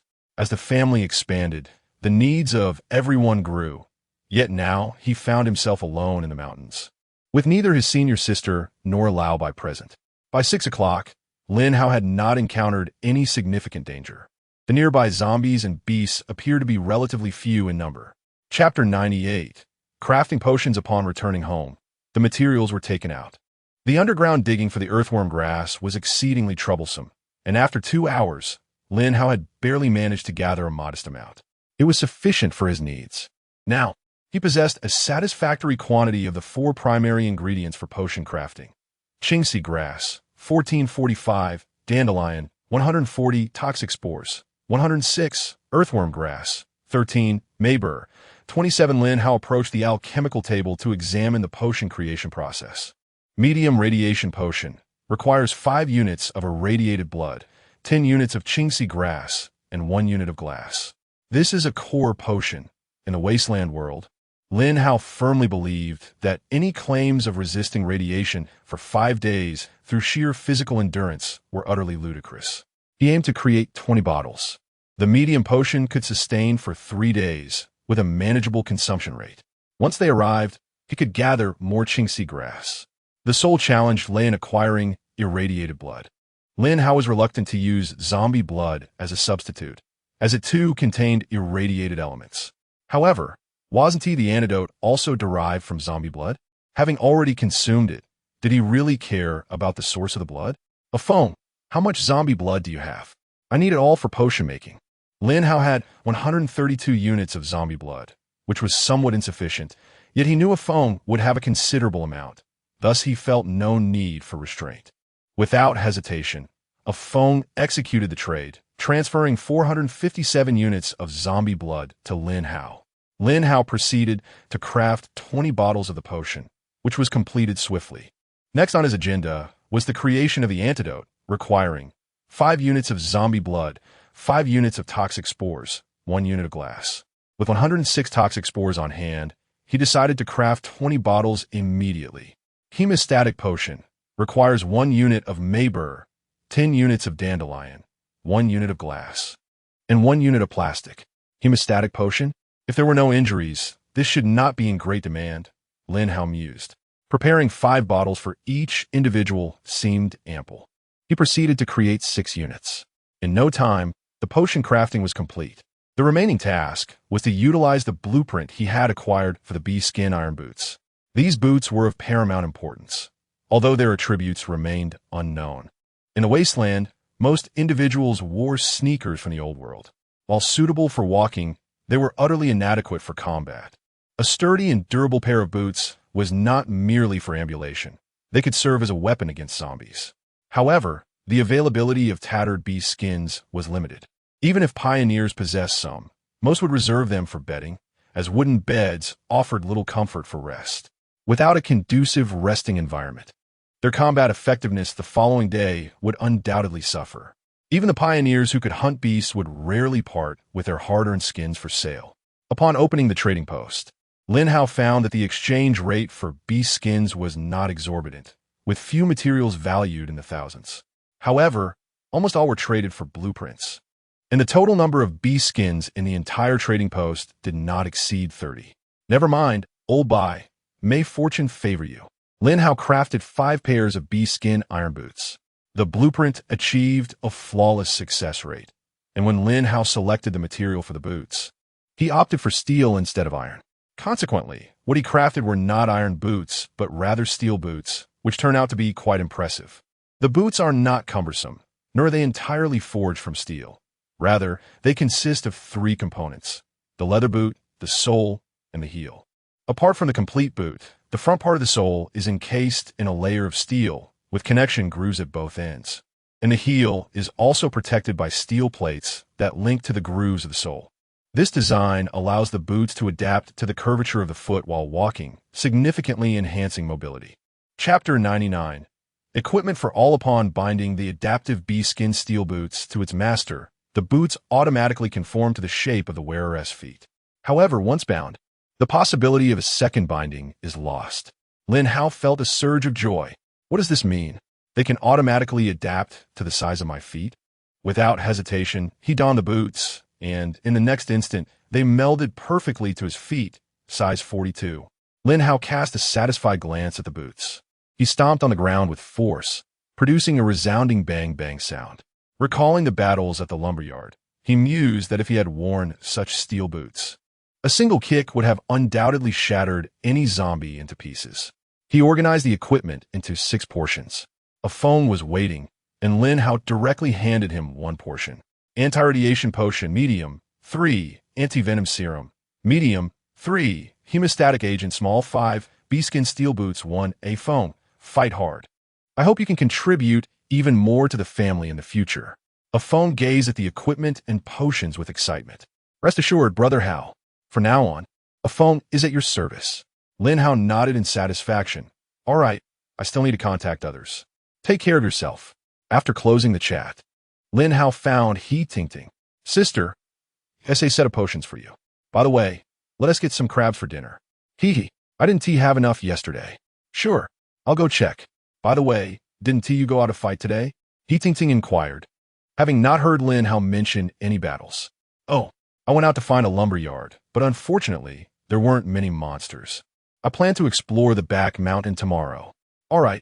He Tingting completed the transaction and was amazed by the mountain-cleaving knife and steel boots. Wow, I was just worried about how to deal with those mutated coconut crabs. A smile played at the corners of her mouth. She chose not to mention it to Lin Hao, intending to surprise him instead. There was a batch of leveling monsters on the island. If she could eliminate them, He Tingting could level up significantly. As for Old Bai, he had no shortage of mountain-cleaving knives. Lin Hao had just forged a total of 11 such knives. Thus, while he could offer the knives, the boots were another matter entirely. That was a dilemma for Old Bai to resolve. After completing all transactions, Old Bai couldn't help but tease him. Kid, am I the only one you're missing now? Hey, what are you lacking? Old Bai could collect materials himself, right? Lin Hao chuckled wryly. Beastskin, Old Bai, if you can truly procure it, I'll make you some immediately. All right, you said it. I did. Lin Hao laughed heartily, particularly at the thought of Old Bai's exasperated expression. Glancing at the warehouse, he noticed that the stone inventory was nearly full, with a total of 810,078 stones. After deducting 800,000, there were just over 10,000 left, which was enough to build a staircase. However, the complaints about Lin Hao's overpriced water had yet to cease. Damn, Brother Hao is too shrewd. This water is good, but shouldn't tea be sold at such a price? If he doesn't lower the price, others won't either. Exactly, but who knows what they're doing now? What good is it to shout here? I cannot fathom where this rascal has procured such an abundance of water. Do you suppose he possesses a seawater purification device? Look at that water. It bears no markings, clearly an attempt to conceal his tools. Could it be that his crafting level has ascended to Tier 3? Nonsense. I've already reached Tier 3, and I possess no such purifier. It feels as though he must have been born in a reservoir. Impossible. The weapons he sells are merely crossbows. I suspect he dwells in the mountains. Come now, there aren't that many resources in the mountains. Furthermore, if he resides in the mountains, why would he need so many sticks? I suspect he is in the grasslands. Have you not observed the items he has collected? Wood, stone, yet there are no grasslands to be found. Brothers, in the future, we must not sell him materials that are absent from the grasslands at such a low price. Chapter 100. The Morning's Warning. What is this? Lin Hao was taken aback. Is this the anti-Hao Nin alliance? Observing the messages from everyone, it seemed they were engaged in some form of study, as if devising a strategy against him. Indeed, you were correct. I am right here on the prairie. Lin Hao's words interrupted the conversation. However, I have had my fill. In an instant, the chat window fell into a state of silence, and after a prolonged pause, a single word emerged. Damn! Lin Hao chuckled as he closed the chat window, realizing that with these individuals, one could not afford to be overly courteous. In the courtyard, Lin Hao called out, Wolf 1, Wolf 2. The two little creatures darted out from the backyard. Let us go for a stroll. Lin Hao opened the gate, and the two wolves hopped along behind him, heading towards the cliff at the mountaintop. Lin Hao had amassed a sufficient amount of stone materials and was now ready to establish a family. Of course, the construction of the family would require time. The stone house, the wooden house, and the ground-clearing machine from before all demanded patience. Thus, today's construction did not necessarily imply that it would be completed today. The journey posed little danger. Although darkness had descended, wild beasts generally adhered to their established territories. Zombies and beasts primarily lingered near their original domains. In the vicinity, tranquility reigned, and they would not venture far. At the cliff summit, Lin Hao gazed down at the ground, which had already been meticulously designed the previous day. As he unfurled the blueprints, he summoned the materials to fill in the design. Yet, another dilemma arose: the selection of materials, particularly the surplus of golden Namu wood boards. However, even with all the boards accounted for, they would prove inadequate. Lin Hao hesitated. Once the blueprint for the estate was crafted, making alterations would become a formidable challenge. Within the castle, the golden Namu furniture appeared exceedingly opulent. He possessed only around 300 golden Namu boards. If he were to incorporate them all indiscriminately, they would be squandered, resulting in furniture crafted from ordinary wood. How embarrassing that would be! Reflecting on his former world, he recalled that golden Namu wood was not a material suitable for crafting weapons. It was primarily utilized for furniture. Why squander the abundant timber from the mountains below? He thought of that young zombie, guarding wealth yet failing to enjoy it. No, I must construct a golden Namu castle. Lin Hao resolved to return tomorrow and, come what may, dismantle all the golden Namu to create furniture, tables, chairs, and wooden beds. Regardless of the material's value, in this wasteland world, one must savor each day to the fullest. He would not allow regret for unspent riches after death to haunt him. Accompanied by Wolf 1 and Wolf 2, he returned home. Despite accomplishing nothing, it had turned into a simple walk. Upon arriving home, it was already past 7 o'clock. On the way, Lin Hao traded for the crabs that Ting Ting had given him. These crabs had just been caught and needed to be cooked immediately. Lin Hao hurried home, boiling the crabs while preparing some food for Wolf 1 and Wolf 2. Ting Ting was quite busy today, allowing Lin Hao to manage his own meal, for she was capable of steaming crabs, although he was unaware of what the goddess was preoccupied with, since she had found her motivation. Lin Hao did not wish to interfere with her endeavors. After indulging in crabs, I retired early for the night. Having spent the morning walking and engaging in various activities in the afternoon, I found myself quite fatigued. Lying there, I soon succumbed to slumber, my snores filling the air. The soft rays of dawn filtered into the stone house, with the rhythmic sounds of my snoring intertwined with the gentle murmurs of the wolves, Langda and Lang Air. Lost in their dreams, suddenly an alarm blared. Warning! Warning! Enemies are attacking the stone house. Enemies are attacking the stone house. Startled, I jolted upright, causing both wolves to shiver in fright. Yet in the next moment, Langda let out an alert howl, his instincts on high alert. Is someone attacking the stone house? I rubbed my eyes and dashed towards the third floor. Chapter 101. The 4 lines, the sign-in can commence. May I inquire if the host is ready to check in? Regardless of the moment, the sign-in prompt is always immediate. Sign. Lin Hao responded while ascending the stairs. Congratulations.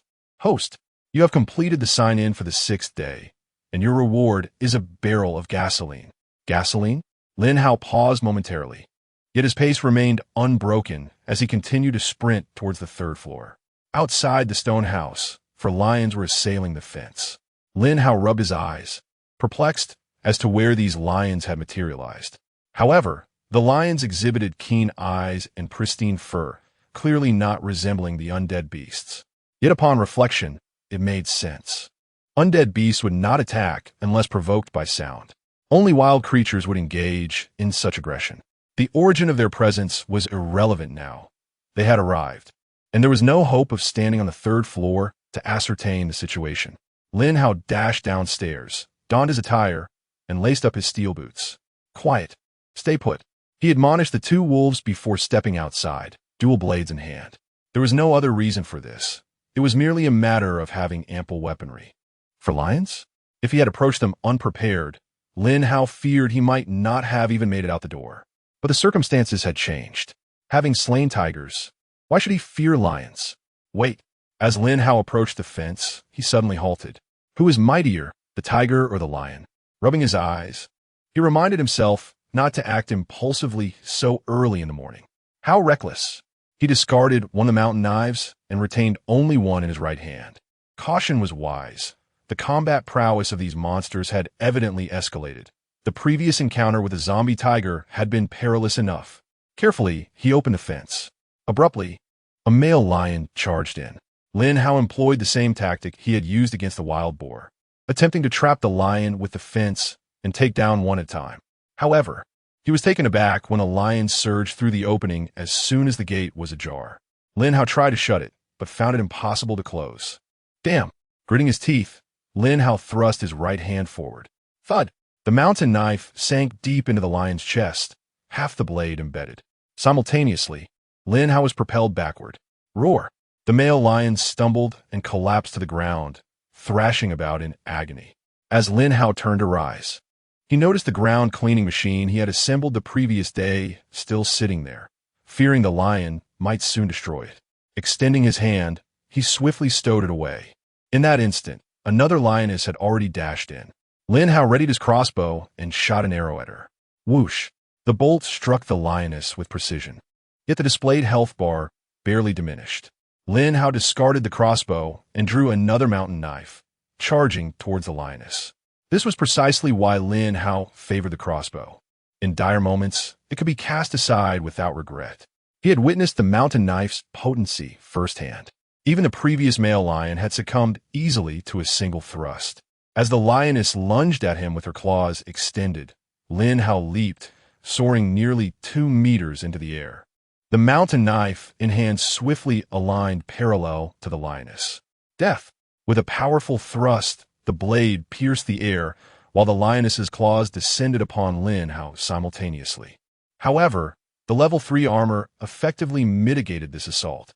Little did the lioness realize that the man before her was far from the easy prey she had anticipated. Had this encounter occurred days prior, had the mountain knife not been in his possession, or had Lin Hao not elevated his level, he would have stood no chance against such a formidable beast. Yet, it was merely unfortunate for them to face a man who had ascended 4 levels, seasoned by numerous life and death battles, and equipped with several extraordinarily sharp weapons. Truly, they had drawn the short straw. Chapter 102. The Lion Kings in the blink of an eye. The 2 lions had lost their fighting prowess. Meanwhile, the lion outside the enclosure was already battered and bruised. Previously, Lin Hao had observed this. Otherwise, he might not have chosen to charge out so recklessly. Given the presence of the spikes, it was highly probable that the other 2 lions had sustained injuries from them. Nevertheless, the lion, as the king of the jungle, quickly leaped out after being pricked, swatting the spikes away with a powerful paw, toppling several in the process. The lions displayed remarkable intelligence, refraining from attacking elsewhere and remaining near the enclosure. Consequently, the 2 lions that had just engaged were entirely unscathed. Unfortunately, upon entering, Lin Hao had swiftly dispatched one with a single strike. The other was now devoid of any combat capability. Drawing forth a 3rd machete, Lin Hao pondered the necessity of carrying multiple blades. It was indeed crucial. At this moment, Leaving the knives lodged in the two lions was not an option for him. Without weapons, he would find himself in quite a predicament. He sprinted forward with great haste, not daring to fight near the spikes. He avoided the area where he had previously battled the wild boar and leopard, where remnants of blood still stained the ground. Standing firm, Lin Hao focused intently on the two injured lions, a male and a female. The male lion bore deep wounds on its forepaws and chest, evidently injured severely by the spikes. However, its primary weapon was its teeth, and Lin Hao remained cautious of its proximity. In contrast, the female lion's injuries were less severe, prompting Lin Hao to prioritize his defenses against her. The two lions prowled restlessly on the ground, their eyes fixed on Lin Hao, yet lacking any signs of ferocity. Perhaps in their eyes, battling Lin Hao did not warrant a desperate effort. Beasts only reveal their ferocity when confronted by a superior predator, seeking to assert their dominance. In moments of attack, they might momentarily exhibit their fierceness. Lin Hao suspected that, at present, he did not appear to them as a formidable adversary. This behavior, while not physically harmful, was profoundly insulting. Lin Hao felt a surge of indignation. Was he truly so feeble? Both lions were half-injured, yet they dared to look down upon humanity? He could no longer tolerate such disdain. Raising his machete, he charged forth, targeting the severely injured male lion. Roar! Witnessing Lin Hao sprint towards the male lion, the female finally displayed an expression of rage. She lunged at Lin Hao in response. Simultaneously, the male lion did not remain passive. It stepped back momentarily, but this was merely to gather strength. In the next instant, the male lion leapt powerfully, its massive form hurtling directly towards Lin Hao. Beasts are but beasts. A faint smile graced Lin Hao's lips. Having suffered such a significant blow at the enclosure's entrance, he would never be foolish enough to confront two lions head-on. Being struck mid-air would send him flying, and even if he survived, he would be bedridden for half a month. Suddenly, Lin Hao felt a profound weight descend upon him. His target was far from the severely injured lion. Throughout the recent skirmishes, Lin Hao had evolved from a state of panic to one of composure, and now, amidst this calm, he had learned the art of deception. The two injured lions presented a curious sight. The male, evidently more gravely wounded, stood defiantly at the forefront, while the less injured female lingered further back. Drawing upon his prior encounters with wolves, Lin Hao discerned that in the animal kingdom, confrontations typically involve a primary attacker and a support. He surmised that the male lion before him was undoubtedly a decoy, with the true threat likely emanating from the more distant female.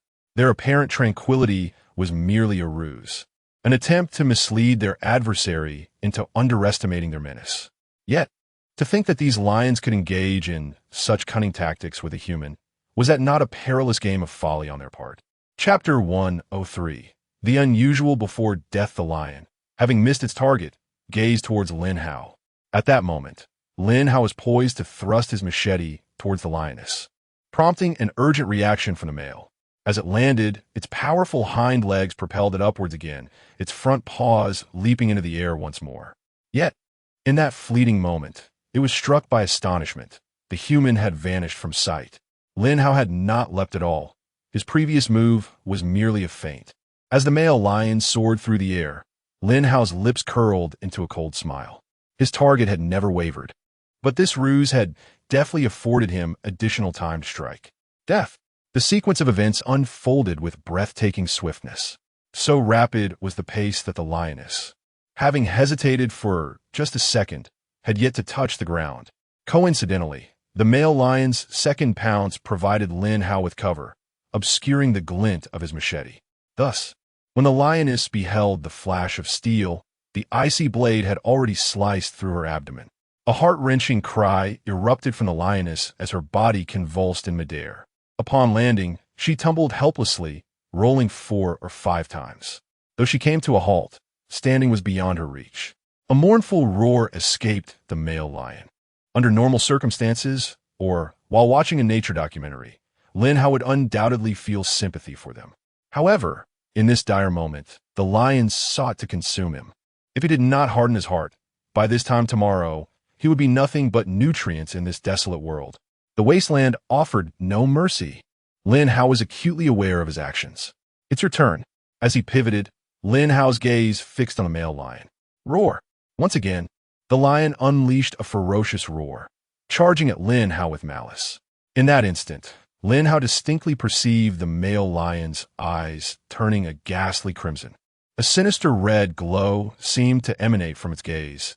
It was not blood, but a chilling light. Evolved? Only this thought occupied Lin Hao's mind. Yet questions flooded his consciousness. Why could beasts evolve? Countless queries surged within him, but the male lion was already upon him, leaving no time for analysis.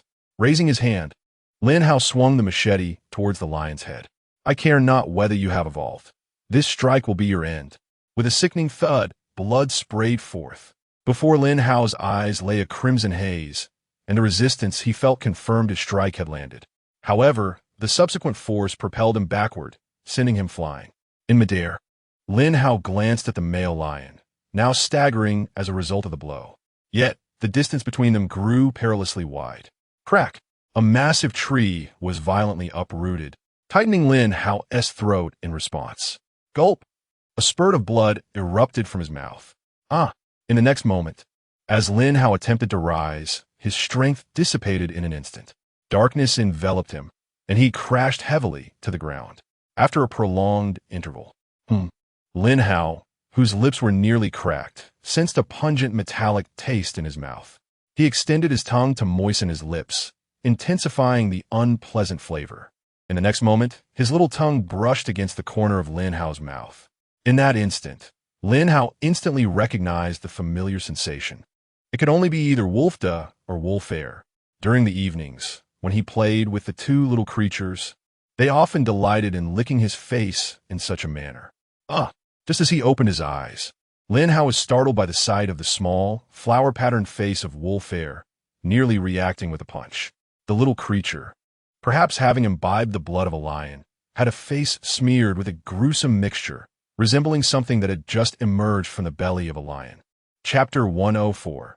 Unconsciousness. The one licking itself was indeed Wolf 2, and it was quite heartwarming, considering it was a sister. Meanwhile, Wolf 1, lacking in conscience, was also nearby. "Wolf 1, spit it out," Lin Hao exclaimed, mustering the strength to stand. Although Lin Hao was aware that wolves were carnivorous creatures, they were still too young. How could they consume raw meat? However, upon observing Wolf 1's belly, Lin Hao realized that it was too late for words. Gradually sitting up, Lin Hao glanced back, and the sight startled him. The large tree behind him appeared nearly severed, and the spot where he had just lain was stained with dried blood. Checking the time on his information window, it was already 10 o'clock. Struggling to his feet, he saw Wolf 1 and Wolf 2 bounding joyfully towards him. Initially, Lin Hao had panicked upon waking, but now he pondered whether he had been mistaken. They were wolves, yet he had treated the two little creatures as though they were teddy bears. Was this truly what they were meant to consume? Lin Hao had dismantled the female lion, while he chose to retain the male lion. In the courtyard, he located a piece of plastic sheeting and wrapped the male lion in it. Relieved that the battleground was just outside, breathless, he dragged the lion's body back to the warehouse. In truth, there were still two lions in the yard, but this particular lion had mutated during their encounter. Lin Hao vividly remembered the moment he witnessed its transformation. Thus, he wondered if its flesh and blood would enhance the physical prowess of Wolf 1 and Wolf 2. The warehouse could preserve the corpse for a time, so he decided to leave it there for now. Once the pain subsided, he would find a way to process the male lion. Retrieving 3 machetes, Lin Hao proceeded to dismantle the other 2 lions. The lion meat was plentiful. However, due to the time elapsed, he only acquired 10 portions of beast blood. Yet, he managed to obtain 60 pieces of meat and 3 complete beast bones, along with 3 intact hides, all effortlessly taken care of in one stroke, with minimal damage to the pelts. Curious, he opened the attributes panel to check how much meat he had amassed, but to his surprise, he found himself momentarily stunned. When had this occurred? Level 5? Lin Hao was unaware that he had leveled up. The lion he had just encountered was a level 3 beast, and, given the experience gained from his earlier encounters at the lumberyard, he had been quite close to leveling up even before that. Wiping the corner of his mouth, he realized it was smeared with blood, initially thinking it was his own. But then he recalled Wolf 2. It dawned on him that Wolf 2 had been licking him, clearly concerned, perhaps noticing his dry lips. However, he chuckled to himself. But little one, Daddy does not drink blood. Hastily, he rushed to the corner to wash his face and then brought Wolf 1 and Wolf 2 over, cleaning the little darlings' faces. Dragging his weary body, Lin Hao felt utterly exhausted and had no desire to move. Yet, this was a wasteland, not a place for rest. That rascal A Feng has likely already reached level 8. Lin Hao, of course, is not motivated by the desire to match his level.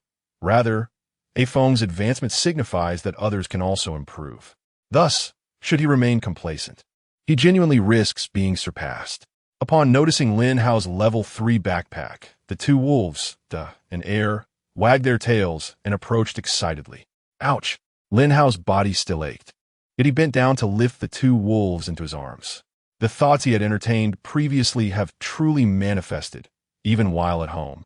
Wild beasts have come to invade. Had he ventured out a bit earlier that morning, it is quite possible that upon his return, these little creatures would have been regarded as mere food. Chapter 105. Enduring trials the lumberyard beckoned today.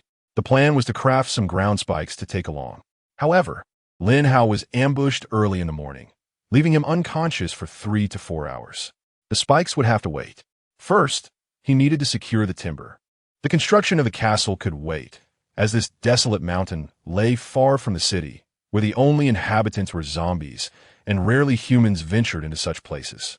Nevertheless, the descent from the mountain required a change of strategy. Upon reaching the warehouse, Lin Hao pushed out his motorcycle. Although he had not sustained any serious injuries, his body ached terribly. Wasn't the motorcycle meant for such occasions?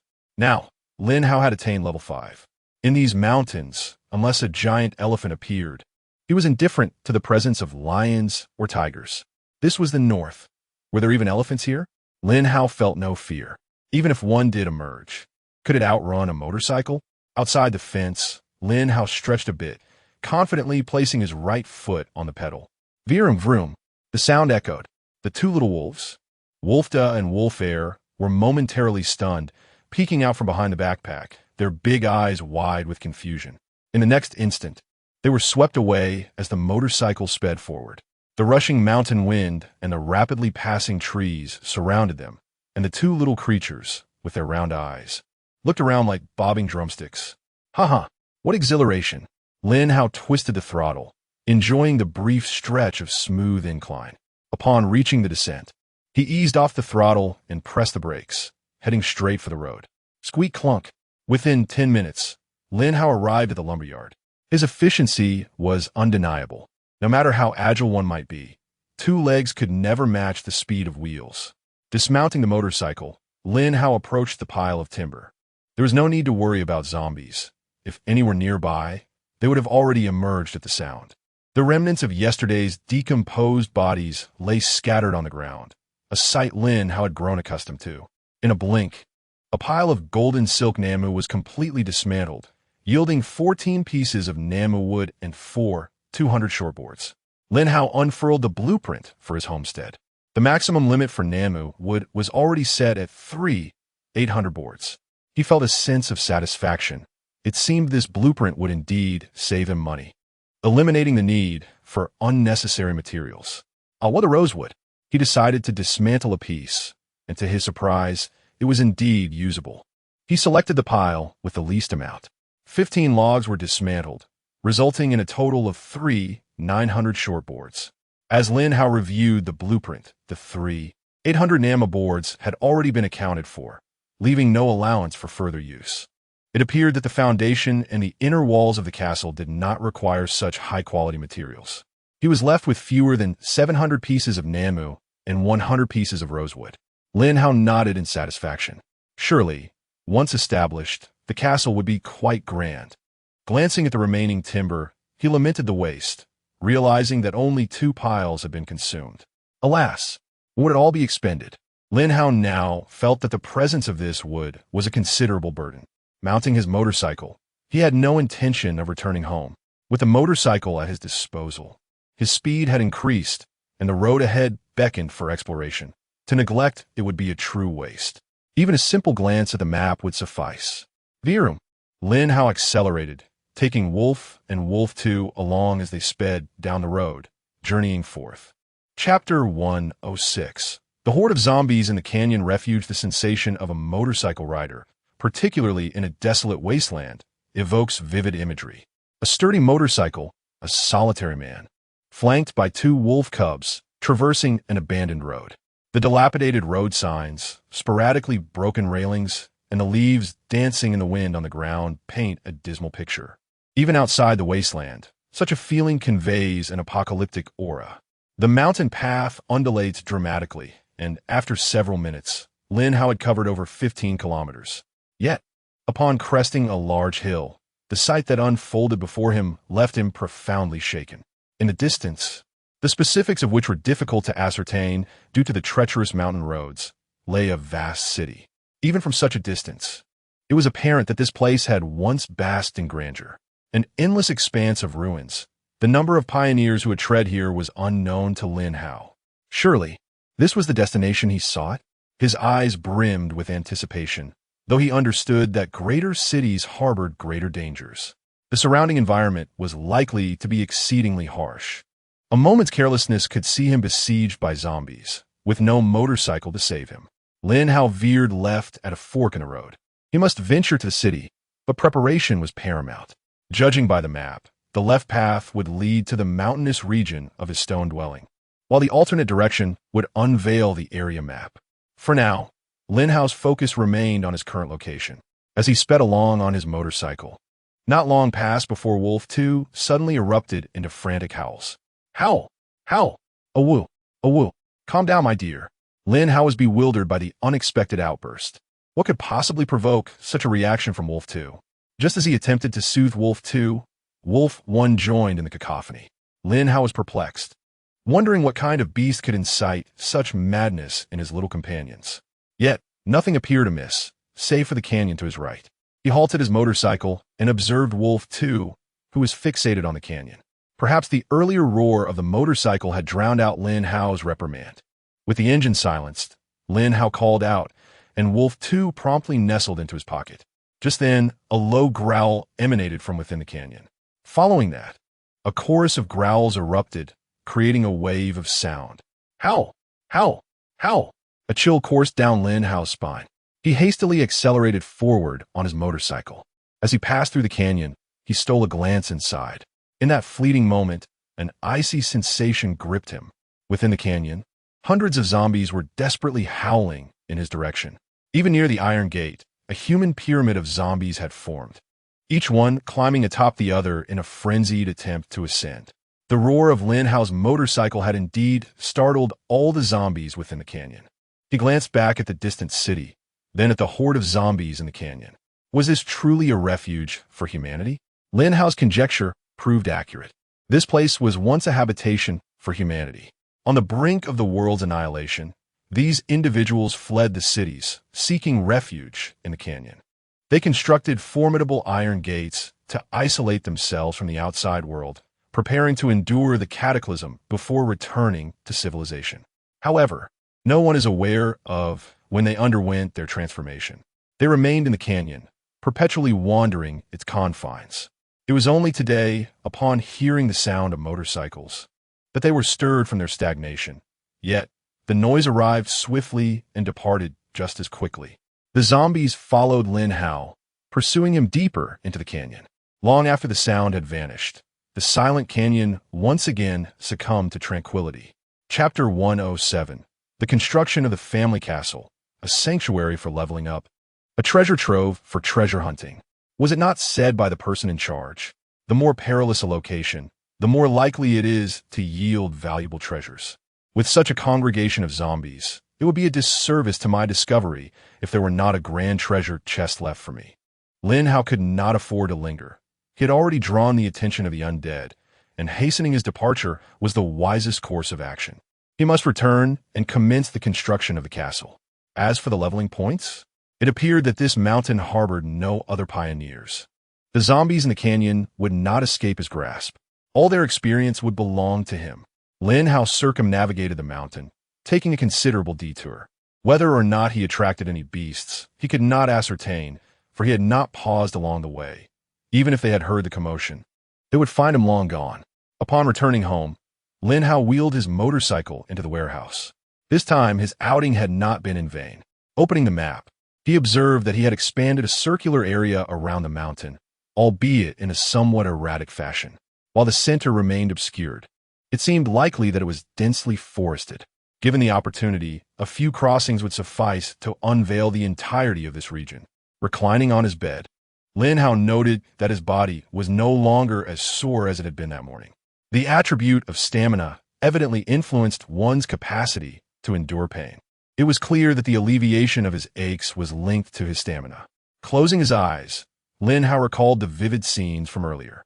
The zombies, much like a cinematic spectacle, clambered over one another's bodies in a desperate attempt to breach the door and pursue him. Although he had moved swiftly, the visceral shock of the sight lingered in his mind. Such a remarkable venue for leveling up. How could Lin Hao possibly let it slip away? Yet, this morning he had been ill-prepared. He had intended to visit the lumberyard, armed only with the same crossbow bolts from before, never anticipating the sheer number of zombies he would encounter. Moreover, since the zombies had been roused, it would be an arduous task to eliminate them. Returning merely to prepare, it seemed that he would not be earning any income this afternoon. In such an enticing location, could Lin Hao truly restrain himself from returning? For the time being, he would allow them to settle, focusing on the castle's construction first. Lin Hao rose and purchased 10 boxes of milk, pouring some for his 2 wolves. He planned to be away for a brief while, which he presumed would be inconsequential. The 2 little creatures, upon seeing their meal, perked up instantly, tailing Lin Hao eagerly. After placing the bowls down, he departed from the stone house. 20 minutes later, Lin Hao stood on the edge of a cliff, deliberating for quite some time. Ultimately, he selected a site for the castle. He observed as the requisite materials were gradually accumulated. What remained was the response from the personnel. It had already been agreed upon. Lin Hao reached out to his senior sister, Lao Bai, and Ah Feng among others. Soon, responses began flooding in, and the limitation on numbers vanished. Clang! Clang! In the next moment, the outlines of the surrounding walls began to materialize. With a resounding rumble, the mountain's peak suddenly sank. For Lin Hao's castle was to be partially embedded within a mountainside. Primarily, the design deviates from the norm, rendering the castle and the peaks rather jarring. However, this deviation instills a sense of natural harmony, making the overall appearance considerably more pleasing to the eye. Lin Hao gazed around in astonishment. The city walls, the castle, the warehouses, and the stone houses began to emerge almost simultaneously. This magnificent spectacle was rivaled only by the commotion of a neighborhood undergoing reconstruction. Yet, upon checking the time required, he was taken aback to find it would take a full 10 days. This duration indeed seemed rather protracted. Lin Hao had estimated a mere 5 days. Alas, time was beyond his control, and he had no choice but to acquiesce to its passage. Chapter 108. The taste of Wolf 1 and Wolf 2. Although the castle remains unfinished, this territory has already been claimed by Lin Hao. With 10 days at his disposal, there is no rush for the stairs and other constructions. After informing his companions about the time required, Lin Hao took a few rounds around the area, ensuring everything was quite reasonable before moving on. The descent was swift. Within 10 minutes, he returned home. As soon as he entered the courtyard, he spotted Wolf 1 and Wolf 2 scratching at the warehouse door. Milk spilled all over the ground. Alas, the meat intended for breakfast had rendered the milk utterly unappetizing. Lin Hao hesitated for a moment. Judging by their appearance, they seemed to have digested it fairly well. Upon opening the warehouse, he found Wolf 1 and Wolf 2 eagerly gazing inside. A transparent barrier stood between them and the treasures within, creating an insurmountable obstacle that left them anxious and impatient. Ah, here they come. Lin Hao emerged from the warehouse, carrying a lion. However, in that instant, he found himself momentarily stunned. He recalled dragging this very lion back that morning. How could it now seem lighter after a whole morning spent in the warehouse? Pondering this, he regarded the lion he held. Given the changes in the wasteland world, this majestic creature had likely not been well fed for over a year. Yet, as the saying goes, a skinny camel is still larger than a horse. This was undoubtedly a lion. Even in its emaciated state, It must weigh close to 300 pounds. Lin Hao tugged at it. Truth be told, it felt somewhat heavy, but should a lion of nearly 300 pounds feel so light to him? Wolf 1 and Wolf 2 were becoming increasingly agitated, saliva dripping from their mouths. Their calls jolted Lin Hao from his reverie, prompting him to swiftly place the lion on the workbench. The warehouse possessed a preservation function, and the lion had only been away for a few hours. In truth, most of its blood had already drained. Lin Hao took out his cleaver and sliced open the lion's belly, discarding the intestines. Noticing the two little creatures growing impatient, nearly snatching the intestines for themselves, he carved half of the lion's heart into slices. The eager duo could not wait any longer. He contemplated washing the meat, but seeing their enthusiasm, he decided against it. Wolves, after all, consumed their food raw. He had never seen wild wolves wash their meals.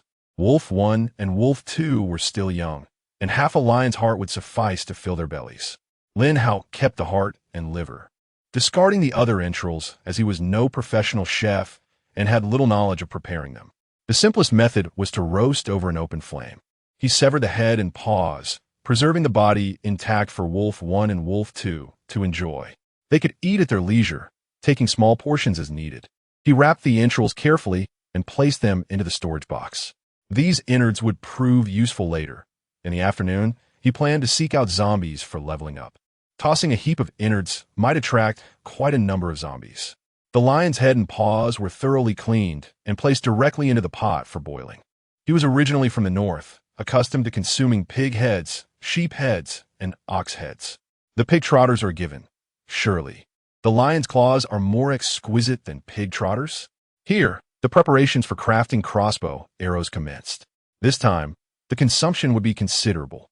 Lin Hao directly set about producing 100 units, 100 crossbow boxes, and 2,000 crossbow arrows, yet it would not suffice for the task at hand.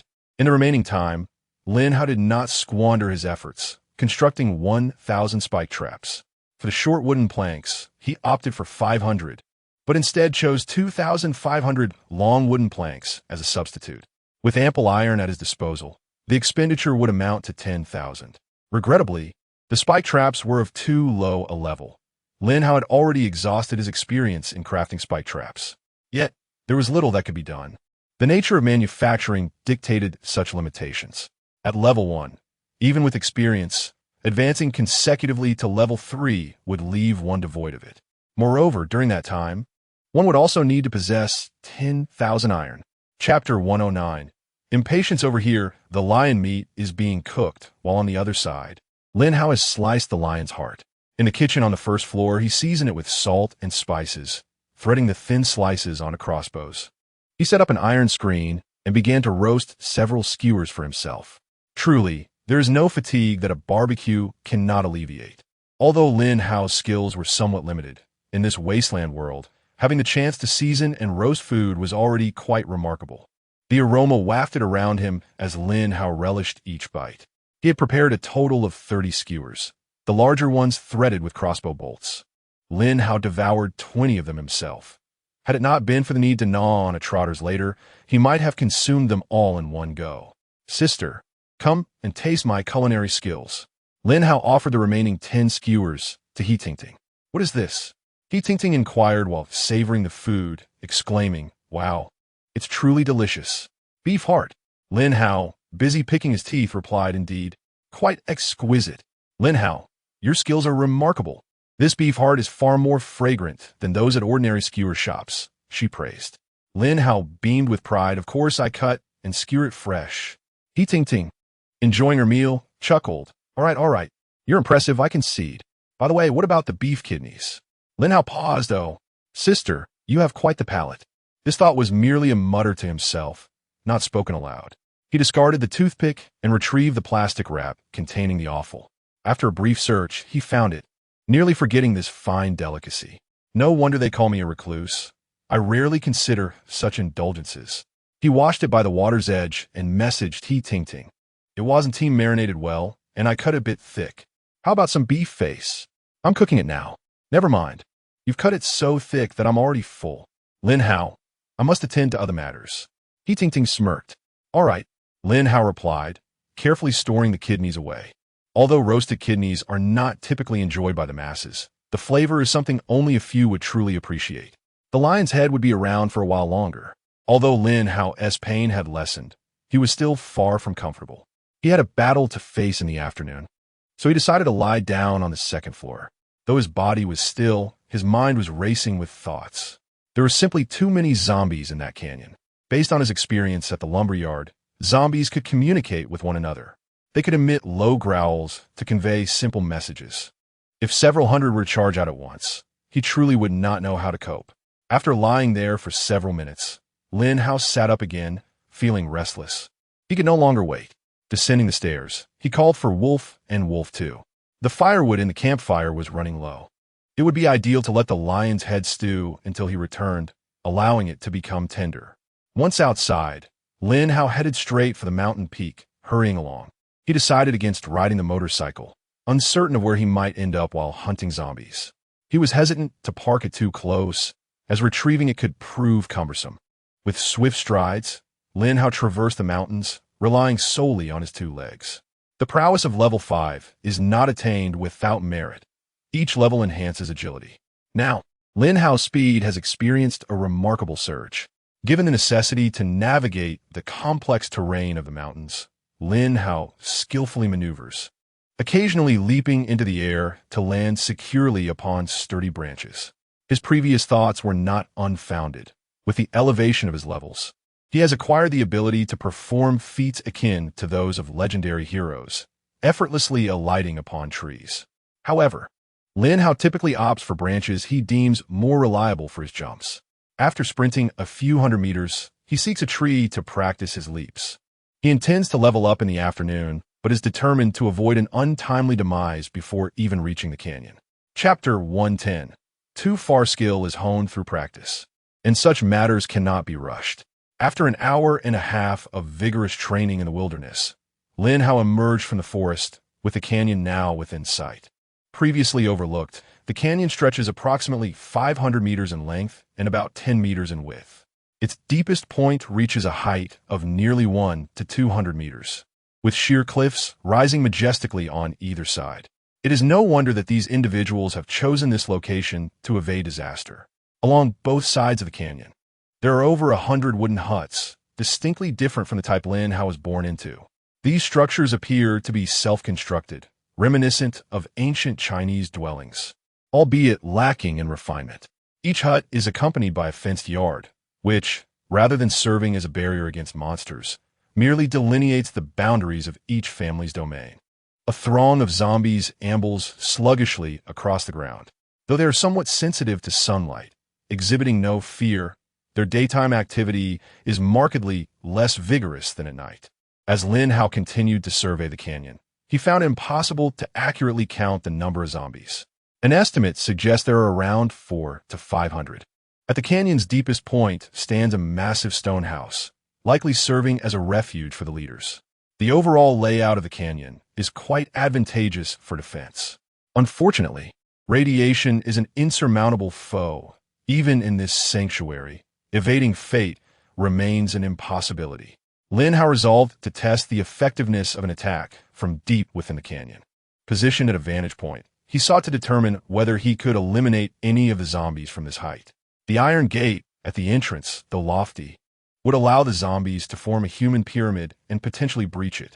Once they began to wander, not only would killing them become a challenge, but Lin Hao's training might require a cautious approach as well. Thus, it would be prudent not to draw them out. Peering over the edge of the canyon, the wolves, Wolf 1 and Wolf 2, cautiously extended their heads to gaze below. However, the height proved daunting. After a few glances, they settled beside Lin Hao, losing interest in the view. With a repeating crossbow in hand, Lin Hao lay in wait at the canyon's edge, scanning for isolated targets. Even if discovered, it would be less likely to incite a horde of zombies. However, the distance from the cliff summit to Lin Hao's intended target was estimated to exceed 200 meters, approaching the limits of his crossbow's range. He could not ascertain whether such an attack would yield any results. Spotting a lone zombie, Lin Hao hesitated not for a moment. He pulled the trigger, and the bolt shot forth with a resonant sound, hurtling downward. Clink! The zombie below, a female clad in a tattered sundress, startled and instinctively hunched over. Despite the disarray of her attire, her face was regrettably beautiful, and her physique admirable. What had led her to become a zombie? Momentarily perplexed by the sound, she glanced at the source, but upon seeing a mere wooden stick, resumed her wandering. Was there such a significant discrepancy? Lin Hao had aimed for her head, yet the considerable distance, compounded by wind speed and direction, especially when shooting from a height to a lower point, rendered the arrow's descent misleading. It appeared to fall directly, but upon landing, it missed the female zombie by several meters. Moreover, given the considerable distance, the details of the zombie's head were hardly discernible. Even if one were to hit the target, a fatal strike could not be guaranteed. In such circumstances, a more professional approach would entail calculating wind direction and angle, thereby adjusting the aim accordingly. However, Lin Hao was entirely oblivious to these calculations. Consequently, he resorted to the most rudimentary method. The eightfold scope had markings, so he adjusted it by 2 notches and relied on his instincts to shoot. After a prolonged moment of aiming, he finally released an arrow. Whoosh! Thud!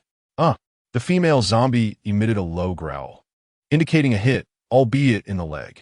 Shortly thereafter, a horde of zombies, drawn by the female zombie's sound, rushed towards him. Terrified, Lin Hao quickly recoiled and concealed himself. Chapter 111. Luring monsters too far. Lin Hao shook his head. Although the eightfold scope allowed for aiming, the issue lay not with it, but with the crossbow itself.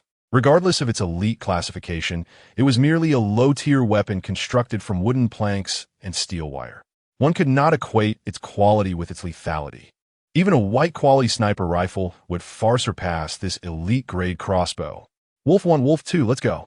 Lin Hao rose to his feet, recalling the first plan he had devised while at home. Initially, he believed that with the eightfold scope, success would come easily. But to his dismay, it proved to be utterly unreliable. Yet, who could blame him? Among 100 billion pioneers, how many had wielded such a weapon in the previous world?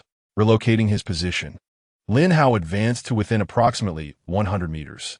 This distance was the absolute limit of his approach, as there were no suitable hiding spots nearby. He crouched at the cliff's edge, having halved the distance. Through the eightfold scope, he could discern the zombies' heads clearly. Whoosh! This arrow, Lin Hao thought, should hit its mark.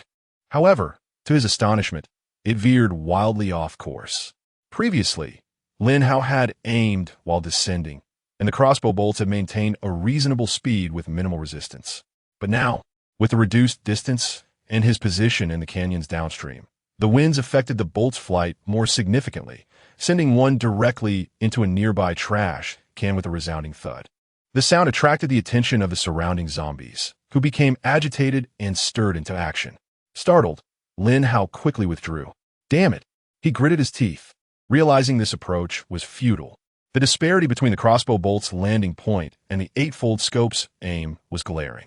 In this scenario, a professional sniper might have fared better, but a mere shut-in like him struggled to calculate such variables.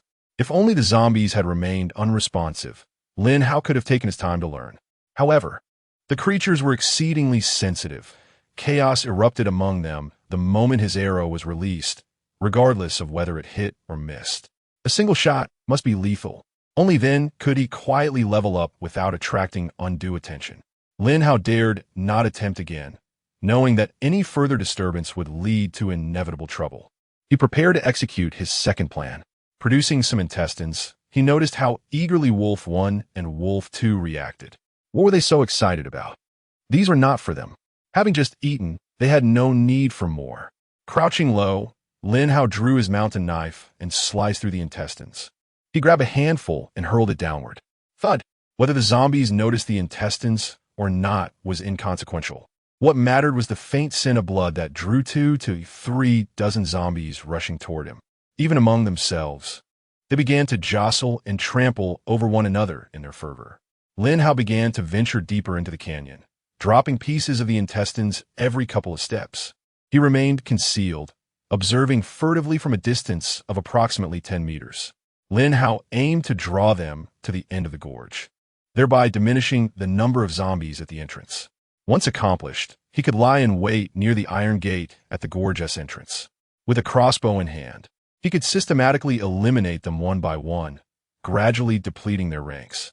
After considerable effort, Lin Hao successfully lured the majority of the zombies to the middle of the gorge. However, there was insufficient meat to sustain their interest. As soon as many of the zombies began to stir, the enticing scent dissipated. They had moved a short distance, but as time passed, fewer and fewer descended. Lin Hao returned once more to the vicinity of the iron gate, where approximately 30 zombies were aimlessly wandering. This time, it seemed nearly sufficient. Chapter 112. The canyon gate silently approaching the iron gate. Lin Hao felt no fear despite the presence of 30 zombies. The battle at the lumberyard had endowed him with considerable combat experience. Although the number of zombies, there was merely more than half of the current count. Once one engages in combat with a horde, the terror dissipates significantly. Crawling forward, Lin Hao's teeth suddenly began to clack audibly. Turning to look at Wolf 1 and Wolf 2, he squeezed out a few words through clenched jaws. "Could you not mimic me?" At that moment, the two wolves were crawling alongside him, legs pushing backward, their paws crossed in front, their little bellies scraping against the ground. Lin Hao's eyes blazed with indignation. As a human standing an impressive height of 6 feet, undeniably handsome, he was forced to crawl in order to approach his target. Yet these two little creatures were not even as tall as his shoe. Why did they have to crawl like that? Moreover, their movements were strikingly similar to his own. Unbeknownst to him, Wolf 1 and Wolf 2 had no idea what their esteemed Lin Hao was doing. They believed he was imparting hunting skills to them. Since then, the wolves had developed a peculiar habit. When faced with an ambush, they would advance in this odd, crawling manner. Don't even ask why. They simply could not articulate an answer. After all, they had learned this since they were young. Shaking his head, Lin Hao continued to crawl forward. As he neared the gate, he dared not make a sound. 30 meters away, he lay prone on the ground, armed with a crossbow. This distance was indeed within the zombies' alert range. However, due to their remarkably low vigilance and poor eyesight, combined with Lin Hao's camouflage attire, he was not easily detected. At such proximity, through the eightfold scope, the head of a zombie loomed before him. And at this distance, the crossbow bolt would not suffer any drop. Whoosh! Crack! A jet of black blood erupted as the zombie's body slumped to the ground. A successful kill awarded him 15 experience points and 15 gold coins. A smile crept onto Lin Hao's lips. Splendid. Indeed, as long as the zombies did not emit a low growl, the sound of a bolt piercing a skull would not provoke their aggression, even if they heard it. Carefully, he pulled back the bowstring, slowly releasing it, ensuring that even the sound of the bowstring recoiling was silenced. Whoosh! Crack! Another zombie's head exploded. In no time, 6 zombies had fallen, and Lin Hao had remained perfectly still, dispatching them effortlessly from his position. Who wouldn't want to slay zombies in such a manner every time?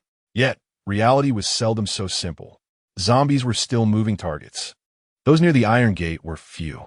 Among the 30-odd zombies, only these 6 were close to the entrance, while the rest wandered aimlessly nearby. Distance was not an issue, but obstacles presented a significant challenge. Currently, there were still over 20 left. However, their erratic movements made it difficult to target them through the iron gate. One must not relinquish hope. Entry through the iron gate is imperative. The wrought iron gate, towering approximately 5 meters and spanning over 10 meters in width, was originally constructed as a defense against the undead. Thus, numerous iron spikes and sharp points have been welded to its exterior, serving their purpose well in repelling zombies. While traversing atop these spikes may facilitate entry, egress presents a greater challenge. To contemplate whether one could eliminate zombies along the precipice of the cliff is not entirely unfathomable. Indeed, at the mouth of the canyon, the overhanging cliff is not particularly lofty, merely a few dozen meters in height. However, engaging in combat, there would likely yield only a meager handful of defeated zombies. Chapter 113. Entering to kill, slaying zombies atop the ravine is not only troublesome, but also requires incessant back-and-forth movement, darting from one side to the other. To evade detection by the undead, one might even have to take a lengthy detour. Given the time it would take to toil until nightfall, it is likely that not all 20 of these zombies could be vanquished. If it were merely these 20, Lin Hao would indeed find it worth the effort. However, the predicament lies in the fact that there are several hundred zombies within the ravine. He would ultimately need to devise a method to enter. Lin Hao approached the iron gate, seeking any possible means of entry. Once he dispatched the zombies at the entrance, he pressed on. Wolves 1 and 2 trailed closely behind, following Lin Hao along the edge of the ravine. He crouched low, swiftly closing the distance to within 3 meters of the gate. What? Lin Hao was rendered speechless.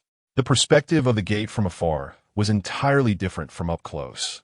At that moment, Lin Hao's hand rested on the gate, feeling the chill emanating from the iron. He shook his head with a wry smile.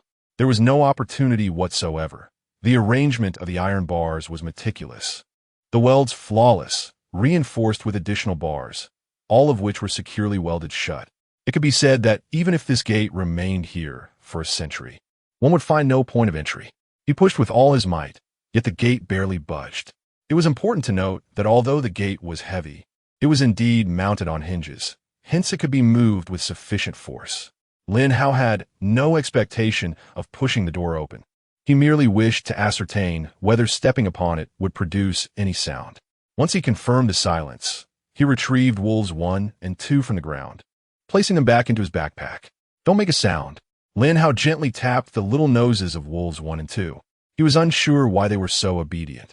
It seemed that since their battle at the lumberyard, they had learned to suppress their noises, only alerting him when necessary. The moment Lin Hao reacted, the little creatures promptly fell silent. With his backpack secured once more, Lin Hao grasped an iron bar and, leveraging his agile physique, effortlessly scaled the gate. He had a penchant for extreme sports, and though not a professional, he found this level of difficulty manageable. He was not reckless. The gate stood 5 meters tall, with a horizontal bar positioned 2.5 meters up, making it a challenge for an ordinary person to ascend. However, having enhanced his capabilities along the way, he had directly leaped onto branches, achieving a similar height. At present, the zombies had all been drawn into the depths of the ravine. The 20 or so at the entrance were entirely within Lin Hao's means to handle. This was not a game. Without a degree of certainty, he would naturally refrain from taking unnecessary risks. As he climbed atop the gate, a zombie rounded the sentry post at the entrance. Lin Hao quickly detected its presence, but the intervening wall of the sentry post concealed him from the zombie's sight. In a swift motion, he ascended, and just as the zombie was about to turn, he planted a foot on the horizontal beam of the gate. The moment the zombie stepped out, Lin Hao had already descended to the ground. Roar! The growl had just escaped when Lin Hao lunged forward, almost pouncing upon the zombie. With a swift motion of his right hand, he grasped the mountain-cutting knife, holding it in reverse. In the fleeting moment of his descent, he plunged the blade into the zombie's skull. A dull thud echoed as the creature collapsed, and Lin Hao immediately threw himself atop the fallen foe. Bracing himself against the ground, he sprang back up. Lin Hao incessantly patted down his clothing, and with a delicate grip, he lifted his collar to take a whiff. To his dismay, the foul stench nearly caused him to retch. He uncapped a vial of potion and drank deeply. Although it seemed unlikely to contract the virus this way, a touch of caution never hurt anyone. Chapter 114. The watchtower in the canyon having entered, Lin Hao had no time to ponder further. He had already made careful observations. At the canyon's entrance, there was a watchtower to the right and a pile of sandbags to the left, with an abundance of weeds carpeting the ground. His initial plan was to conceal himself among the foliage and monitor the movements of the zombies. Drawing his machete, Lin Hao retreated into the watchtower. The room was modest in size, and he first needed to ascertain whether any zombies lurked within. Previously, from the canyon, he could not discern the conditions inside the room. Lin Hao was determined to avoid any unexpected encounters, as each building he passed must be verified as absolutely safe. Inside the watchtower, the furnishings were quite simple: a dilapidated table, with the leather of the chairs peeling away, a wooden bed for resting on the right, and a storage cabinet on the left. The cabinet was substantial, standing about 1.5 meters tall, and Lin Hao curiously opened its door. To his astonishment, surprises often strike when least anticipated. Inside the cabinet lay a 1-meter-long iron pipe rifle. Below it was a box of ammunition, although the box showed signs of age. The bullets remained intact. Lin Hao picked up the iron pipe rifle and shook his head. It was a rudimentary firearm fashioned from a metal pipe, its craftsmanship lacking finesse. After some examination, he discovered how to operate it. There is a small mechanism at the junction of the barrel and the body of the gun. Upon pressing it, the barrel could be hinged downwards. Bullets could be inserted into the barrel before it was closed again. It operated in a manner akin to a revolver. Yet while the revolver could hold 6 rounds, this iron pipe rifle could only fire 1 shot at a time. Quite inadequate. However, the rifle did feature a sighting device. What if he were to attach his 8-power scope? Lin Hao hesitated. The 8-power scope was versatile and would undoubtedly enhance the rifle's functionality.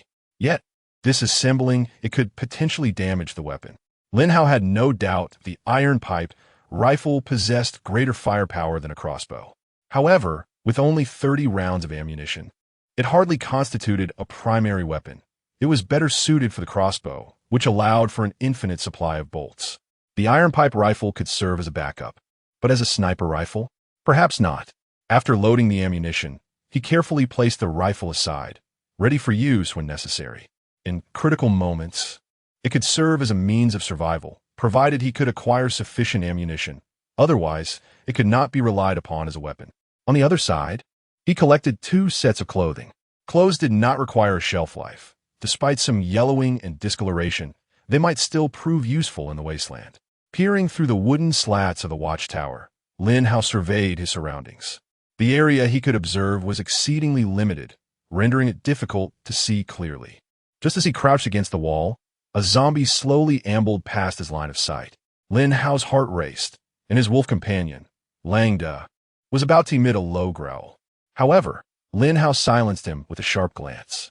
Quietly turning, Lin Hao aimed his crossbow at the dilapidated window. As the zombie continued its slow advance, emitting labored, low growls, time gradually elapsed for 2 minutes. As you hesitated at the corner of the guard tower, Lin Hao's arm grew weary from holding his position. With no other option, he retrieved a can of cola and tossed it out of the window. To his astonishment, the zombie reacted immediately, shuffling towards the sound. In that fleeting moment, a swift whoosh was followed by a resounding bang as the zombies had exploded. Simultaneously, the creature's body turned sharply, perhaps sensing Lin Hao's presence, but it was evidently too late. Chapter 115. The Security Residential Area at the Entrance Dam. What hassle!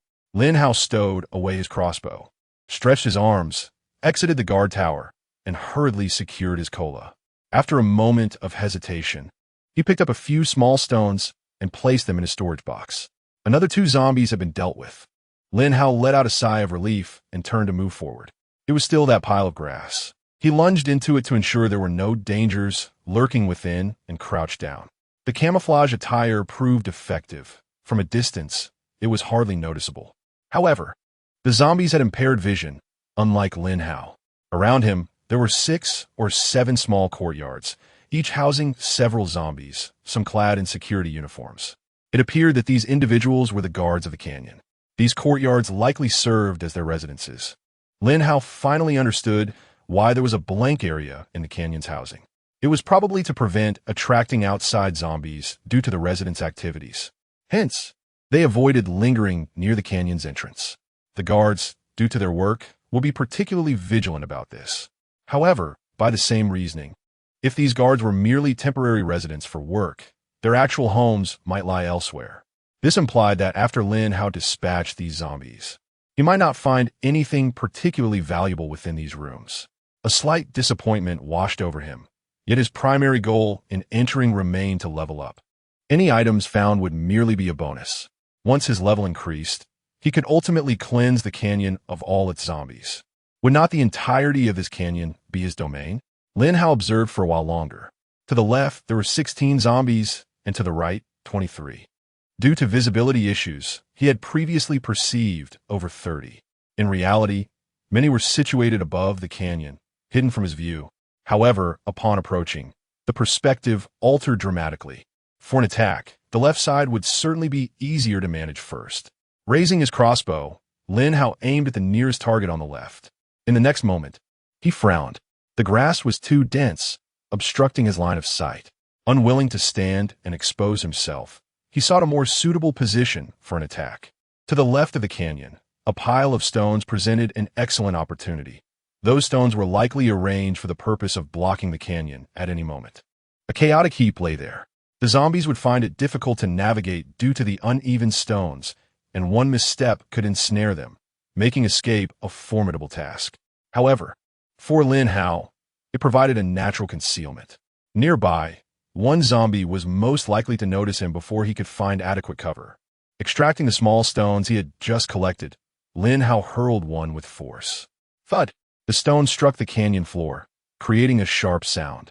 The zombie jolted awake and charged toward the sound. Lin Hao swiftly dashed out of the grass, moving like the wind to the stone pile, racing to the rear side. After glancing around to confirm the area was clear, he climbed atop the stone heap. Here, the aim has significantly improved. At a distance of approximately 20 meters, Lin Hao confidently faces 5 zombies, assured of a decisive kill with his every strike. He raises his crossbow and carefully targets a zombie seated on the ground. There is no rush to attack. Precision is paramount. As long as the zombies remain silent, the number poses no threat. With a stone as his steadying point, the crossbow remains remarkably stable. Whoosh! Thud! A burst of blood mist erupts. Only after confirming the kill does Lin Hao feel at ease to seek out his second target. Chapter 116. The security captain's room in just 10 minutes. 6 zombies have been dispatched. Aside from the 5 that were anticipated, one more had unexpectedly appeared along the way, also dealt with by Lin Hao. On the left path, there were 16 zombies, of which Lin Hao had already eliminated 6. 10 remained, now obscured from view behind a pile of stones. However, Lin Hao felt no trepidation regarding those 10 zombies. Even if he were to be discovered, there was little to fear. Equipped with his machete, Lin Hao stealthily approached the row of wooden cabins. Navigating the vicinity of the small courtyard, he made every effort to minimize noise. Though unafraid, it was prudent to avoid drawing attention, wasn't it? While he could escape if surrounded by zombies. His true objective was to eliminate all the zombies at the entrance of the canyon without attracting any. Pressing against the wall of one of the wooden cabins, Lin Hao cautiously peered out. It was approximately 2 p.m., the time when the zombies were least active. Not far away, a female zombie sat on the ground. She was voluptuous, with long hair cascading over her shoulders. Her blue silk dress was tattered and reduced to mere strips clinging to her form. Despite her current state, she retained an air of beauty, though Lin Hao had to strip away the grotesque visage of the zombie to envision it. Notably, a brilliant gemstone ring adorned her hand, sparkling vividly, marking her as the 4th point of illumination amidst the decay. It was evident that this woman had once belonged to a privileged background. Yet, how had she come to be here? Was she the wife of a security guard? It seemed rather implausible that a mere guard could afford such a noble woman. Taking out his crossbow, Lin Hao recognized that there were no other zombies in the vicinity, rendering close combat unnecessary. He aimed an arrow at the zombie lady. Regardless of her beauty, she was now but a specter of the past, a line drawn between them. Whoosh! Thud! With a single arrow, he cleanly eliminated the zombie lady. After a brief pause, ensuring the surroundings remained quiet, he cautiously stepped forward. The deceased zombie matron lay just outside the wooden cabin he had approached, and after rounding the corner, Lin Hao gently pushed the door open and entered. He remained uncertain whether any zombies lurked within. After a careful reconnaissance at the entrance for several seconds, he gradually rose to his feet. Though the room was a wooden structure, its layout was quite decent. It featured a living room, kitchen, and all the necessary amenities, preserved in the state it had been before the wasteland arrived. Within the living room, 3 long benches and a desk were present, alongside a wooden trash bin, with several potted plants around. On the walls hung photographs of the lady of the house in her prime. Lin Hao's initial assumptions were confirmed. She was indeed beautiful, exuding a wild and proud spirit.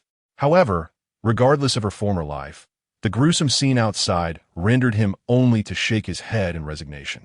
Observing the condition of the room, it was clear that this was the chamber of the security captain.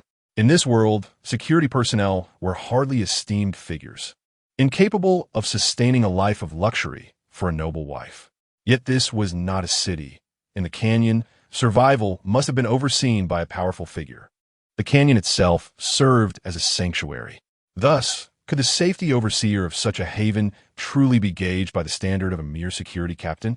This house was certainly worth searching. Lin Hao's initial sensation was one of impending fortune. Responsible for the security of his territory, how could one possibly be without weapons and equipment? Gently opening the drawer, Lin Hao cautiously leaned in. Goodness! The moment he beheld the contents within, he felt as though his nosebleed was imminent. Art albums, magazines, photographs, posters, half the drawer was filled to the brim, and all of them were of the limited edition variety.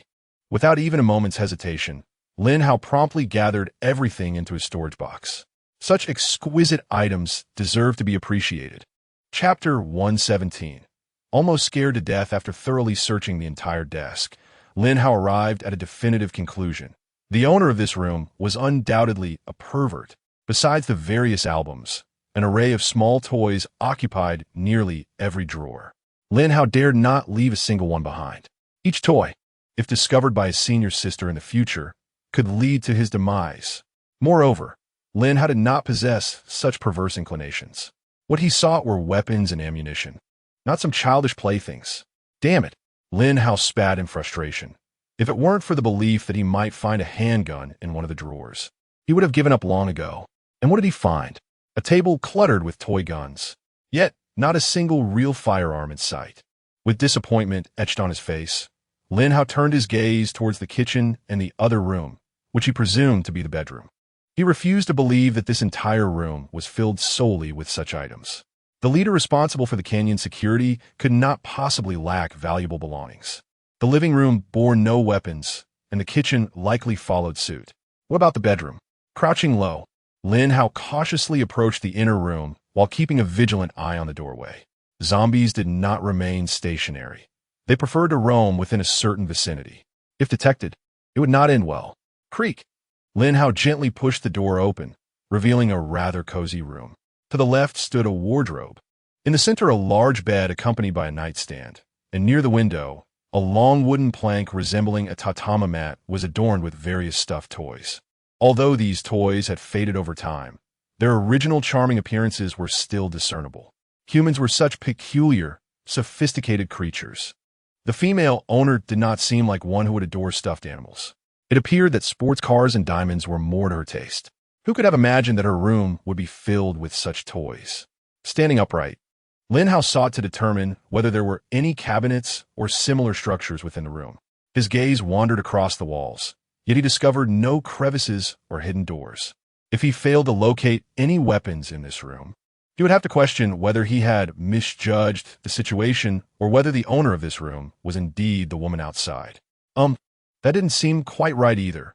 What would a woman need with so many toys meant for men? Crash! Just as Lin Hao pondered, the wardrobe was suddenly flung open. Out rushed a rotund zombie with a chubby face. Damn! In such a quiet and tense environment, this sudden occurrence made Lin Hao's hair stand on end. Even the wolves, Wolf 1 and Wolf 2, were startled, howling several times in alarm. Roar! The plump zombie, bare-chested with flower-patterned shorts, let out a furious roar before charging at Lin Hao. Good grief! Lin Hao nearly lost his wits from the fright. That fat zombie must be the owner of this room, the captain of the canyon security team. Judging by his appearance, with his chubby face and ample flesh, it was hard to argue otherwise.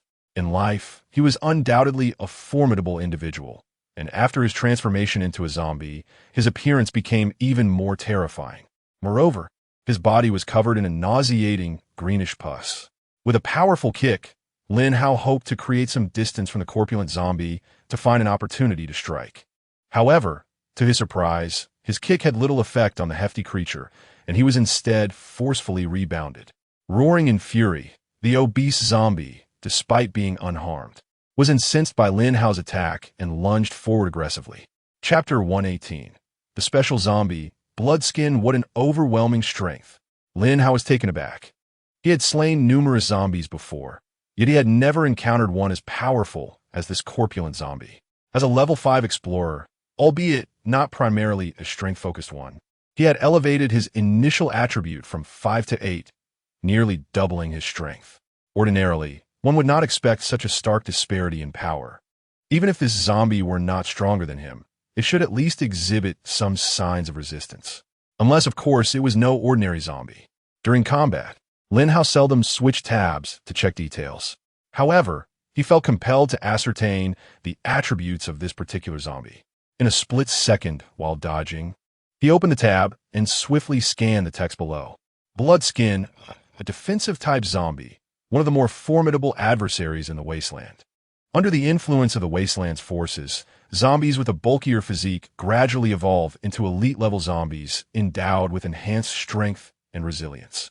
The specific classification of bloodskin depends on the zombie's inherent attributes. Generally, defensive-type zombies possess robust physiques and exceptional resistance to damage. Strength-type zombies exhibit even greater power. Bloodskin, however, is a hybrid of both types. The bloodskin's inherent level surpasses that of ordinary zombies, with the attributed bloodskin at level 2, the squad leader at level 1. Due to the lengthy introduction, Lin Hao could not read it all in one go. As bloodskin charged forward, he quickly evaded. Seemingly enraged by its failure to strike Lin Hao, bloodskin uprooted a table and hurled it towards him. With no available escape routes in sight, Lin Hao bolted into the kitchen. Utilizing a brief moment, he managed to finish reading the description of bloodskin. Thus, it became evident that this bloodskin was likely a zombie of level 2 or higher. If one considered the squad leader's rank, it would be at least level 3. Attributes? This festering mass, could it be classified as possessing a poisonous attribute? If so, it would denote a minimum of level 5 for such a creature. Therefore, the bloodskin before him was most probably a squad leader-level zombie with poisonous attributes. No wonder he was unable to budget. It too had augmented attributes. And it was indeed a strength-oriented squad leader zombie. This assessment was made with the minimum standards in mind. Although Lin Hao had discerned the attributes of the zombie within a matter of seconds, the predicament remained dire.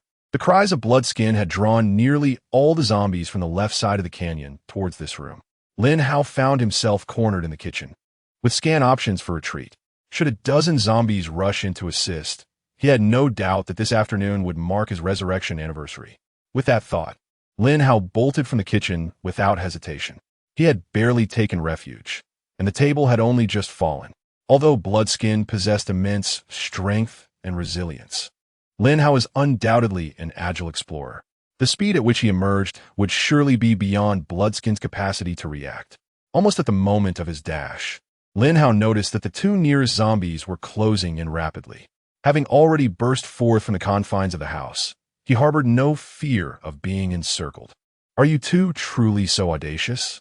Do you not comprehend the adage of the bird that sticks its head out? With a swift stride, Lin Hao lunged forward, his right hand wielding a machete with remarkable precision as he thrust it towards the zombie encroaching from his right. The sound of impact was unmistakable.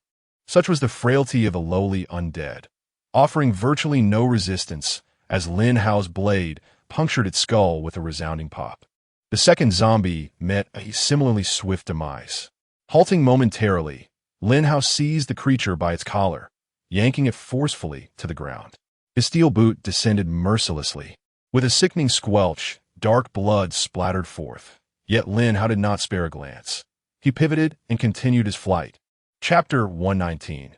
To flee or to fight engaging in combat with zombies, as long as one is not encircled, allows Lin Hao to employ any offensive strategy he sees fit.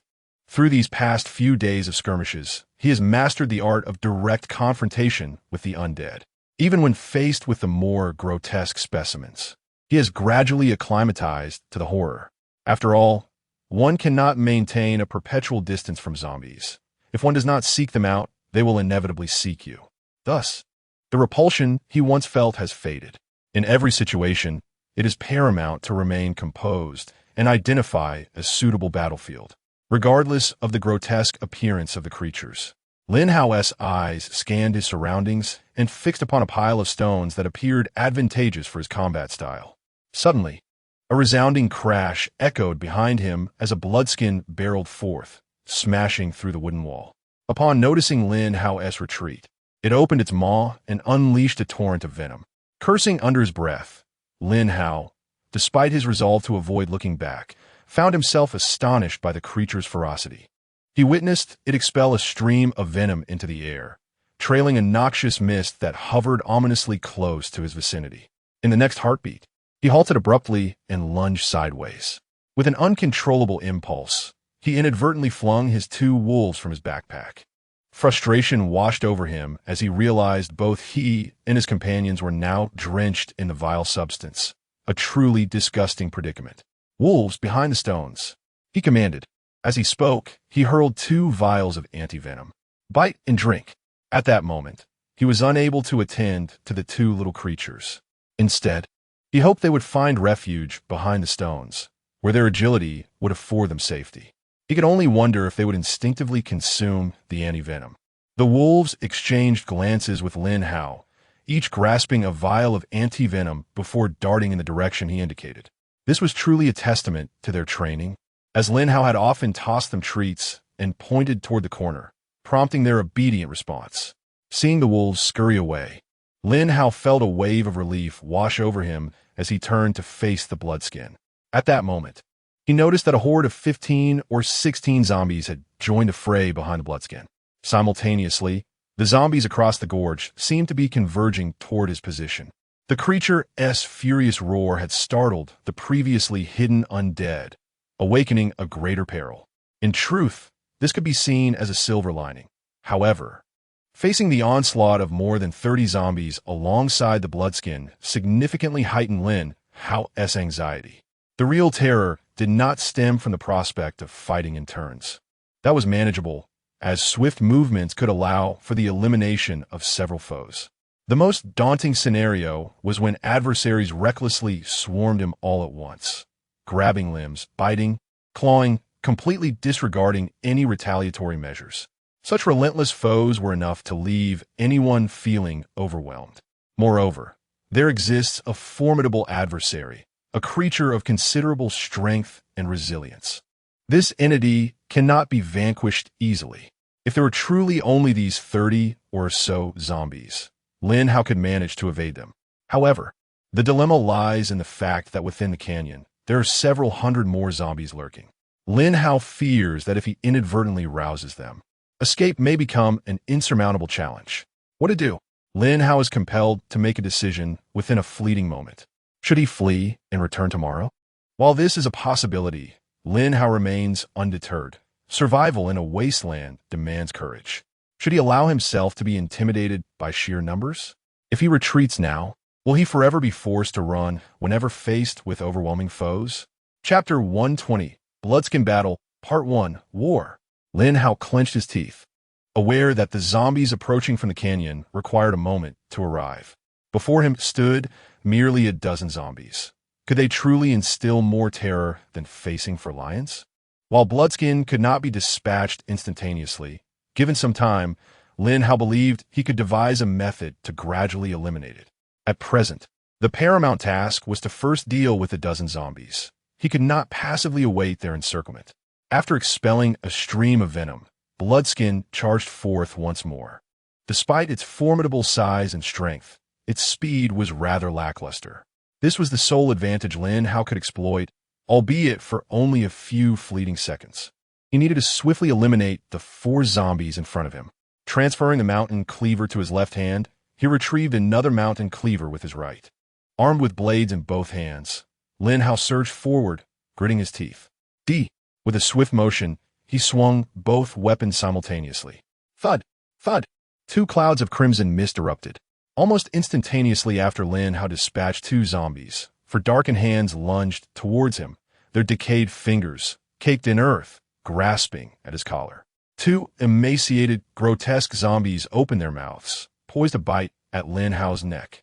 Get away! With a powerful upward flick of his twin blades, Lin Hao severed the forearms. The 2 zombies emitted a wretched scream, their faces contorted in agony. Ignoring their plight, he sliced downward with his right hand and then horizontally with his left.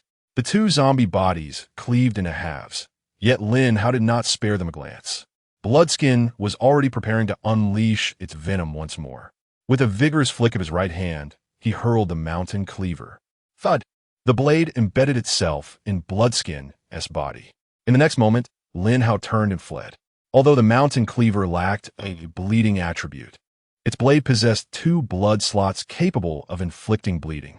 This was an inherent characteristic of the weapon. Thus, once it penetrated blood skin, the blood slots would automatically commence their function.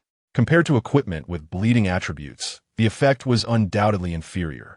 Yet, what choice did he have?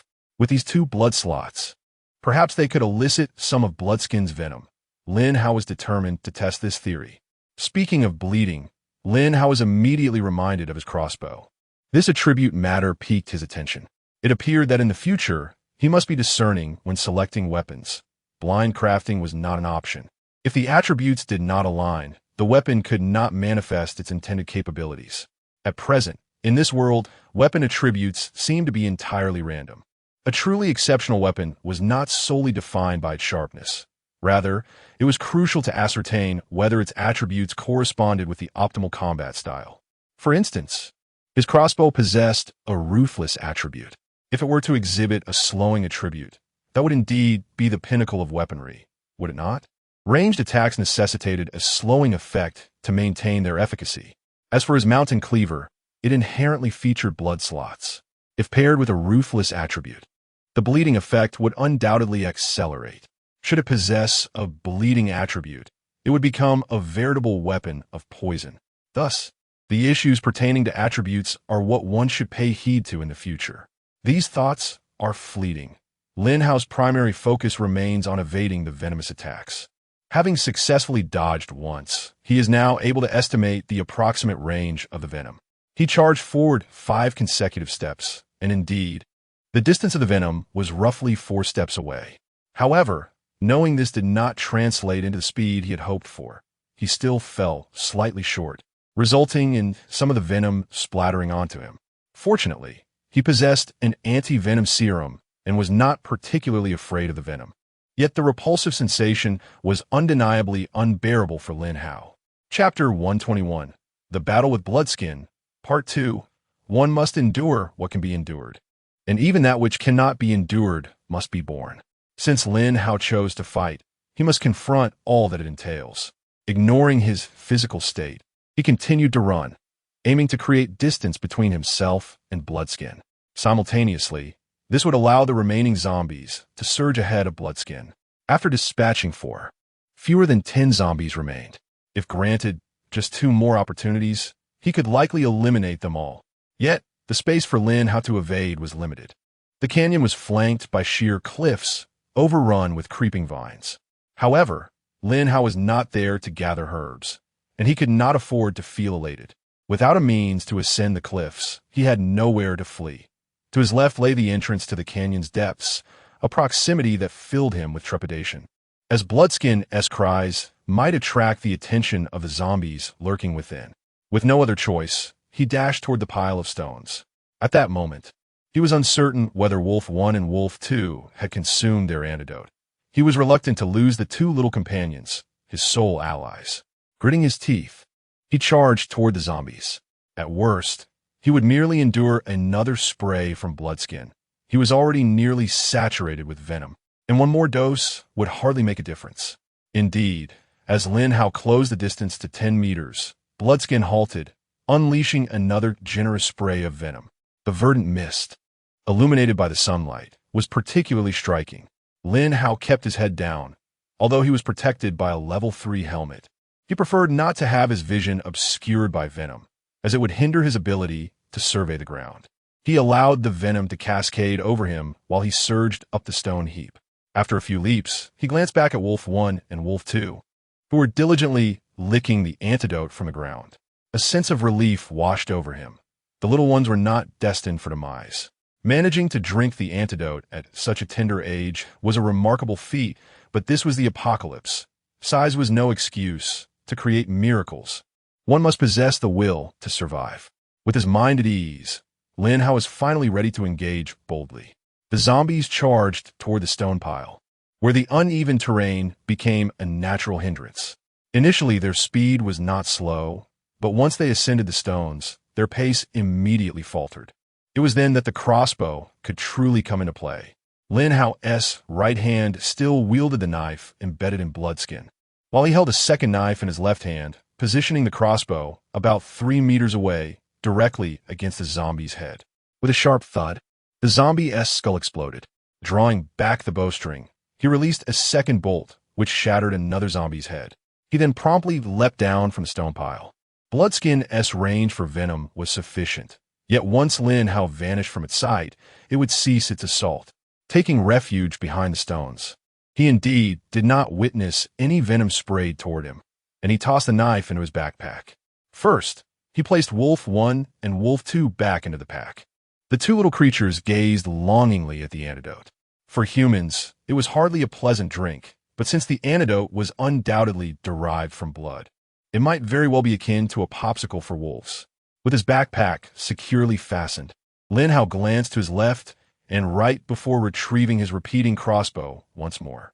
As he replaced the bowstring, he charged toward the pile of stones. Gripping the crossbow with one hand, he surveyed the scene below, where only zombies lingered. First, he resolved to eliminate them.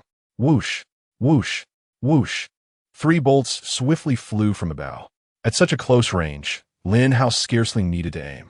Meanwhile, the bloodskin creature had also surged towards the stone pile, now merely 3 or 4 meters away from Lin Hao, ceasing its venomous spitting. The zombies had essentially become living targets. Chapter 122, Battle with Bloodskin, Part 3. Lin Hao launched a series of 3 consecutive attacks, contemplating whether he should retreat momentarily to regain his composure. However, the opportunity was fleeting. With Bloodskin refraining from assault and the zombies unable to emerge from the rubble, he could not afford to squander such a splendid chance. Whoosh, whoosh, whoosh. With relentless strikes, the zombies fell one after another. In a mere 5 seconds, Lin Hao dispatched 4 more zombies. In that instant, he felt a surge of warmth coursing through his body. Had he leveled up? Elation surged within him. This was the unmistakable sensation of ascension. Lin Hao, human pioneer current level, 6 strength, 81 agility, 101 stamina, 6 intelligence, for physical condition, mildly affected by radioactive toxins. Another elevation in status. Though it may not yield immediate changes, still invigorated Lin Hao amidst such adversity. Come on. A triumphant smile graced his lips. No matter the bloodskin or the encroaching zombies, he had indeed leveled up. At that moment, Lin Hao felt an overwhelming conviction that staying put was the right decision. With his crossbow in hand, he resumed his assault on the remaining 5 zombies. In the brief span of seconds, he had already slain half of the zombies, prompting a reaction from Bloodskin. Just as Lin Hao prepared for another strike, Bloodskin let out a furious roar, suddenly exerting force to shift the stones around him. With a vigorous heave, he flung them towards Lin Hao's direction. Crash! The pile of stones collapsed instantaneously, causing the ground beneath Lin Hao to shift perilously. Should he become ensnared in that avalanche of rubble, the consequences would be dire. Lin Hao could no longer afford to attack. He leaped from a stone heap with great urgency. Had it not been for his enhanced attributes, such a leap would have instilled fear in him. Even if he were to survive the fall, an injury was all but inevitable. However, those apprehensions were now relics of the past. With his newfound agility and swift reflexes, he landed safely just as the stones tumbled down, stumbling forward a few paces yet managing to regain his balance. One could hardly blame the zombies for their nature. Even though Bloodskin exhibited a modicum of intelligence, it merely understood the concept of rallying its companions to besiege an enemy. In this chaotic scenario, the act of hurling stones was of little consequence. However, burying himself beneath the very stones he had dislodged was a perplexing maneuver Lin Hao could not fathom. Amidst the debris, a multitude of stones cascaded down, entombing several ordinary zombies, rendering them even more incapable of escape. As Lin Hao charged back towards the stone pile, he found himself caught in a moment of indecision. Should he laugh or cry? Bloodskin frantically worked to clear the stones around him, inadvertently facilitating Lin Hao's task of dispatching the remaining 5 zombies with greater ease. In less than 10 seconds, Lin Hao had eliminated all 5 zombies, just as Bloodskin managed to clamber back up. At that moment, Lin Hao felt a compelling urge to express his gratitude toward Bloodskin. Were it not for his valiant efforts, Lin Hao might not have found the task so manageable. Yet, with Bloodskin's inadvertent assistance, Lin Hao found himself effortlessly vanquishing the zombies, pondering if Bloodskin intended to join him once more. Lin Hao cast a glance to the right, where shadows of figures danced.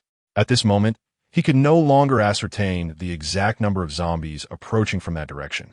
Based on prior experiences, the 23 zombies wandering outside might not represent the entirety of those on the right.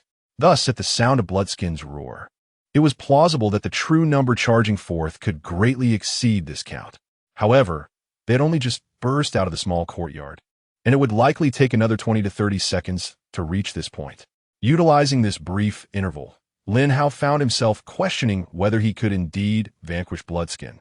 Chapter 123, Battle Against the Bloodskin, Part 4. With determination, Lin Hao gritted his teeth and kicked a massive stone aside.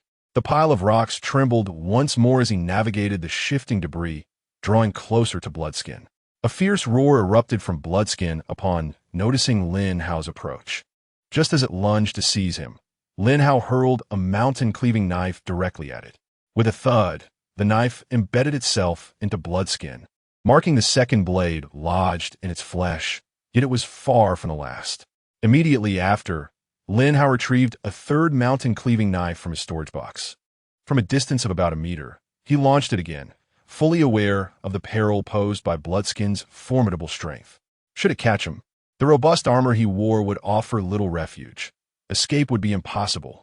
The precarious rock pile threatened to collapse at any moment, and should he be trapped beneath, the consequences would be dire. As the knife struck, Lin Hao seized the opportunity to deliver 2 more swift strikes to Bloodskin. 3 blades together unleashed a torrent of blood. Yet Lin Hao remained unsatisfied.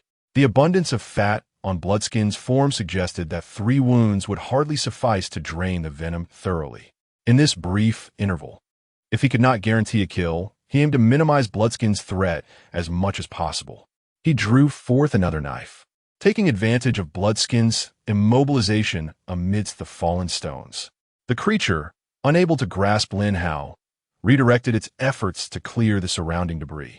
In a fleeting moment, as Bloodskin lifted a stone to hurl at him, Lin Hao evaded and seized the opportunity for a potentially lethal strike. With a resounding crack, he severed half of Bloodskin's arm with a single blow. A pained cry erupted from Bloodskin, and it lunged again with its left hand. Like humans, zombies possess their own habits. Bloodskin was accustomed to using its right hand, rendering its left considerably less dexterous. Now, deprived of one arm, Lin Hao felt no fear. With both hands, he grasped Bloodskin's remaining limb, exerting strength to pull it toward him. Pain shot through his left hand as Bloodskin gripped it tightly. Yet in the next instant, Lin Hao's right knife struck down upon Bloodskin's left arm. A sharp crack echoed, but perhaps due to the recent pain from the grasp, his strength waned, and the blow did not sever the limb. Gritting his teeth, Lin Hao swung his arm again, delivering another strike. This time, the force was immense, nearly causing him to stumble as the overwhelming strength abruptly dissipated. In that precarious moment, the mountain-cleaving knife drove deep into Bloodskin's body once more. Bloodskin howled in agony, perhaps fueled by rage at the loss of both arms. Lin Hao could not ascertain the true cause of its fury. All he knew was that with both limbs severed, Bloodskin was filled with wrath. At such close range, it would typically refrain from spewing venom, but now, with no other means of attack, could it do otherwise? Lin Hao was resolute. He would not allow it to unleash its venom. With the 5th machete drawn, Lin Hao stood his ground without flinching, even as he swung his left arm, which bore wounds while wielding the blade. "I command you to bleed." The 5th machete struck mercilessly upon the skull of the bloodied figure, embedding itself deep into half of the head. Remarkably, the figure did not succumb immediately to death. Lin Hao was at a loss for words. However, he had no time to dwell on the bloodied form. Although still alive, the figure was on the brink of disintegration from Lin Hao's relentless assault. Meanwhile, a horde of zombies was advancing towards him, already within a mere 5 to 6 meters. Among the 7 machetes, 5 remained lodged in the bloodied figure, while Lin Hao brandished the remaining 2, 1 in each hand. Chapter 124. In a frenzy of bloodshed, Part 1. With a furious roar, Lin Hao charged towards the zombies. 6 of them were just enough for him to handle. If there had been even a few more, he would have hesitated to leap into the fray. With a dagger in each hand, Lin Hao finally awakened the primal combat instinct that lay dormant within him. This fighting spirit was akin to the experience of drinking. Some individuals are averse to alcohol, feeling discomfort at the table. Yet, in a moment of heightened emotion, they might boldly indulge, only to find themselves intoxicated. When compelled to continue, they grimly persevere, but ultimately reach their limit. Just as they think they must stop, they find themselves compelled to pour another glass, leading to a state where drinking transcends mere enjoyment. It's a relentless pursuit until one collapses. So it is with combat. Initially, there is tension and excitement, gradually giving way to fear, the dread of not being able to endure. But as one fights on, entering a state of utter abandon, the thrill dissipates, the anxiety fades, and fear is extinguished. What remains is a singular focus. Whatever comes, I shall vanquish. In this moment, one often becomes numb to the chaos. The phrase "in a frenzy of bloodshed" aptly describes Lin Hao's current state. Kill! Lin Hao bellowed, vigorously swinging his mountain cleaver. With a swift motion, two arcs of cold light sliced through the air, instantly cleaving the two zombies before him into three pieces. Lin Hao paid no heed to whether they lived or died. He lunged forward, thrusting his blades again. With two decisive thrusts, the cleaver pierced the zombies' midsections. Before they could let out a roar of fury, Lin Hao shouted back, "Get lost! Get lost!" The sheer ferocity of his roar left the zombies momentarily stunned. Covered in venom, Lin Hao appeared more monstrous than human, leading them to question if they had mistakenly identified him as a foe.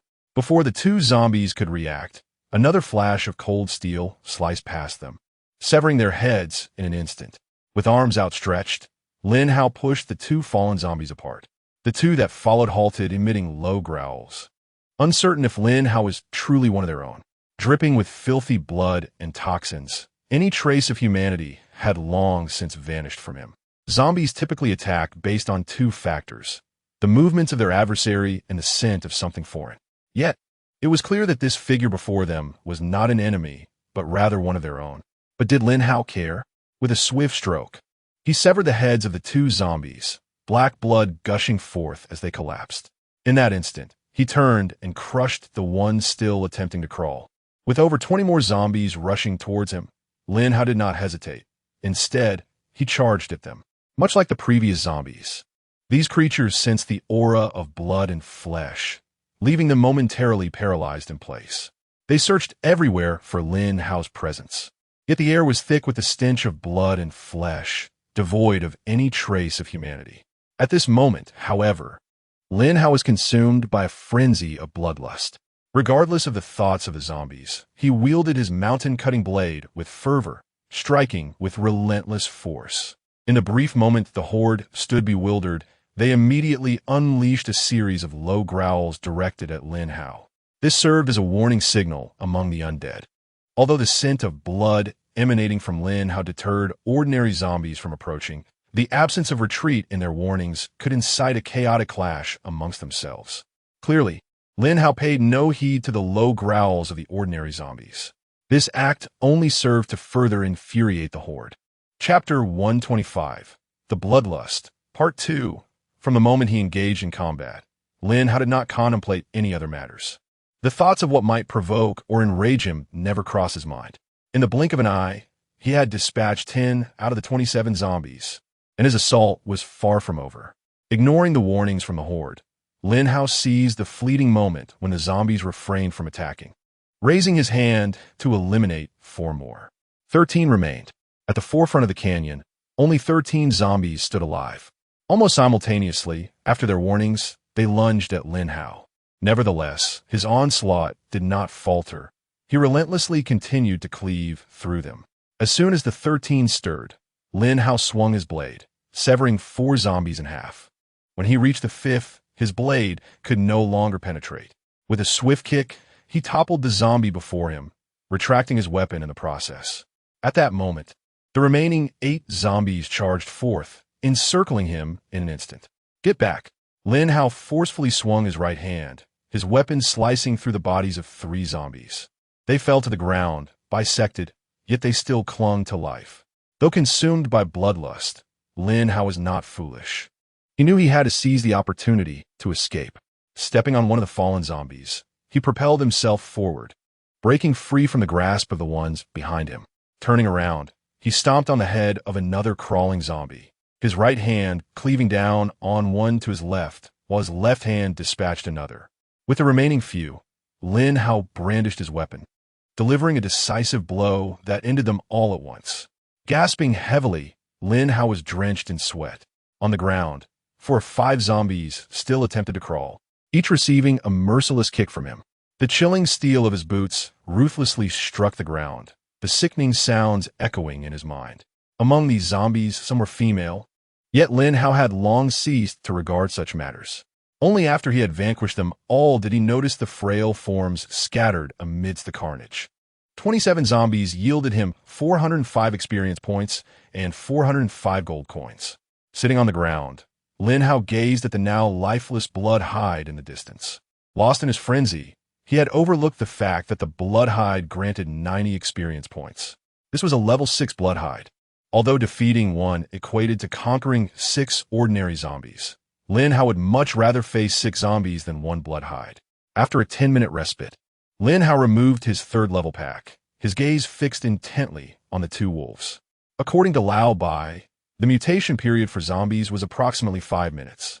Having been engaged in battle for well over that time, Lin Hao felt relieved to see that neither of the wolves exhibited any signs of mutation.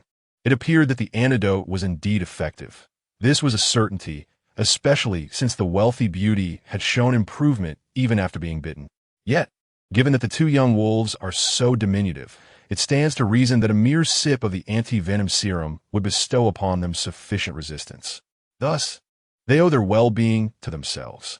Had the 2 little creatures been unable to swiftly access and consume the anti-venom, Lin Hao surmised that by the time he concluded his battle and rushed to their aid, the 2 youngsters, due to their fragile size, might have already succumbed to premature mutation.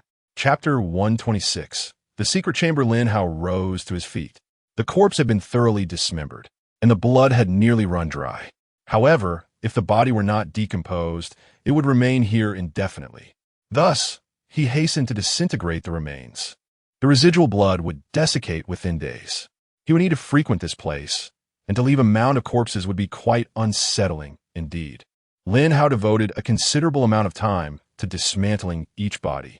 In total, he collected 70 vials of blood and 3 bottles of zombie venom. The zombie venom contained a highly concentrated toxin, one of the prime materials for fusion elixirs, which could also be applied to food, causing others to succumb to poisoning. This substance was akin to a double-edged sword, reminiscent of arsenic from the previous world, capable of healing, yet equally capable of harm. He carefully stored the zombie venom, a material requiring utmost safeguarding. The stones, on the other hand, did not necessitate disintegration. They could be easily collected into his storage box upon contact. Lin Hao gathered a significant quantity of stone, intending to block the entrance to the canyon. This would afford him ample time to explore the area. Before the zombies at the canyon's base returned, Lin Hao swiftly covered the path with rubble. He piled the larger stones to a height exceeding 3 meters. His line of sight was largely obstructed. As long as he refrained from making excessive noise, even if zombies were present, they would remain undetected.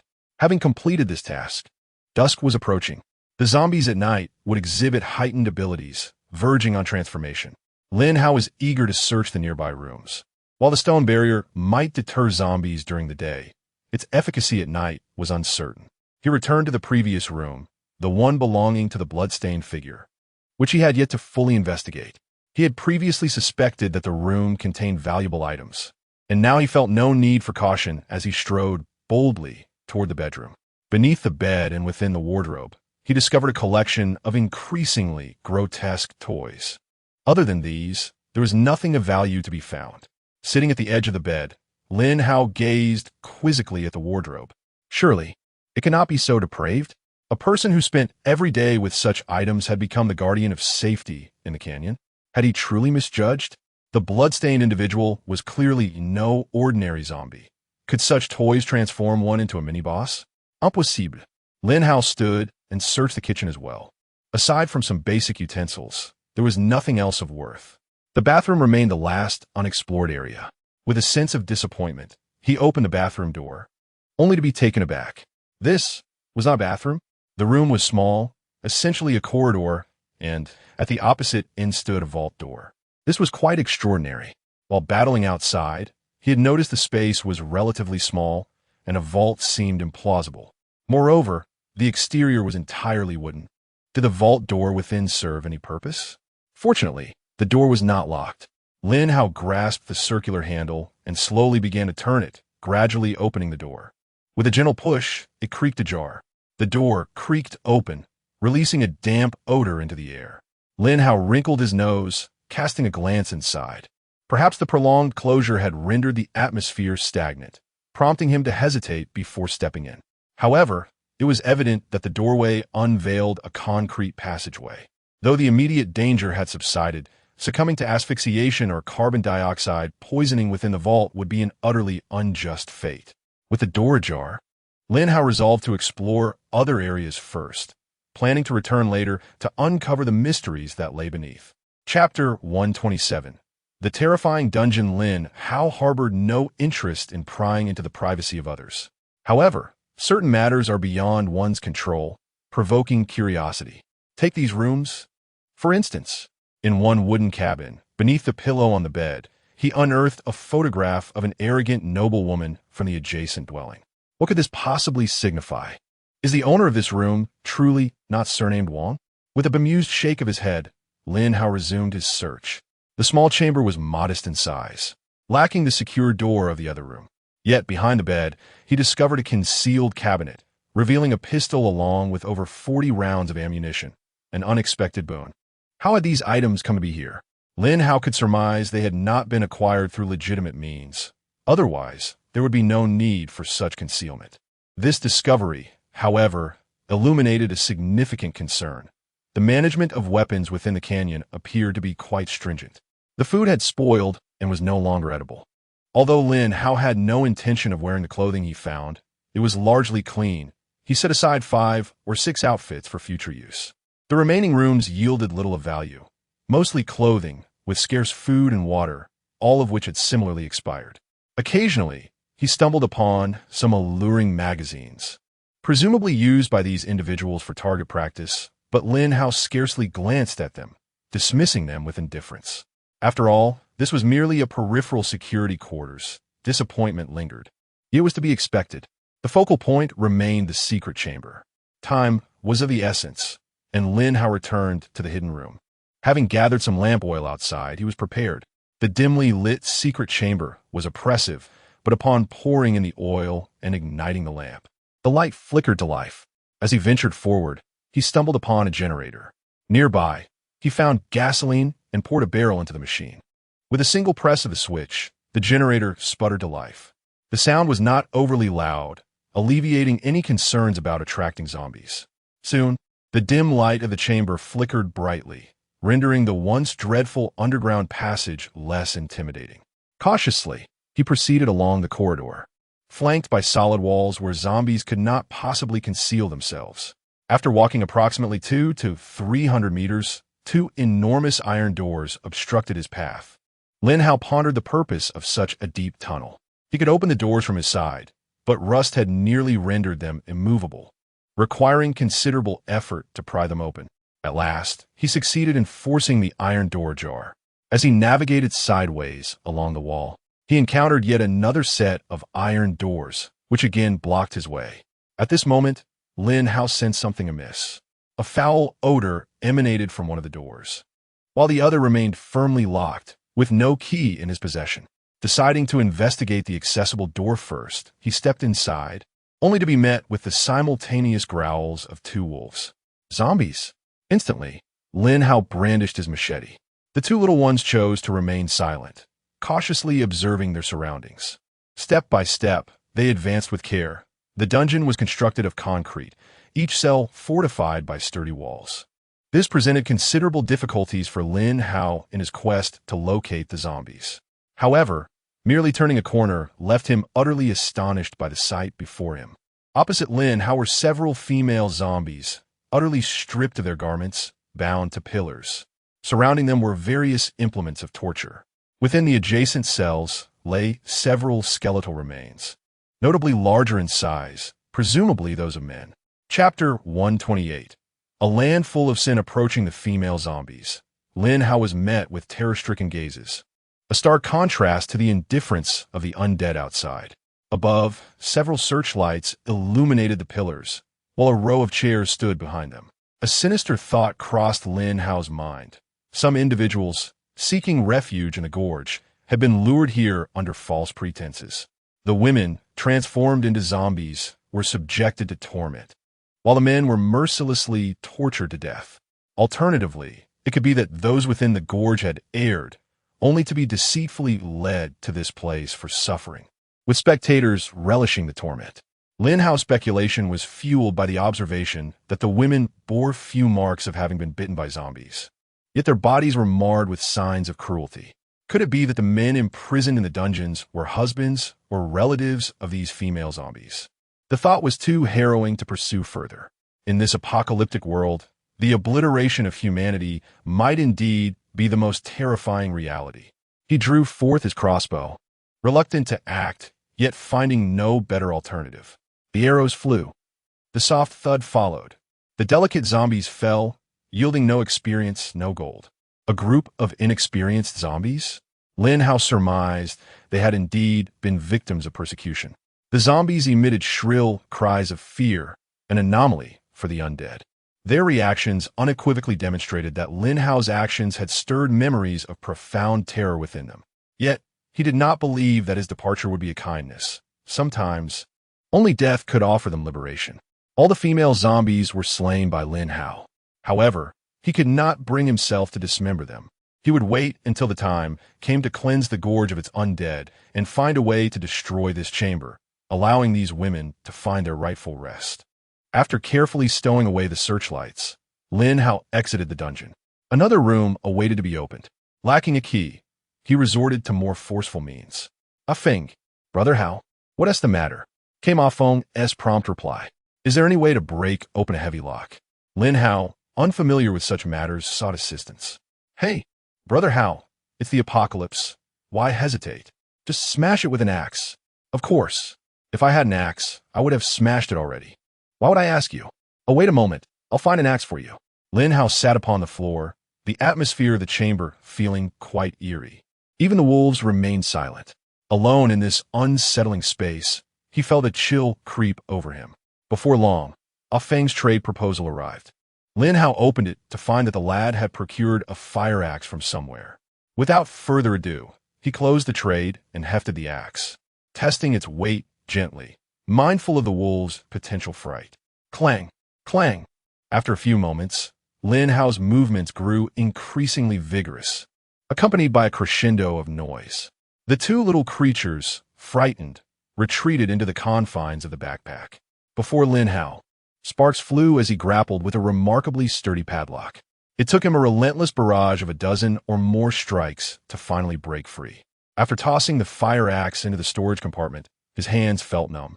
After a brief respite, he finally opened the grand door and stepped inside. To his surprise, not far down the corridor, two iron gates emerged, one facing the direction of the dungeon, while the other led deeper into the subterranean passage. Chapter 129. The Armory of the Canyon. Are we really going back? Lin Hao observed his numb hands, gritted his teeth, and retrieved the fire axe once more. The wolves, having cautiously peeked out, immediately recoiled upon seeing him. What is Dad doing? This is truly frightening for the wolves. Clang! Clang! Lin Hao swung the axe, striking with vigor for a considerable time.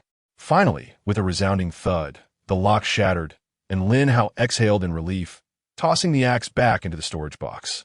As he pushed open the door, Lin Hao no longer felt the need to be cautious. With such force in opening the door, what zombies could possibly remain hidden? The absence of any movement thus far indicated that this place was devoid of the undead. However, the moment he swung the large door open, Lin Hao's heart began to race violently. Goodness! He swallowed hard, disbelief washing over him. This can't be real. He paced back and forth within the room, unable to comprehend what lay before him. weapons, and ammunition. This was, astonishingly, the armory of the canyon. Lin Hao was not an aficionado of military affairs. His knowledge of weapons was limited.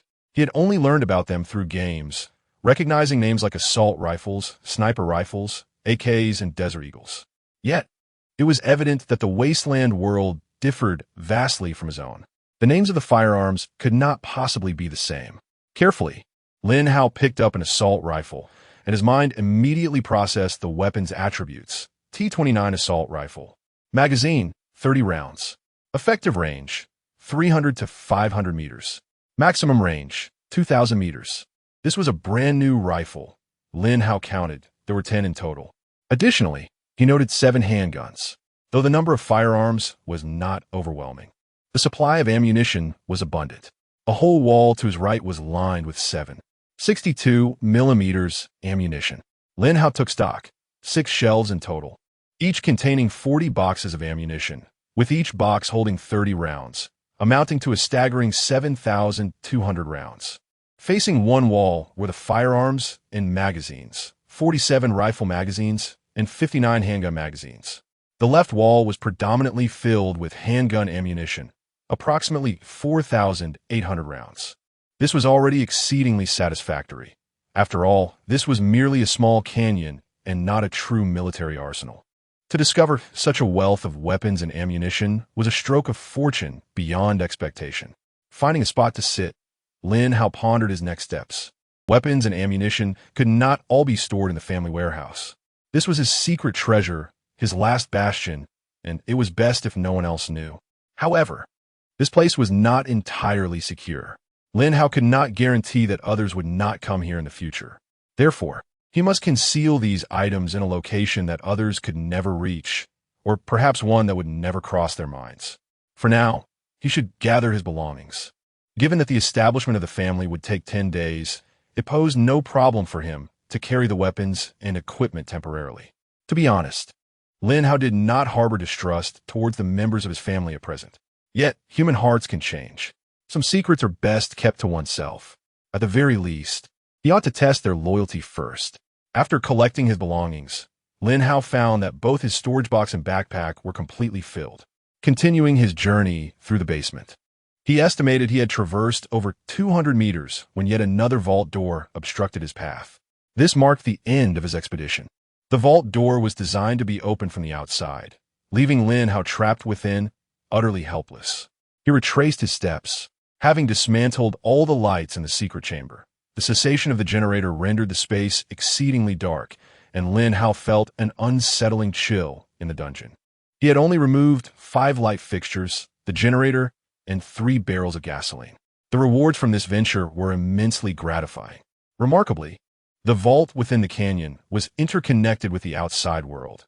It was unlikely that the inhabitants of the canyon had ever considered this possibility. Perhaps this was a deliberate ploy by the canyon's overseer, providing himself a means of escape, was it not? Chapter 130. Awakened again by beasts upon departing from the underground passage, Lin Hao cleared a path through the pile of stones obstructing the valley. Without delay, he made his way back to the stone house. Nightfall was hardly suitable for confronting the undead, and he was in dire need of a thorough cleansing. Arriving home around 5 o'clock, the sky was still dimly lit. In the courtyard, Lin Hao meticulously washed himself and the 2 wolves, scrubbing their fur clean, while also laundering his clothes and giving his level 3 backpack a good rinse. This backpack was truly remarkable, no matter how filthy it became. A simple wash with clean water rendered it pristine by the next day. Alone in the mountains, Lin Hao sat on the rooftop clad in shorts, an assault rifle in hand, delighting in the novelty of it. He had never had the opportunity to wield such weapons before.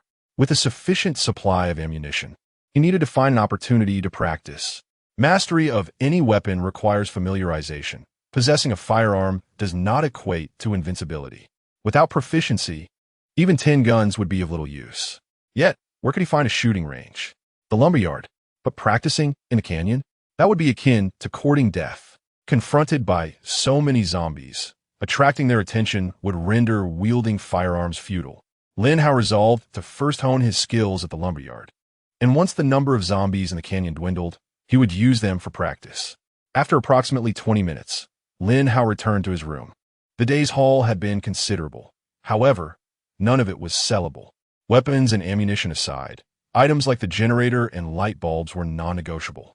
He had a few articles of clothing, yet their quantity was insufficient for any significant trade. Gasoline was scarce, totaling merely 3 barrels, and even if he had more, selling it was out of the question. Lin Hao firmly believed that the canyon still harbored fuel and other supplies, which surely must not be in short supply. It seemed that tomorrow would demand further effort. The sooner he could clear the canyon, the better. Having sliced some lion meat for the 2 wolves, he took special care in preparing it. As the little creatures feasted, Lin Hao, too fatigued to eat himself, succumbed to slumber. The previous day's battle had been exhausting, leaving him with injuries to tend to. Thus, the moment his eyes closed, he fell into a profound sleep that lasted until dawn, only to be roused by a sudden alarm. Warning! Warning! Enemies are attacking the stone house. Enemies are attacking the stone house. Startled, Lin Hao's eyes sprang open at the sound of the alert, sending a jolt through him. What was happening? He initially thought it might be a dream. Hadn't the same scenario unfolded the previous day? For lions had appeared in the morning. Why were they back again today? Lin Hao dashed to the rooftop just as the system prompted him to sign, and once more. Sign! The moment Lin Hao responded, it felt as though he had been ensnared in a loop of yesterday's events. Congratulations, host. Sign in successful. Weapon modification module design has been issued. A weapon module? Lin Hao's sleep-fogged mind suddenly sharpened at this revelation. The sign-in was extraordinarily fortuitous, delivering exactly what he desired. He was eager to investigate immediately, yet he decided it prudent to first ascertain the situation outside. On the rooftop, Lin Hao peered down below. 6 creatures resembling dogs left Lin Hao somewhat bewildered. Were these? Unfamiliar. In truth, they were hyenas. Despite their name, hyenas are notoriously formidable beasts. They prefer to attack in packs, possessing small yet agile bodies and swift movements. Even more alarming, hyenas have a penchant for engaging in rather unsavory behaviors. Should one find themselves ensnared by a hyena, they must remain ever vigilant of their rear. Although Lin Hao was not acquainted with hyenas, he had heard tales of them. Little did he know that what lay before him were indeed hyenas. Chapter 131. Practicing with firearms. Initially, upon seeing these little creatures, Lin Hao intended to venture out and engage in combat. Had it been yesterday, he would have made that choice without hesitation. However, today was markedly different. After acquiring weapons the previous day, Lin Hao had concluded that there were no other pioneers in his vicinity. Such a splendid opportunity to hone his marksmanship was not one he could afford to squander. Swiftly, he retrieved 2 boxes of ammunition and rapidly loaded them into the magazine. Fortunately, the fence was self-repairing, and Lin Hao remained hidden from sight, allowing the hyenas to remain oblivious to their potential prey. And thus their assault was not overly fierce at that moment. With the magazines prepared, he set one aside. He chambered a round, and in that instant, an exhilarating thrill surged within him, difficult to suppress. Although it was his inaugural experience with firearms and he possessed limited understanding, he was nonetheless capable of aiming. Given the proximity, it felt as if he could hit his target merely by instinct, making it an impeccable start to his shooting practice. Bang! Lin Hao's first shot in life erupted from the barrel, accompanied by a foot-long flame. A hyena was struck, yet due to his inexperience with the rifle's recoil, the shot did not fell the creature outright. The recoil was more substantial than he had anticipated. As the saying goes, one has not seen a pig run if they have never eaten pork. Lin Hao had heard of the recoil from firearms, yet he was taken aback by its intensity. This time, with a better understanding, he gripped the rifle more firmly. Bang, bang, bang. With 3 rapid shots fired, the rifle's muzzle barely wavered. At such a close range, all 3 shots connected with the unfortunate hyena. The creature yelped in agony, its back nearly shattered, collapsing to the ground, its health plummeting to 0. At this distance, the likelihood of any mishaps was virtually non-existent. Hitting the vital points was not a challenge. A single shot could easily dispatch them. In an instant, Lin Hao felt a surge of confidence, akin to that of a sharpshooter. The morning's drowsiness dissipated entirely. Rising to his feet, he wielded the assault rifle. firing the remaining rounds in either semi-automatic or fully automatic bursts. As the third hyena fell, Lin Hao leveled up. A familiar warmth enveloped him once more. In fact, he had been on the brink of leveling up the previous evening. Had it not been for the considerable risk involved in attracting more foes, he might have chosen to upgrade before departing. However, upon reflection, he knew the zombies would eventually fall to his hand, so he remained patient. Little did he expect that a gaggle of oblivious little creatures would dare to trouble him so early in the morning. Why bother with courtesy? Lin Hao, a human pioneer, was now at level 7. Strength, 9, agility, 111, stamina, 61, wisdom, for physical condition, slightly hungry. With a cursory glance at his altered attributes, he swiftly swapped in another magazine and proceeded to eliminate the remaining 3 hyenas. 2 magazines, 60 rounds of ammunition, and 6 hyenas dispatched. What a successful endeavor. In truth, such an abundance of ammunition is entirely unnecessary. However, it was Lin Hao's first experience handling a firearm, and it is only natural that he succumbed to a momentary surge of exhilaration. Although the hyena lay lifeless, he fired several more rounds, emptying the magazine before finally ceasing. After securing his weapon, Lin Hao ascended to the second floor. Regarding his attributes, he still refrained from increasing his intelligence. He remained perplexed as to why his intellect, despite his evident cleverness, failed to improve. Furthermore, the appearance of several wild beasts each morning could hardly be a mere coincidence. Where, indeed, do they emerge from? Chapter 132. The shock of the senior sister with numerous questions swirling in his mind. Lin Hao understood that to unravel these mysteries, he must seek the answers himself. Clearly, time was not on his side, as he had to venture into the canyon today and simultaneously lay down the spikes of the lumberyard. After all, he had produced 1,000 spikes yesterday, and neglecting to install them weighed heavily on his conscience. Time was a precious commodity, and Lin Hao was burdened with endless tasks. He was acutely aware that the wild beast had been behaving unusually over the past few days, but he lacked the time to investigate. Upon exiting his small courtyard, he proceeded to dismantle the corpses. The meat provided by the hyenas was scant. 6 hyenas yielded 48 pieces of meat, 24 portions of irradiated blood, and the beast bones were damaged, leaving 6 tattered hides. After a brief arrangement of the spikes, Lin Hao returned to the warehouse. Temporarily storing all his weapons and ammunition on the rooftop, he cleared space to accommodate the spikes, and only then did he prepare breakfast. Having rested early the previous night, he was oblivious to the evening's news. Upon checking his messages, he discovered several inquiries from his senior sister, indicative of her concern for him. Presumably, her worries stemmed from his lack of response. He promptly replied, "Good morning, senior sister. I returned late from battle yesterday and fell asleep immediately." Before long, He Ting replied, "Oh, it's good to hear you're safe. I was worried when you didn't respond. I wondered what had transpired on your end. Was the mountain that perilous?" There was no need for concealment regarding such matters. Not at all. Yesterday, I stumbled upon a canyon, an ancient refuge for humanity, where the inhabitants had all turned into zombies. There were about 400 or 500 of them. I stealthily infiltrated and planned to clear the area. He Ting's anxiety was palpable as she exclaimed, "What did you say? So many zombies? Lin Hao, have you lost your mind? Couldn't you wait until our family is established to confront them together?" Lin Hao reassured her, "It's all right. We still have 9 days until the family is founded.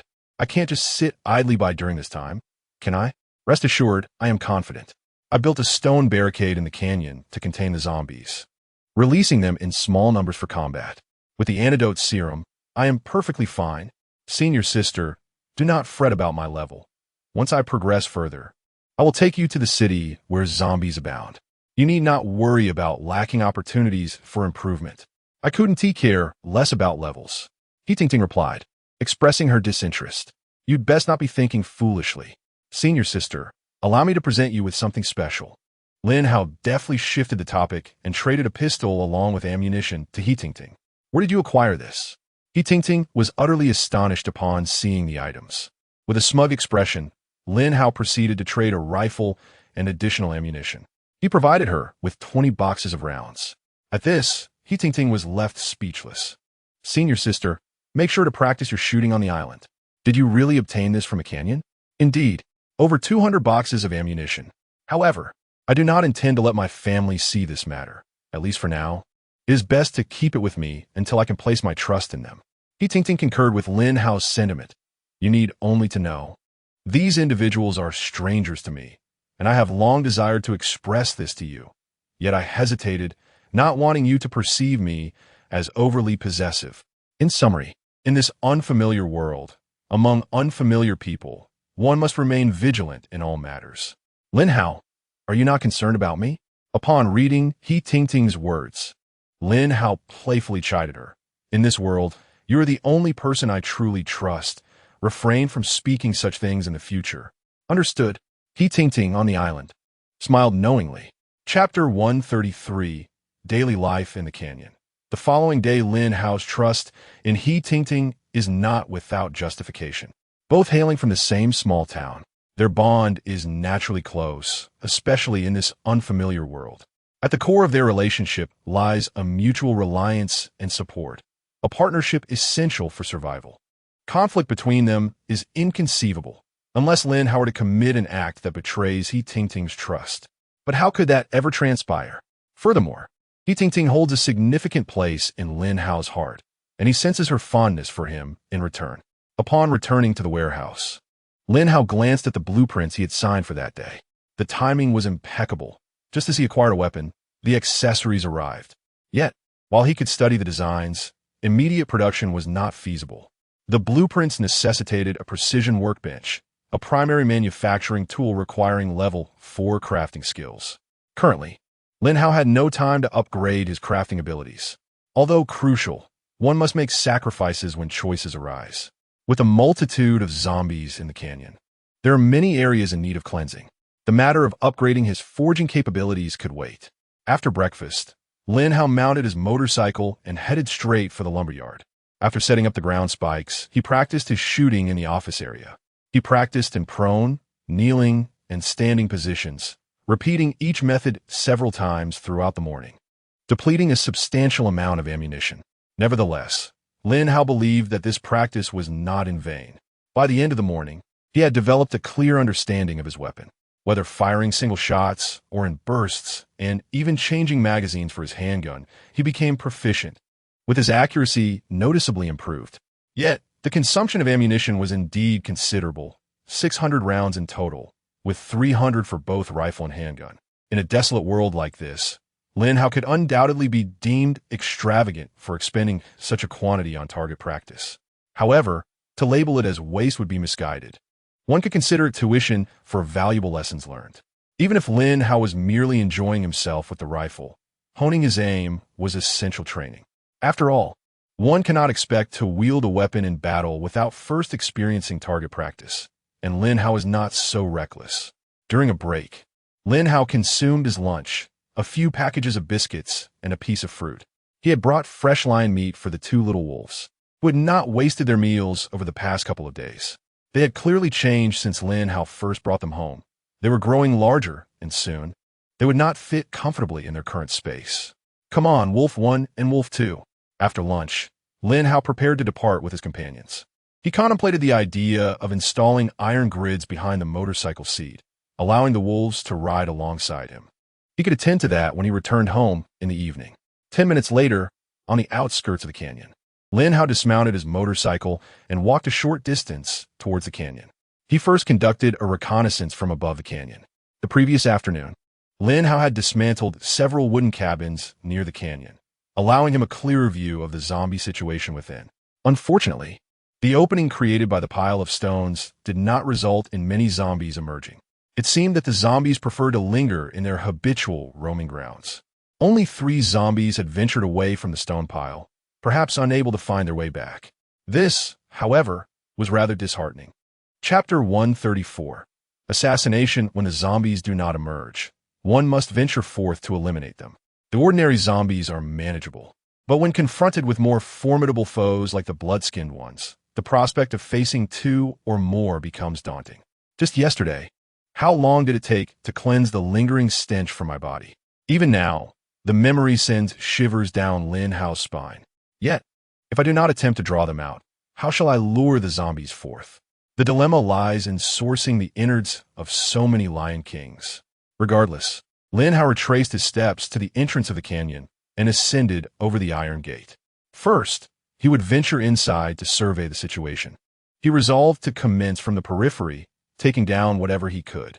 The security residential area in the front yard was now familiar territory.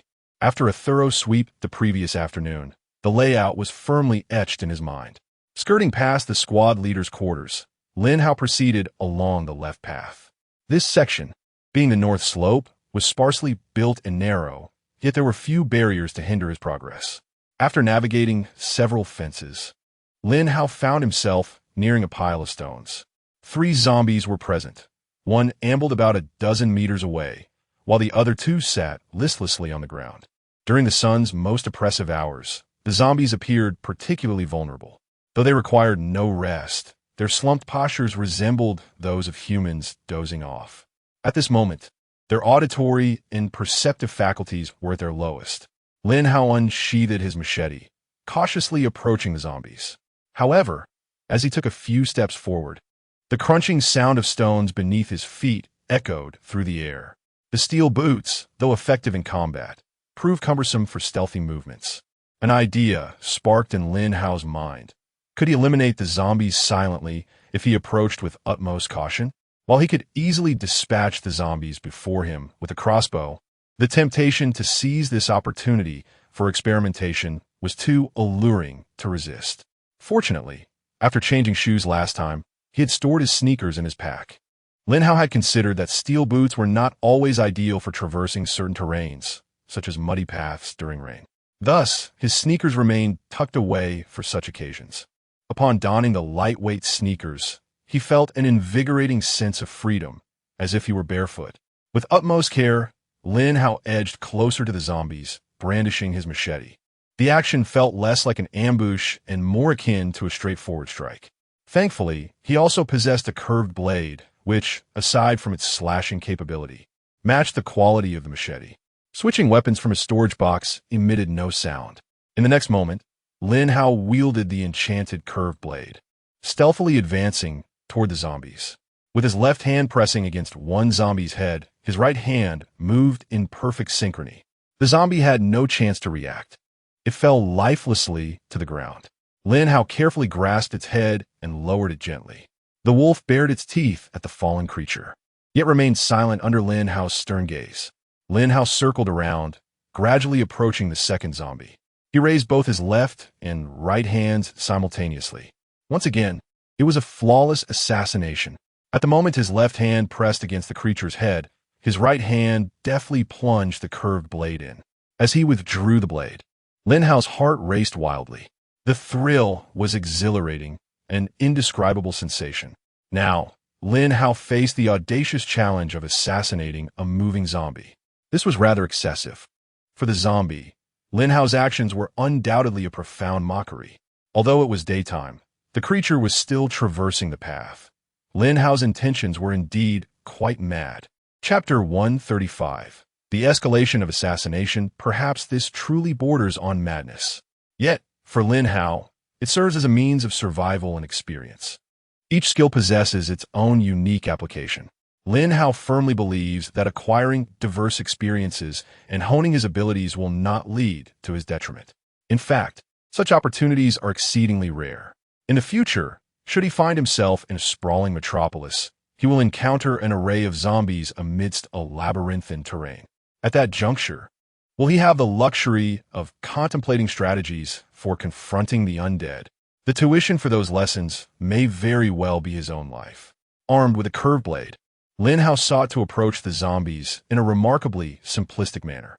He observed the zombies' movements, and when he was approximately 10 meters away, he mirrored their steps. However, his strides were notably longer, effectively diminishing the distance between him and the zombie with each step.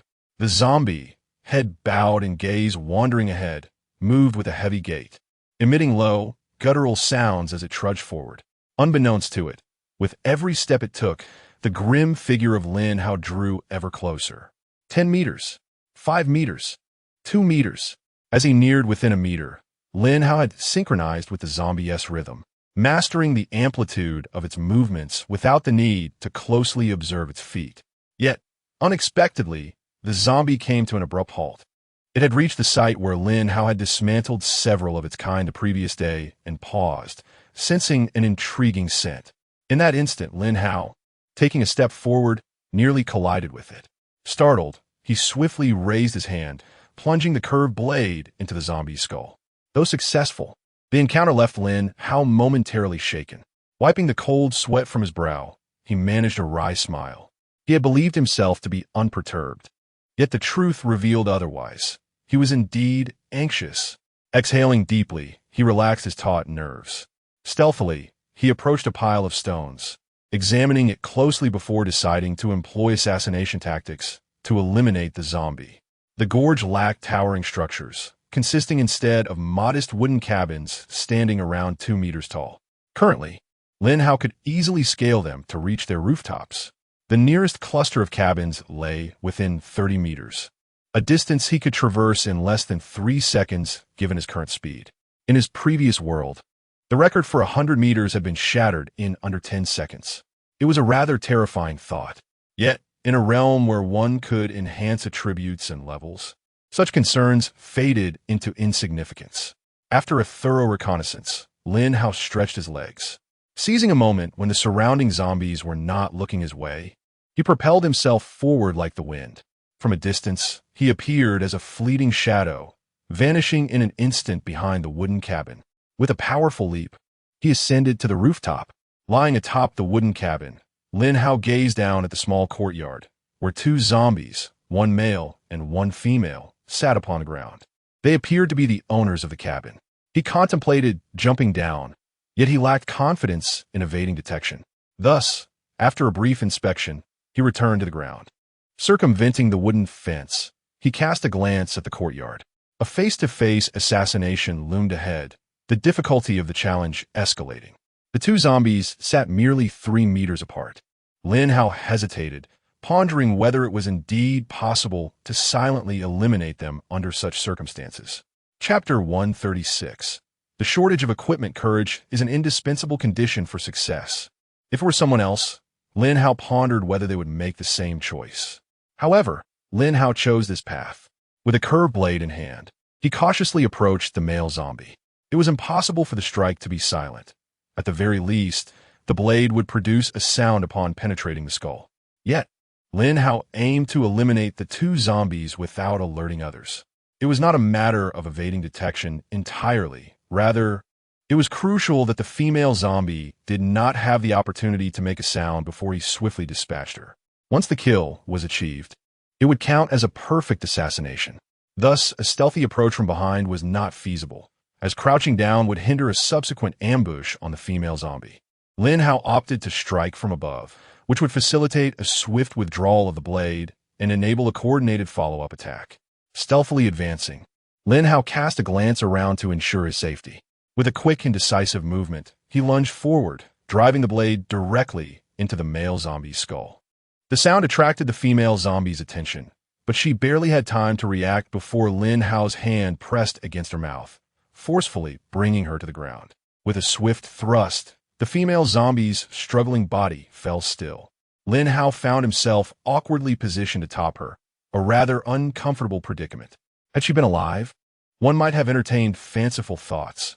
However, gazing down at a woman whose half of her face was missing, with exposed teeth and a twisted tongue, left little room for imagination.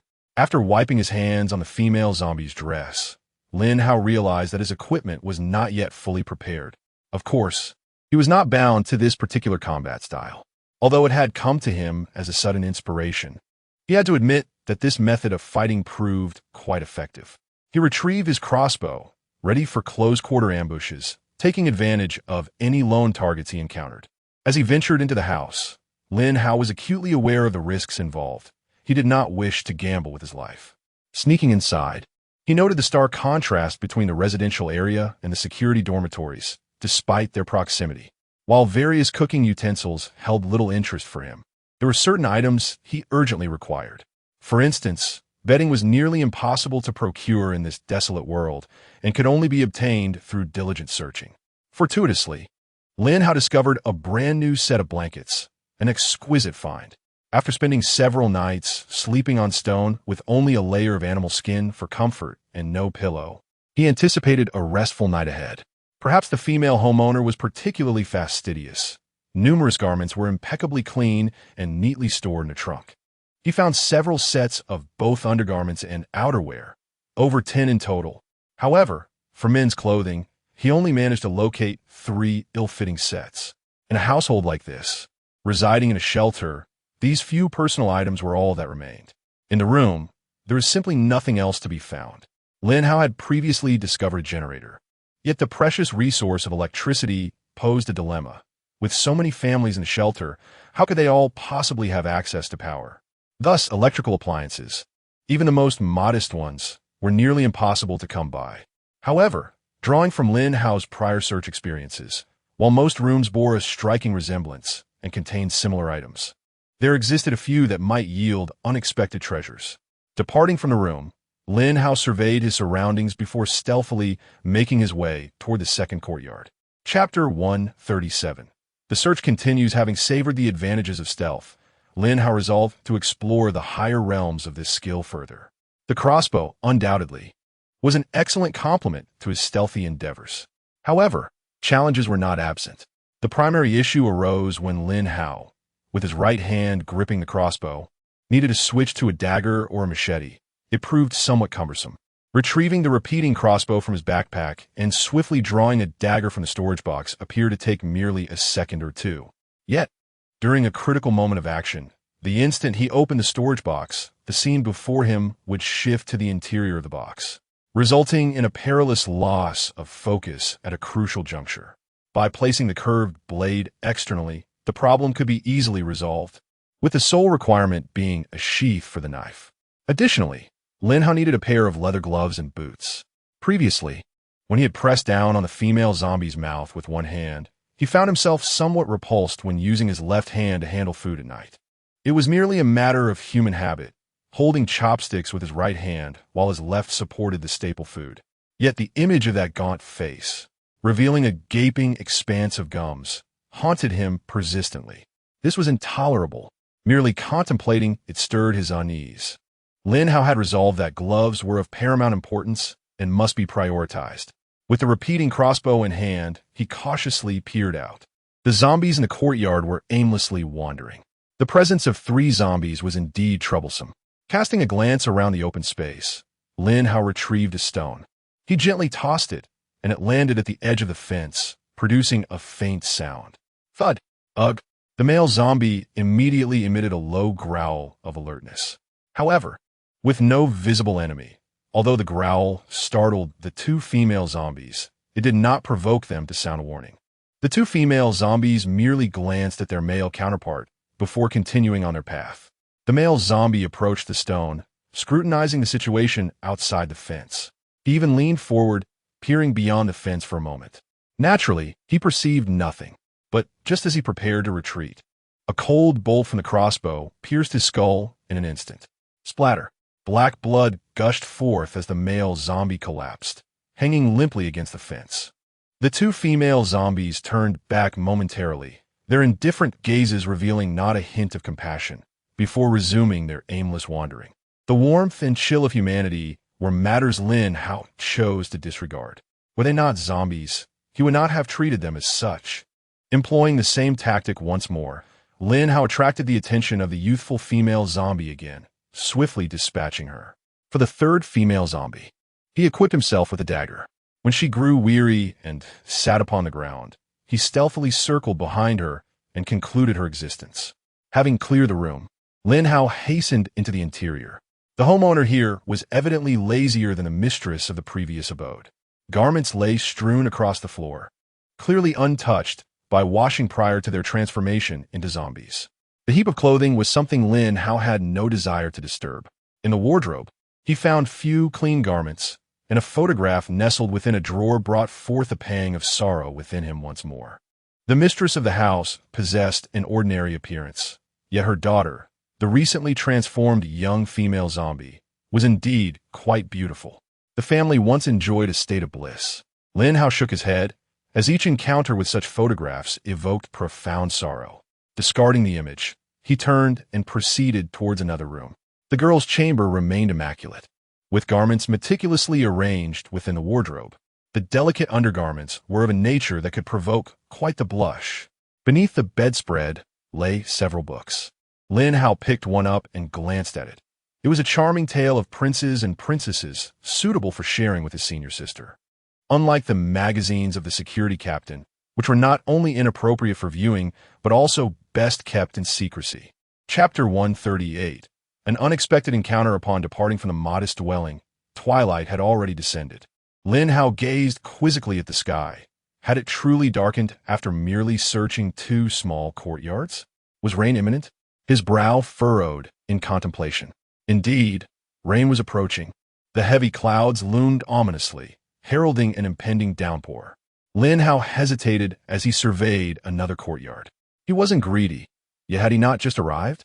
Resolutely, he turned toward a third courtyard, vaulting over the fence and stealthily peered inside. To his astonishment, he was nearly overwhelmed by a rush of blood to his head. Within the courtyard, 2 young female zombies occupied the space, one seated on the ground while the other paced back and forth. The wandering zombie, clad in a lace nightgown, appeared nearly torn to shreds, revealing her exquisite curves in stark detail. Her perfect form and alluring silhouette, even in a state of decay, evoked a flustered reaction.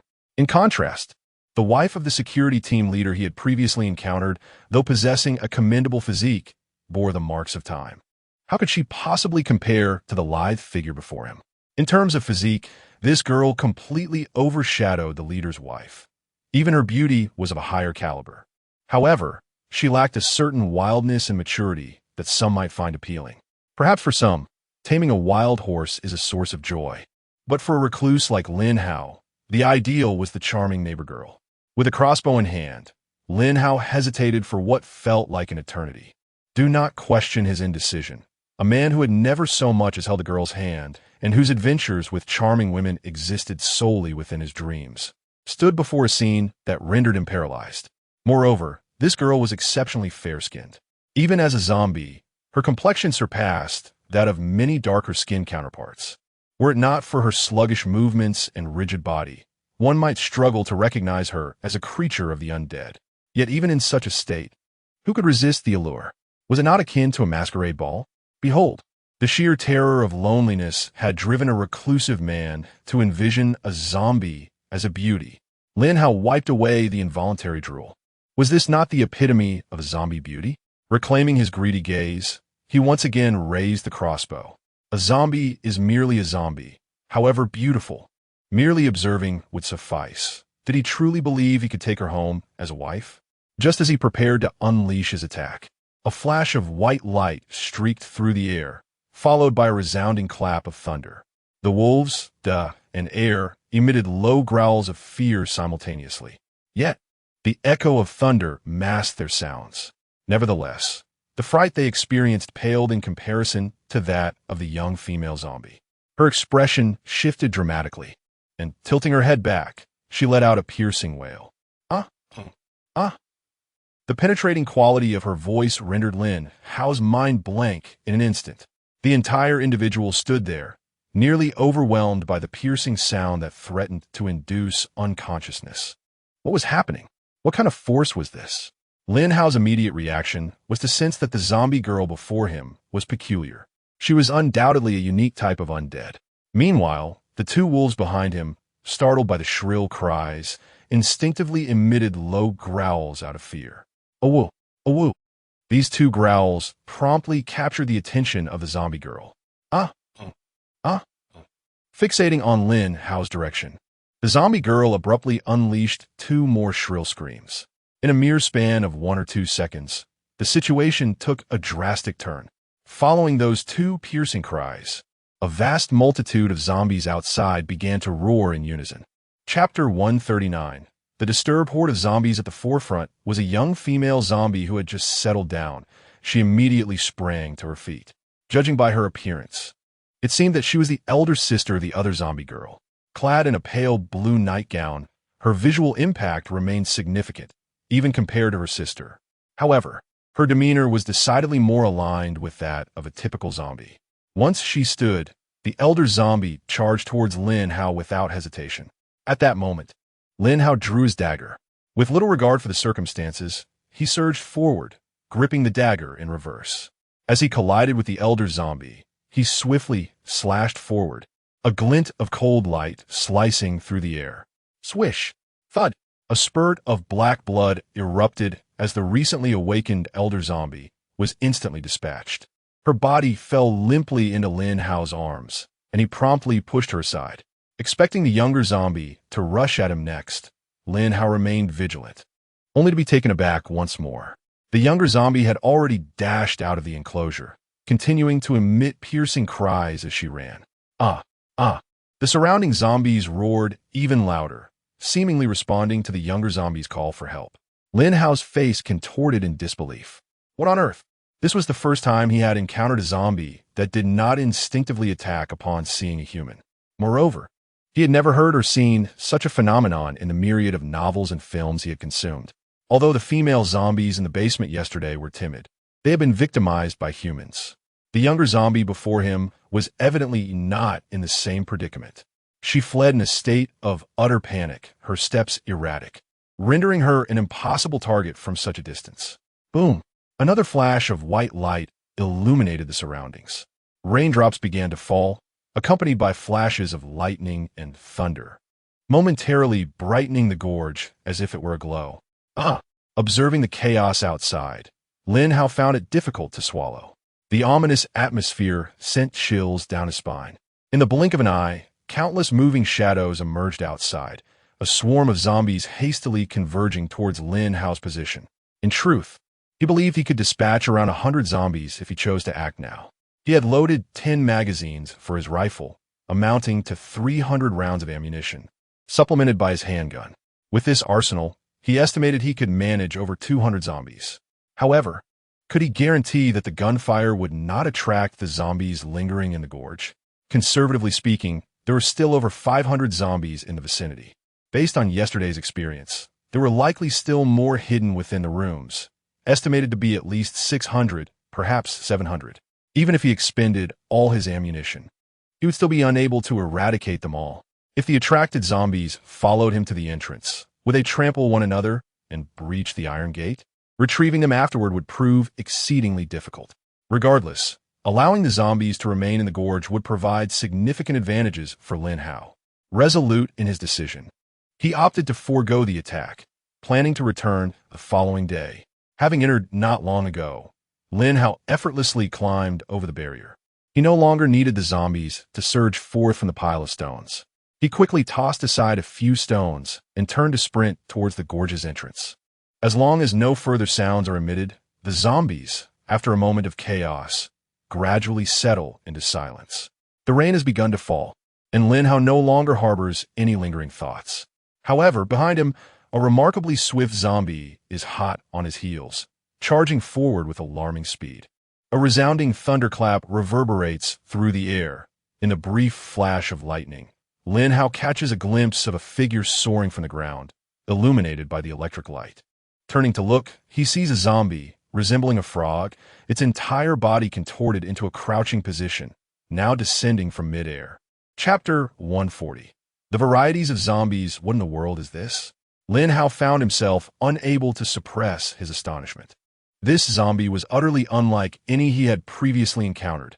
Wasn't it supposed to be a horde of mindless beings, charging and howling? When did so many peculiar zombies emerge?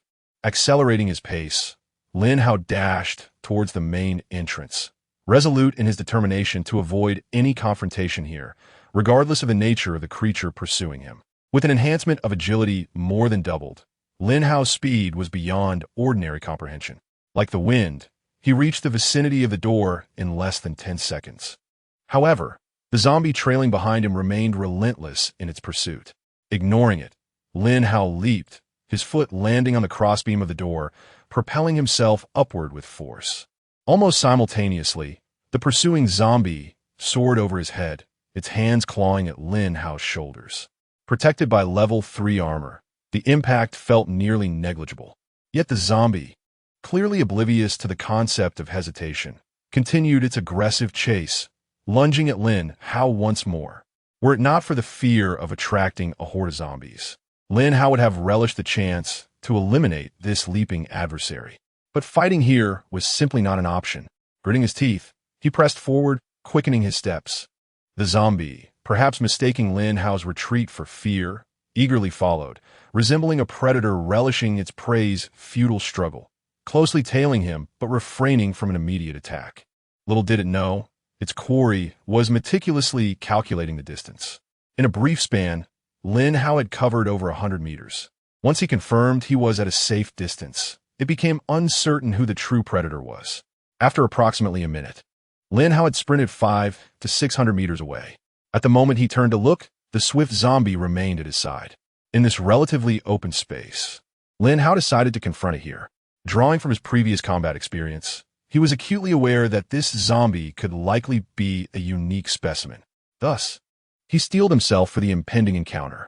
The rapid zombie landed opposite Lin Hao, emitting a low growl before circling him on the ground, scrutinizing his form. Lin Hao's gaze fixed intently on the zombie as he brandished his machete. Upon closer inspection, it was evident that this zombie differed from the others he had encountered. Standing at approximately 175 centimeters tall, it possessed a slender physique with an unsettling skeletal structure. Its grayish-white face lacked the typical dark and ghastly features of ordinary zombies. Nonetheless, its pallid visage was still quite eerie, presenting a rather ghastly appearance. Thus far, Lin Hao had encountered 3 distinct types of zombies. The first type was the decomposed variety, characterized by rotting flesh that, due to its own toxins, ceased to decay after reaching a certain point. The decayed flesh clung to the zombie's body, easily detachable and often bursting upon impact or attack. This type of ordinary zombie was quite prevalent. The bloodskin is of the same ilk as this type of zombie, yet it represents an advanced variant.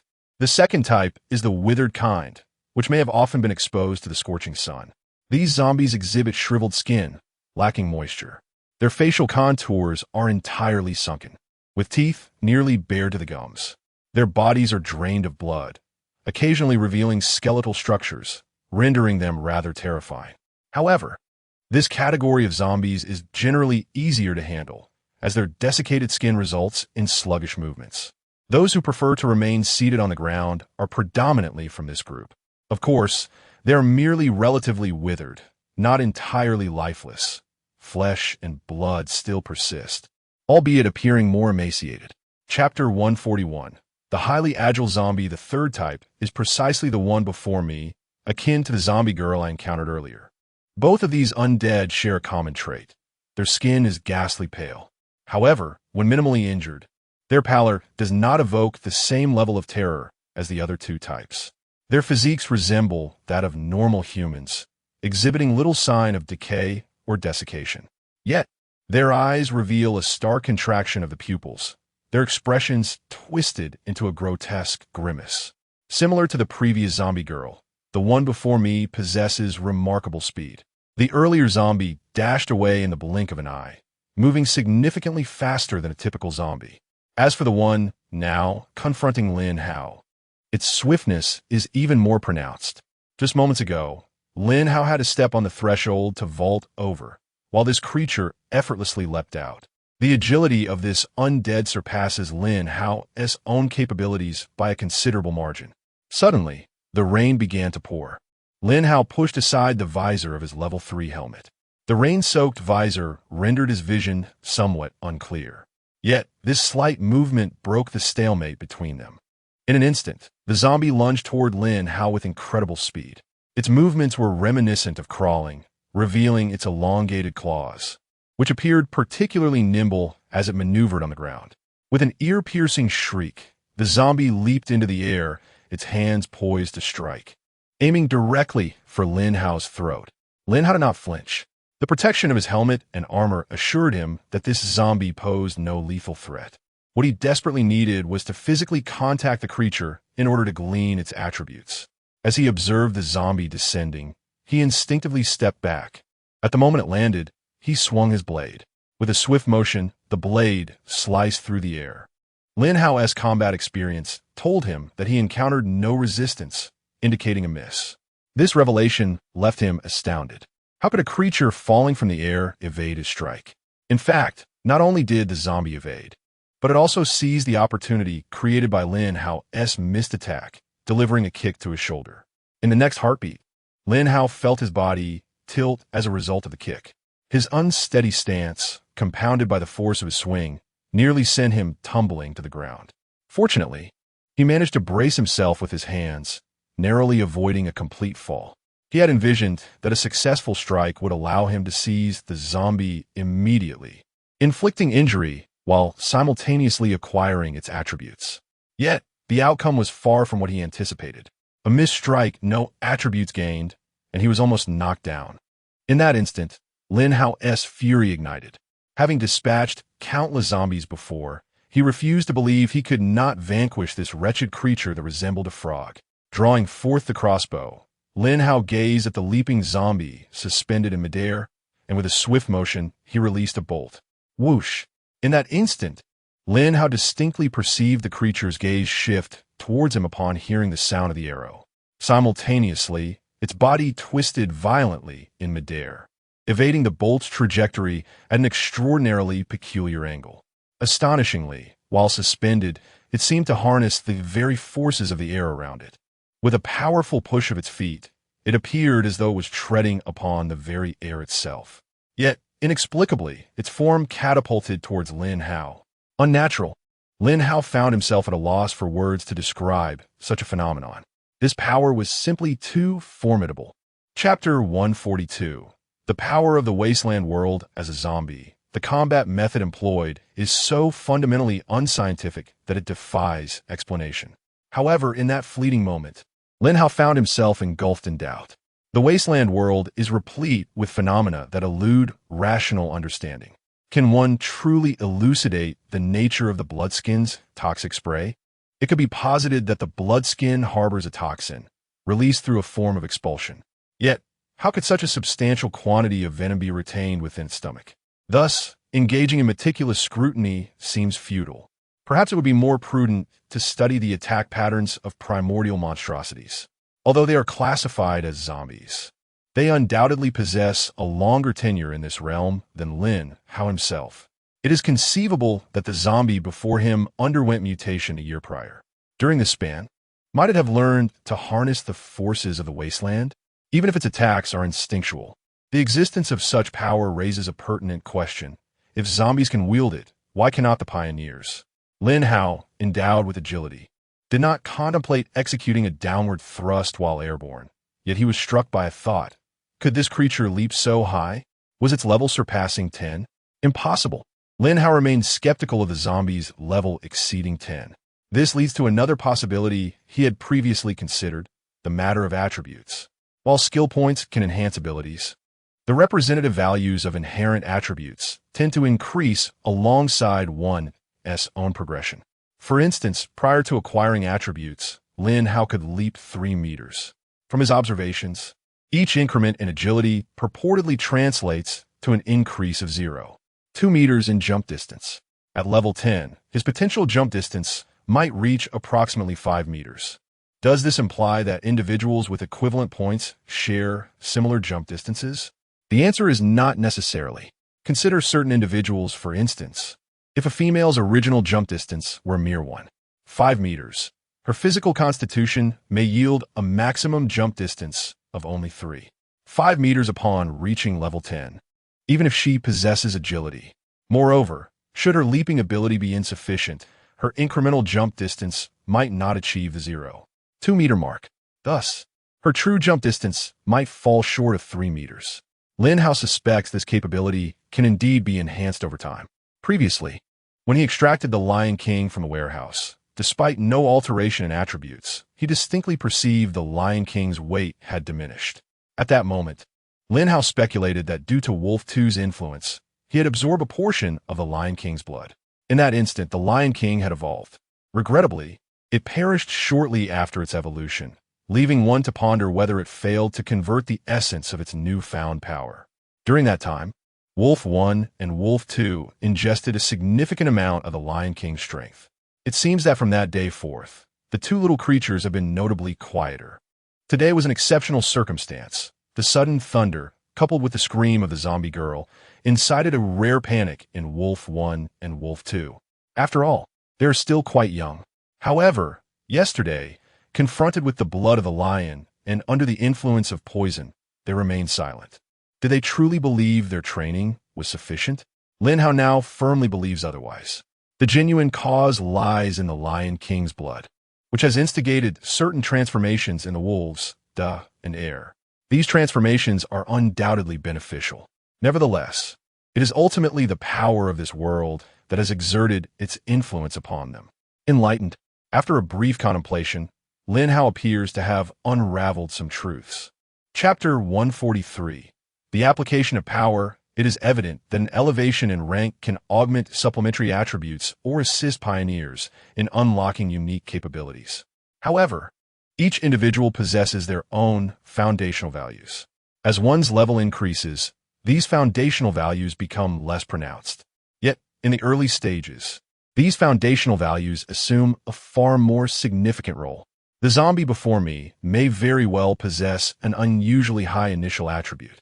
It might be of a lower level than Lin Hao, with attribute enhancements comparable to or only slightly superior to his. Nevertheless, due to its formidable inherent abilities, it surpasses Lin Hao in jump height. But let us ponder, who among us can leap such heights before ascending to a higher level? This creature must have been quite extraordinary in its former life. Regarding the two wolves, it is plausible that, bolstered by the power of the Lion King, they have ascended in rank. Although I have not sensed their strength significantly, one must not forget that I have ascended 7 levels myself, enhancing both my strength and agility considerably. Hence, I may be oblivious to the changes in the two wolves. Thus, possessing attributes is one thing, but knowing how to wield them is another, a skill that is not merely granted by level elevation. This is a lesson one must learn independently. The zombie likely mastered the art of utilizing its aerial prowess long before its transformation, becoming one of the first mutated zombies in this desolate world. Such analysis is not trivial. Understanding the truth of the matter is essential to determining one's path forward. As a pioneer inclined toward agility, the abilities exhibited by this zombie are surely within my grasp. Indeed, I could potentially extend these abilities into even more complex techniques. After all, the intelligence of zombies is severely diminished. They survive solely by instinct. Even the most inept pioneer possesses greater cognitive faculties than a zombie. Lin Hao began to maneuver, teasing the zombie before him, prompting it to execute numerous aerial maneuvers. Each of its peculiarities was meticulously noted by Lin Hao. For half an hour, he tirelessly engaged with the zombie, extracting nearly all of its capabilities to his satisfaction. True to its nature, the zombie followed Lin Hao's rhythm, leaping and bounding in tandem. After half an hour of pursuit, the creature seemed to be even more invigorated. With each assault, its attacks became increasingly fierce. Yet Lin Hao began to feel the strain. This intense confrontation had required him to maintain rapid, high-frequency movement. Were this a typical zombie, or even the previous female zombie, Lin Hao would have struggled to keep pace. Breathing heavily, he sensed that it was nearing the time to conclude this engagement. In a moment of forward charge, he raised his hand towards the air, and a bolt shot forth. Whoosh! The zombie emitted a sharp shriek, swiftly altering its trajectory as it lunged downward. Seeking another strike, Lin Hao had not squandered his time over the past half hour. He had discerned the creature's offensive patterns with considerable clarity. Although its speed of reaction is remarkably swift, its weaknesses are glaringly apparent. A single strike would prove futile. Lin Hao had already anticipated this. In an instant of forward momentum, he halted his steps, suddenly redirecting his trajectory. He charged into the air, heading straight for the zombie. Through half an hour of observation, Lin Hao arrived at a conclusion. He could not leap over it. In terms of both speed and agility, the zombie before him surpassed him. If he could not annihilate it, then, during his passage near the canyon, he would constantly be at risk of a surprise attack. Thus, it must be eradicated. Chapter 144. The clown zombie Lin Hao strategy was one that would lead to mutual destruction. had he not possessed a level 3 helmet. Such an approach would undeniably be tantamount to suicide. He soared high into the air, but his altitude fell short of matching that of the zombie. Thus, he could only strike at the moment the creature descended. However, waiting for it to approach the ground meant that, in that fleeting instant, Lin Hao would be unable to seize the optimal opportunity for attack. The speed of a human arm swinging is certainly slower than the rate of a vertical descent. His only chance lay in executing his strike at approximately 3 meters above ground, leveraging the moment of impact. The consequence of this, however, was that the zombie would seize him from above. Therefore, the level 3 helmet was crucial. Without its protection, even those 10 fingers could instill a profound sense of dread. Had he succeeded? As his left hand faced the descending zombie, his right hand had already switched to the enchanted dagger. With a fierce thrust, Lin Hao felt as though his head was being gripped by another's hands. Perhaps due to the agony, the zombie emitted a wretched scream, clawing frantically at Lin Hao's level 3 helmet. With a thud, both Lin Hao and the zombie crashed to the ground. In that instant of capture, Lin Hao finally discerned the creature's capabilities. Clown zombie, an agile type of zombie, born from the ranks of circus clowns, endowed with astonishing flexibility and reflexes, representing one of the most formidable adversaries in the wasteland. Clown zombies possess terrifying speed and jumping ability, making them among the most tenacious zombies in this desolate realm. The term clown is not merely a name, but classification for this category of swift zombies. Most clown zombies exhibit formidable killing prowess. The most powerful among them can pierce through steel plates with their fingers, effortlessly gliding over the heads of survivors and swiftly decapitating them. Survivors must exercise extreme caution when encountering these foes. Typically, clown zombies are of a higher rank, and there is no squad leader level among them. Each clown zombie is regarded as an elite. Even the weakest clown zombie surpasses ordinary zombies by at least 5 levels. Lin Hao had no opportunity to fully absorb this information. Having merely glimpsed the classification of the clown zombie, he could not afford to remain complacent. What the? Lin Hao inhaled sharply, relieved that his head remained intact. He was fortunate. It was evident that the clown zombie he faced was not exceptionally powerful. Fingers capable of penetrating steel plates? Lin Hao assessed his level 3 helmet, confirming that it was still intact. How terrifying! This creature, though lacking the grotesque appearance of others, epitomized the notion that a killer need not be fearsome in appearance. Upon witnessing those claws earlier, Lin Hao had sensed their lethal potential. However, had he known that those claws could pierce steel, he would never have risked exposing his head. Even with the level 3 helmet, it would have been a grave mistake. Nevertheless, now that he had engaged, and given that his curved dagger had struck the clown's leg, there was no way he could allow such a zombie to escape alive. Lin Hao gritted his teeth and charged forward. The slowed-down clown, not only hindered in its movements, was also incapable of executing swift jumps, rendering its leaps low and sluggish. Opportunities were scarce, hard-won through his relentless efforts. How could Lin Hao possibly let this chance slip away? With all his might, he dashed forward, and at the very moment the clown zombie failed to leap, he leaped high, landing directly atop the clown zombie's head. The clown zombie turned to face Lin Hao, letting out a furious roar. What are you roaring about? Is that the impression you just left on me? Chapter 145. A fierce battle in the torrential rain with a furious roar from Lin Hao. The curved blade descended simultaneously, grasping the jester by the collar. This strike was assuredly foolproof. Yet, the jester was not one to remain passive. It reacted with a swiftness far surpassing that of an ordinary zombie. In midair, the jester suddenly twisted. Lin Hao's blade, poised to strike, found only empty air, while his body was flipped over by the jester's maneuver, finding itself pinned beneath the jester. Was the jester exceptionally clever? Certainly not. It had not purposefully positioned Lin Hao as a cushion, but rather relied on instinct. Sensing that this position was safe, Lin Hao could not afford to be complacent. Should he fall, it would be a tumultuous descent. With a forceful twist of his body, he managed to reverse their positions, pinning the jester beneath him. Fearing another twist from the jester, Lin Hao drove the blade towards its back. In that instant, as the blade pierced, the jester collapsed to the ground. Lin Hao, with one hand extended, felt the sudden resistance of landing propel him downward violently. The helmet struck the back of the jester's head with a resounding thud. A wave of intense pain surged through him, although it was not a grave matter. The forceful stab had twisted his arm due to the resistance encountered upon landing. Given Lin Hao's current resilience, it would not significantly affect him, though the moment of twisting was indeed unpleasant. As the jester hit the ground, it was of little consequence. Being a zombie, it was inherently impervious to pain. However, the impact from Lin Hao's helmet nearly shattered its skull. This was a serious predicament. A zombie's only vulnerability lay in its head, and this blow was akin to stabbing a human heart. The jester struggled to rise, yet its body betrayed it, refusing to obey, leaving it helpless on the ground. Lin Hao shook his head, momentarily dazed. Regaining his composure, he saw himself atop the jester and, without hesitation, withdrew his blade to strike at the jester's head once more. A low growl escaped the jester.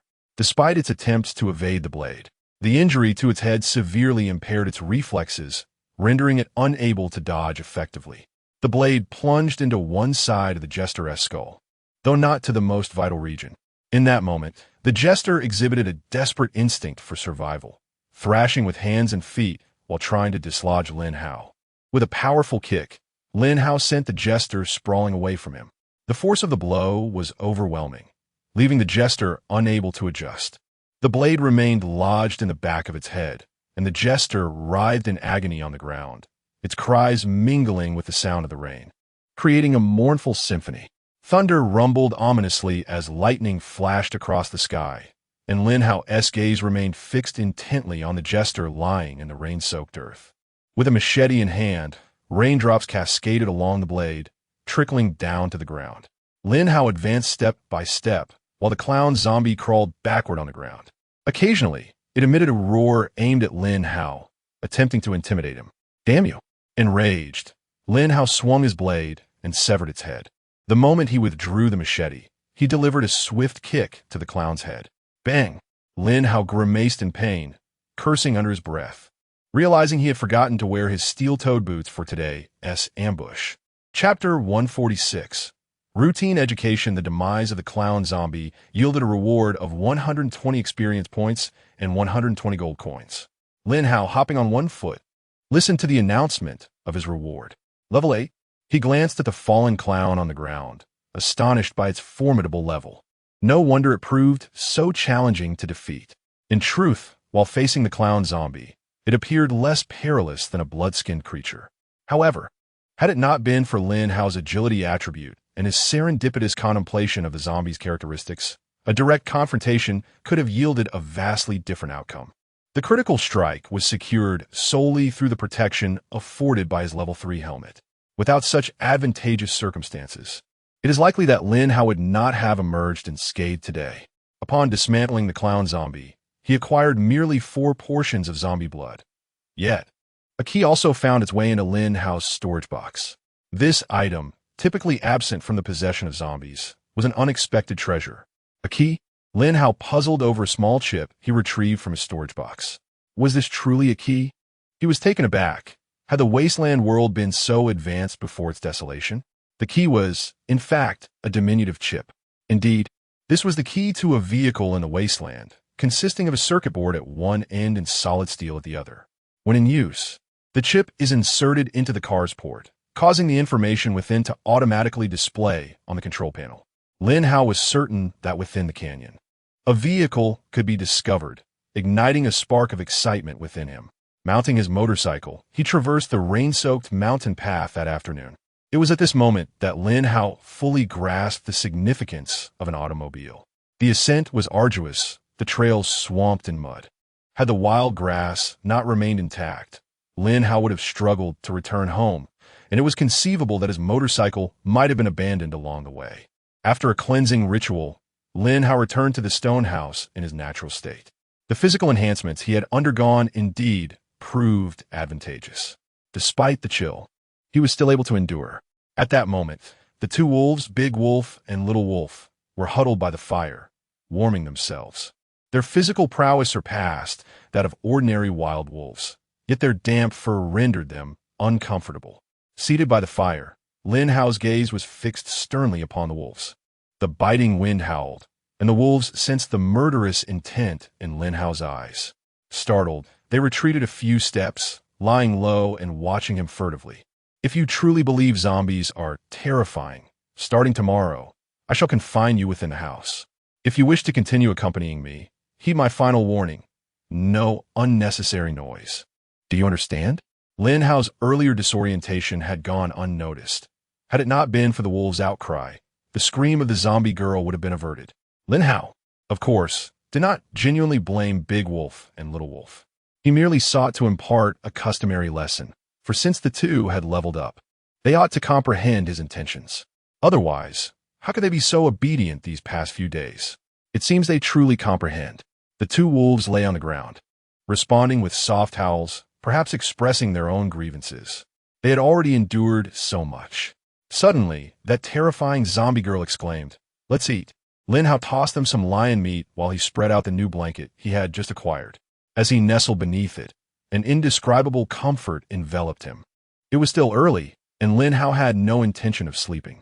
He merely felt the chill and sought warmth beneath the blanket. At the same time, he accessed the trading platform. Chapter 147. The unified currency of the exchange today, Lin Hao must procure everything that he has been lacking.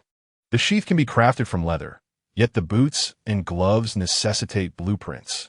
After neglecting the exchange for 2 days, Lin Hao was nearly unrecognizable upon his return. The exchange had undergone a transformation in its trading methods over the past 2 days. The introduction of a novel currency system, which can be traced back to its true instigator, Old Buy, has transpired. Naturally, the trading method involving gold coins will eventually be implemented at the exchange. However, Old Buy took the initiative to employ this system during the recent trades, setting a commendable precedent. Following 2 days of chaotic transactions, the conversion of gold coins has gradually been standardized. The 3 most readily available resources in the wasteland are as follows. 100 iron equals 1 gold coin. 100 wood also equals 1 gold coin, and 100 stone likewise equates to 1 gold coin. For pioneers, possessing the ability to decompose resources such as stone and iron makes acquisition relatively straightforward. Prices may fluctuate over time. In the short term, significant changes are unlikely. Lin Hao glanced at the cola he had previously collected, valued at 5 gold coins. Milk, originally priced at 300 iron, has risen to 5 gold coins in tandem with the cola's pricing, effectively marking an increase. This price, while not exorbitant, is not particularly low either.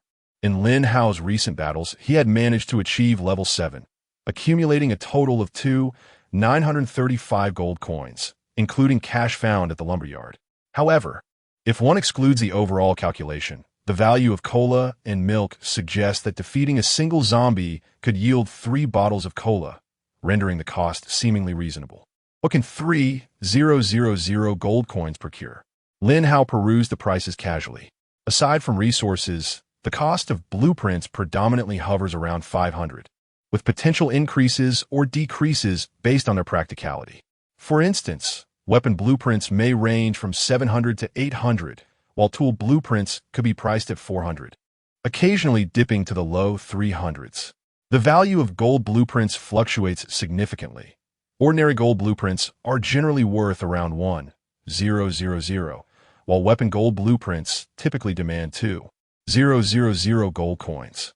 After surveying the market prices, Lin Hao inspected his storage box. Goodness, after 2 days away from the exchange, has my wealth dwindled to this extent? All my possessions could barely trade for 2 gold blueprints. Although Lin Hao has always believed that strength is the key to safeguarding wealth, it is untenable to possess so little wealth. Do not even mention cola and the like. To Lin Hao, anything stored in his warehouse holds no monetary value. He is focused on liquid assets. Yet now, there seems to be little of worth in his possession. Perhaps only some clothing remains? Lin Hao emerged from his bed and proceeded to the warehouse. Upon exiting, he had set the warehouse to the original one on the first floor. At this moment, the clothing within the warehouse was neatly arranged on the shelves. A total of 109 soiled garments, predominantly male attire, were retrieved from the security zone. In contrast, There are 39 pristine articles, mainly comprising women's clothing, largely due to the fastidious nature of a particular female zombie. It seems futile to hold on to these filthy clothes. Lin Hao scarcely has the time to attend to them. Thus, he resolves to part with them at a bargain. As for the clean garments, Lin Hao had previously inspected them during his search. The male owner's clothing is ill-fitting for him, while the female owner's attire is uncertain for his fellow companions. The senior sister and the affluent beauty. Ultimately, there is little room for choice in this wasteland. It's not about preference, but rather the stark reality of limited options. Chapter 148. Insufficient funds. All the old garments have been listed by Lin Hao, who was pleasantly surprised to discover that they had been automatically categorized, requiring no effort on his part. Upon inspecting the prices, he noted that each item was approximately 30 gold coins, with a total of 109 items amounting to 3,270 gold coins. He couldn't help but marvel at the fact that he was earning more than he did from battling monsters. How could this be fair? At this moment, it was the prime time of the afternoon. While it was raining on Lin Hao's side, it did not imply that others were experiencing the same weather. Although sales were not brisk, there were still occasional gold coins trickling in. Lin Hao then opened the categorization menu and selected leather armor. To his surprise, he found a considerable variety of such equipment, which he had not previously paid much attention to. After a prolonged selection process, he ultimately chose 3 pieces of gear. The arrowhead leather boots, crafted from leather combined with arrowhead steel plates, were exceptionally suited for stealthily approaching a target. In specific circumstances, the steel plates could even serve as a weapon. The fingerless leather gloves had a rather peculiar name, yet they possessed practical functionality. The exposed fingers allowed for ease of contact with disassembling targets, while the gloves featured special protection for the right middle and index fingers, specifically designed for archers. These gloves fit snugly against the skin and could be automatically repaired using scraps of leather at a workbench, which was among the reasons for Lin Hao's choice. Both pieces of equipment were elite level, devoid of attributes, indicating that the creation of such items required the direct consumption of a blueprint. This also meant that the uniqueness of the equipment could not be mass-produced, thus making them quite expensive. Each item was priced at 3,000 gold coins. Lin Hao was unwilling to haggle over such rare equipment. Attempting to negotiate would only invite ridicule, rendering it futile. The final item was not a sheath, but rather a stealthy steel dagger. Accompanied by its own sheath, this dagger was priced at 5,000 gold coins, which, while costly, was beyond Lin Hao's current financial means. The items he coveted were primarily unique pieces, none of which could be mass-produced. However, he felt the prices were somewhat inflated. Upon locating the blueprint, Lin Hao selected the dagger blueprint and was delighted to find the golden stealth steel dagger blueprint priced at merely 1,000 gold coins. Consuming a blueprint typically did not yield any economic value, did it? He had yet to purchase any items, merely making selections. Therefore, without hesitation, Lin Hao decided to acquire the blueprint. Upon inspection, the initial asking price of 5,000 gold coins seemed quite reasonable. To craft this dagger, one would require a complete piece of beast hide, 30 units of steel, and a single walnut wood. Although consuming the blueprint ensured a 100% success rate, the materials needed were worth considering. Walnut wood was relatively inexpensive, but steel was the most costly component. The adage "what is forged by fire" held true. However, currently, no one possessed the ability to smelt steel. The price of steel was over 100 times that of iron. 100 iron pieces equated to 1 gold coin. Yet a single piece of steel commanded a staggering 100 gold coins in the marketplace. Thus, 30 pieces of steel amounted to a hefty 3,000 gold coins. Adding the value of the blueprint brought the total to 4,000 gold coins. When factoring in the complete beast hide and walnut wood, the costs were indeed quite close. However, for Lin Hao, with an abundance of materials at his disposal, there was no need to expend gold coins for purchases. Last time, all the weapons were crafted entirely from walnut wood, leaving not a single piece behind. Yet, this posed no real issue. Purchasing a single piece was quite feasible. The only dilemma now was the deficit of 1,000 gold coins. Noticing that he still had 4 pairs of boots, Lin Hao decided to procure the gloves first. With a shortfall of 1,000 gold coins, he wandered back and forth in the warehouse, pondering where to acquire such an amount. Currently, his warehouse contained merely 5 items, all of which were non-saleable. Was there truly no alternative? Perhaps selling some water? Chapter 149. The affluent old man as Lin Hao braved the rain. He returned with a bucket of water. Tragically, the water, once pure, had turned murky due to the downpour. The rain stretched across a considerable area, and it was likely that other pioneers in the city across from him were also selling water. In the current marketplace, the tainted rainwater had plummeted to a mere pittance, 10 kilograms for just 10 gold coins. To earn 1,000 gold coins, Lin Hao would need to fill over 100 buckets. It was probable that many pioneers were engaging in this practice, perhaps even using plastic sheets to collect the rainwater, bottling it for sale once the rain ceased.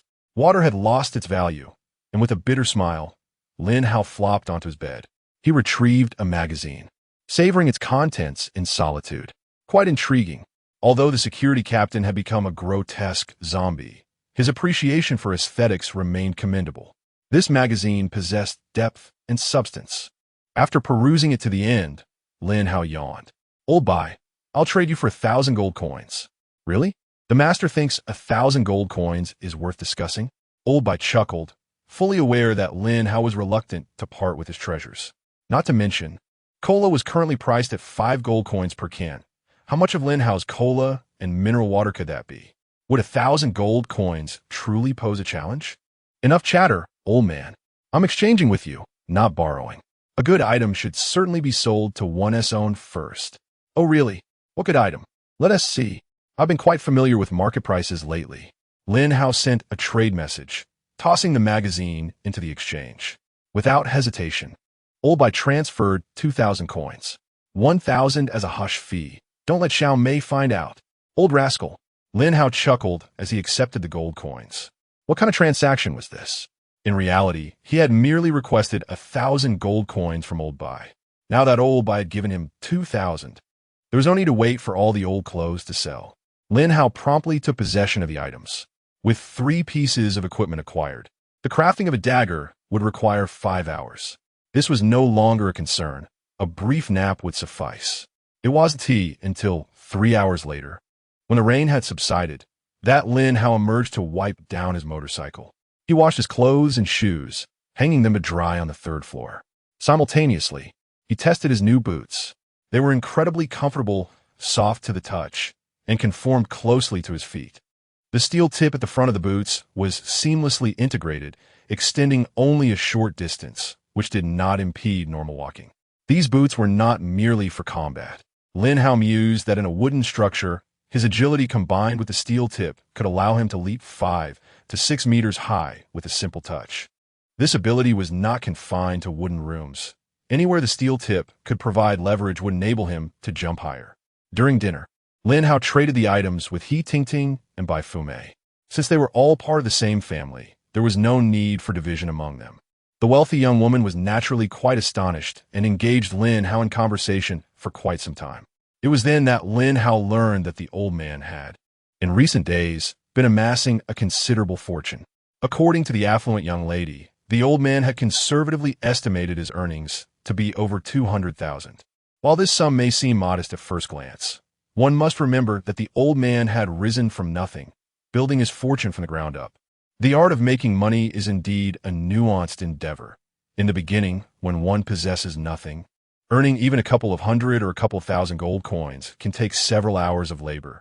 However, once the proverbial snowball begins to roll, one can profit significantly from the fluctuations in market prices. Chapter 150. Mastery of Strength. On the following morning, as Lin Hao opened his eyes, he promptly signed in to receive a craftsman's hammer. He immediately rose to inspect the newly acquired dagger. The pristine blade emanated a ghostly blue sheen, unmistakably a carbon steel dagger. The sheath was attached to a belt, allowing for convenient wear. What a splendid dagger! It was time to test its prowess. Lin Hao headed to the storage area, retrieving the Lion King's meat. Just then, the 2 wolves, Big Wolf and Second Wolf, woke up and rushed over upon seeing Lin Hao with the meat. With the dagger pressed against the flesh, he made a gentle slice, and a thin piece of meat fell away, the act barely resembling a cut at all. Astonished, Lin Hao gasped. This was undoubtedly the sharpest dagger he had ever encountered, even surpassing a machete in its keen edge. While a machete is forged through rigorous processes, this dagger seemed as though the steel had been refined anew. After slicing the meat, Lin Hao hesitated before handing it to the wolves. The previous night, he had pondered a particular issue. The radiation antidote had already expired a day ago, yet Lin Hao had not received a warning alert due to his own lack of radiation exposure. Nevertheless, he believed there was no need to wait the full 5 days for the antidote. Since Big Wolf and Second Wolf often accompanied him, Lin Hao decided they should also consume the antidote. He placed the Lion King's meat and the radiation antidote in bowls on the ground. The two little creatures received their doses, and Lin Hao felt no reluctance in expending all 3 bottles of the antidote, including his own. As for the poison antidote, it was unnecessary to consume it for now, as it would remain effective for another 2 days after yesterday's intake. Having prepared his food supplies, Lin Hao casually snacked on a bag of biscuits. Early in the morning, his appetite was minimal, perhaps due to the rain. The wild beasts that had appeared for the past 2 days were absent today, granting Lin Hao a moment of tranquility. Around 7 o'clock, with a bright sun and gentle breeze, he set off once more with Big Wolf and Second Wolf. After observing the jester's movements yesterday, Lin Hao opted not to ride the motorcycle. The mountains provided an excellent training ground. He needed to devise a more practical set of footwork techniques tailored to himself. Although he had learned to harness strength from the jester, each individual should cultivate their own habits, right? As a pioneer, there was no necessity for Lin Hao to adhere to the same utilitarian methods as the undead. Thus, he sought to discover his unique application of skills. As he navigated the mountains, Lin Hao found his movements and steps significantly improved compared to before. At times, he nearly floated above the ground, a sensation both wondrous and surreal. Each leap filled him with a tinge of apprehension, yet the instant he landed gracefully, his worries dissipated. Perhaps this was the mindset one adopts when mastering special techniques. Just days prior, such movements had seemed utterly impossible, and now he could effortlessly leap from trunk to trunk, a feeling that lingered on the edge of reality. Any skill requires mastery and learning, as well as the proficient application thereof. At present, Lin Hao can merely navigate seamlessly between trees. In terms of proficiency, he has yet to reach a considerable level. Yet, even in this moment, Lin Hao remains unaware that the enigmatic powerhouse who will one day traverse the ruins of a desolate world, the assassination deity impervious to any obstacle or trap, is emerging step by step from his current self. Chapter 151.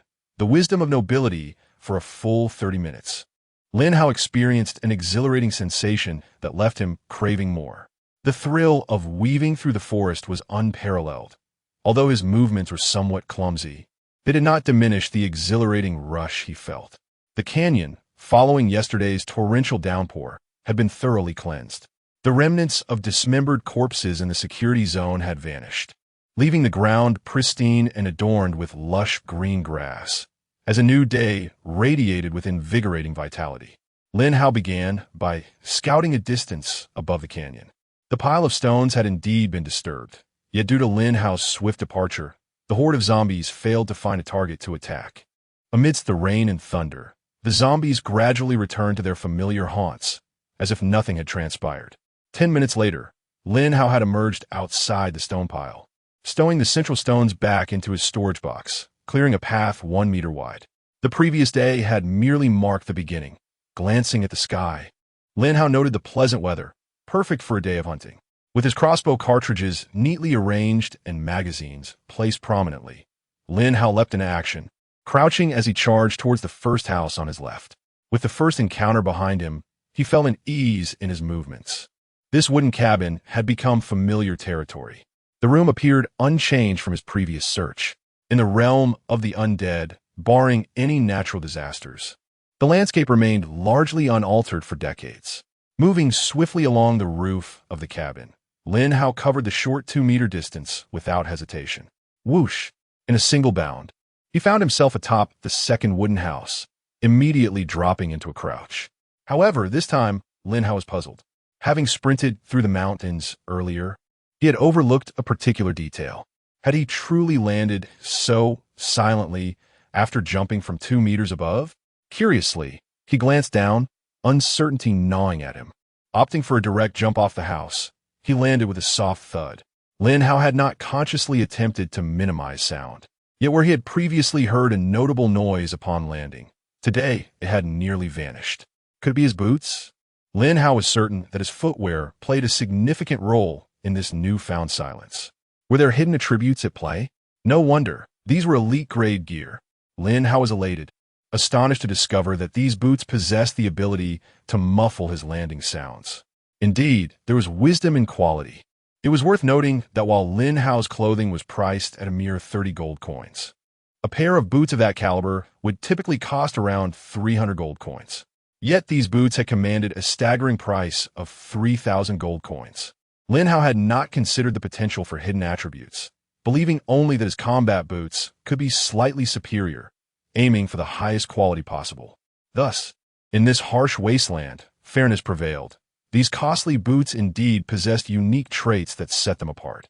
With a firm grip on the railing, Lin Hao launched himself towards the third wooden cabin, while behind him, the wolves retreated, their heads drawn back in caution. Yesterday, a predicament arose here. Lin Hao returned home with a piercing gaze that left Wolf 1 and Wolf 2 thoroughly intimidated. Today, he could not afford to err again. Lin Hao discreetly glanced over, and outside the room, the corpse of the zombie sister remained. The zombie girl, who had gone missing yesterday, was now nowhere to be found. Paying no mind to it, Lin Hao turned and entered the wooden cabin. Upon stepping inside, he immediately crouched down. A zombie sat within the room, and judging by its appearance, it appeared to be a middle-aged undead. It likely rushed over yesterday and failed to escape. Its age and demeanor seemed to bear no relation to that of the zombie sisters. Chapter 152. The silent blade cautiously advancing, he faced the imminent threat of assassination. Lin Hao could hardly believe the eerie silence enveloping his every step. Perhaps few could comprehend the sensation. Typically, one would hear the friction of shoes against the ground while walking. Yet, if one were to move without producing a single sound, an unsettling doubt might arise. Was he truly walking at all? There lingered an awkwardness, a sensation akin to being unable to walk properly. It was this disorienting feeling that nearly caused Lin Hao to forget his next course of action. Fortunately, it was but a fleeting moment, and he was not so easily deterred from his intent to attack. In the instant he drew his dagger, Lin Hao stealthily approached the middle-aged zombie. With both hands raised, he firmly grasped the creature's head. A barely audible sound escaped as the dagger effortlessly penetrated the zombie's skull. Remarkably, the creature emitted no sound, its head lolling forward in resignation. Was that it? Lin Hao gazed at his dagger, astonished by its extraordinary sharpness. The blade had glided into the zombie's temple with hardly any resistance, the sensation akin to slicing through tofu. Examining the dagger, he noted that not a single drop of blood had marred its pristine surface. Was this not the epitome of a fine blade, one that did not stain? Reining in his excitement, Lin Hao began to search the room. The two young women certainly had a penchant for cleanliness. Their garments were neatly folded, and the room exuded a warm ambience. Lin Hao was no pervert, but as he suddenly opened the wardrobe, the overwhelming fragrance of delicate lingerie was nearly overwhelming. Pink, light blue, lace, adorable homeware for young girls. One by one, he collected the items into his storage box, stowing away their outer garments. The sisters owned quite a collection, certainly more than 30 pieces, though Lin Hao did not take the time to count them. He also gathered the clothes strewn about the room. After all, they could be repurposed. While his thoughts may seem questionable, many people currently lacked access to such attire. Returning home with these items would certainly alleviate some of the clothing woes for the pioneers. In these ordinary wooden cabins, the only items available for collection were indeed clothes, merely a matter of cleanliness. Departing from the wooden cabin, Lin Hao proceeded to the fourth one. With his newly acquired stealth gear, the effectiveness of his assassinations was astonishing. He had scarcely touched his crossbow, finding immense satisfaction in wielding his dagger. The thrill of silently approaching and dispatching zombies was exhilarating. Upon completing his search of the 10th wooden cabin, Lin Hao found himself elevated to level 8. This place was indeed a sanctuary for leveling up. Returning to the first cabin, he refrained from further killings. 7 rooms may not seem numerous, but due to the necessity of remaining quiet, each room was meticulously searched for supplies. In the blink of an eye, midday approached. Lin Hao resolved to have a bite to eat, as he had his own plans. This search for supplies could not continue indefinitely. If one continuously searches the left side and reaches the midpoint, any ensuing issues would result in facing an onslaught from the zombies on the right side of the gorge. Lin Hao divided the gorge into segments. Each time, he would search 10 wooden houses on either side, totaling 20. In approximately 10 days, Lin Hao could nearly clear the gorge. Of course, if he desired to expedite the process, he could, during the final 3 days, eliminate an entire nest at once. After all, wasn't this the perfect opportunity to practice shooting? With over 100 remaining and under relatively safe conditions, he could train as he pleased. Chapter 153. Training the wolves at long last, the 2 wolves, Wolf 1 and Wolf 2, exhaled with relief. After a morning spent leaping about with Lin Hao, they were utterly bored. Once freed by Lin Hao, they sprang to life. Lin Hao, observing their exuberance, realized that carrying them for extended periods was not a sustainable approach. The little creatures had demonstrated commendable progress. They were now capable of remaining composed in the face of minor challenges, rarely emitting a sound. The pockets of Lin Hao's pack were beginning to strain under the weight, and it wouldn't be long before they would no longer fit. The day's progress was satisfactory. Perhaps an afternoon session, focusing on their stealth abilities, would be beneficial. Wolf 1, Wolf 2, Lin Hao called, prompting the 2 little ones to turn their attention toward him. With a downward bend of his fingers, he commanded, "Down." They were initially hesitant, but Lin Hao gently pressed them to the ground. He then beckoned with his fingers, signaling them to move. A single or 2 rounds of training would hardly yield substantial results, but every endeavor must have a beginning. After half an hour of practice, the 2 actions had been nearly mastered by Wolf 1 and Wolf 2.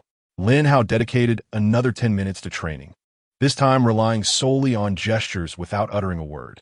The wolves exhibited commendable learning capabilities. They not only learned to rise and follow, but also grasped the concepts of halting and waiting in place. Naturally, the latter 2 skills required a piercing gaze to accompany them. Complexity was unnecessary. These foundational skills sufficed. Lin Hao resolved to put their training to the test immediately. Standing upright, Lin Hao instructed Wolf 1 and Wolf 2 to remain within the room. As he took his first step away, Wolf 1 attempted to follow, only for Lin Hao to turn and glare back, causing Wolf 1 to retreat in fright. Lin Hao quietly exited the wooden cabin and stood outside for 5 minutes, during which Wolf 1's head cautiously peeked out. However, upon spotting Lin Hao's unwavering gaze, it promptly turned tail and scampered back inside. They had managed to wait for 5 minutes, a commendable feat for such small creatures. Upon reaching the doorway, Lin Hao gestured towards the room. Wolf 1 and Wolf 2 hesitated momentarily, but Lin Hao signaled again, prompting them to muster their courage and venture forth. During the previous 5 minutes, Lin Hao had intentionally left a gap in the cabin's railing. He intended to scale over it directly, observing whether the 2 little ones would find their own way to keep up. Thus, without waiting for them, he vaulted over the railing. Seeing Lin Hao depart, Wolf 1 and Wolf 2 hurriedly followed, but upon reaching the railing, they bounced a few times, unable to leap over. Just as they were about to let out anxious cries, Wolf 2 discovered the opening. The moment Wolf 1 witnessed Wolf 2 clambering through the gap, it immediately followed suit. Lin Hao felt a twinge of disappointment towards Wolf 1. It seemed to lack the attentiveness of its sibling. The 2 dashed swiftly toward the grass in the valley's center, a location Lin Hao had previously scouted during his first visit. Wolf 1 and Wolf 2 kept pace, their small bodies agile. And while their speed did not match Lin Hao's, their diminutive size worked to their advantage. Once they caught up, Lin Hao directed them toward the small wooden cabin on their right. Outside the fence, Lin Hao commanded the 2 wolves, Da and Air, to wait. Obediently, they lay on the ground, their bright eyes scanning the surroundings with an air of vigilance. In the first courtyard, only 2 zombies sat on the ground. Lin Hao stealthily approached and swiftly dispatched one with a single stroke of his blade. In that fleeting moment, he noticed a young zombie emerging from the room, prompting him to hastily retreat. The young zombie slowly approached the doorway, glanced at the two sitting zombies with a vacant expression, and then turned to continue its path toward the kitchen. Chapter 154. It was actually her. In contrast to yesterday, Lin Hao had made remarkable progress by today, capable of executing half a dozen assassinations while retreating unscathed and poised to continue his endeavors. In merely a day, his advancement was nothing short of monumental. Having acclimatized to the art of assassination, Lin Hao's mindset had also stabilized. When confronted with intricate and exceptional circumstances, he was able to make the most judicious choices instantaneously. His decisions to advance or withdraw appeared far more composed. The second target for assassination was not the seated male zombie, but rather a young zombie that had just exited the room. As it turned around, Lin Hao stealthily followed. At that moment, he noticed a glimmer in the corner. To his dismay, the very zombie girl from yesterday was present in this room. She must have wandered aimlessly and ended up here. Currently, she stood there lost in thought, gazing blankly at the kitchen. Lin Hao knew he must not be discovered by her. The sound of her voice was one he had no desire to hear a second time. Retreating to the vicinity of the fence, Lin Hao cast a glance at the wolves, Wolf 1 and Wolf 2. Although he did not issue a command, his presence was enough to reassure them he was still nearby. Indeed, upon seeing Lin Hao, Wolf 1 appeared considerably more at ease, lying down and grooming its paws. Pressing his body against the fence, Lin Hao circled around to the front of the small courtyard. Here, he could observe the direction of the zombies within the room. Despite the zombies' somewhat impaired vision, at such close quarters, any action on Lin Hao's part would undoubtedly attract attention. The opportunity lay solely within the fleeting moment when the young zombie turned to retrace its steps. As it began its circular return, Lin Hao decisively approached the male zombie in the courtyard and swiftly ended its life with a single strike. The next moment, he maneuvered around to the entrance of the wooden cabin, quietly concealing himself to the right of the door. Drawing forth his crossbow, Lin Hao mentally pinpointed the location of the zombie girl. In his assessment of priorities, the two zombies clearly indicated that the female posed a greater threat. He feared that a moment's carelessness might provoke her into a cry. Thus, eliminating her first was the most prudent course of action. Though the wait was brief, it was fraught with impatience. Lin Hao remained vigilant, straining to hear the sounds of footsteps within the room. The young zombie's voice was particularly grating, the heavy thuds of its steps resonating with clarity. One step, two steps. Pausing at the doorway for several seconds, the young zombie surveyed the tranquil surroundings before gradually turning back. With a determined step, Lin Hao, with the crossbow aimed, suddenly glanced toward the room. The crossbow was trained upon the very area where the zombie girl lingered. The black crosshairs of the eightfold scope aligned precisely with the back of her head. Without a moment's hesitation, Lin Hao released the bolt, instantly stowing the crossbow into his backpack as he surged into the room.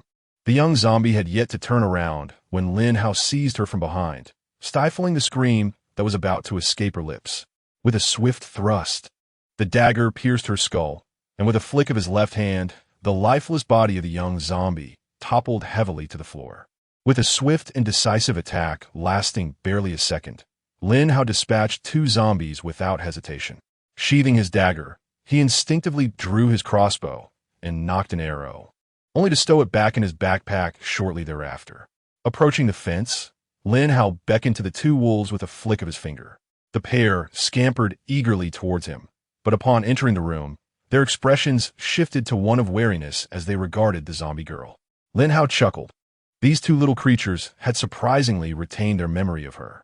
Chapter 155. The screaming zombie indeed. The lion's meat was not consumed in vain. The performance of Wolf 1 and Wolf 2 left Lin Hao quite satisfied. Knowing where one has stumbled, one must remain vigilant. Lin Hao approached and cast a glance at the zombie girl. Her perfect curves made his heart race once more. Even as a zombie, her allure was utterly unforgivable. Lin Hao reached out with his right hand to touch the zombie girl. This was not merely a matter of Lin Hao taking advantage. In order to deconstruct and ascertain information about the zombies or objects, one must first make contact.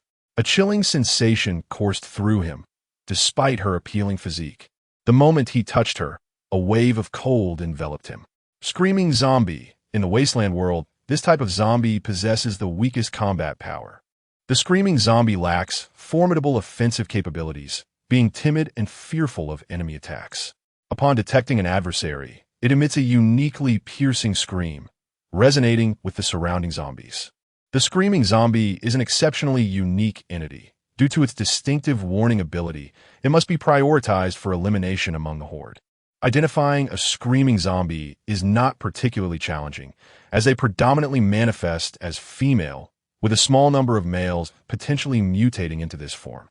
They are generally closer to humans, primarily because they have been less affected by mutations. Consequently, the powers they acquire are limited, rendering them relatively weak. What a troublesome zombie! Lin Hao furrowed his brow, a hint of reluctance in his gaze, yet he ultimately chose to deconstruct her. Let her become a mere memory. Rising to his feet, Lin Hao proceeded to deconstruct the other 3 zombies and conducted a thorough search of the room. By the afternoon, he had efficiently completed his planned tasks. Approximately 1/10 of the canyon had been explored. What brought Lin Hao the most comfort was the surprising performance of Wolf 1 and Wolf 2 throughout the afternoon. The 2 little creatures executed every command Lin Hao had given them with remarkable precision. It seemed that during the subsequent searches of the wooden cabins, they had grown accustomed to waiting, transitioning from initial impatience to a gradual calm. Lin Hao did not call for them. Particularly, Wolf 1 was no longer anxious. On the way back, Lin Hao made a stop at the lumberyard. After deconstructing a walnut tree, he obtained 670 walnut sticks. Noticing that there was still time left in the day, Lin Hao decided to visit the castle once more. The castle had been fully established for 2 days now, and its rough outline had begun to take shape. The ground floor had reached a height of over 1 meter. In truth, within 10 days, Lin Hao would be able to explore it. Although access to the upper levels would be impossible, entry to the lower levels was assured. Lin Hao could hardly contain his eagerness to move in immediately.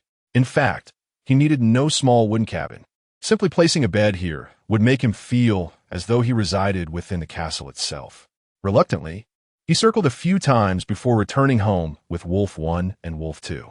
After taking a shower, Lin Hao removed his boots and gloves, washing them thoroughly before placing them on the 3rd floor. After changing into a pair of shoes I found today, I kindled a bonfire, which instantly infused the room with warmth. As for today's earnings, they were indeed considerable. Lin Hao took stock and counted 487 pieces of soiled clothing, including shirts, pants, and undergarments. In contrast, there were a total of 63 clean garments. The clean ones would be dealt with later. All 487 items of old clothing have been listed for sale.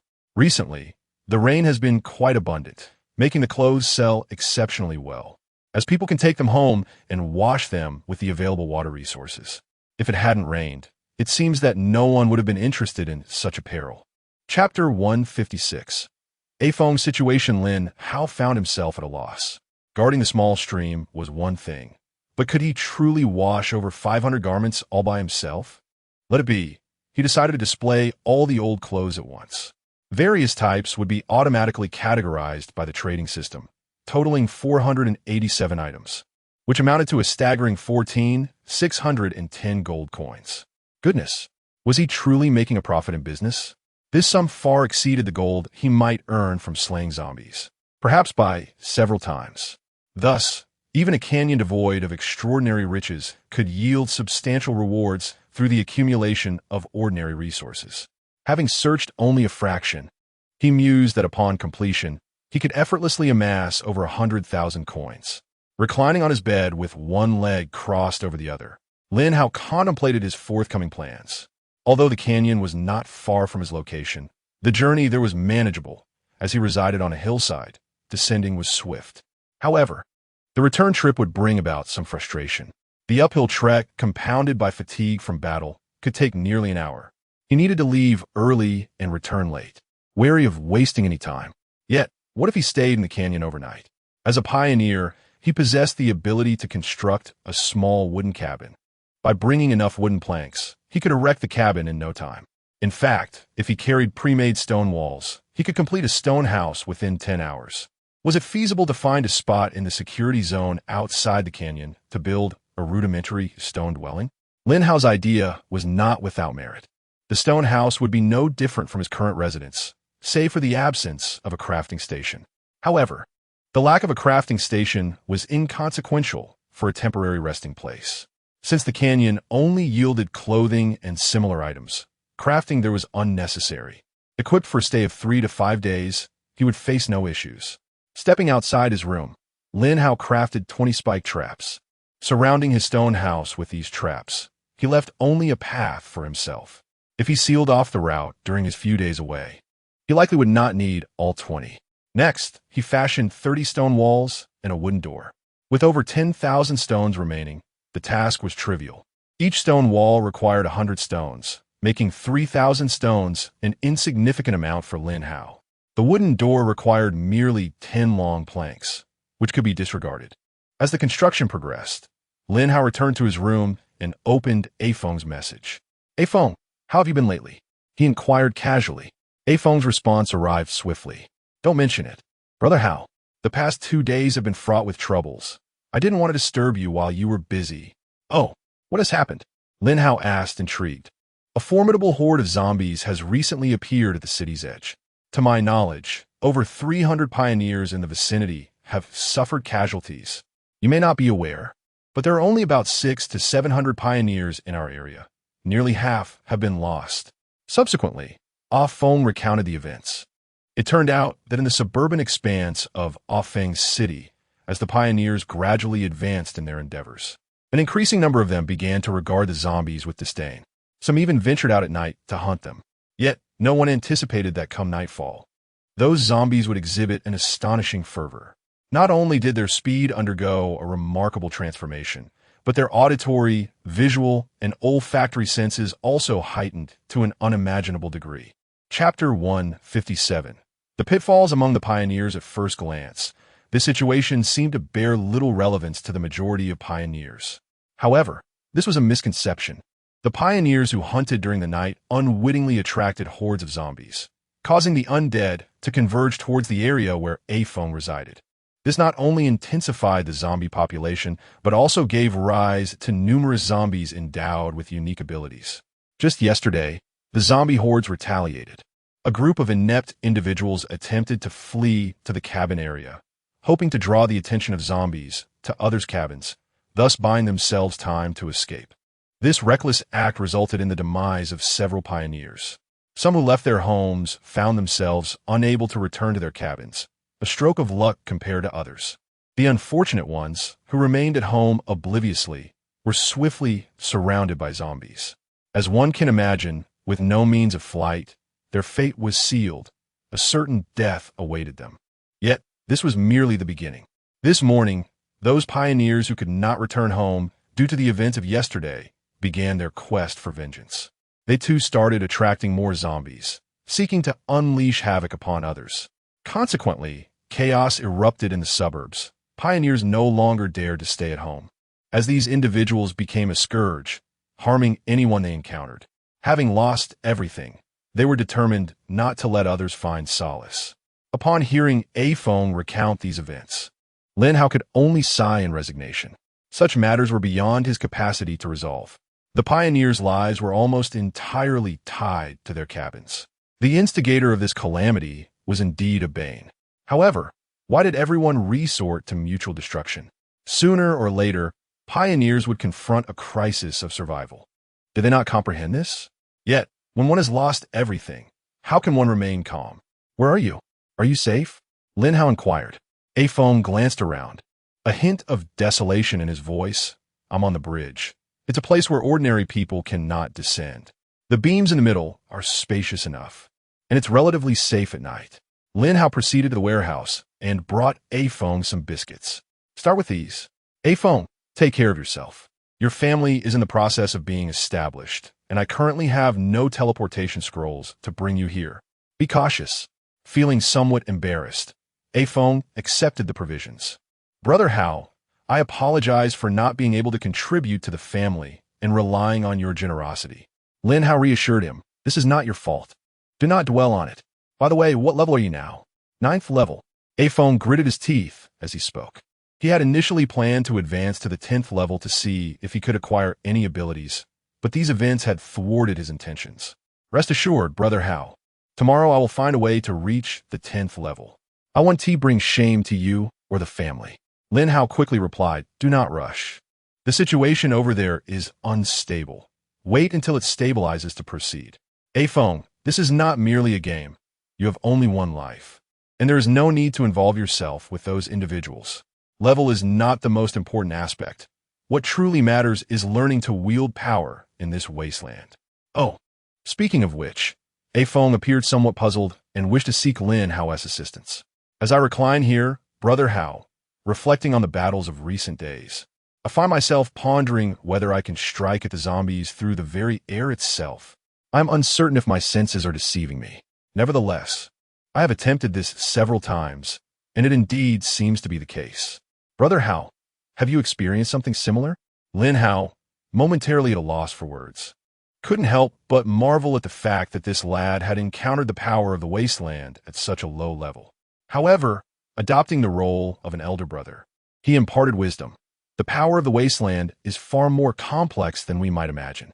Feng, as a pioneer of strength, you should be able to perceive that when you unleash your full might, the power of the wasteland actually fights alongside you. Chapter 158. A touch of Minner's essence, Brother Hao. Could you please elaborate on this? Feng inquired, feeling the concept but not with great intensity. Upon hearing Lin Hao's words, he was instantly filled with admiration. Just look at him. He had only just begun to grasp the idea. Yet, Brother Hao seemed to have already comprehended the principles. Truly impressive. Well, it's no trouble at all. Let me enlighten you, Lin Hao replied, adopting a mentor-like demeanor. The power of the wasteland comes in various forms. To speak specifically of your own abilities within the wasteland realm, the air is imbued with a remarkable force. Every pioneer has the potential to harness and utilize this power effectively. As a martial artist, you should understand the principle of using minimal effort to achieve great results. I do not mean to discourage your pursuit of ultimate strength. Rather, I wish to convey that the application of power is not merely a matter of brute force. Feng lay on the overpass, his eyes wide with astonishment. Brother Hao, you are truly remarkable. However, I still do not fully understand. Lin Hao smiled gently, but then adopted a serious expression. If I have yet to fully grasp it myself, how could you? After a moment of contemplation, Lin Hao realized he possessed knowledge of this power and had begun to learn its application. Yet he struggled to articulate these concepts clearly to Feng. By the way, are you familiar with Qigong? Yes. Feng nodded eagerly. Lin Hao seemed to find a way to explain. Indeed, you can start with hard Qigong, or like the heroes depicted in films, try utilizing internal energy to harm others. To be precise, this is not merely internal energy, but rather a force generated from the fusion of wasteland power with pioneers. For instance, consider the Screamer zombie. Originally, it was a frail creature, but the power it acquired has been entirely channeled into its cries, resulting in a shout that is far more potent than that of an ordinary zombie, making it easier to summon its companions. Similarly, the Bloodskin zombie concentrates its power in its venomous spittle. Without the support of wasteland energy, it could never project its toxins so far. Thus, wasteland power can be utilized not only for offense, but also for a multitude of abilities. If you claim you can slay zombies from a distance, it is likely your wasteland power has awakened in your hands. Feng gazed at his hands in excitement. Have I awakened? Not yet. After reaching level 10, you may awaken your true power. However, you already possess some insight, and I suspect you are not far from awakening. Thank you, Brother Hao. I believe I understand now. Is the zombie with the strange, cries the Screamer? And what about the Bloodskin? Lin Hao was taken aback. Feng had not yet encountered these two types of zombies. Consequently, he elaborated on the characteristics of both the Bloodskin and Screamer zombies, also mentioning the clown. This discourse only deepened Feng's admiration. Brother Hao, you are truly incredible. I find myself utterly in awe of you. Feng spoke candidly, recognizing that Lin Hao's knowledge stemmed from his own experiences. Moreover, are those principles mere nonsense? Certainly not. At the very least, after Lin Hao's explanation, Feng has gained clarity regarding his direction. Lin Hao is not a professional martial artist. Thus, he may lack the terminology to articulate his insights. It is likely that without genuine experience, he would be unable to express such notions. After conversing with a phone, Lin Hao engaged in a discussion with He Tingting for a while. As for the matter of strength, it is not that Lin Hao is withholding information. Rather, after the previous conversation about the castle, he received quite the reprimand from his senior sister. Therefore, there is no rush to discuss these matters with her, lest she think he is merely boasting. It was simply a matter of nurturing their emotional connection. Chapter 159. The Great Cleanup of the Canyon at the break of dawn on the following day. Lin Hao successfully checked in and was pleasantly surprised to receive 2,000 gold coins. Is it customary to be awarded gold for signing in? Though the amount is modest, if accumulated daily, it would amount to a substantial total of 60,000 gold coins. Reflecting on the previous day's financial struggles, he now possessed a commendable count of 19,940 gold coins. It seems that earning money is not as arduous as one might presume. This time, Lin Hao made extensive preparations, primarily gathering provisions and water, supplemented by the lion meat from the two wolves. Once everything was in order, he finished his breakfast and set forth. Before departing, he fortified the entrance of his stone dwelling with spikes, ensuring that even the pathways were lined with them. Presently, the stone house was devoid of any routes back, completely surrounded by these formidable defenses.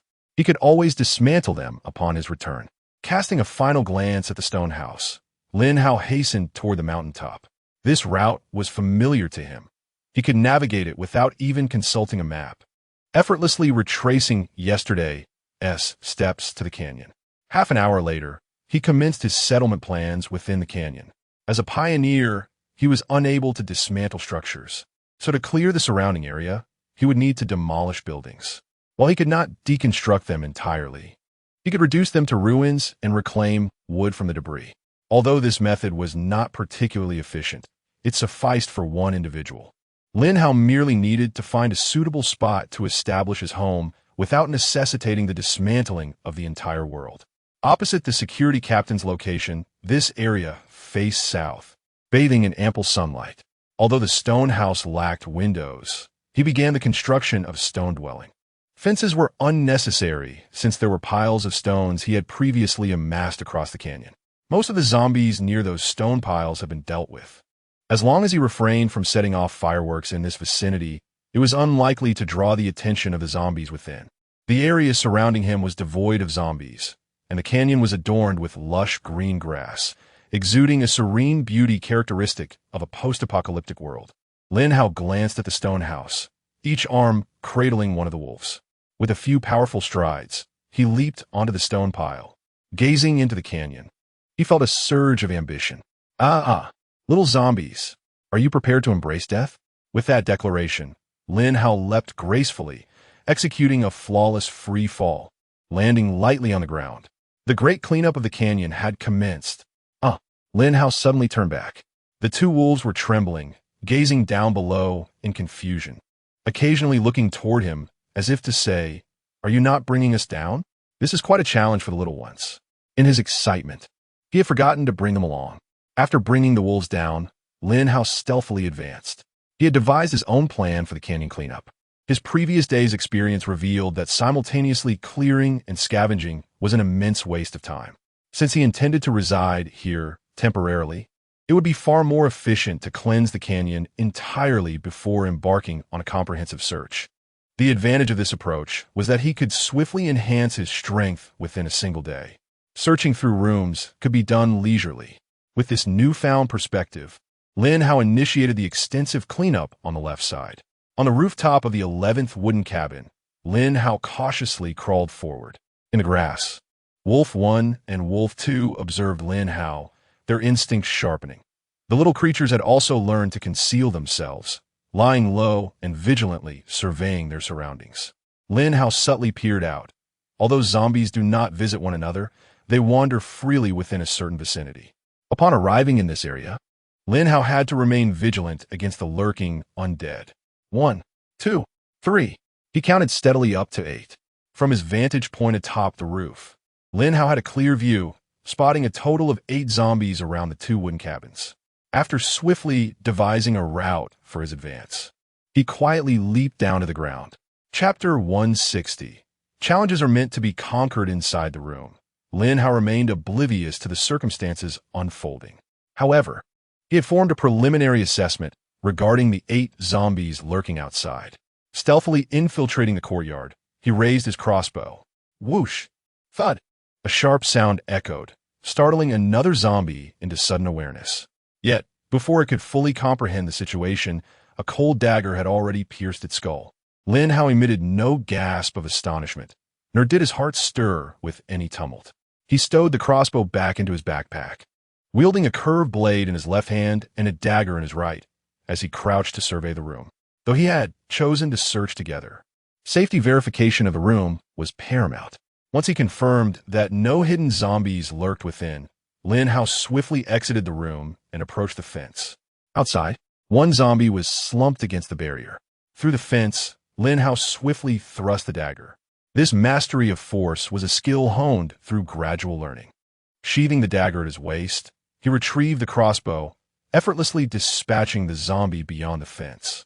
This exemplified the terrifying prowess of a stealthy hunter. Unbeknownst to the 4 zombies, they had met their demise without a sound.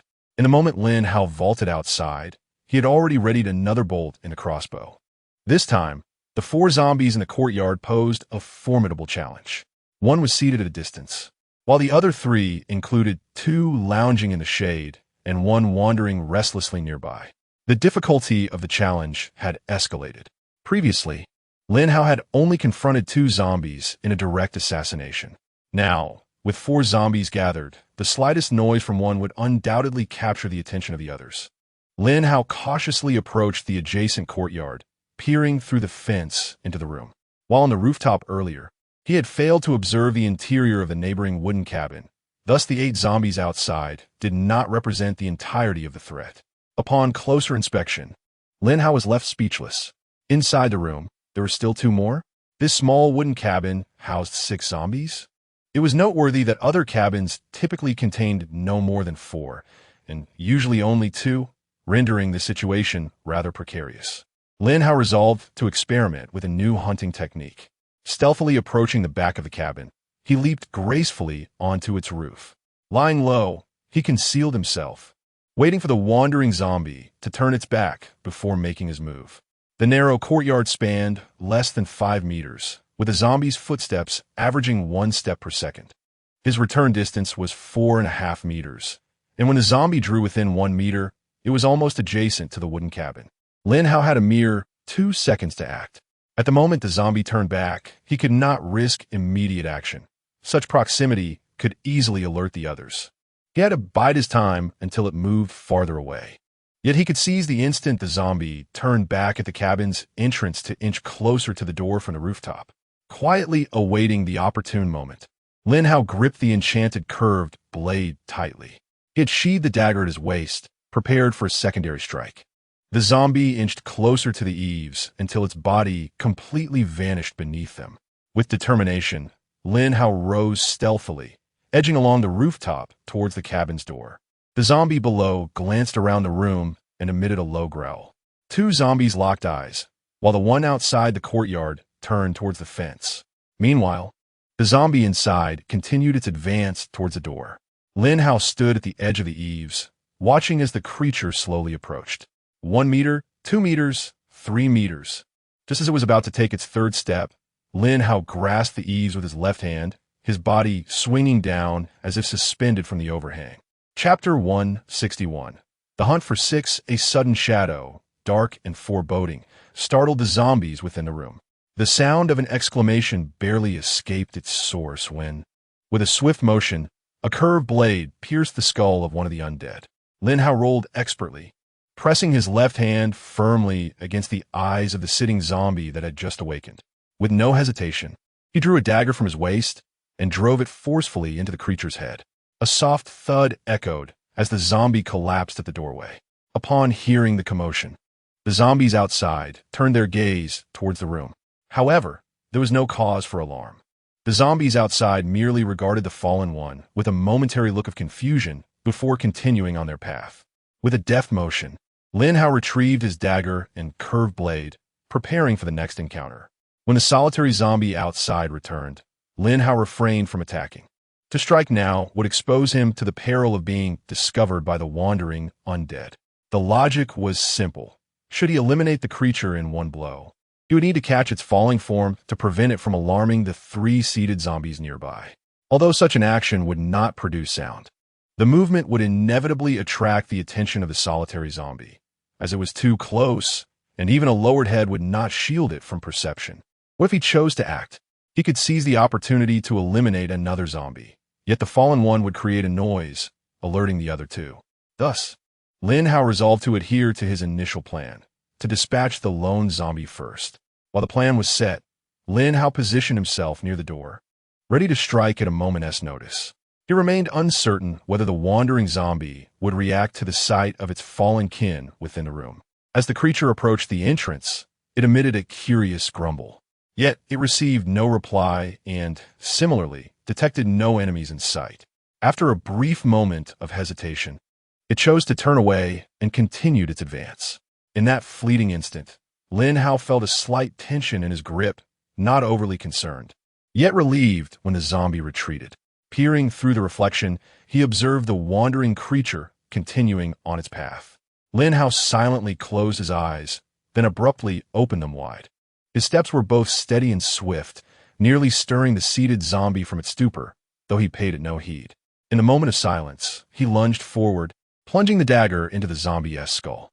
With his left hand securing its head, he deftly withdrew the dagger and repositioned it. Following the moving zombie, he thrust the dagger into the top of its head, disregarding the potential reactions of the 2 seated zombies. As he withdrew the dagger, both it and the curved blade were unleashed simultaneously.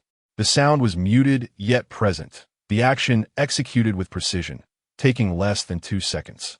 The zombies' reaction time, it seemed, was similarly confined to that brief interval, for they require no less than 2 seconds from the moment they open their eyes to identifying their foe and issuing a low growl. This is the duration needed by those undead seated nearby. In the case of the Walking Dead, a mere second suffices to emit a warning sound. With a sigh of relief, Lin Hao proceeded to dismantle the zombies entirely. He beckoned to Wolf and Wolf 2, who eagerly darted through the fence, sniffing the remnants of the disassembled corpses in the yard. Following Lin Hao, their tails wagging, they made their way towards another small cabin. Chapter 162 reached level 10. But where are the skills? With such an impressive efficiency in eliminating foes, Lin Hao managed to clear 20 wooden huts within a single morning. Remarkably, he had only spent 3 hours in active pursuit. This was not due to his late arrival, as it was nearly 8 o'clock when he set out, and establishing a stone hut consumed almost an hour of his time. This also elucidated Lin Hao's choice to temporarily reside in the canyon. Time could feel both slow and fleeting, and it was precious indeed. Nevertheless, he still had 6 hours left in the afternoon, as the days did not grow dark so swiftly in this season. Lin Hao surmised that he could continue battling until 8 o'clock. Thus, the afternoon held the promise of greater challenges. The most crucial moment was approaching. Throughout his prior encounters, Lin Hao had reached level 9. He was now tantalizingly close to level 10, with only a fraction of experience remaining. Would he acquire new abilities, and if so, what would they be? Lin Hao felt a surge of excitement mixed with apprehension. What if he failed to gain any abilities? The leader of the pioneers had mentioned that not everyone could guarantee the attainment of skills. Was he truly the chosen one? Overwhelmed with exhilaration, Lin Hao found it hard to remain composed. Who wouldn't feel this way upon the prospect of gaining new powers? With zombies still available to bolster his experience, he could afford to take a moment to enjoy a meal in peace. After washing his hands, he swiftly retrieved some biscuits and tossed a few pieces of lion meat to his wolves. He devoured the biscuits in haste, and, after merely a few minutes, he couldn't resist the urge to resume his hunt for zombies. Calculating his experience, he estimated that he needed to eliminate fewer than 30 more zombies. This meant that by exploring just 10 more wooden huts, he would likely achieve his goal. With renewed motivation, his efficiency soared. He scouted, engaged, and struck with seamless grace, growing increasingly proficient with each encounter. For the first time, he found himself deeply invested in his leveling journey. Only 10 left? Watching his experience climb steadily, the excitement within him intensified. In the 15th hut, After vanquishing the 37th zombie, a warm sensation enveloped him. Had he truly reached level 10? His heart raced as he checked his attributes, confirming his level had indeed risen to 10. Lin Hao, Human Pioneer. Current level, 10. Strength, 12. Agility, 15. Stamina, 7. Wisdom, 4. Physical condition, normal. What now? He pondered. Where were his skills? He scrutinized his attribute window, but the skills remained elusive. In that instant, he felt as if a bolt of lightning had struck him, electrifying his very being. Skills? None to be found. There were no abnormalities, nor was there a skills tab. Alas, Lin Hao sat back in despair. He was indeed not the chosen one. Having reached level 10, he found no skills to accompany his advancement. It appeared he was merely a speck of dust among the countless pioneers. Had he truly overestimated his own potential? Feeling dejected, Lin Hao rubbed his face. He sat there for a solid minute or two, reluctant to rise. He had initially believed that he had touched the power of the wasteland and could unlock his skills. Fantasies are delightful, yet reality is often harsh. There was no other choice but to muster his spirits once more. Lin Hao stood up, reminding himself that tomorrow would bring new challenges. Without skills, he could not afford to abandon the will to live, could he? He called over the two little wolves, watching as they joyfully scampered about, and his gaze momentarily drifted into oblivion. Oh no, what's wrong? Is there something wrong with my eyes too? Chapter 163. Blurred vision. Lin Hao observed the approaching figures of Wolf Big and Wolf 2. Perhaps feeling a touch of discomfort, his gaze fixated on them, becoming intensely concentrated. Suddenly, the wolves appeared to move in slow motion. Their playful leaps across the grass unfolded in an exceedingly languid manner. In that fleeting moment, Lin Hao even noticed the drool of Wolf Big glistening in the sunlight, transforming into a kaleidoscope of colors. Yet, after about 3 seconds, everything returned to normal. Rubbing his eyes, Lin Hao pondered. Was this a mirage brought on by anger? He quickly composed himself, internally reassuring, Lin Hao, despite your yearning for skills, life can still flourish without them. Do not let impatience lead to folly. Blurred vision in a wasteland is a grave error. Opening his eyes to the lively antics of Wolf Big and Wolf 2, Lin Hao smiled with relief. Let's proceed. Level 10 is not the pinnacle. Lin Hao must continue his training. Even without skills, one must strive for improvement and embrace the dawn of tomorrow. At the new wooden house, Lin Hao nimbly ascended to the rooftop, a routine he had mastered. Below, 2 zombies were nearly the standard number found within a typical wooden house. Cautiously, Lin Hao crept along the eaves. Through experience, he had developed a method. First, to enter rooms via the eaves, dispatch any zombies within, and if none were present, to confront those in the courtyard directly. As he gripped the eaves, Lin Hao abruptly swung through the doorway into the room. A female zombie sat on the floor and suddenly looked up at him. Lin Hao had anticipated this scenario. Encountering 1, 2, or even 3 was not foreign to him. With a swift motion, a dagger materialized in his hand. Without hesitation, he focused intently on the female zombie's head. The dagger was drawn, and in the next moment, he prepared to strike. However, time seemed to slow to a crawl. Lin Hao watched as his hand extended at a sluggish pace, akin to a scene from a movie in slow motion, moving as if in a dreamlike state. Simultaneously, the dagger aligned with the female zombie's head, her mouth opening as if to emit a low growl. Suddenly, with a swift thud, the scene around Lin Hao snapped back to reality. In an instant, his dagger pierced the female zombie's skull. Due to the abrupt transition between slow and fast motion, Lin Hao lost his balance and collapsed onto the female zombie. Oh no, he exclaimed, tumbling into the room. The noise stirred all the zombies in the courtyard to their feet. Lin Hao felt a slight pain in his abdomen. Looking down, he realized with embarrassment the awkward position he had landed in. Quickly standing up, he felt a wave of despair. Had his condition deteriorated so severely that he could not even concentrate? Wait a moment, that fleeting instance?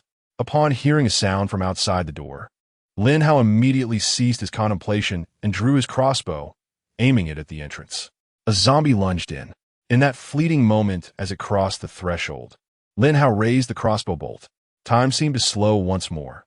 Peering through the scope, he focused intently on the creature before him, as if time itself had come to a standstill.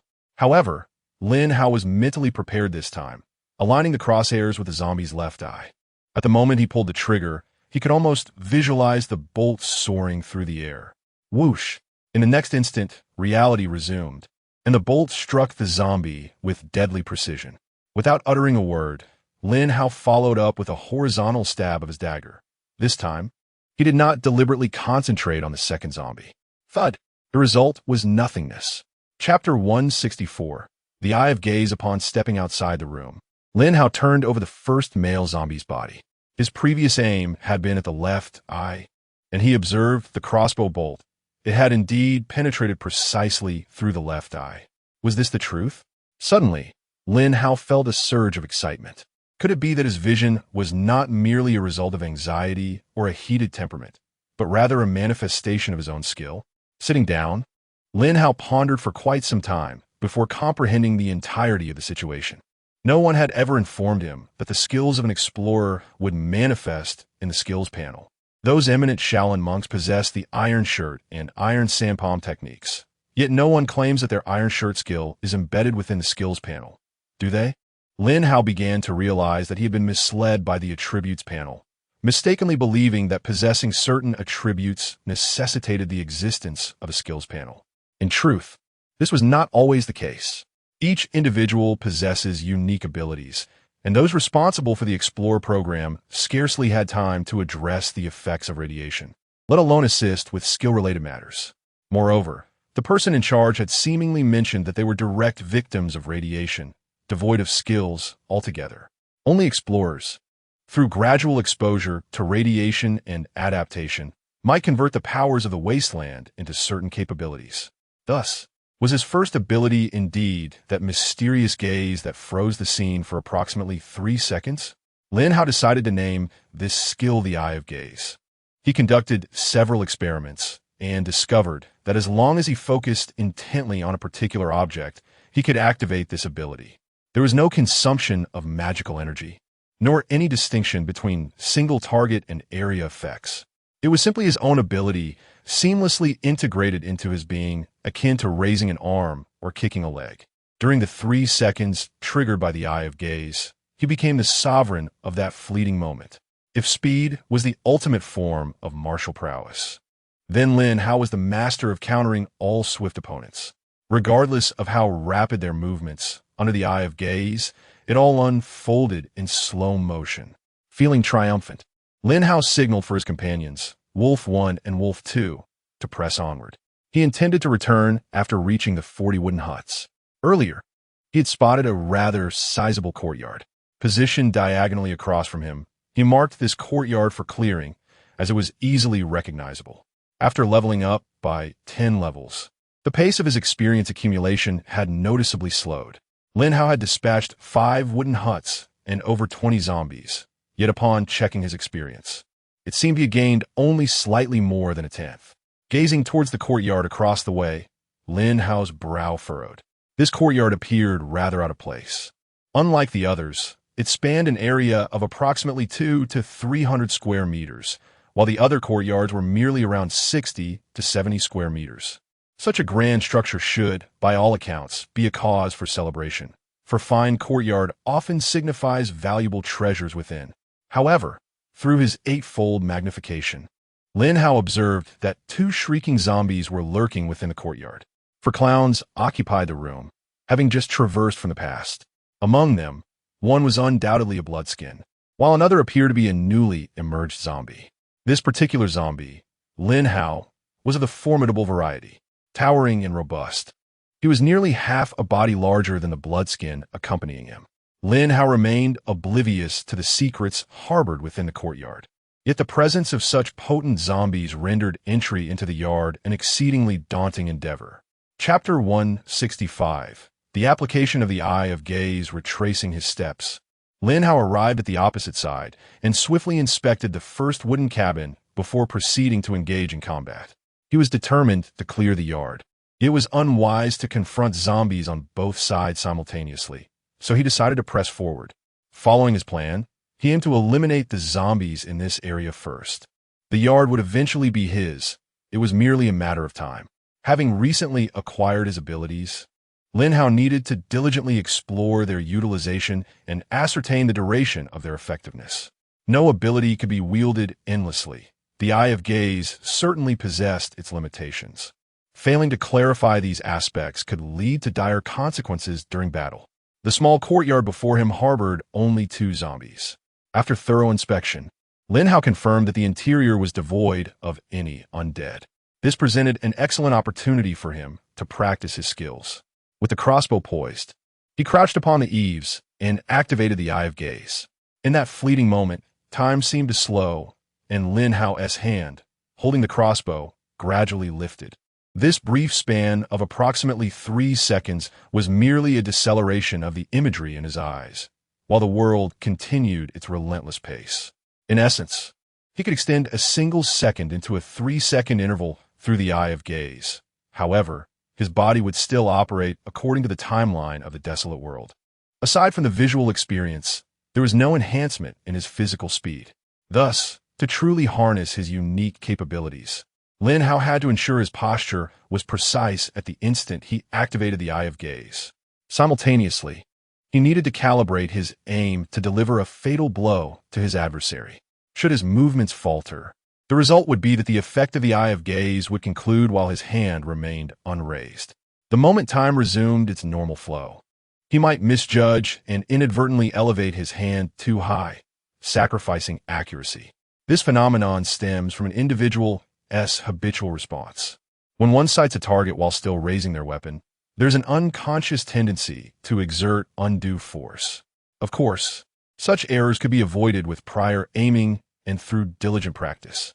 To encapsulate all that has been said, practice is essential. The bolt soared through the air. This time, Lin Hao, with unwavering focus, ensured that no mistakes would occur. His objective was to refine his subsequent actions. As the bolt was released, he slid down from the eaves towards the ground, disregarding the previously attacked zombie, which was already doomed. His target was the one that was preparing to rise. With his dagger raised, Lin Hao leapt into the air after landing. In a pouncing motion, he aimed to plunge the dagger downward. At this precise moment, Lin Hao activated the Eye of Gaze once more. Suspended in midair, the scene before him sharpened into clarity. The dagger adjusted slightly, coming to a halt. In an instant, 3 seconds elapsed, and Lin Hao lunged towards the zombie, the dagger piercing cleanly into its skull. With a swift roll, Lin Hao found himself 3 meters away from 2 zombies. The 2 zombies behind him collapsed entirely, the entire process executed with precision and efficiency. Without a foundation in outdoor extremes, one would find it quite challenging to manage such maneuvers. Although Lin Hao was not a parkour expert, he enjoyed watching it and occasionally attempted some moves in safe environments. Little did he expect that he would truly apply these skills in a post-apocalyptic world. Chapter 166. The clearing of 80 wooden houses concludes in the upper and lower rooms. The 2 wolves, Wolf-da and Wolf-air, observed Lin Hao, feeling that battling monsters was indeed arduous. It was far more comfortable to simply follow along in a team. The 2 little creatures sprawled on the grass, resigning themselves to a leisurely existence, unlike Lin Hao, who was in constant turmoil. Perhaps invigorated by newfound abilities, Lin Hao was engrossed in research, oblivious to fatigue. Time seemed to disregard him as he methodically cleared one house after another until dusk approached. At last, the 39th courtyard had been cleared, just as the sun was nearly set. During the last 2 courtyards, the zombies exhibited remarkable agility. As anticipated, once the sun dipped below the horizon, it became the realm of the undead. Lin Hao cast a glance at the expansive courtyard before him and meticulously surveyed it for over 10 minutes. He estimated there were around 30 zombies within. Who had lived here before? Lin Hao pondered, bewildered by the sheer number of zombies. With Wolf-da and Wolf-air, he returned to the security residential area of the gorge. The stone house had been constructed. Lin Hao secured the door, leaving the ground spikes unused, and retreated to his chamber, igniting a campfire that gradually warmed the room. Wolf-da and Wolf-air were still adjusting to their new abode. Although their previous home was also a stone structure, it had multiple levels, and this room felt distinctly foreign. However, with Lin Hao present. The wolves did not cause much commotion, particularly after he presented them with lion meat, which made them indifferent to the notion of home. Lin Hao arranged the bedding and reclined. Having cleared 80 courtyards in a single day was indeed impressive, yet his eyes were fatigued, and his body was on the verge of exhaustion. Fortunately, the afternoon had been less hectic than the morning, offering a brief respite. In the northern courtyard, the number of zombies was relatively sparse. Among the 40 courtyards, there were a total of 109 zombies, significantly fewer than in the southern gorge. This disparity was not without reason. The south-facing orientation provided ample sunlight. While this was advantageous for humans, zombies preferred the cool, shaded areas. Thus, due to the elevation of the gorge, sunlight was obstructed in the southern region, resulting in a markedly higher zombie population there. Yet, zombies were not as astute as humans. If they were, they would have likely migrated to the more favorable conditions. Lin Hao was on the brink of leveling up. Regrettably, although he could not see exact figures, his experience was nearing its limit. It was merely a matter of a few more zombies. Yet once they were gone, they were gone. Even if he were one short, there was little he could do about it. Lying on the bed, Lin Hao did not rush to rest. He was simply weary and preferred not to sit. He opened the trading post and began searching for equipment, eager to see what weapons might be suitable. With over 20,000 gold coins in hand, it was the perfect opportunity to replenish his arsenal. The crossbow was a definitive choice. Through recent encounters, Lin Hao had increasingly recognized its efficacy in combat against zombies. In certain scenarios, it even proved more advantageous than firearms. Unless a firearm can be equipped with a silencer, it cannot surpass the crossbow. The primary reason lies in its silent nature. From a distance of 3 meters, Lin Hao can quietly eliminate a zombie, while the one merely a meter away remains oblivious. Is it feasible to achieve this with a single gunshot? Hence, Lin Hao's gaze remains fixed on the crossbow. At this stage, the highest tier of equipment is elite level. Lin Hao's repeating crossbow is inherently elite grade. However, the blueprint he possesses is merely a study version. To procure a superior design, Lin Hao has realized that he must seek out a blueprint intended for single-use consumption. Chapter 167.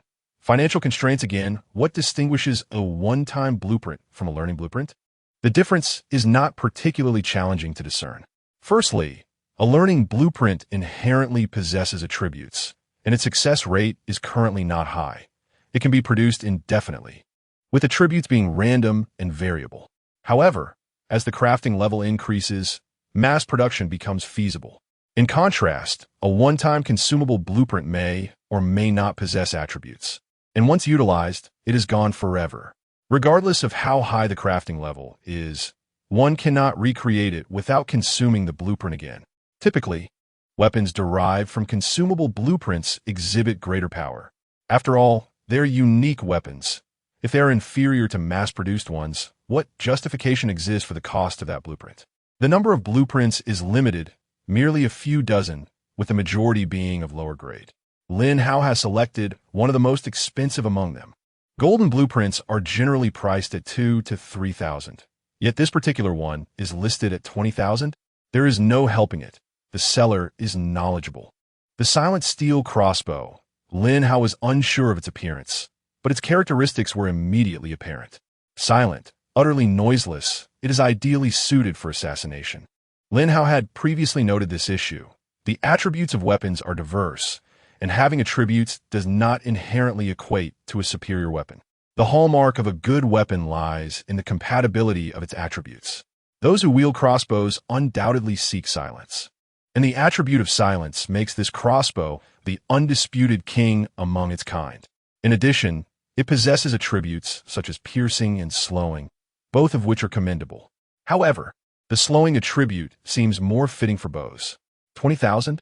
Lin Hao hesitated momentarily. He indeed had the funds, but if the materials required were excessively expensive, he would find himself financially strained. Ultimately, he decided to proceed with the purchase. In Beijiaowan, negotiating prices with friends would be quite undignified.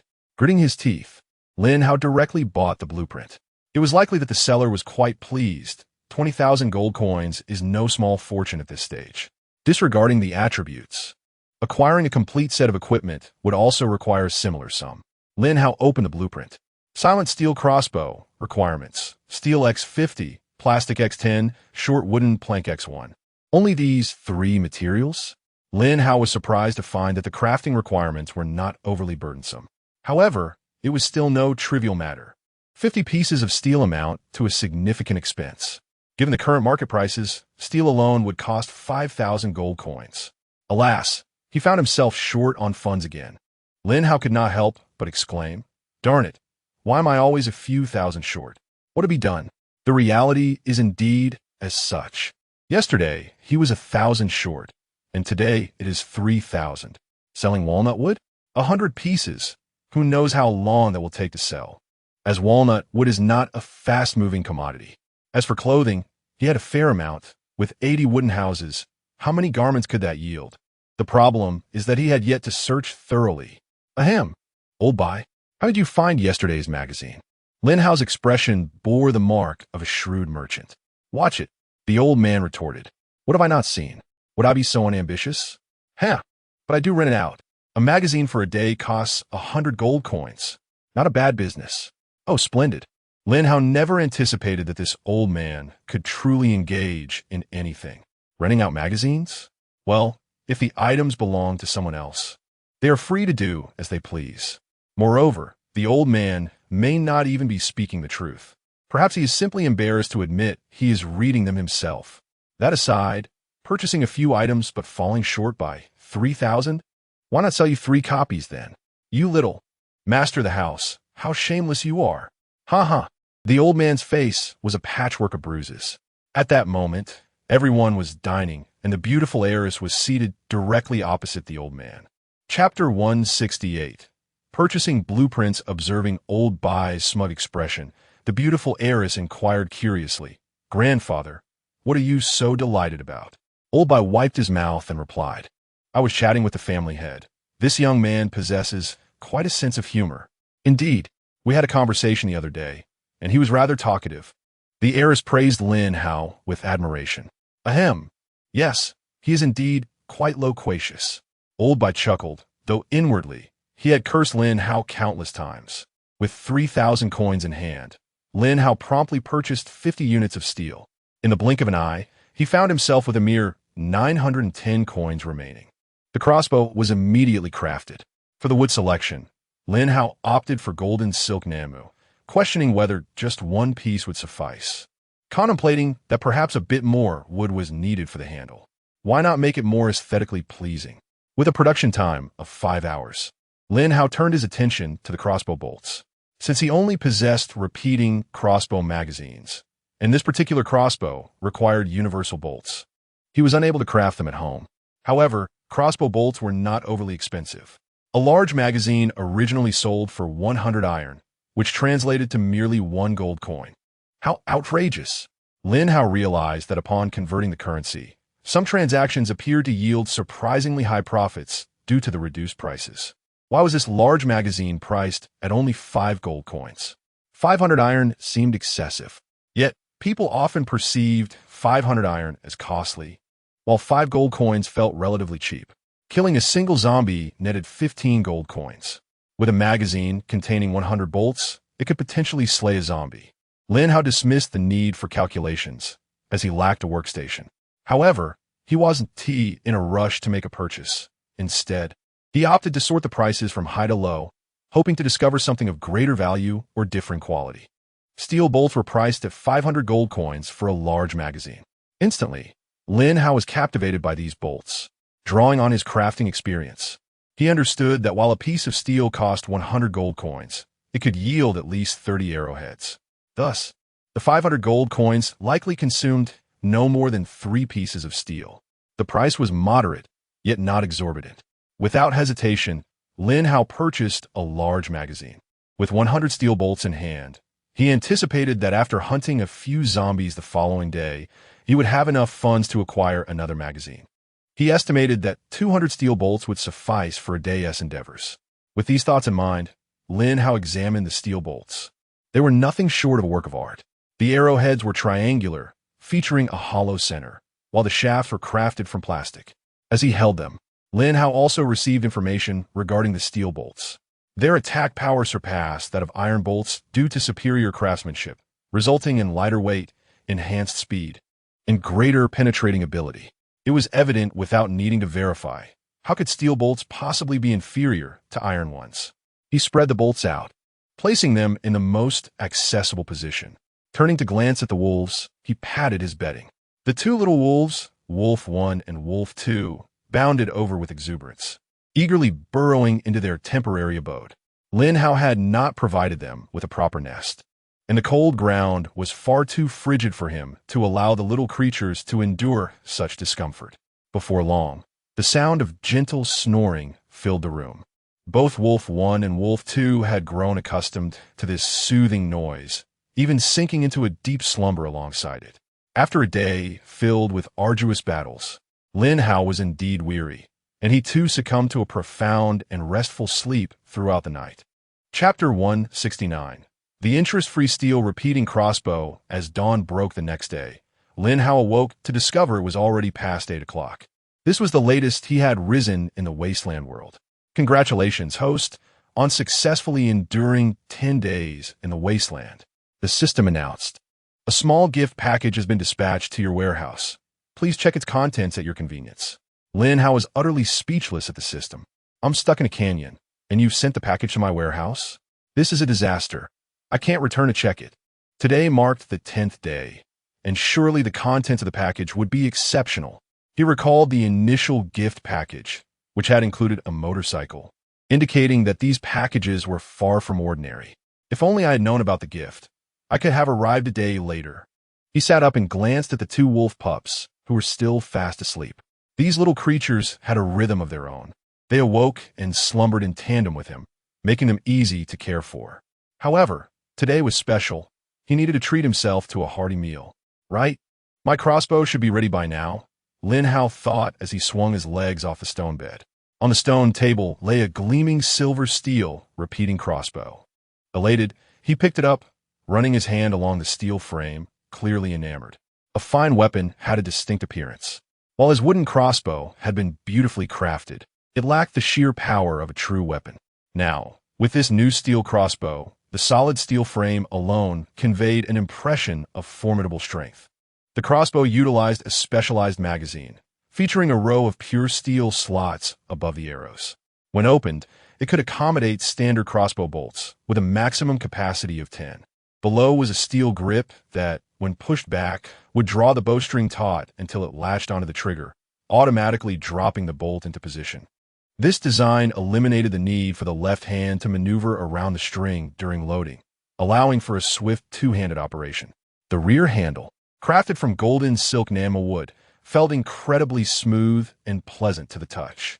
The interplay of gold and silver was visually striking, exuding elegance. Lin Hao grabbed a handful of steel bolts, opened the magazine, and neatly arranged them inside. The remaining bolts stayed in his hand, while the magazine automatically adjusted to fit the arrows perfectly. The surplus bolts were stored in his inventory. With the steel crossbow in hand, Lin Hao opened the door and stepped outside. The moment he lifted it, he marveled at its exceptional feel. He aimed the crosshairs at a wooden post across from him. Whoosh! The bolt flew with a soft whisper, and a second later, a gentle thud echoed from the target. Lin Hao retrieved his repeating crossbow and peered through the eightfold scope. From such a distance, the bolt's impact had barely dropped, indicating that the steel crossbow possessed considerable power. With his weapon in hand, Lin Hao felt as if he had gained the wings of tiger. Lin Hao prepared a pot of boiled meat for himself, savoring each mouthful with delight. Although mornings typically did not warrant such indulgence, today was an exception. He glanced at the two wolves, Wolf Da and Wolf Air, and said, "You two, stay at home and play today. Remember, do not venture near the stone pile. Be cautious of the zombies." Wolf Da tilted its head, gazing curiously at Lin Hao. He affectionately ruffled its small head. The destination today was perilous, and it was likely that he would be away for quite some time. "Be good and listen. There are wild beasts outside the door, and if you run out, you might get eaten." With another howl, Wolf Da responded, and though Lin Hao was uncertain whether it truly comprehended his words, one thing was clear. He could not take them along today. Chapter 170. The arrangements within the courtyard having satisfied his hunger and thirst, Lin Hao set off alone. The two wolves, Wolf 1 and Wolf 2, watched him depart, exchanging glances before joyfully bounding through the canyon. With stone piles providing protection, they faced little danger as long as they stayed clear of the forest. Lin Hao, though concerned for their safety, felt helpless. The courtyard was teeming with zombies, and the ensuing battle could last for hours. The risk to the wolves would be greater if they remained there. After several minutes, Lin Hao cautiously arrived opposite the courtyard, determined to observe first. The zombies within might not have been fully visible due to the perspective he had yesterday. To his dismay, he spotted 6 zombie dogs. Peering through his 8-power scope, he noted that these zombies appeared to have distinct territories, akin to security personnel guarding a building, each responsible for safeguarding a specific area. The distribution of zombies was meticulously arranged, for clowns occupied each cardinal direction of the courtyard, 2 near the main entrance and 2 on the roof.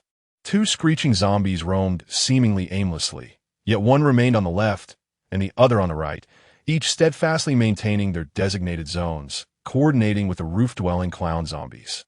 2 blood-covered zombies stationed themselves on either side of the entrance, making it impossible to access the wooden cabin without confronting them.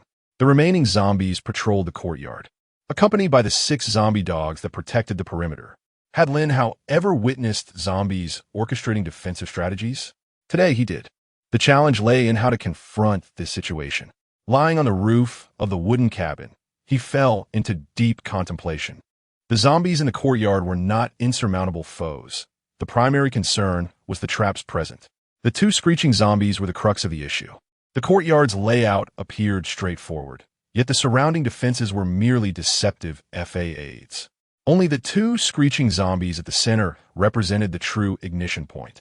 Regardless of the approach taken to enter the courtyard, Lin Hao realized that neutralizing the 2 screeching zombies was imperative to ensure safety. However, should the clowns detect the demise of the screeching zombies, they would immediately commence their search for the intruder. Conversely, if Lin Hao targeted the clowns first, he could execute this stealthily, albeit at a distance, as close-range eliminations were unfeasible. While distant shots might remain undetected, the clowns could still fall from the roof or be spotted by others, inciting chaos within the courtyard. It was akin to a bomb within a box. One could only dismantle it by opening the box, yet the fuse connected to the box would trigger the explosion upon opening. This dilemma vexed Lin Hao greatly. Yet, what puzzled him most was the identity of the courtyard's master, who possessed the authority to command the zombies in such a manner. When did zombies begin to comprehend and obey commands? After much deliberation, Lin Hao resolved to first cleanse the smaller courtyards surrounding the main one, leaving only the larger courtyard intact. In this manner, even if one were to attract the shrieking zombies, it is likely that only the creatures within this courtyard would be roused. The zombies outside would not encircle him. In truth, it would not take a considerable amount of time. The 20 houses surrounding the area could be cleared within the span of a morning, approximately 3 to 4 hours. Once Lin Hao had purged the combat zone, he intended to meticulously reconnoiter the courtyard, seeking any opportunity for a decisive strike. At present, it appears that there exists but one method to breach the courtyard. Lin Hao must approach it closely to eliminate the clown in close combat. Isolating the zombies within the courtyard is the primary objective of his plan. Chapter 171. Opportunities still exist, descending from the rooftop and vaulting over the fence. Lin Hao peered through the gaps in the barrier, gazing into the small courtyard. Within the enclosure, there was but a single zombie. Immediately, Lin Hao advanced cautiously, having gained experience from his previous encounters in the canyon. Positioned to the south, it was nearly inconceivable that this wooden cabin harbored only one undead creature. Indeed, inside the dwelling, 3 more lurked, 1 seated and 2 sprawled on the ground.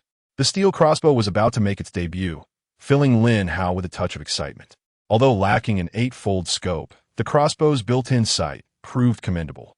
In a swift motion, Lin Hao raised his hand, synchronizing the gaze of concentration with the steel crossbow's release. Whoosh! Crack! The attribute of silence did not imply the complete absence of sound. However, the noise had diminished to the threshold of audibility. Following the attack, The bowstring barely trembled. The moment the bolt was loosed, the string snapped taut. Furthermore, the absence of rifling in the crossbow reduced friction between the bolt and the weapon, allowing for rapid discharge. Yet, the lack of rifling did not equate to diminished power. The crossbow's inherent propulsion compensated for this deficiency. In summary, one might encapsulate the steel crossbow's prowess in a single phrase. It executed its maximum potential with the softest of sounds. Lin Hao stealthily approached the window, raising the crossbow through the shattered wooden frame. Whoosh, whoosh. With ease, he dispatched 2 more zombies. A faint smile gracing his lips as he entered the room and swiftly eliminated the 4th with his dagger. If every confrontation proved this effortless, would the experience gained not be excessively generous? The little wooden cabin could no longer impede Lin Hao's ascent. Having slain but a few, he ascended to level 11. After reaching the 10th level, the urgency for illusion skills dissipated and the exhilaration of level 1 waned. At level 11, Lin Hao remained composed, seemingly acclimated to his circumstances. Throughout the morning, he systematically cleared approximately 20 wooden cabins on each side. With the enhancement of his strength, capabilities, and equipment, his efficiency naturally soared. The vicinity of the entire compound was nearly devoid of zombies, and surveying the entire canyon, it became apparent that Lin Hao had eradicated 2/3 of the undead. His storage box now contained around 2,000 gold coins, allowing him to purchase 2 additional large quivers. Having exhausted 100 bolts, the silent steel crossbow proved so effective that Lin Hao seldom engaged in close combat. Consequently, the consumption of bolts escalated significantly. As he returned, Lin Hao began to disassemble the bolts for convenience. Grouping 10 together, he could swiftly assemble them for use. Unlike arrows, the bolts were slender and held in hand, reminiscent of grasping a brush. The disassembly was equally straightforward. In fact, during his return journey, Lin Hao pondered the defensive layout within the large courtyard. After much contemplation, he concluded that opportunities were indeed scarce. Yet, what did scarcity imply? It indicated that opportunities still existed. After careful calculation, Lin Hao believed he possessed the capability to exploit a gap in the zombies' movements every 10 minutes within the compound. Regardless of whether there are advanced zombies controlling the courtyard, zombies are still zombies. Their movements are somewhat mechanized. They wander back and forth, adhering to a rigid pattern. The most opportune moment to strike occurs when that pack of zombie dogs approaches the fence. Theoretically, this is the least favorable time to act. However, humans rely on intellect. As long as the zombie dogs are lured away, a vulnerability in the courtyard's defenses will present itself before Lin Hao. Chapter 172. Luring the zombie dogs. Lacking the agility of the clown and the premonitory shrieks of the screaming undead were no formidable adversaries. Their capabilities were limited. They could not emit venom nor possessed any terrifying strength. For Lin Hao, diverting their attention was an effortless task. The allure of lion meat, an ample provision he had brought for the wolves, was irresistible. By tossing out a few pieces, the zombie dogs would soon be rendered ineffective. With Lin Hao's swiftness, by the time they finished their meal, he would have already slipped into the courtyard. Eliminating them was not a viable option. The moment one zombie dog was disturbed, the others would undoubtedly take notice. The objective was simple: lead them away, and Lin Hao would penetrate the defenses of the courtyard. Whether the zombie dogs were dealt with now or later was inconsequential. Upon approaching the vicinity of the courtyard, Lin Hao refrained from drawing too near immediately. After his prolonged absence, he needed to ascertain the current whereabouts of the zombie dogs within. Moreover, it was not a matter of carelessly discarding the lion meat. He could not act while the clown faced him. The only condition for his maneuver was that the clown must turn away at that moment. Lin Hao had a considerable radius within which to lure the zombie dogs, allowing him to act at opportune moments, so finding such an opportunity was not particularly challenging. After several minutes, the zombie dogs gradually approached the courtyard, their defenses notably diminished in the absence of perceived threats. A few zombie dogs ambled about, occasionally pausing to rest. Lin Hao observed the clown zombie making its way towards him. In less than a minute, it would pivot to retreat towards the center of the rooftop. He had to leap over the fence without hesitation, Otherwise, he would have to wait another 10 minutes for the zombie dogs to return, and even then, the gathered situation might not be replicated. Lin Hao circled around, positioning himself a dozen meters ahead of the zombie dogs. Holding his breath, he wedged several pieces of lion meat within the fence's crevices. Once the zombie dogs arrived, they would inevitably seek to consume the meat. The more challenging it was for them to eat, the more time Lin Hao would gain. Before long, the meat was secured, 4 pieces in total, a quantity Lin Hao was reluctant to part with. However, with merely 6 zombie dogs, this should suffice. He retreated, swiftly maneuvering along the fence of the small courtyard. As anticipated, the zombie dogs discovered the lion meat. Without any surprise, they all rushed towards the fence, clamoring to devour the meat. At that moment, the clown zombie happened to be retreating as well. Seizing the opportunity, Lin Hao dashed towards the courtyard fence. With a leap, he found himself within the courtyard. A mere distance away, the zombie dogs were engaged in a fierce tussle for the meat. Lin Hao dared not linger. He pressed his feet against the wooden wall of the courtyard, catching the steel arrowhead, and effortlessly ascended to the eaves of the courtyard. He could not climb higher, as 2 clown zombies occupied that space. Doing so would expose him. Suspended from the eaves with one hand, Lin Hao awaited the arrival of the next opportunity. The zombie dogs voraciously consumed the lion meat. In mere moments, the 4 pieces had vanished. After savoring the last remnants, they reluctantly moved on.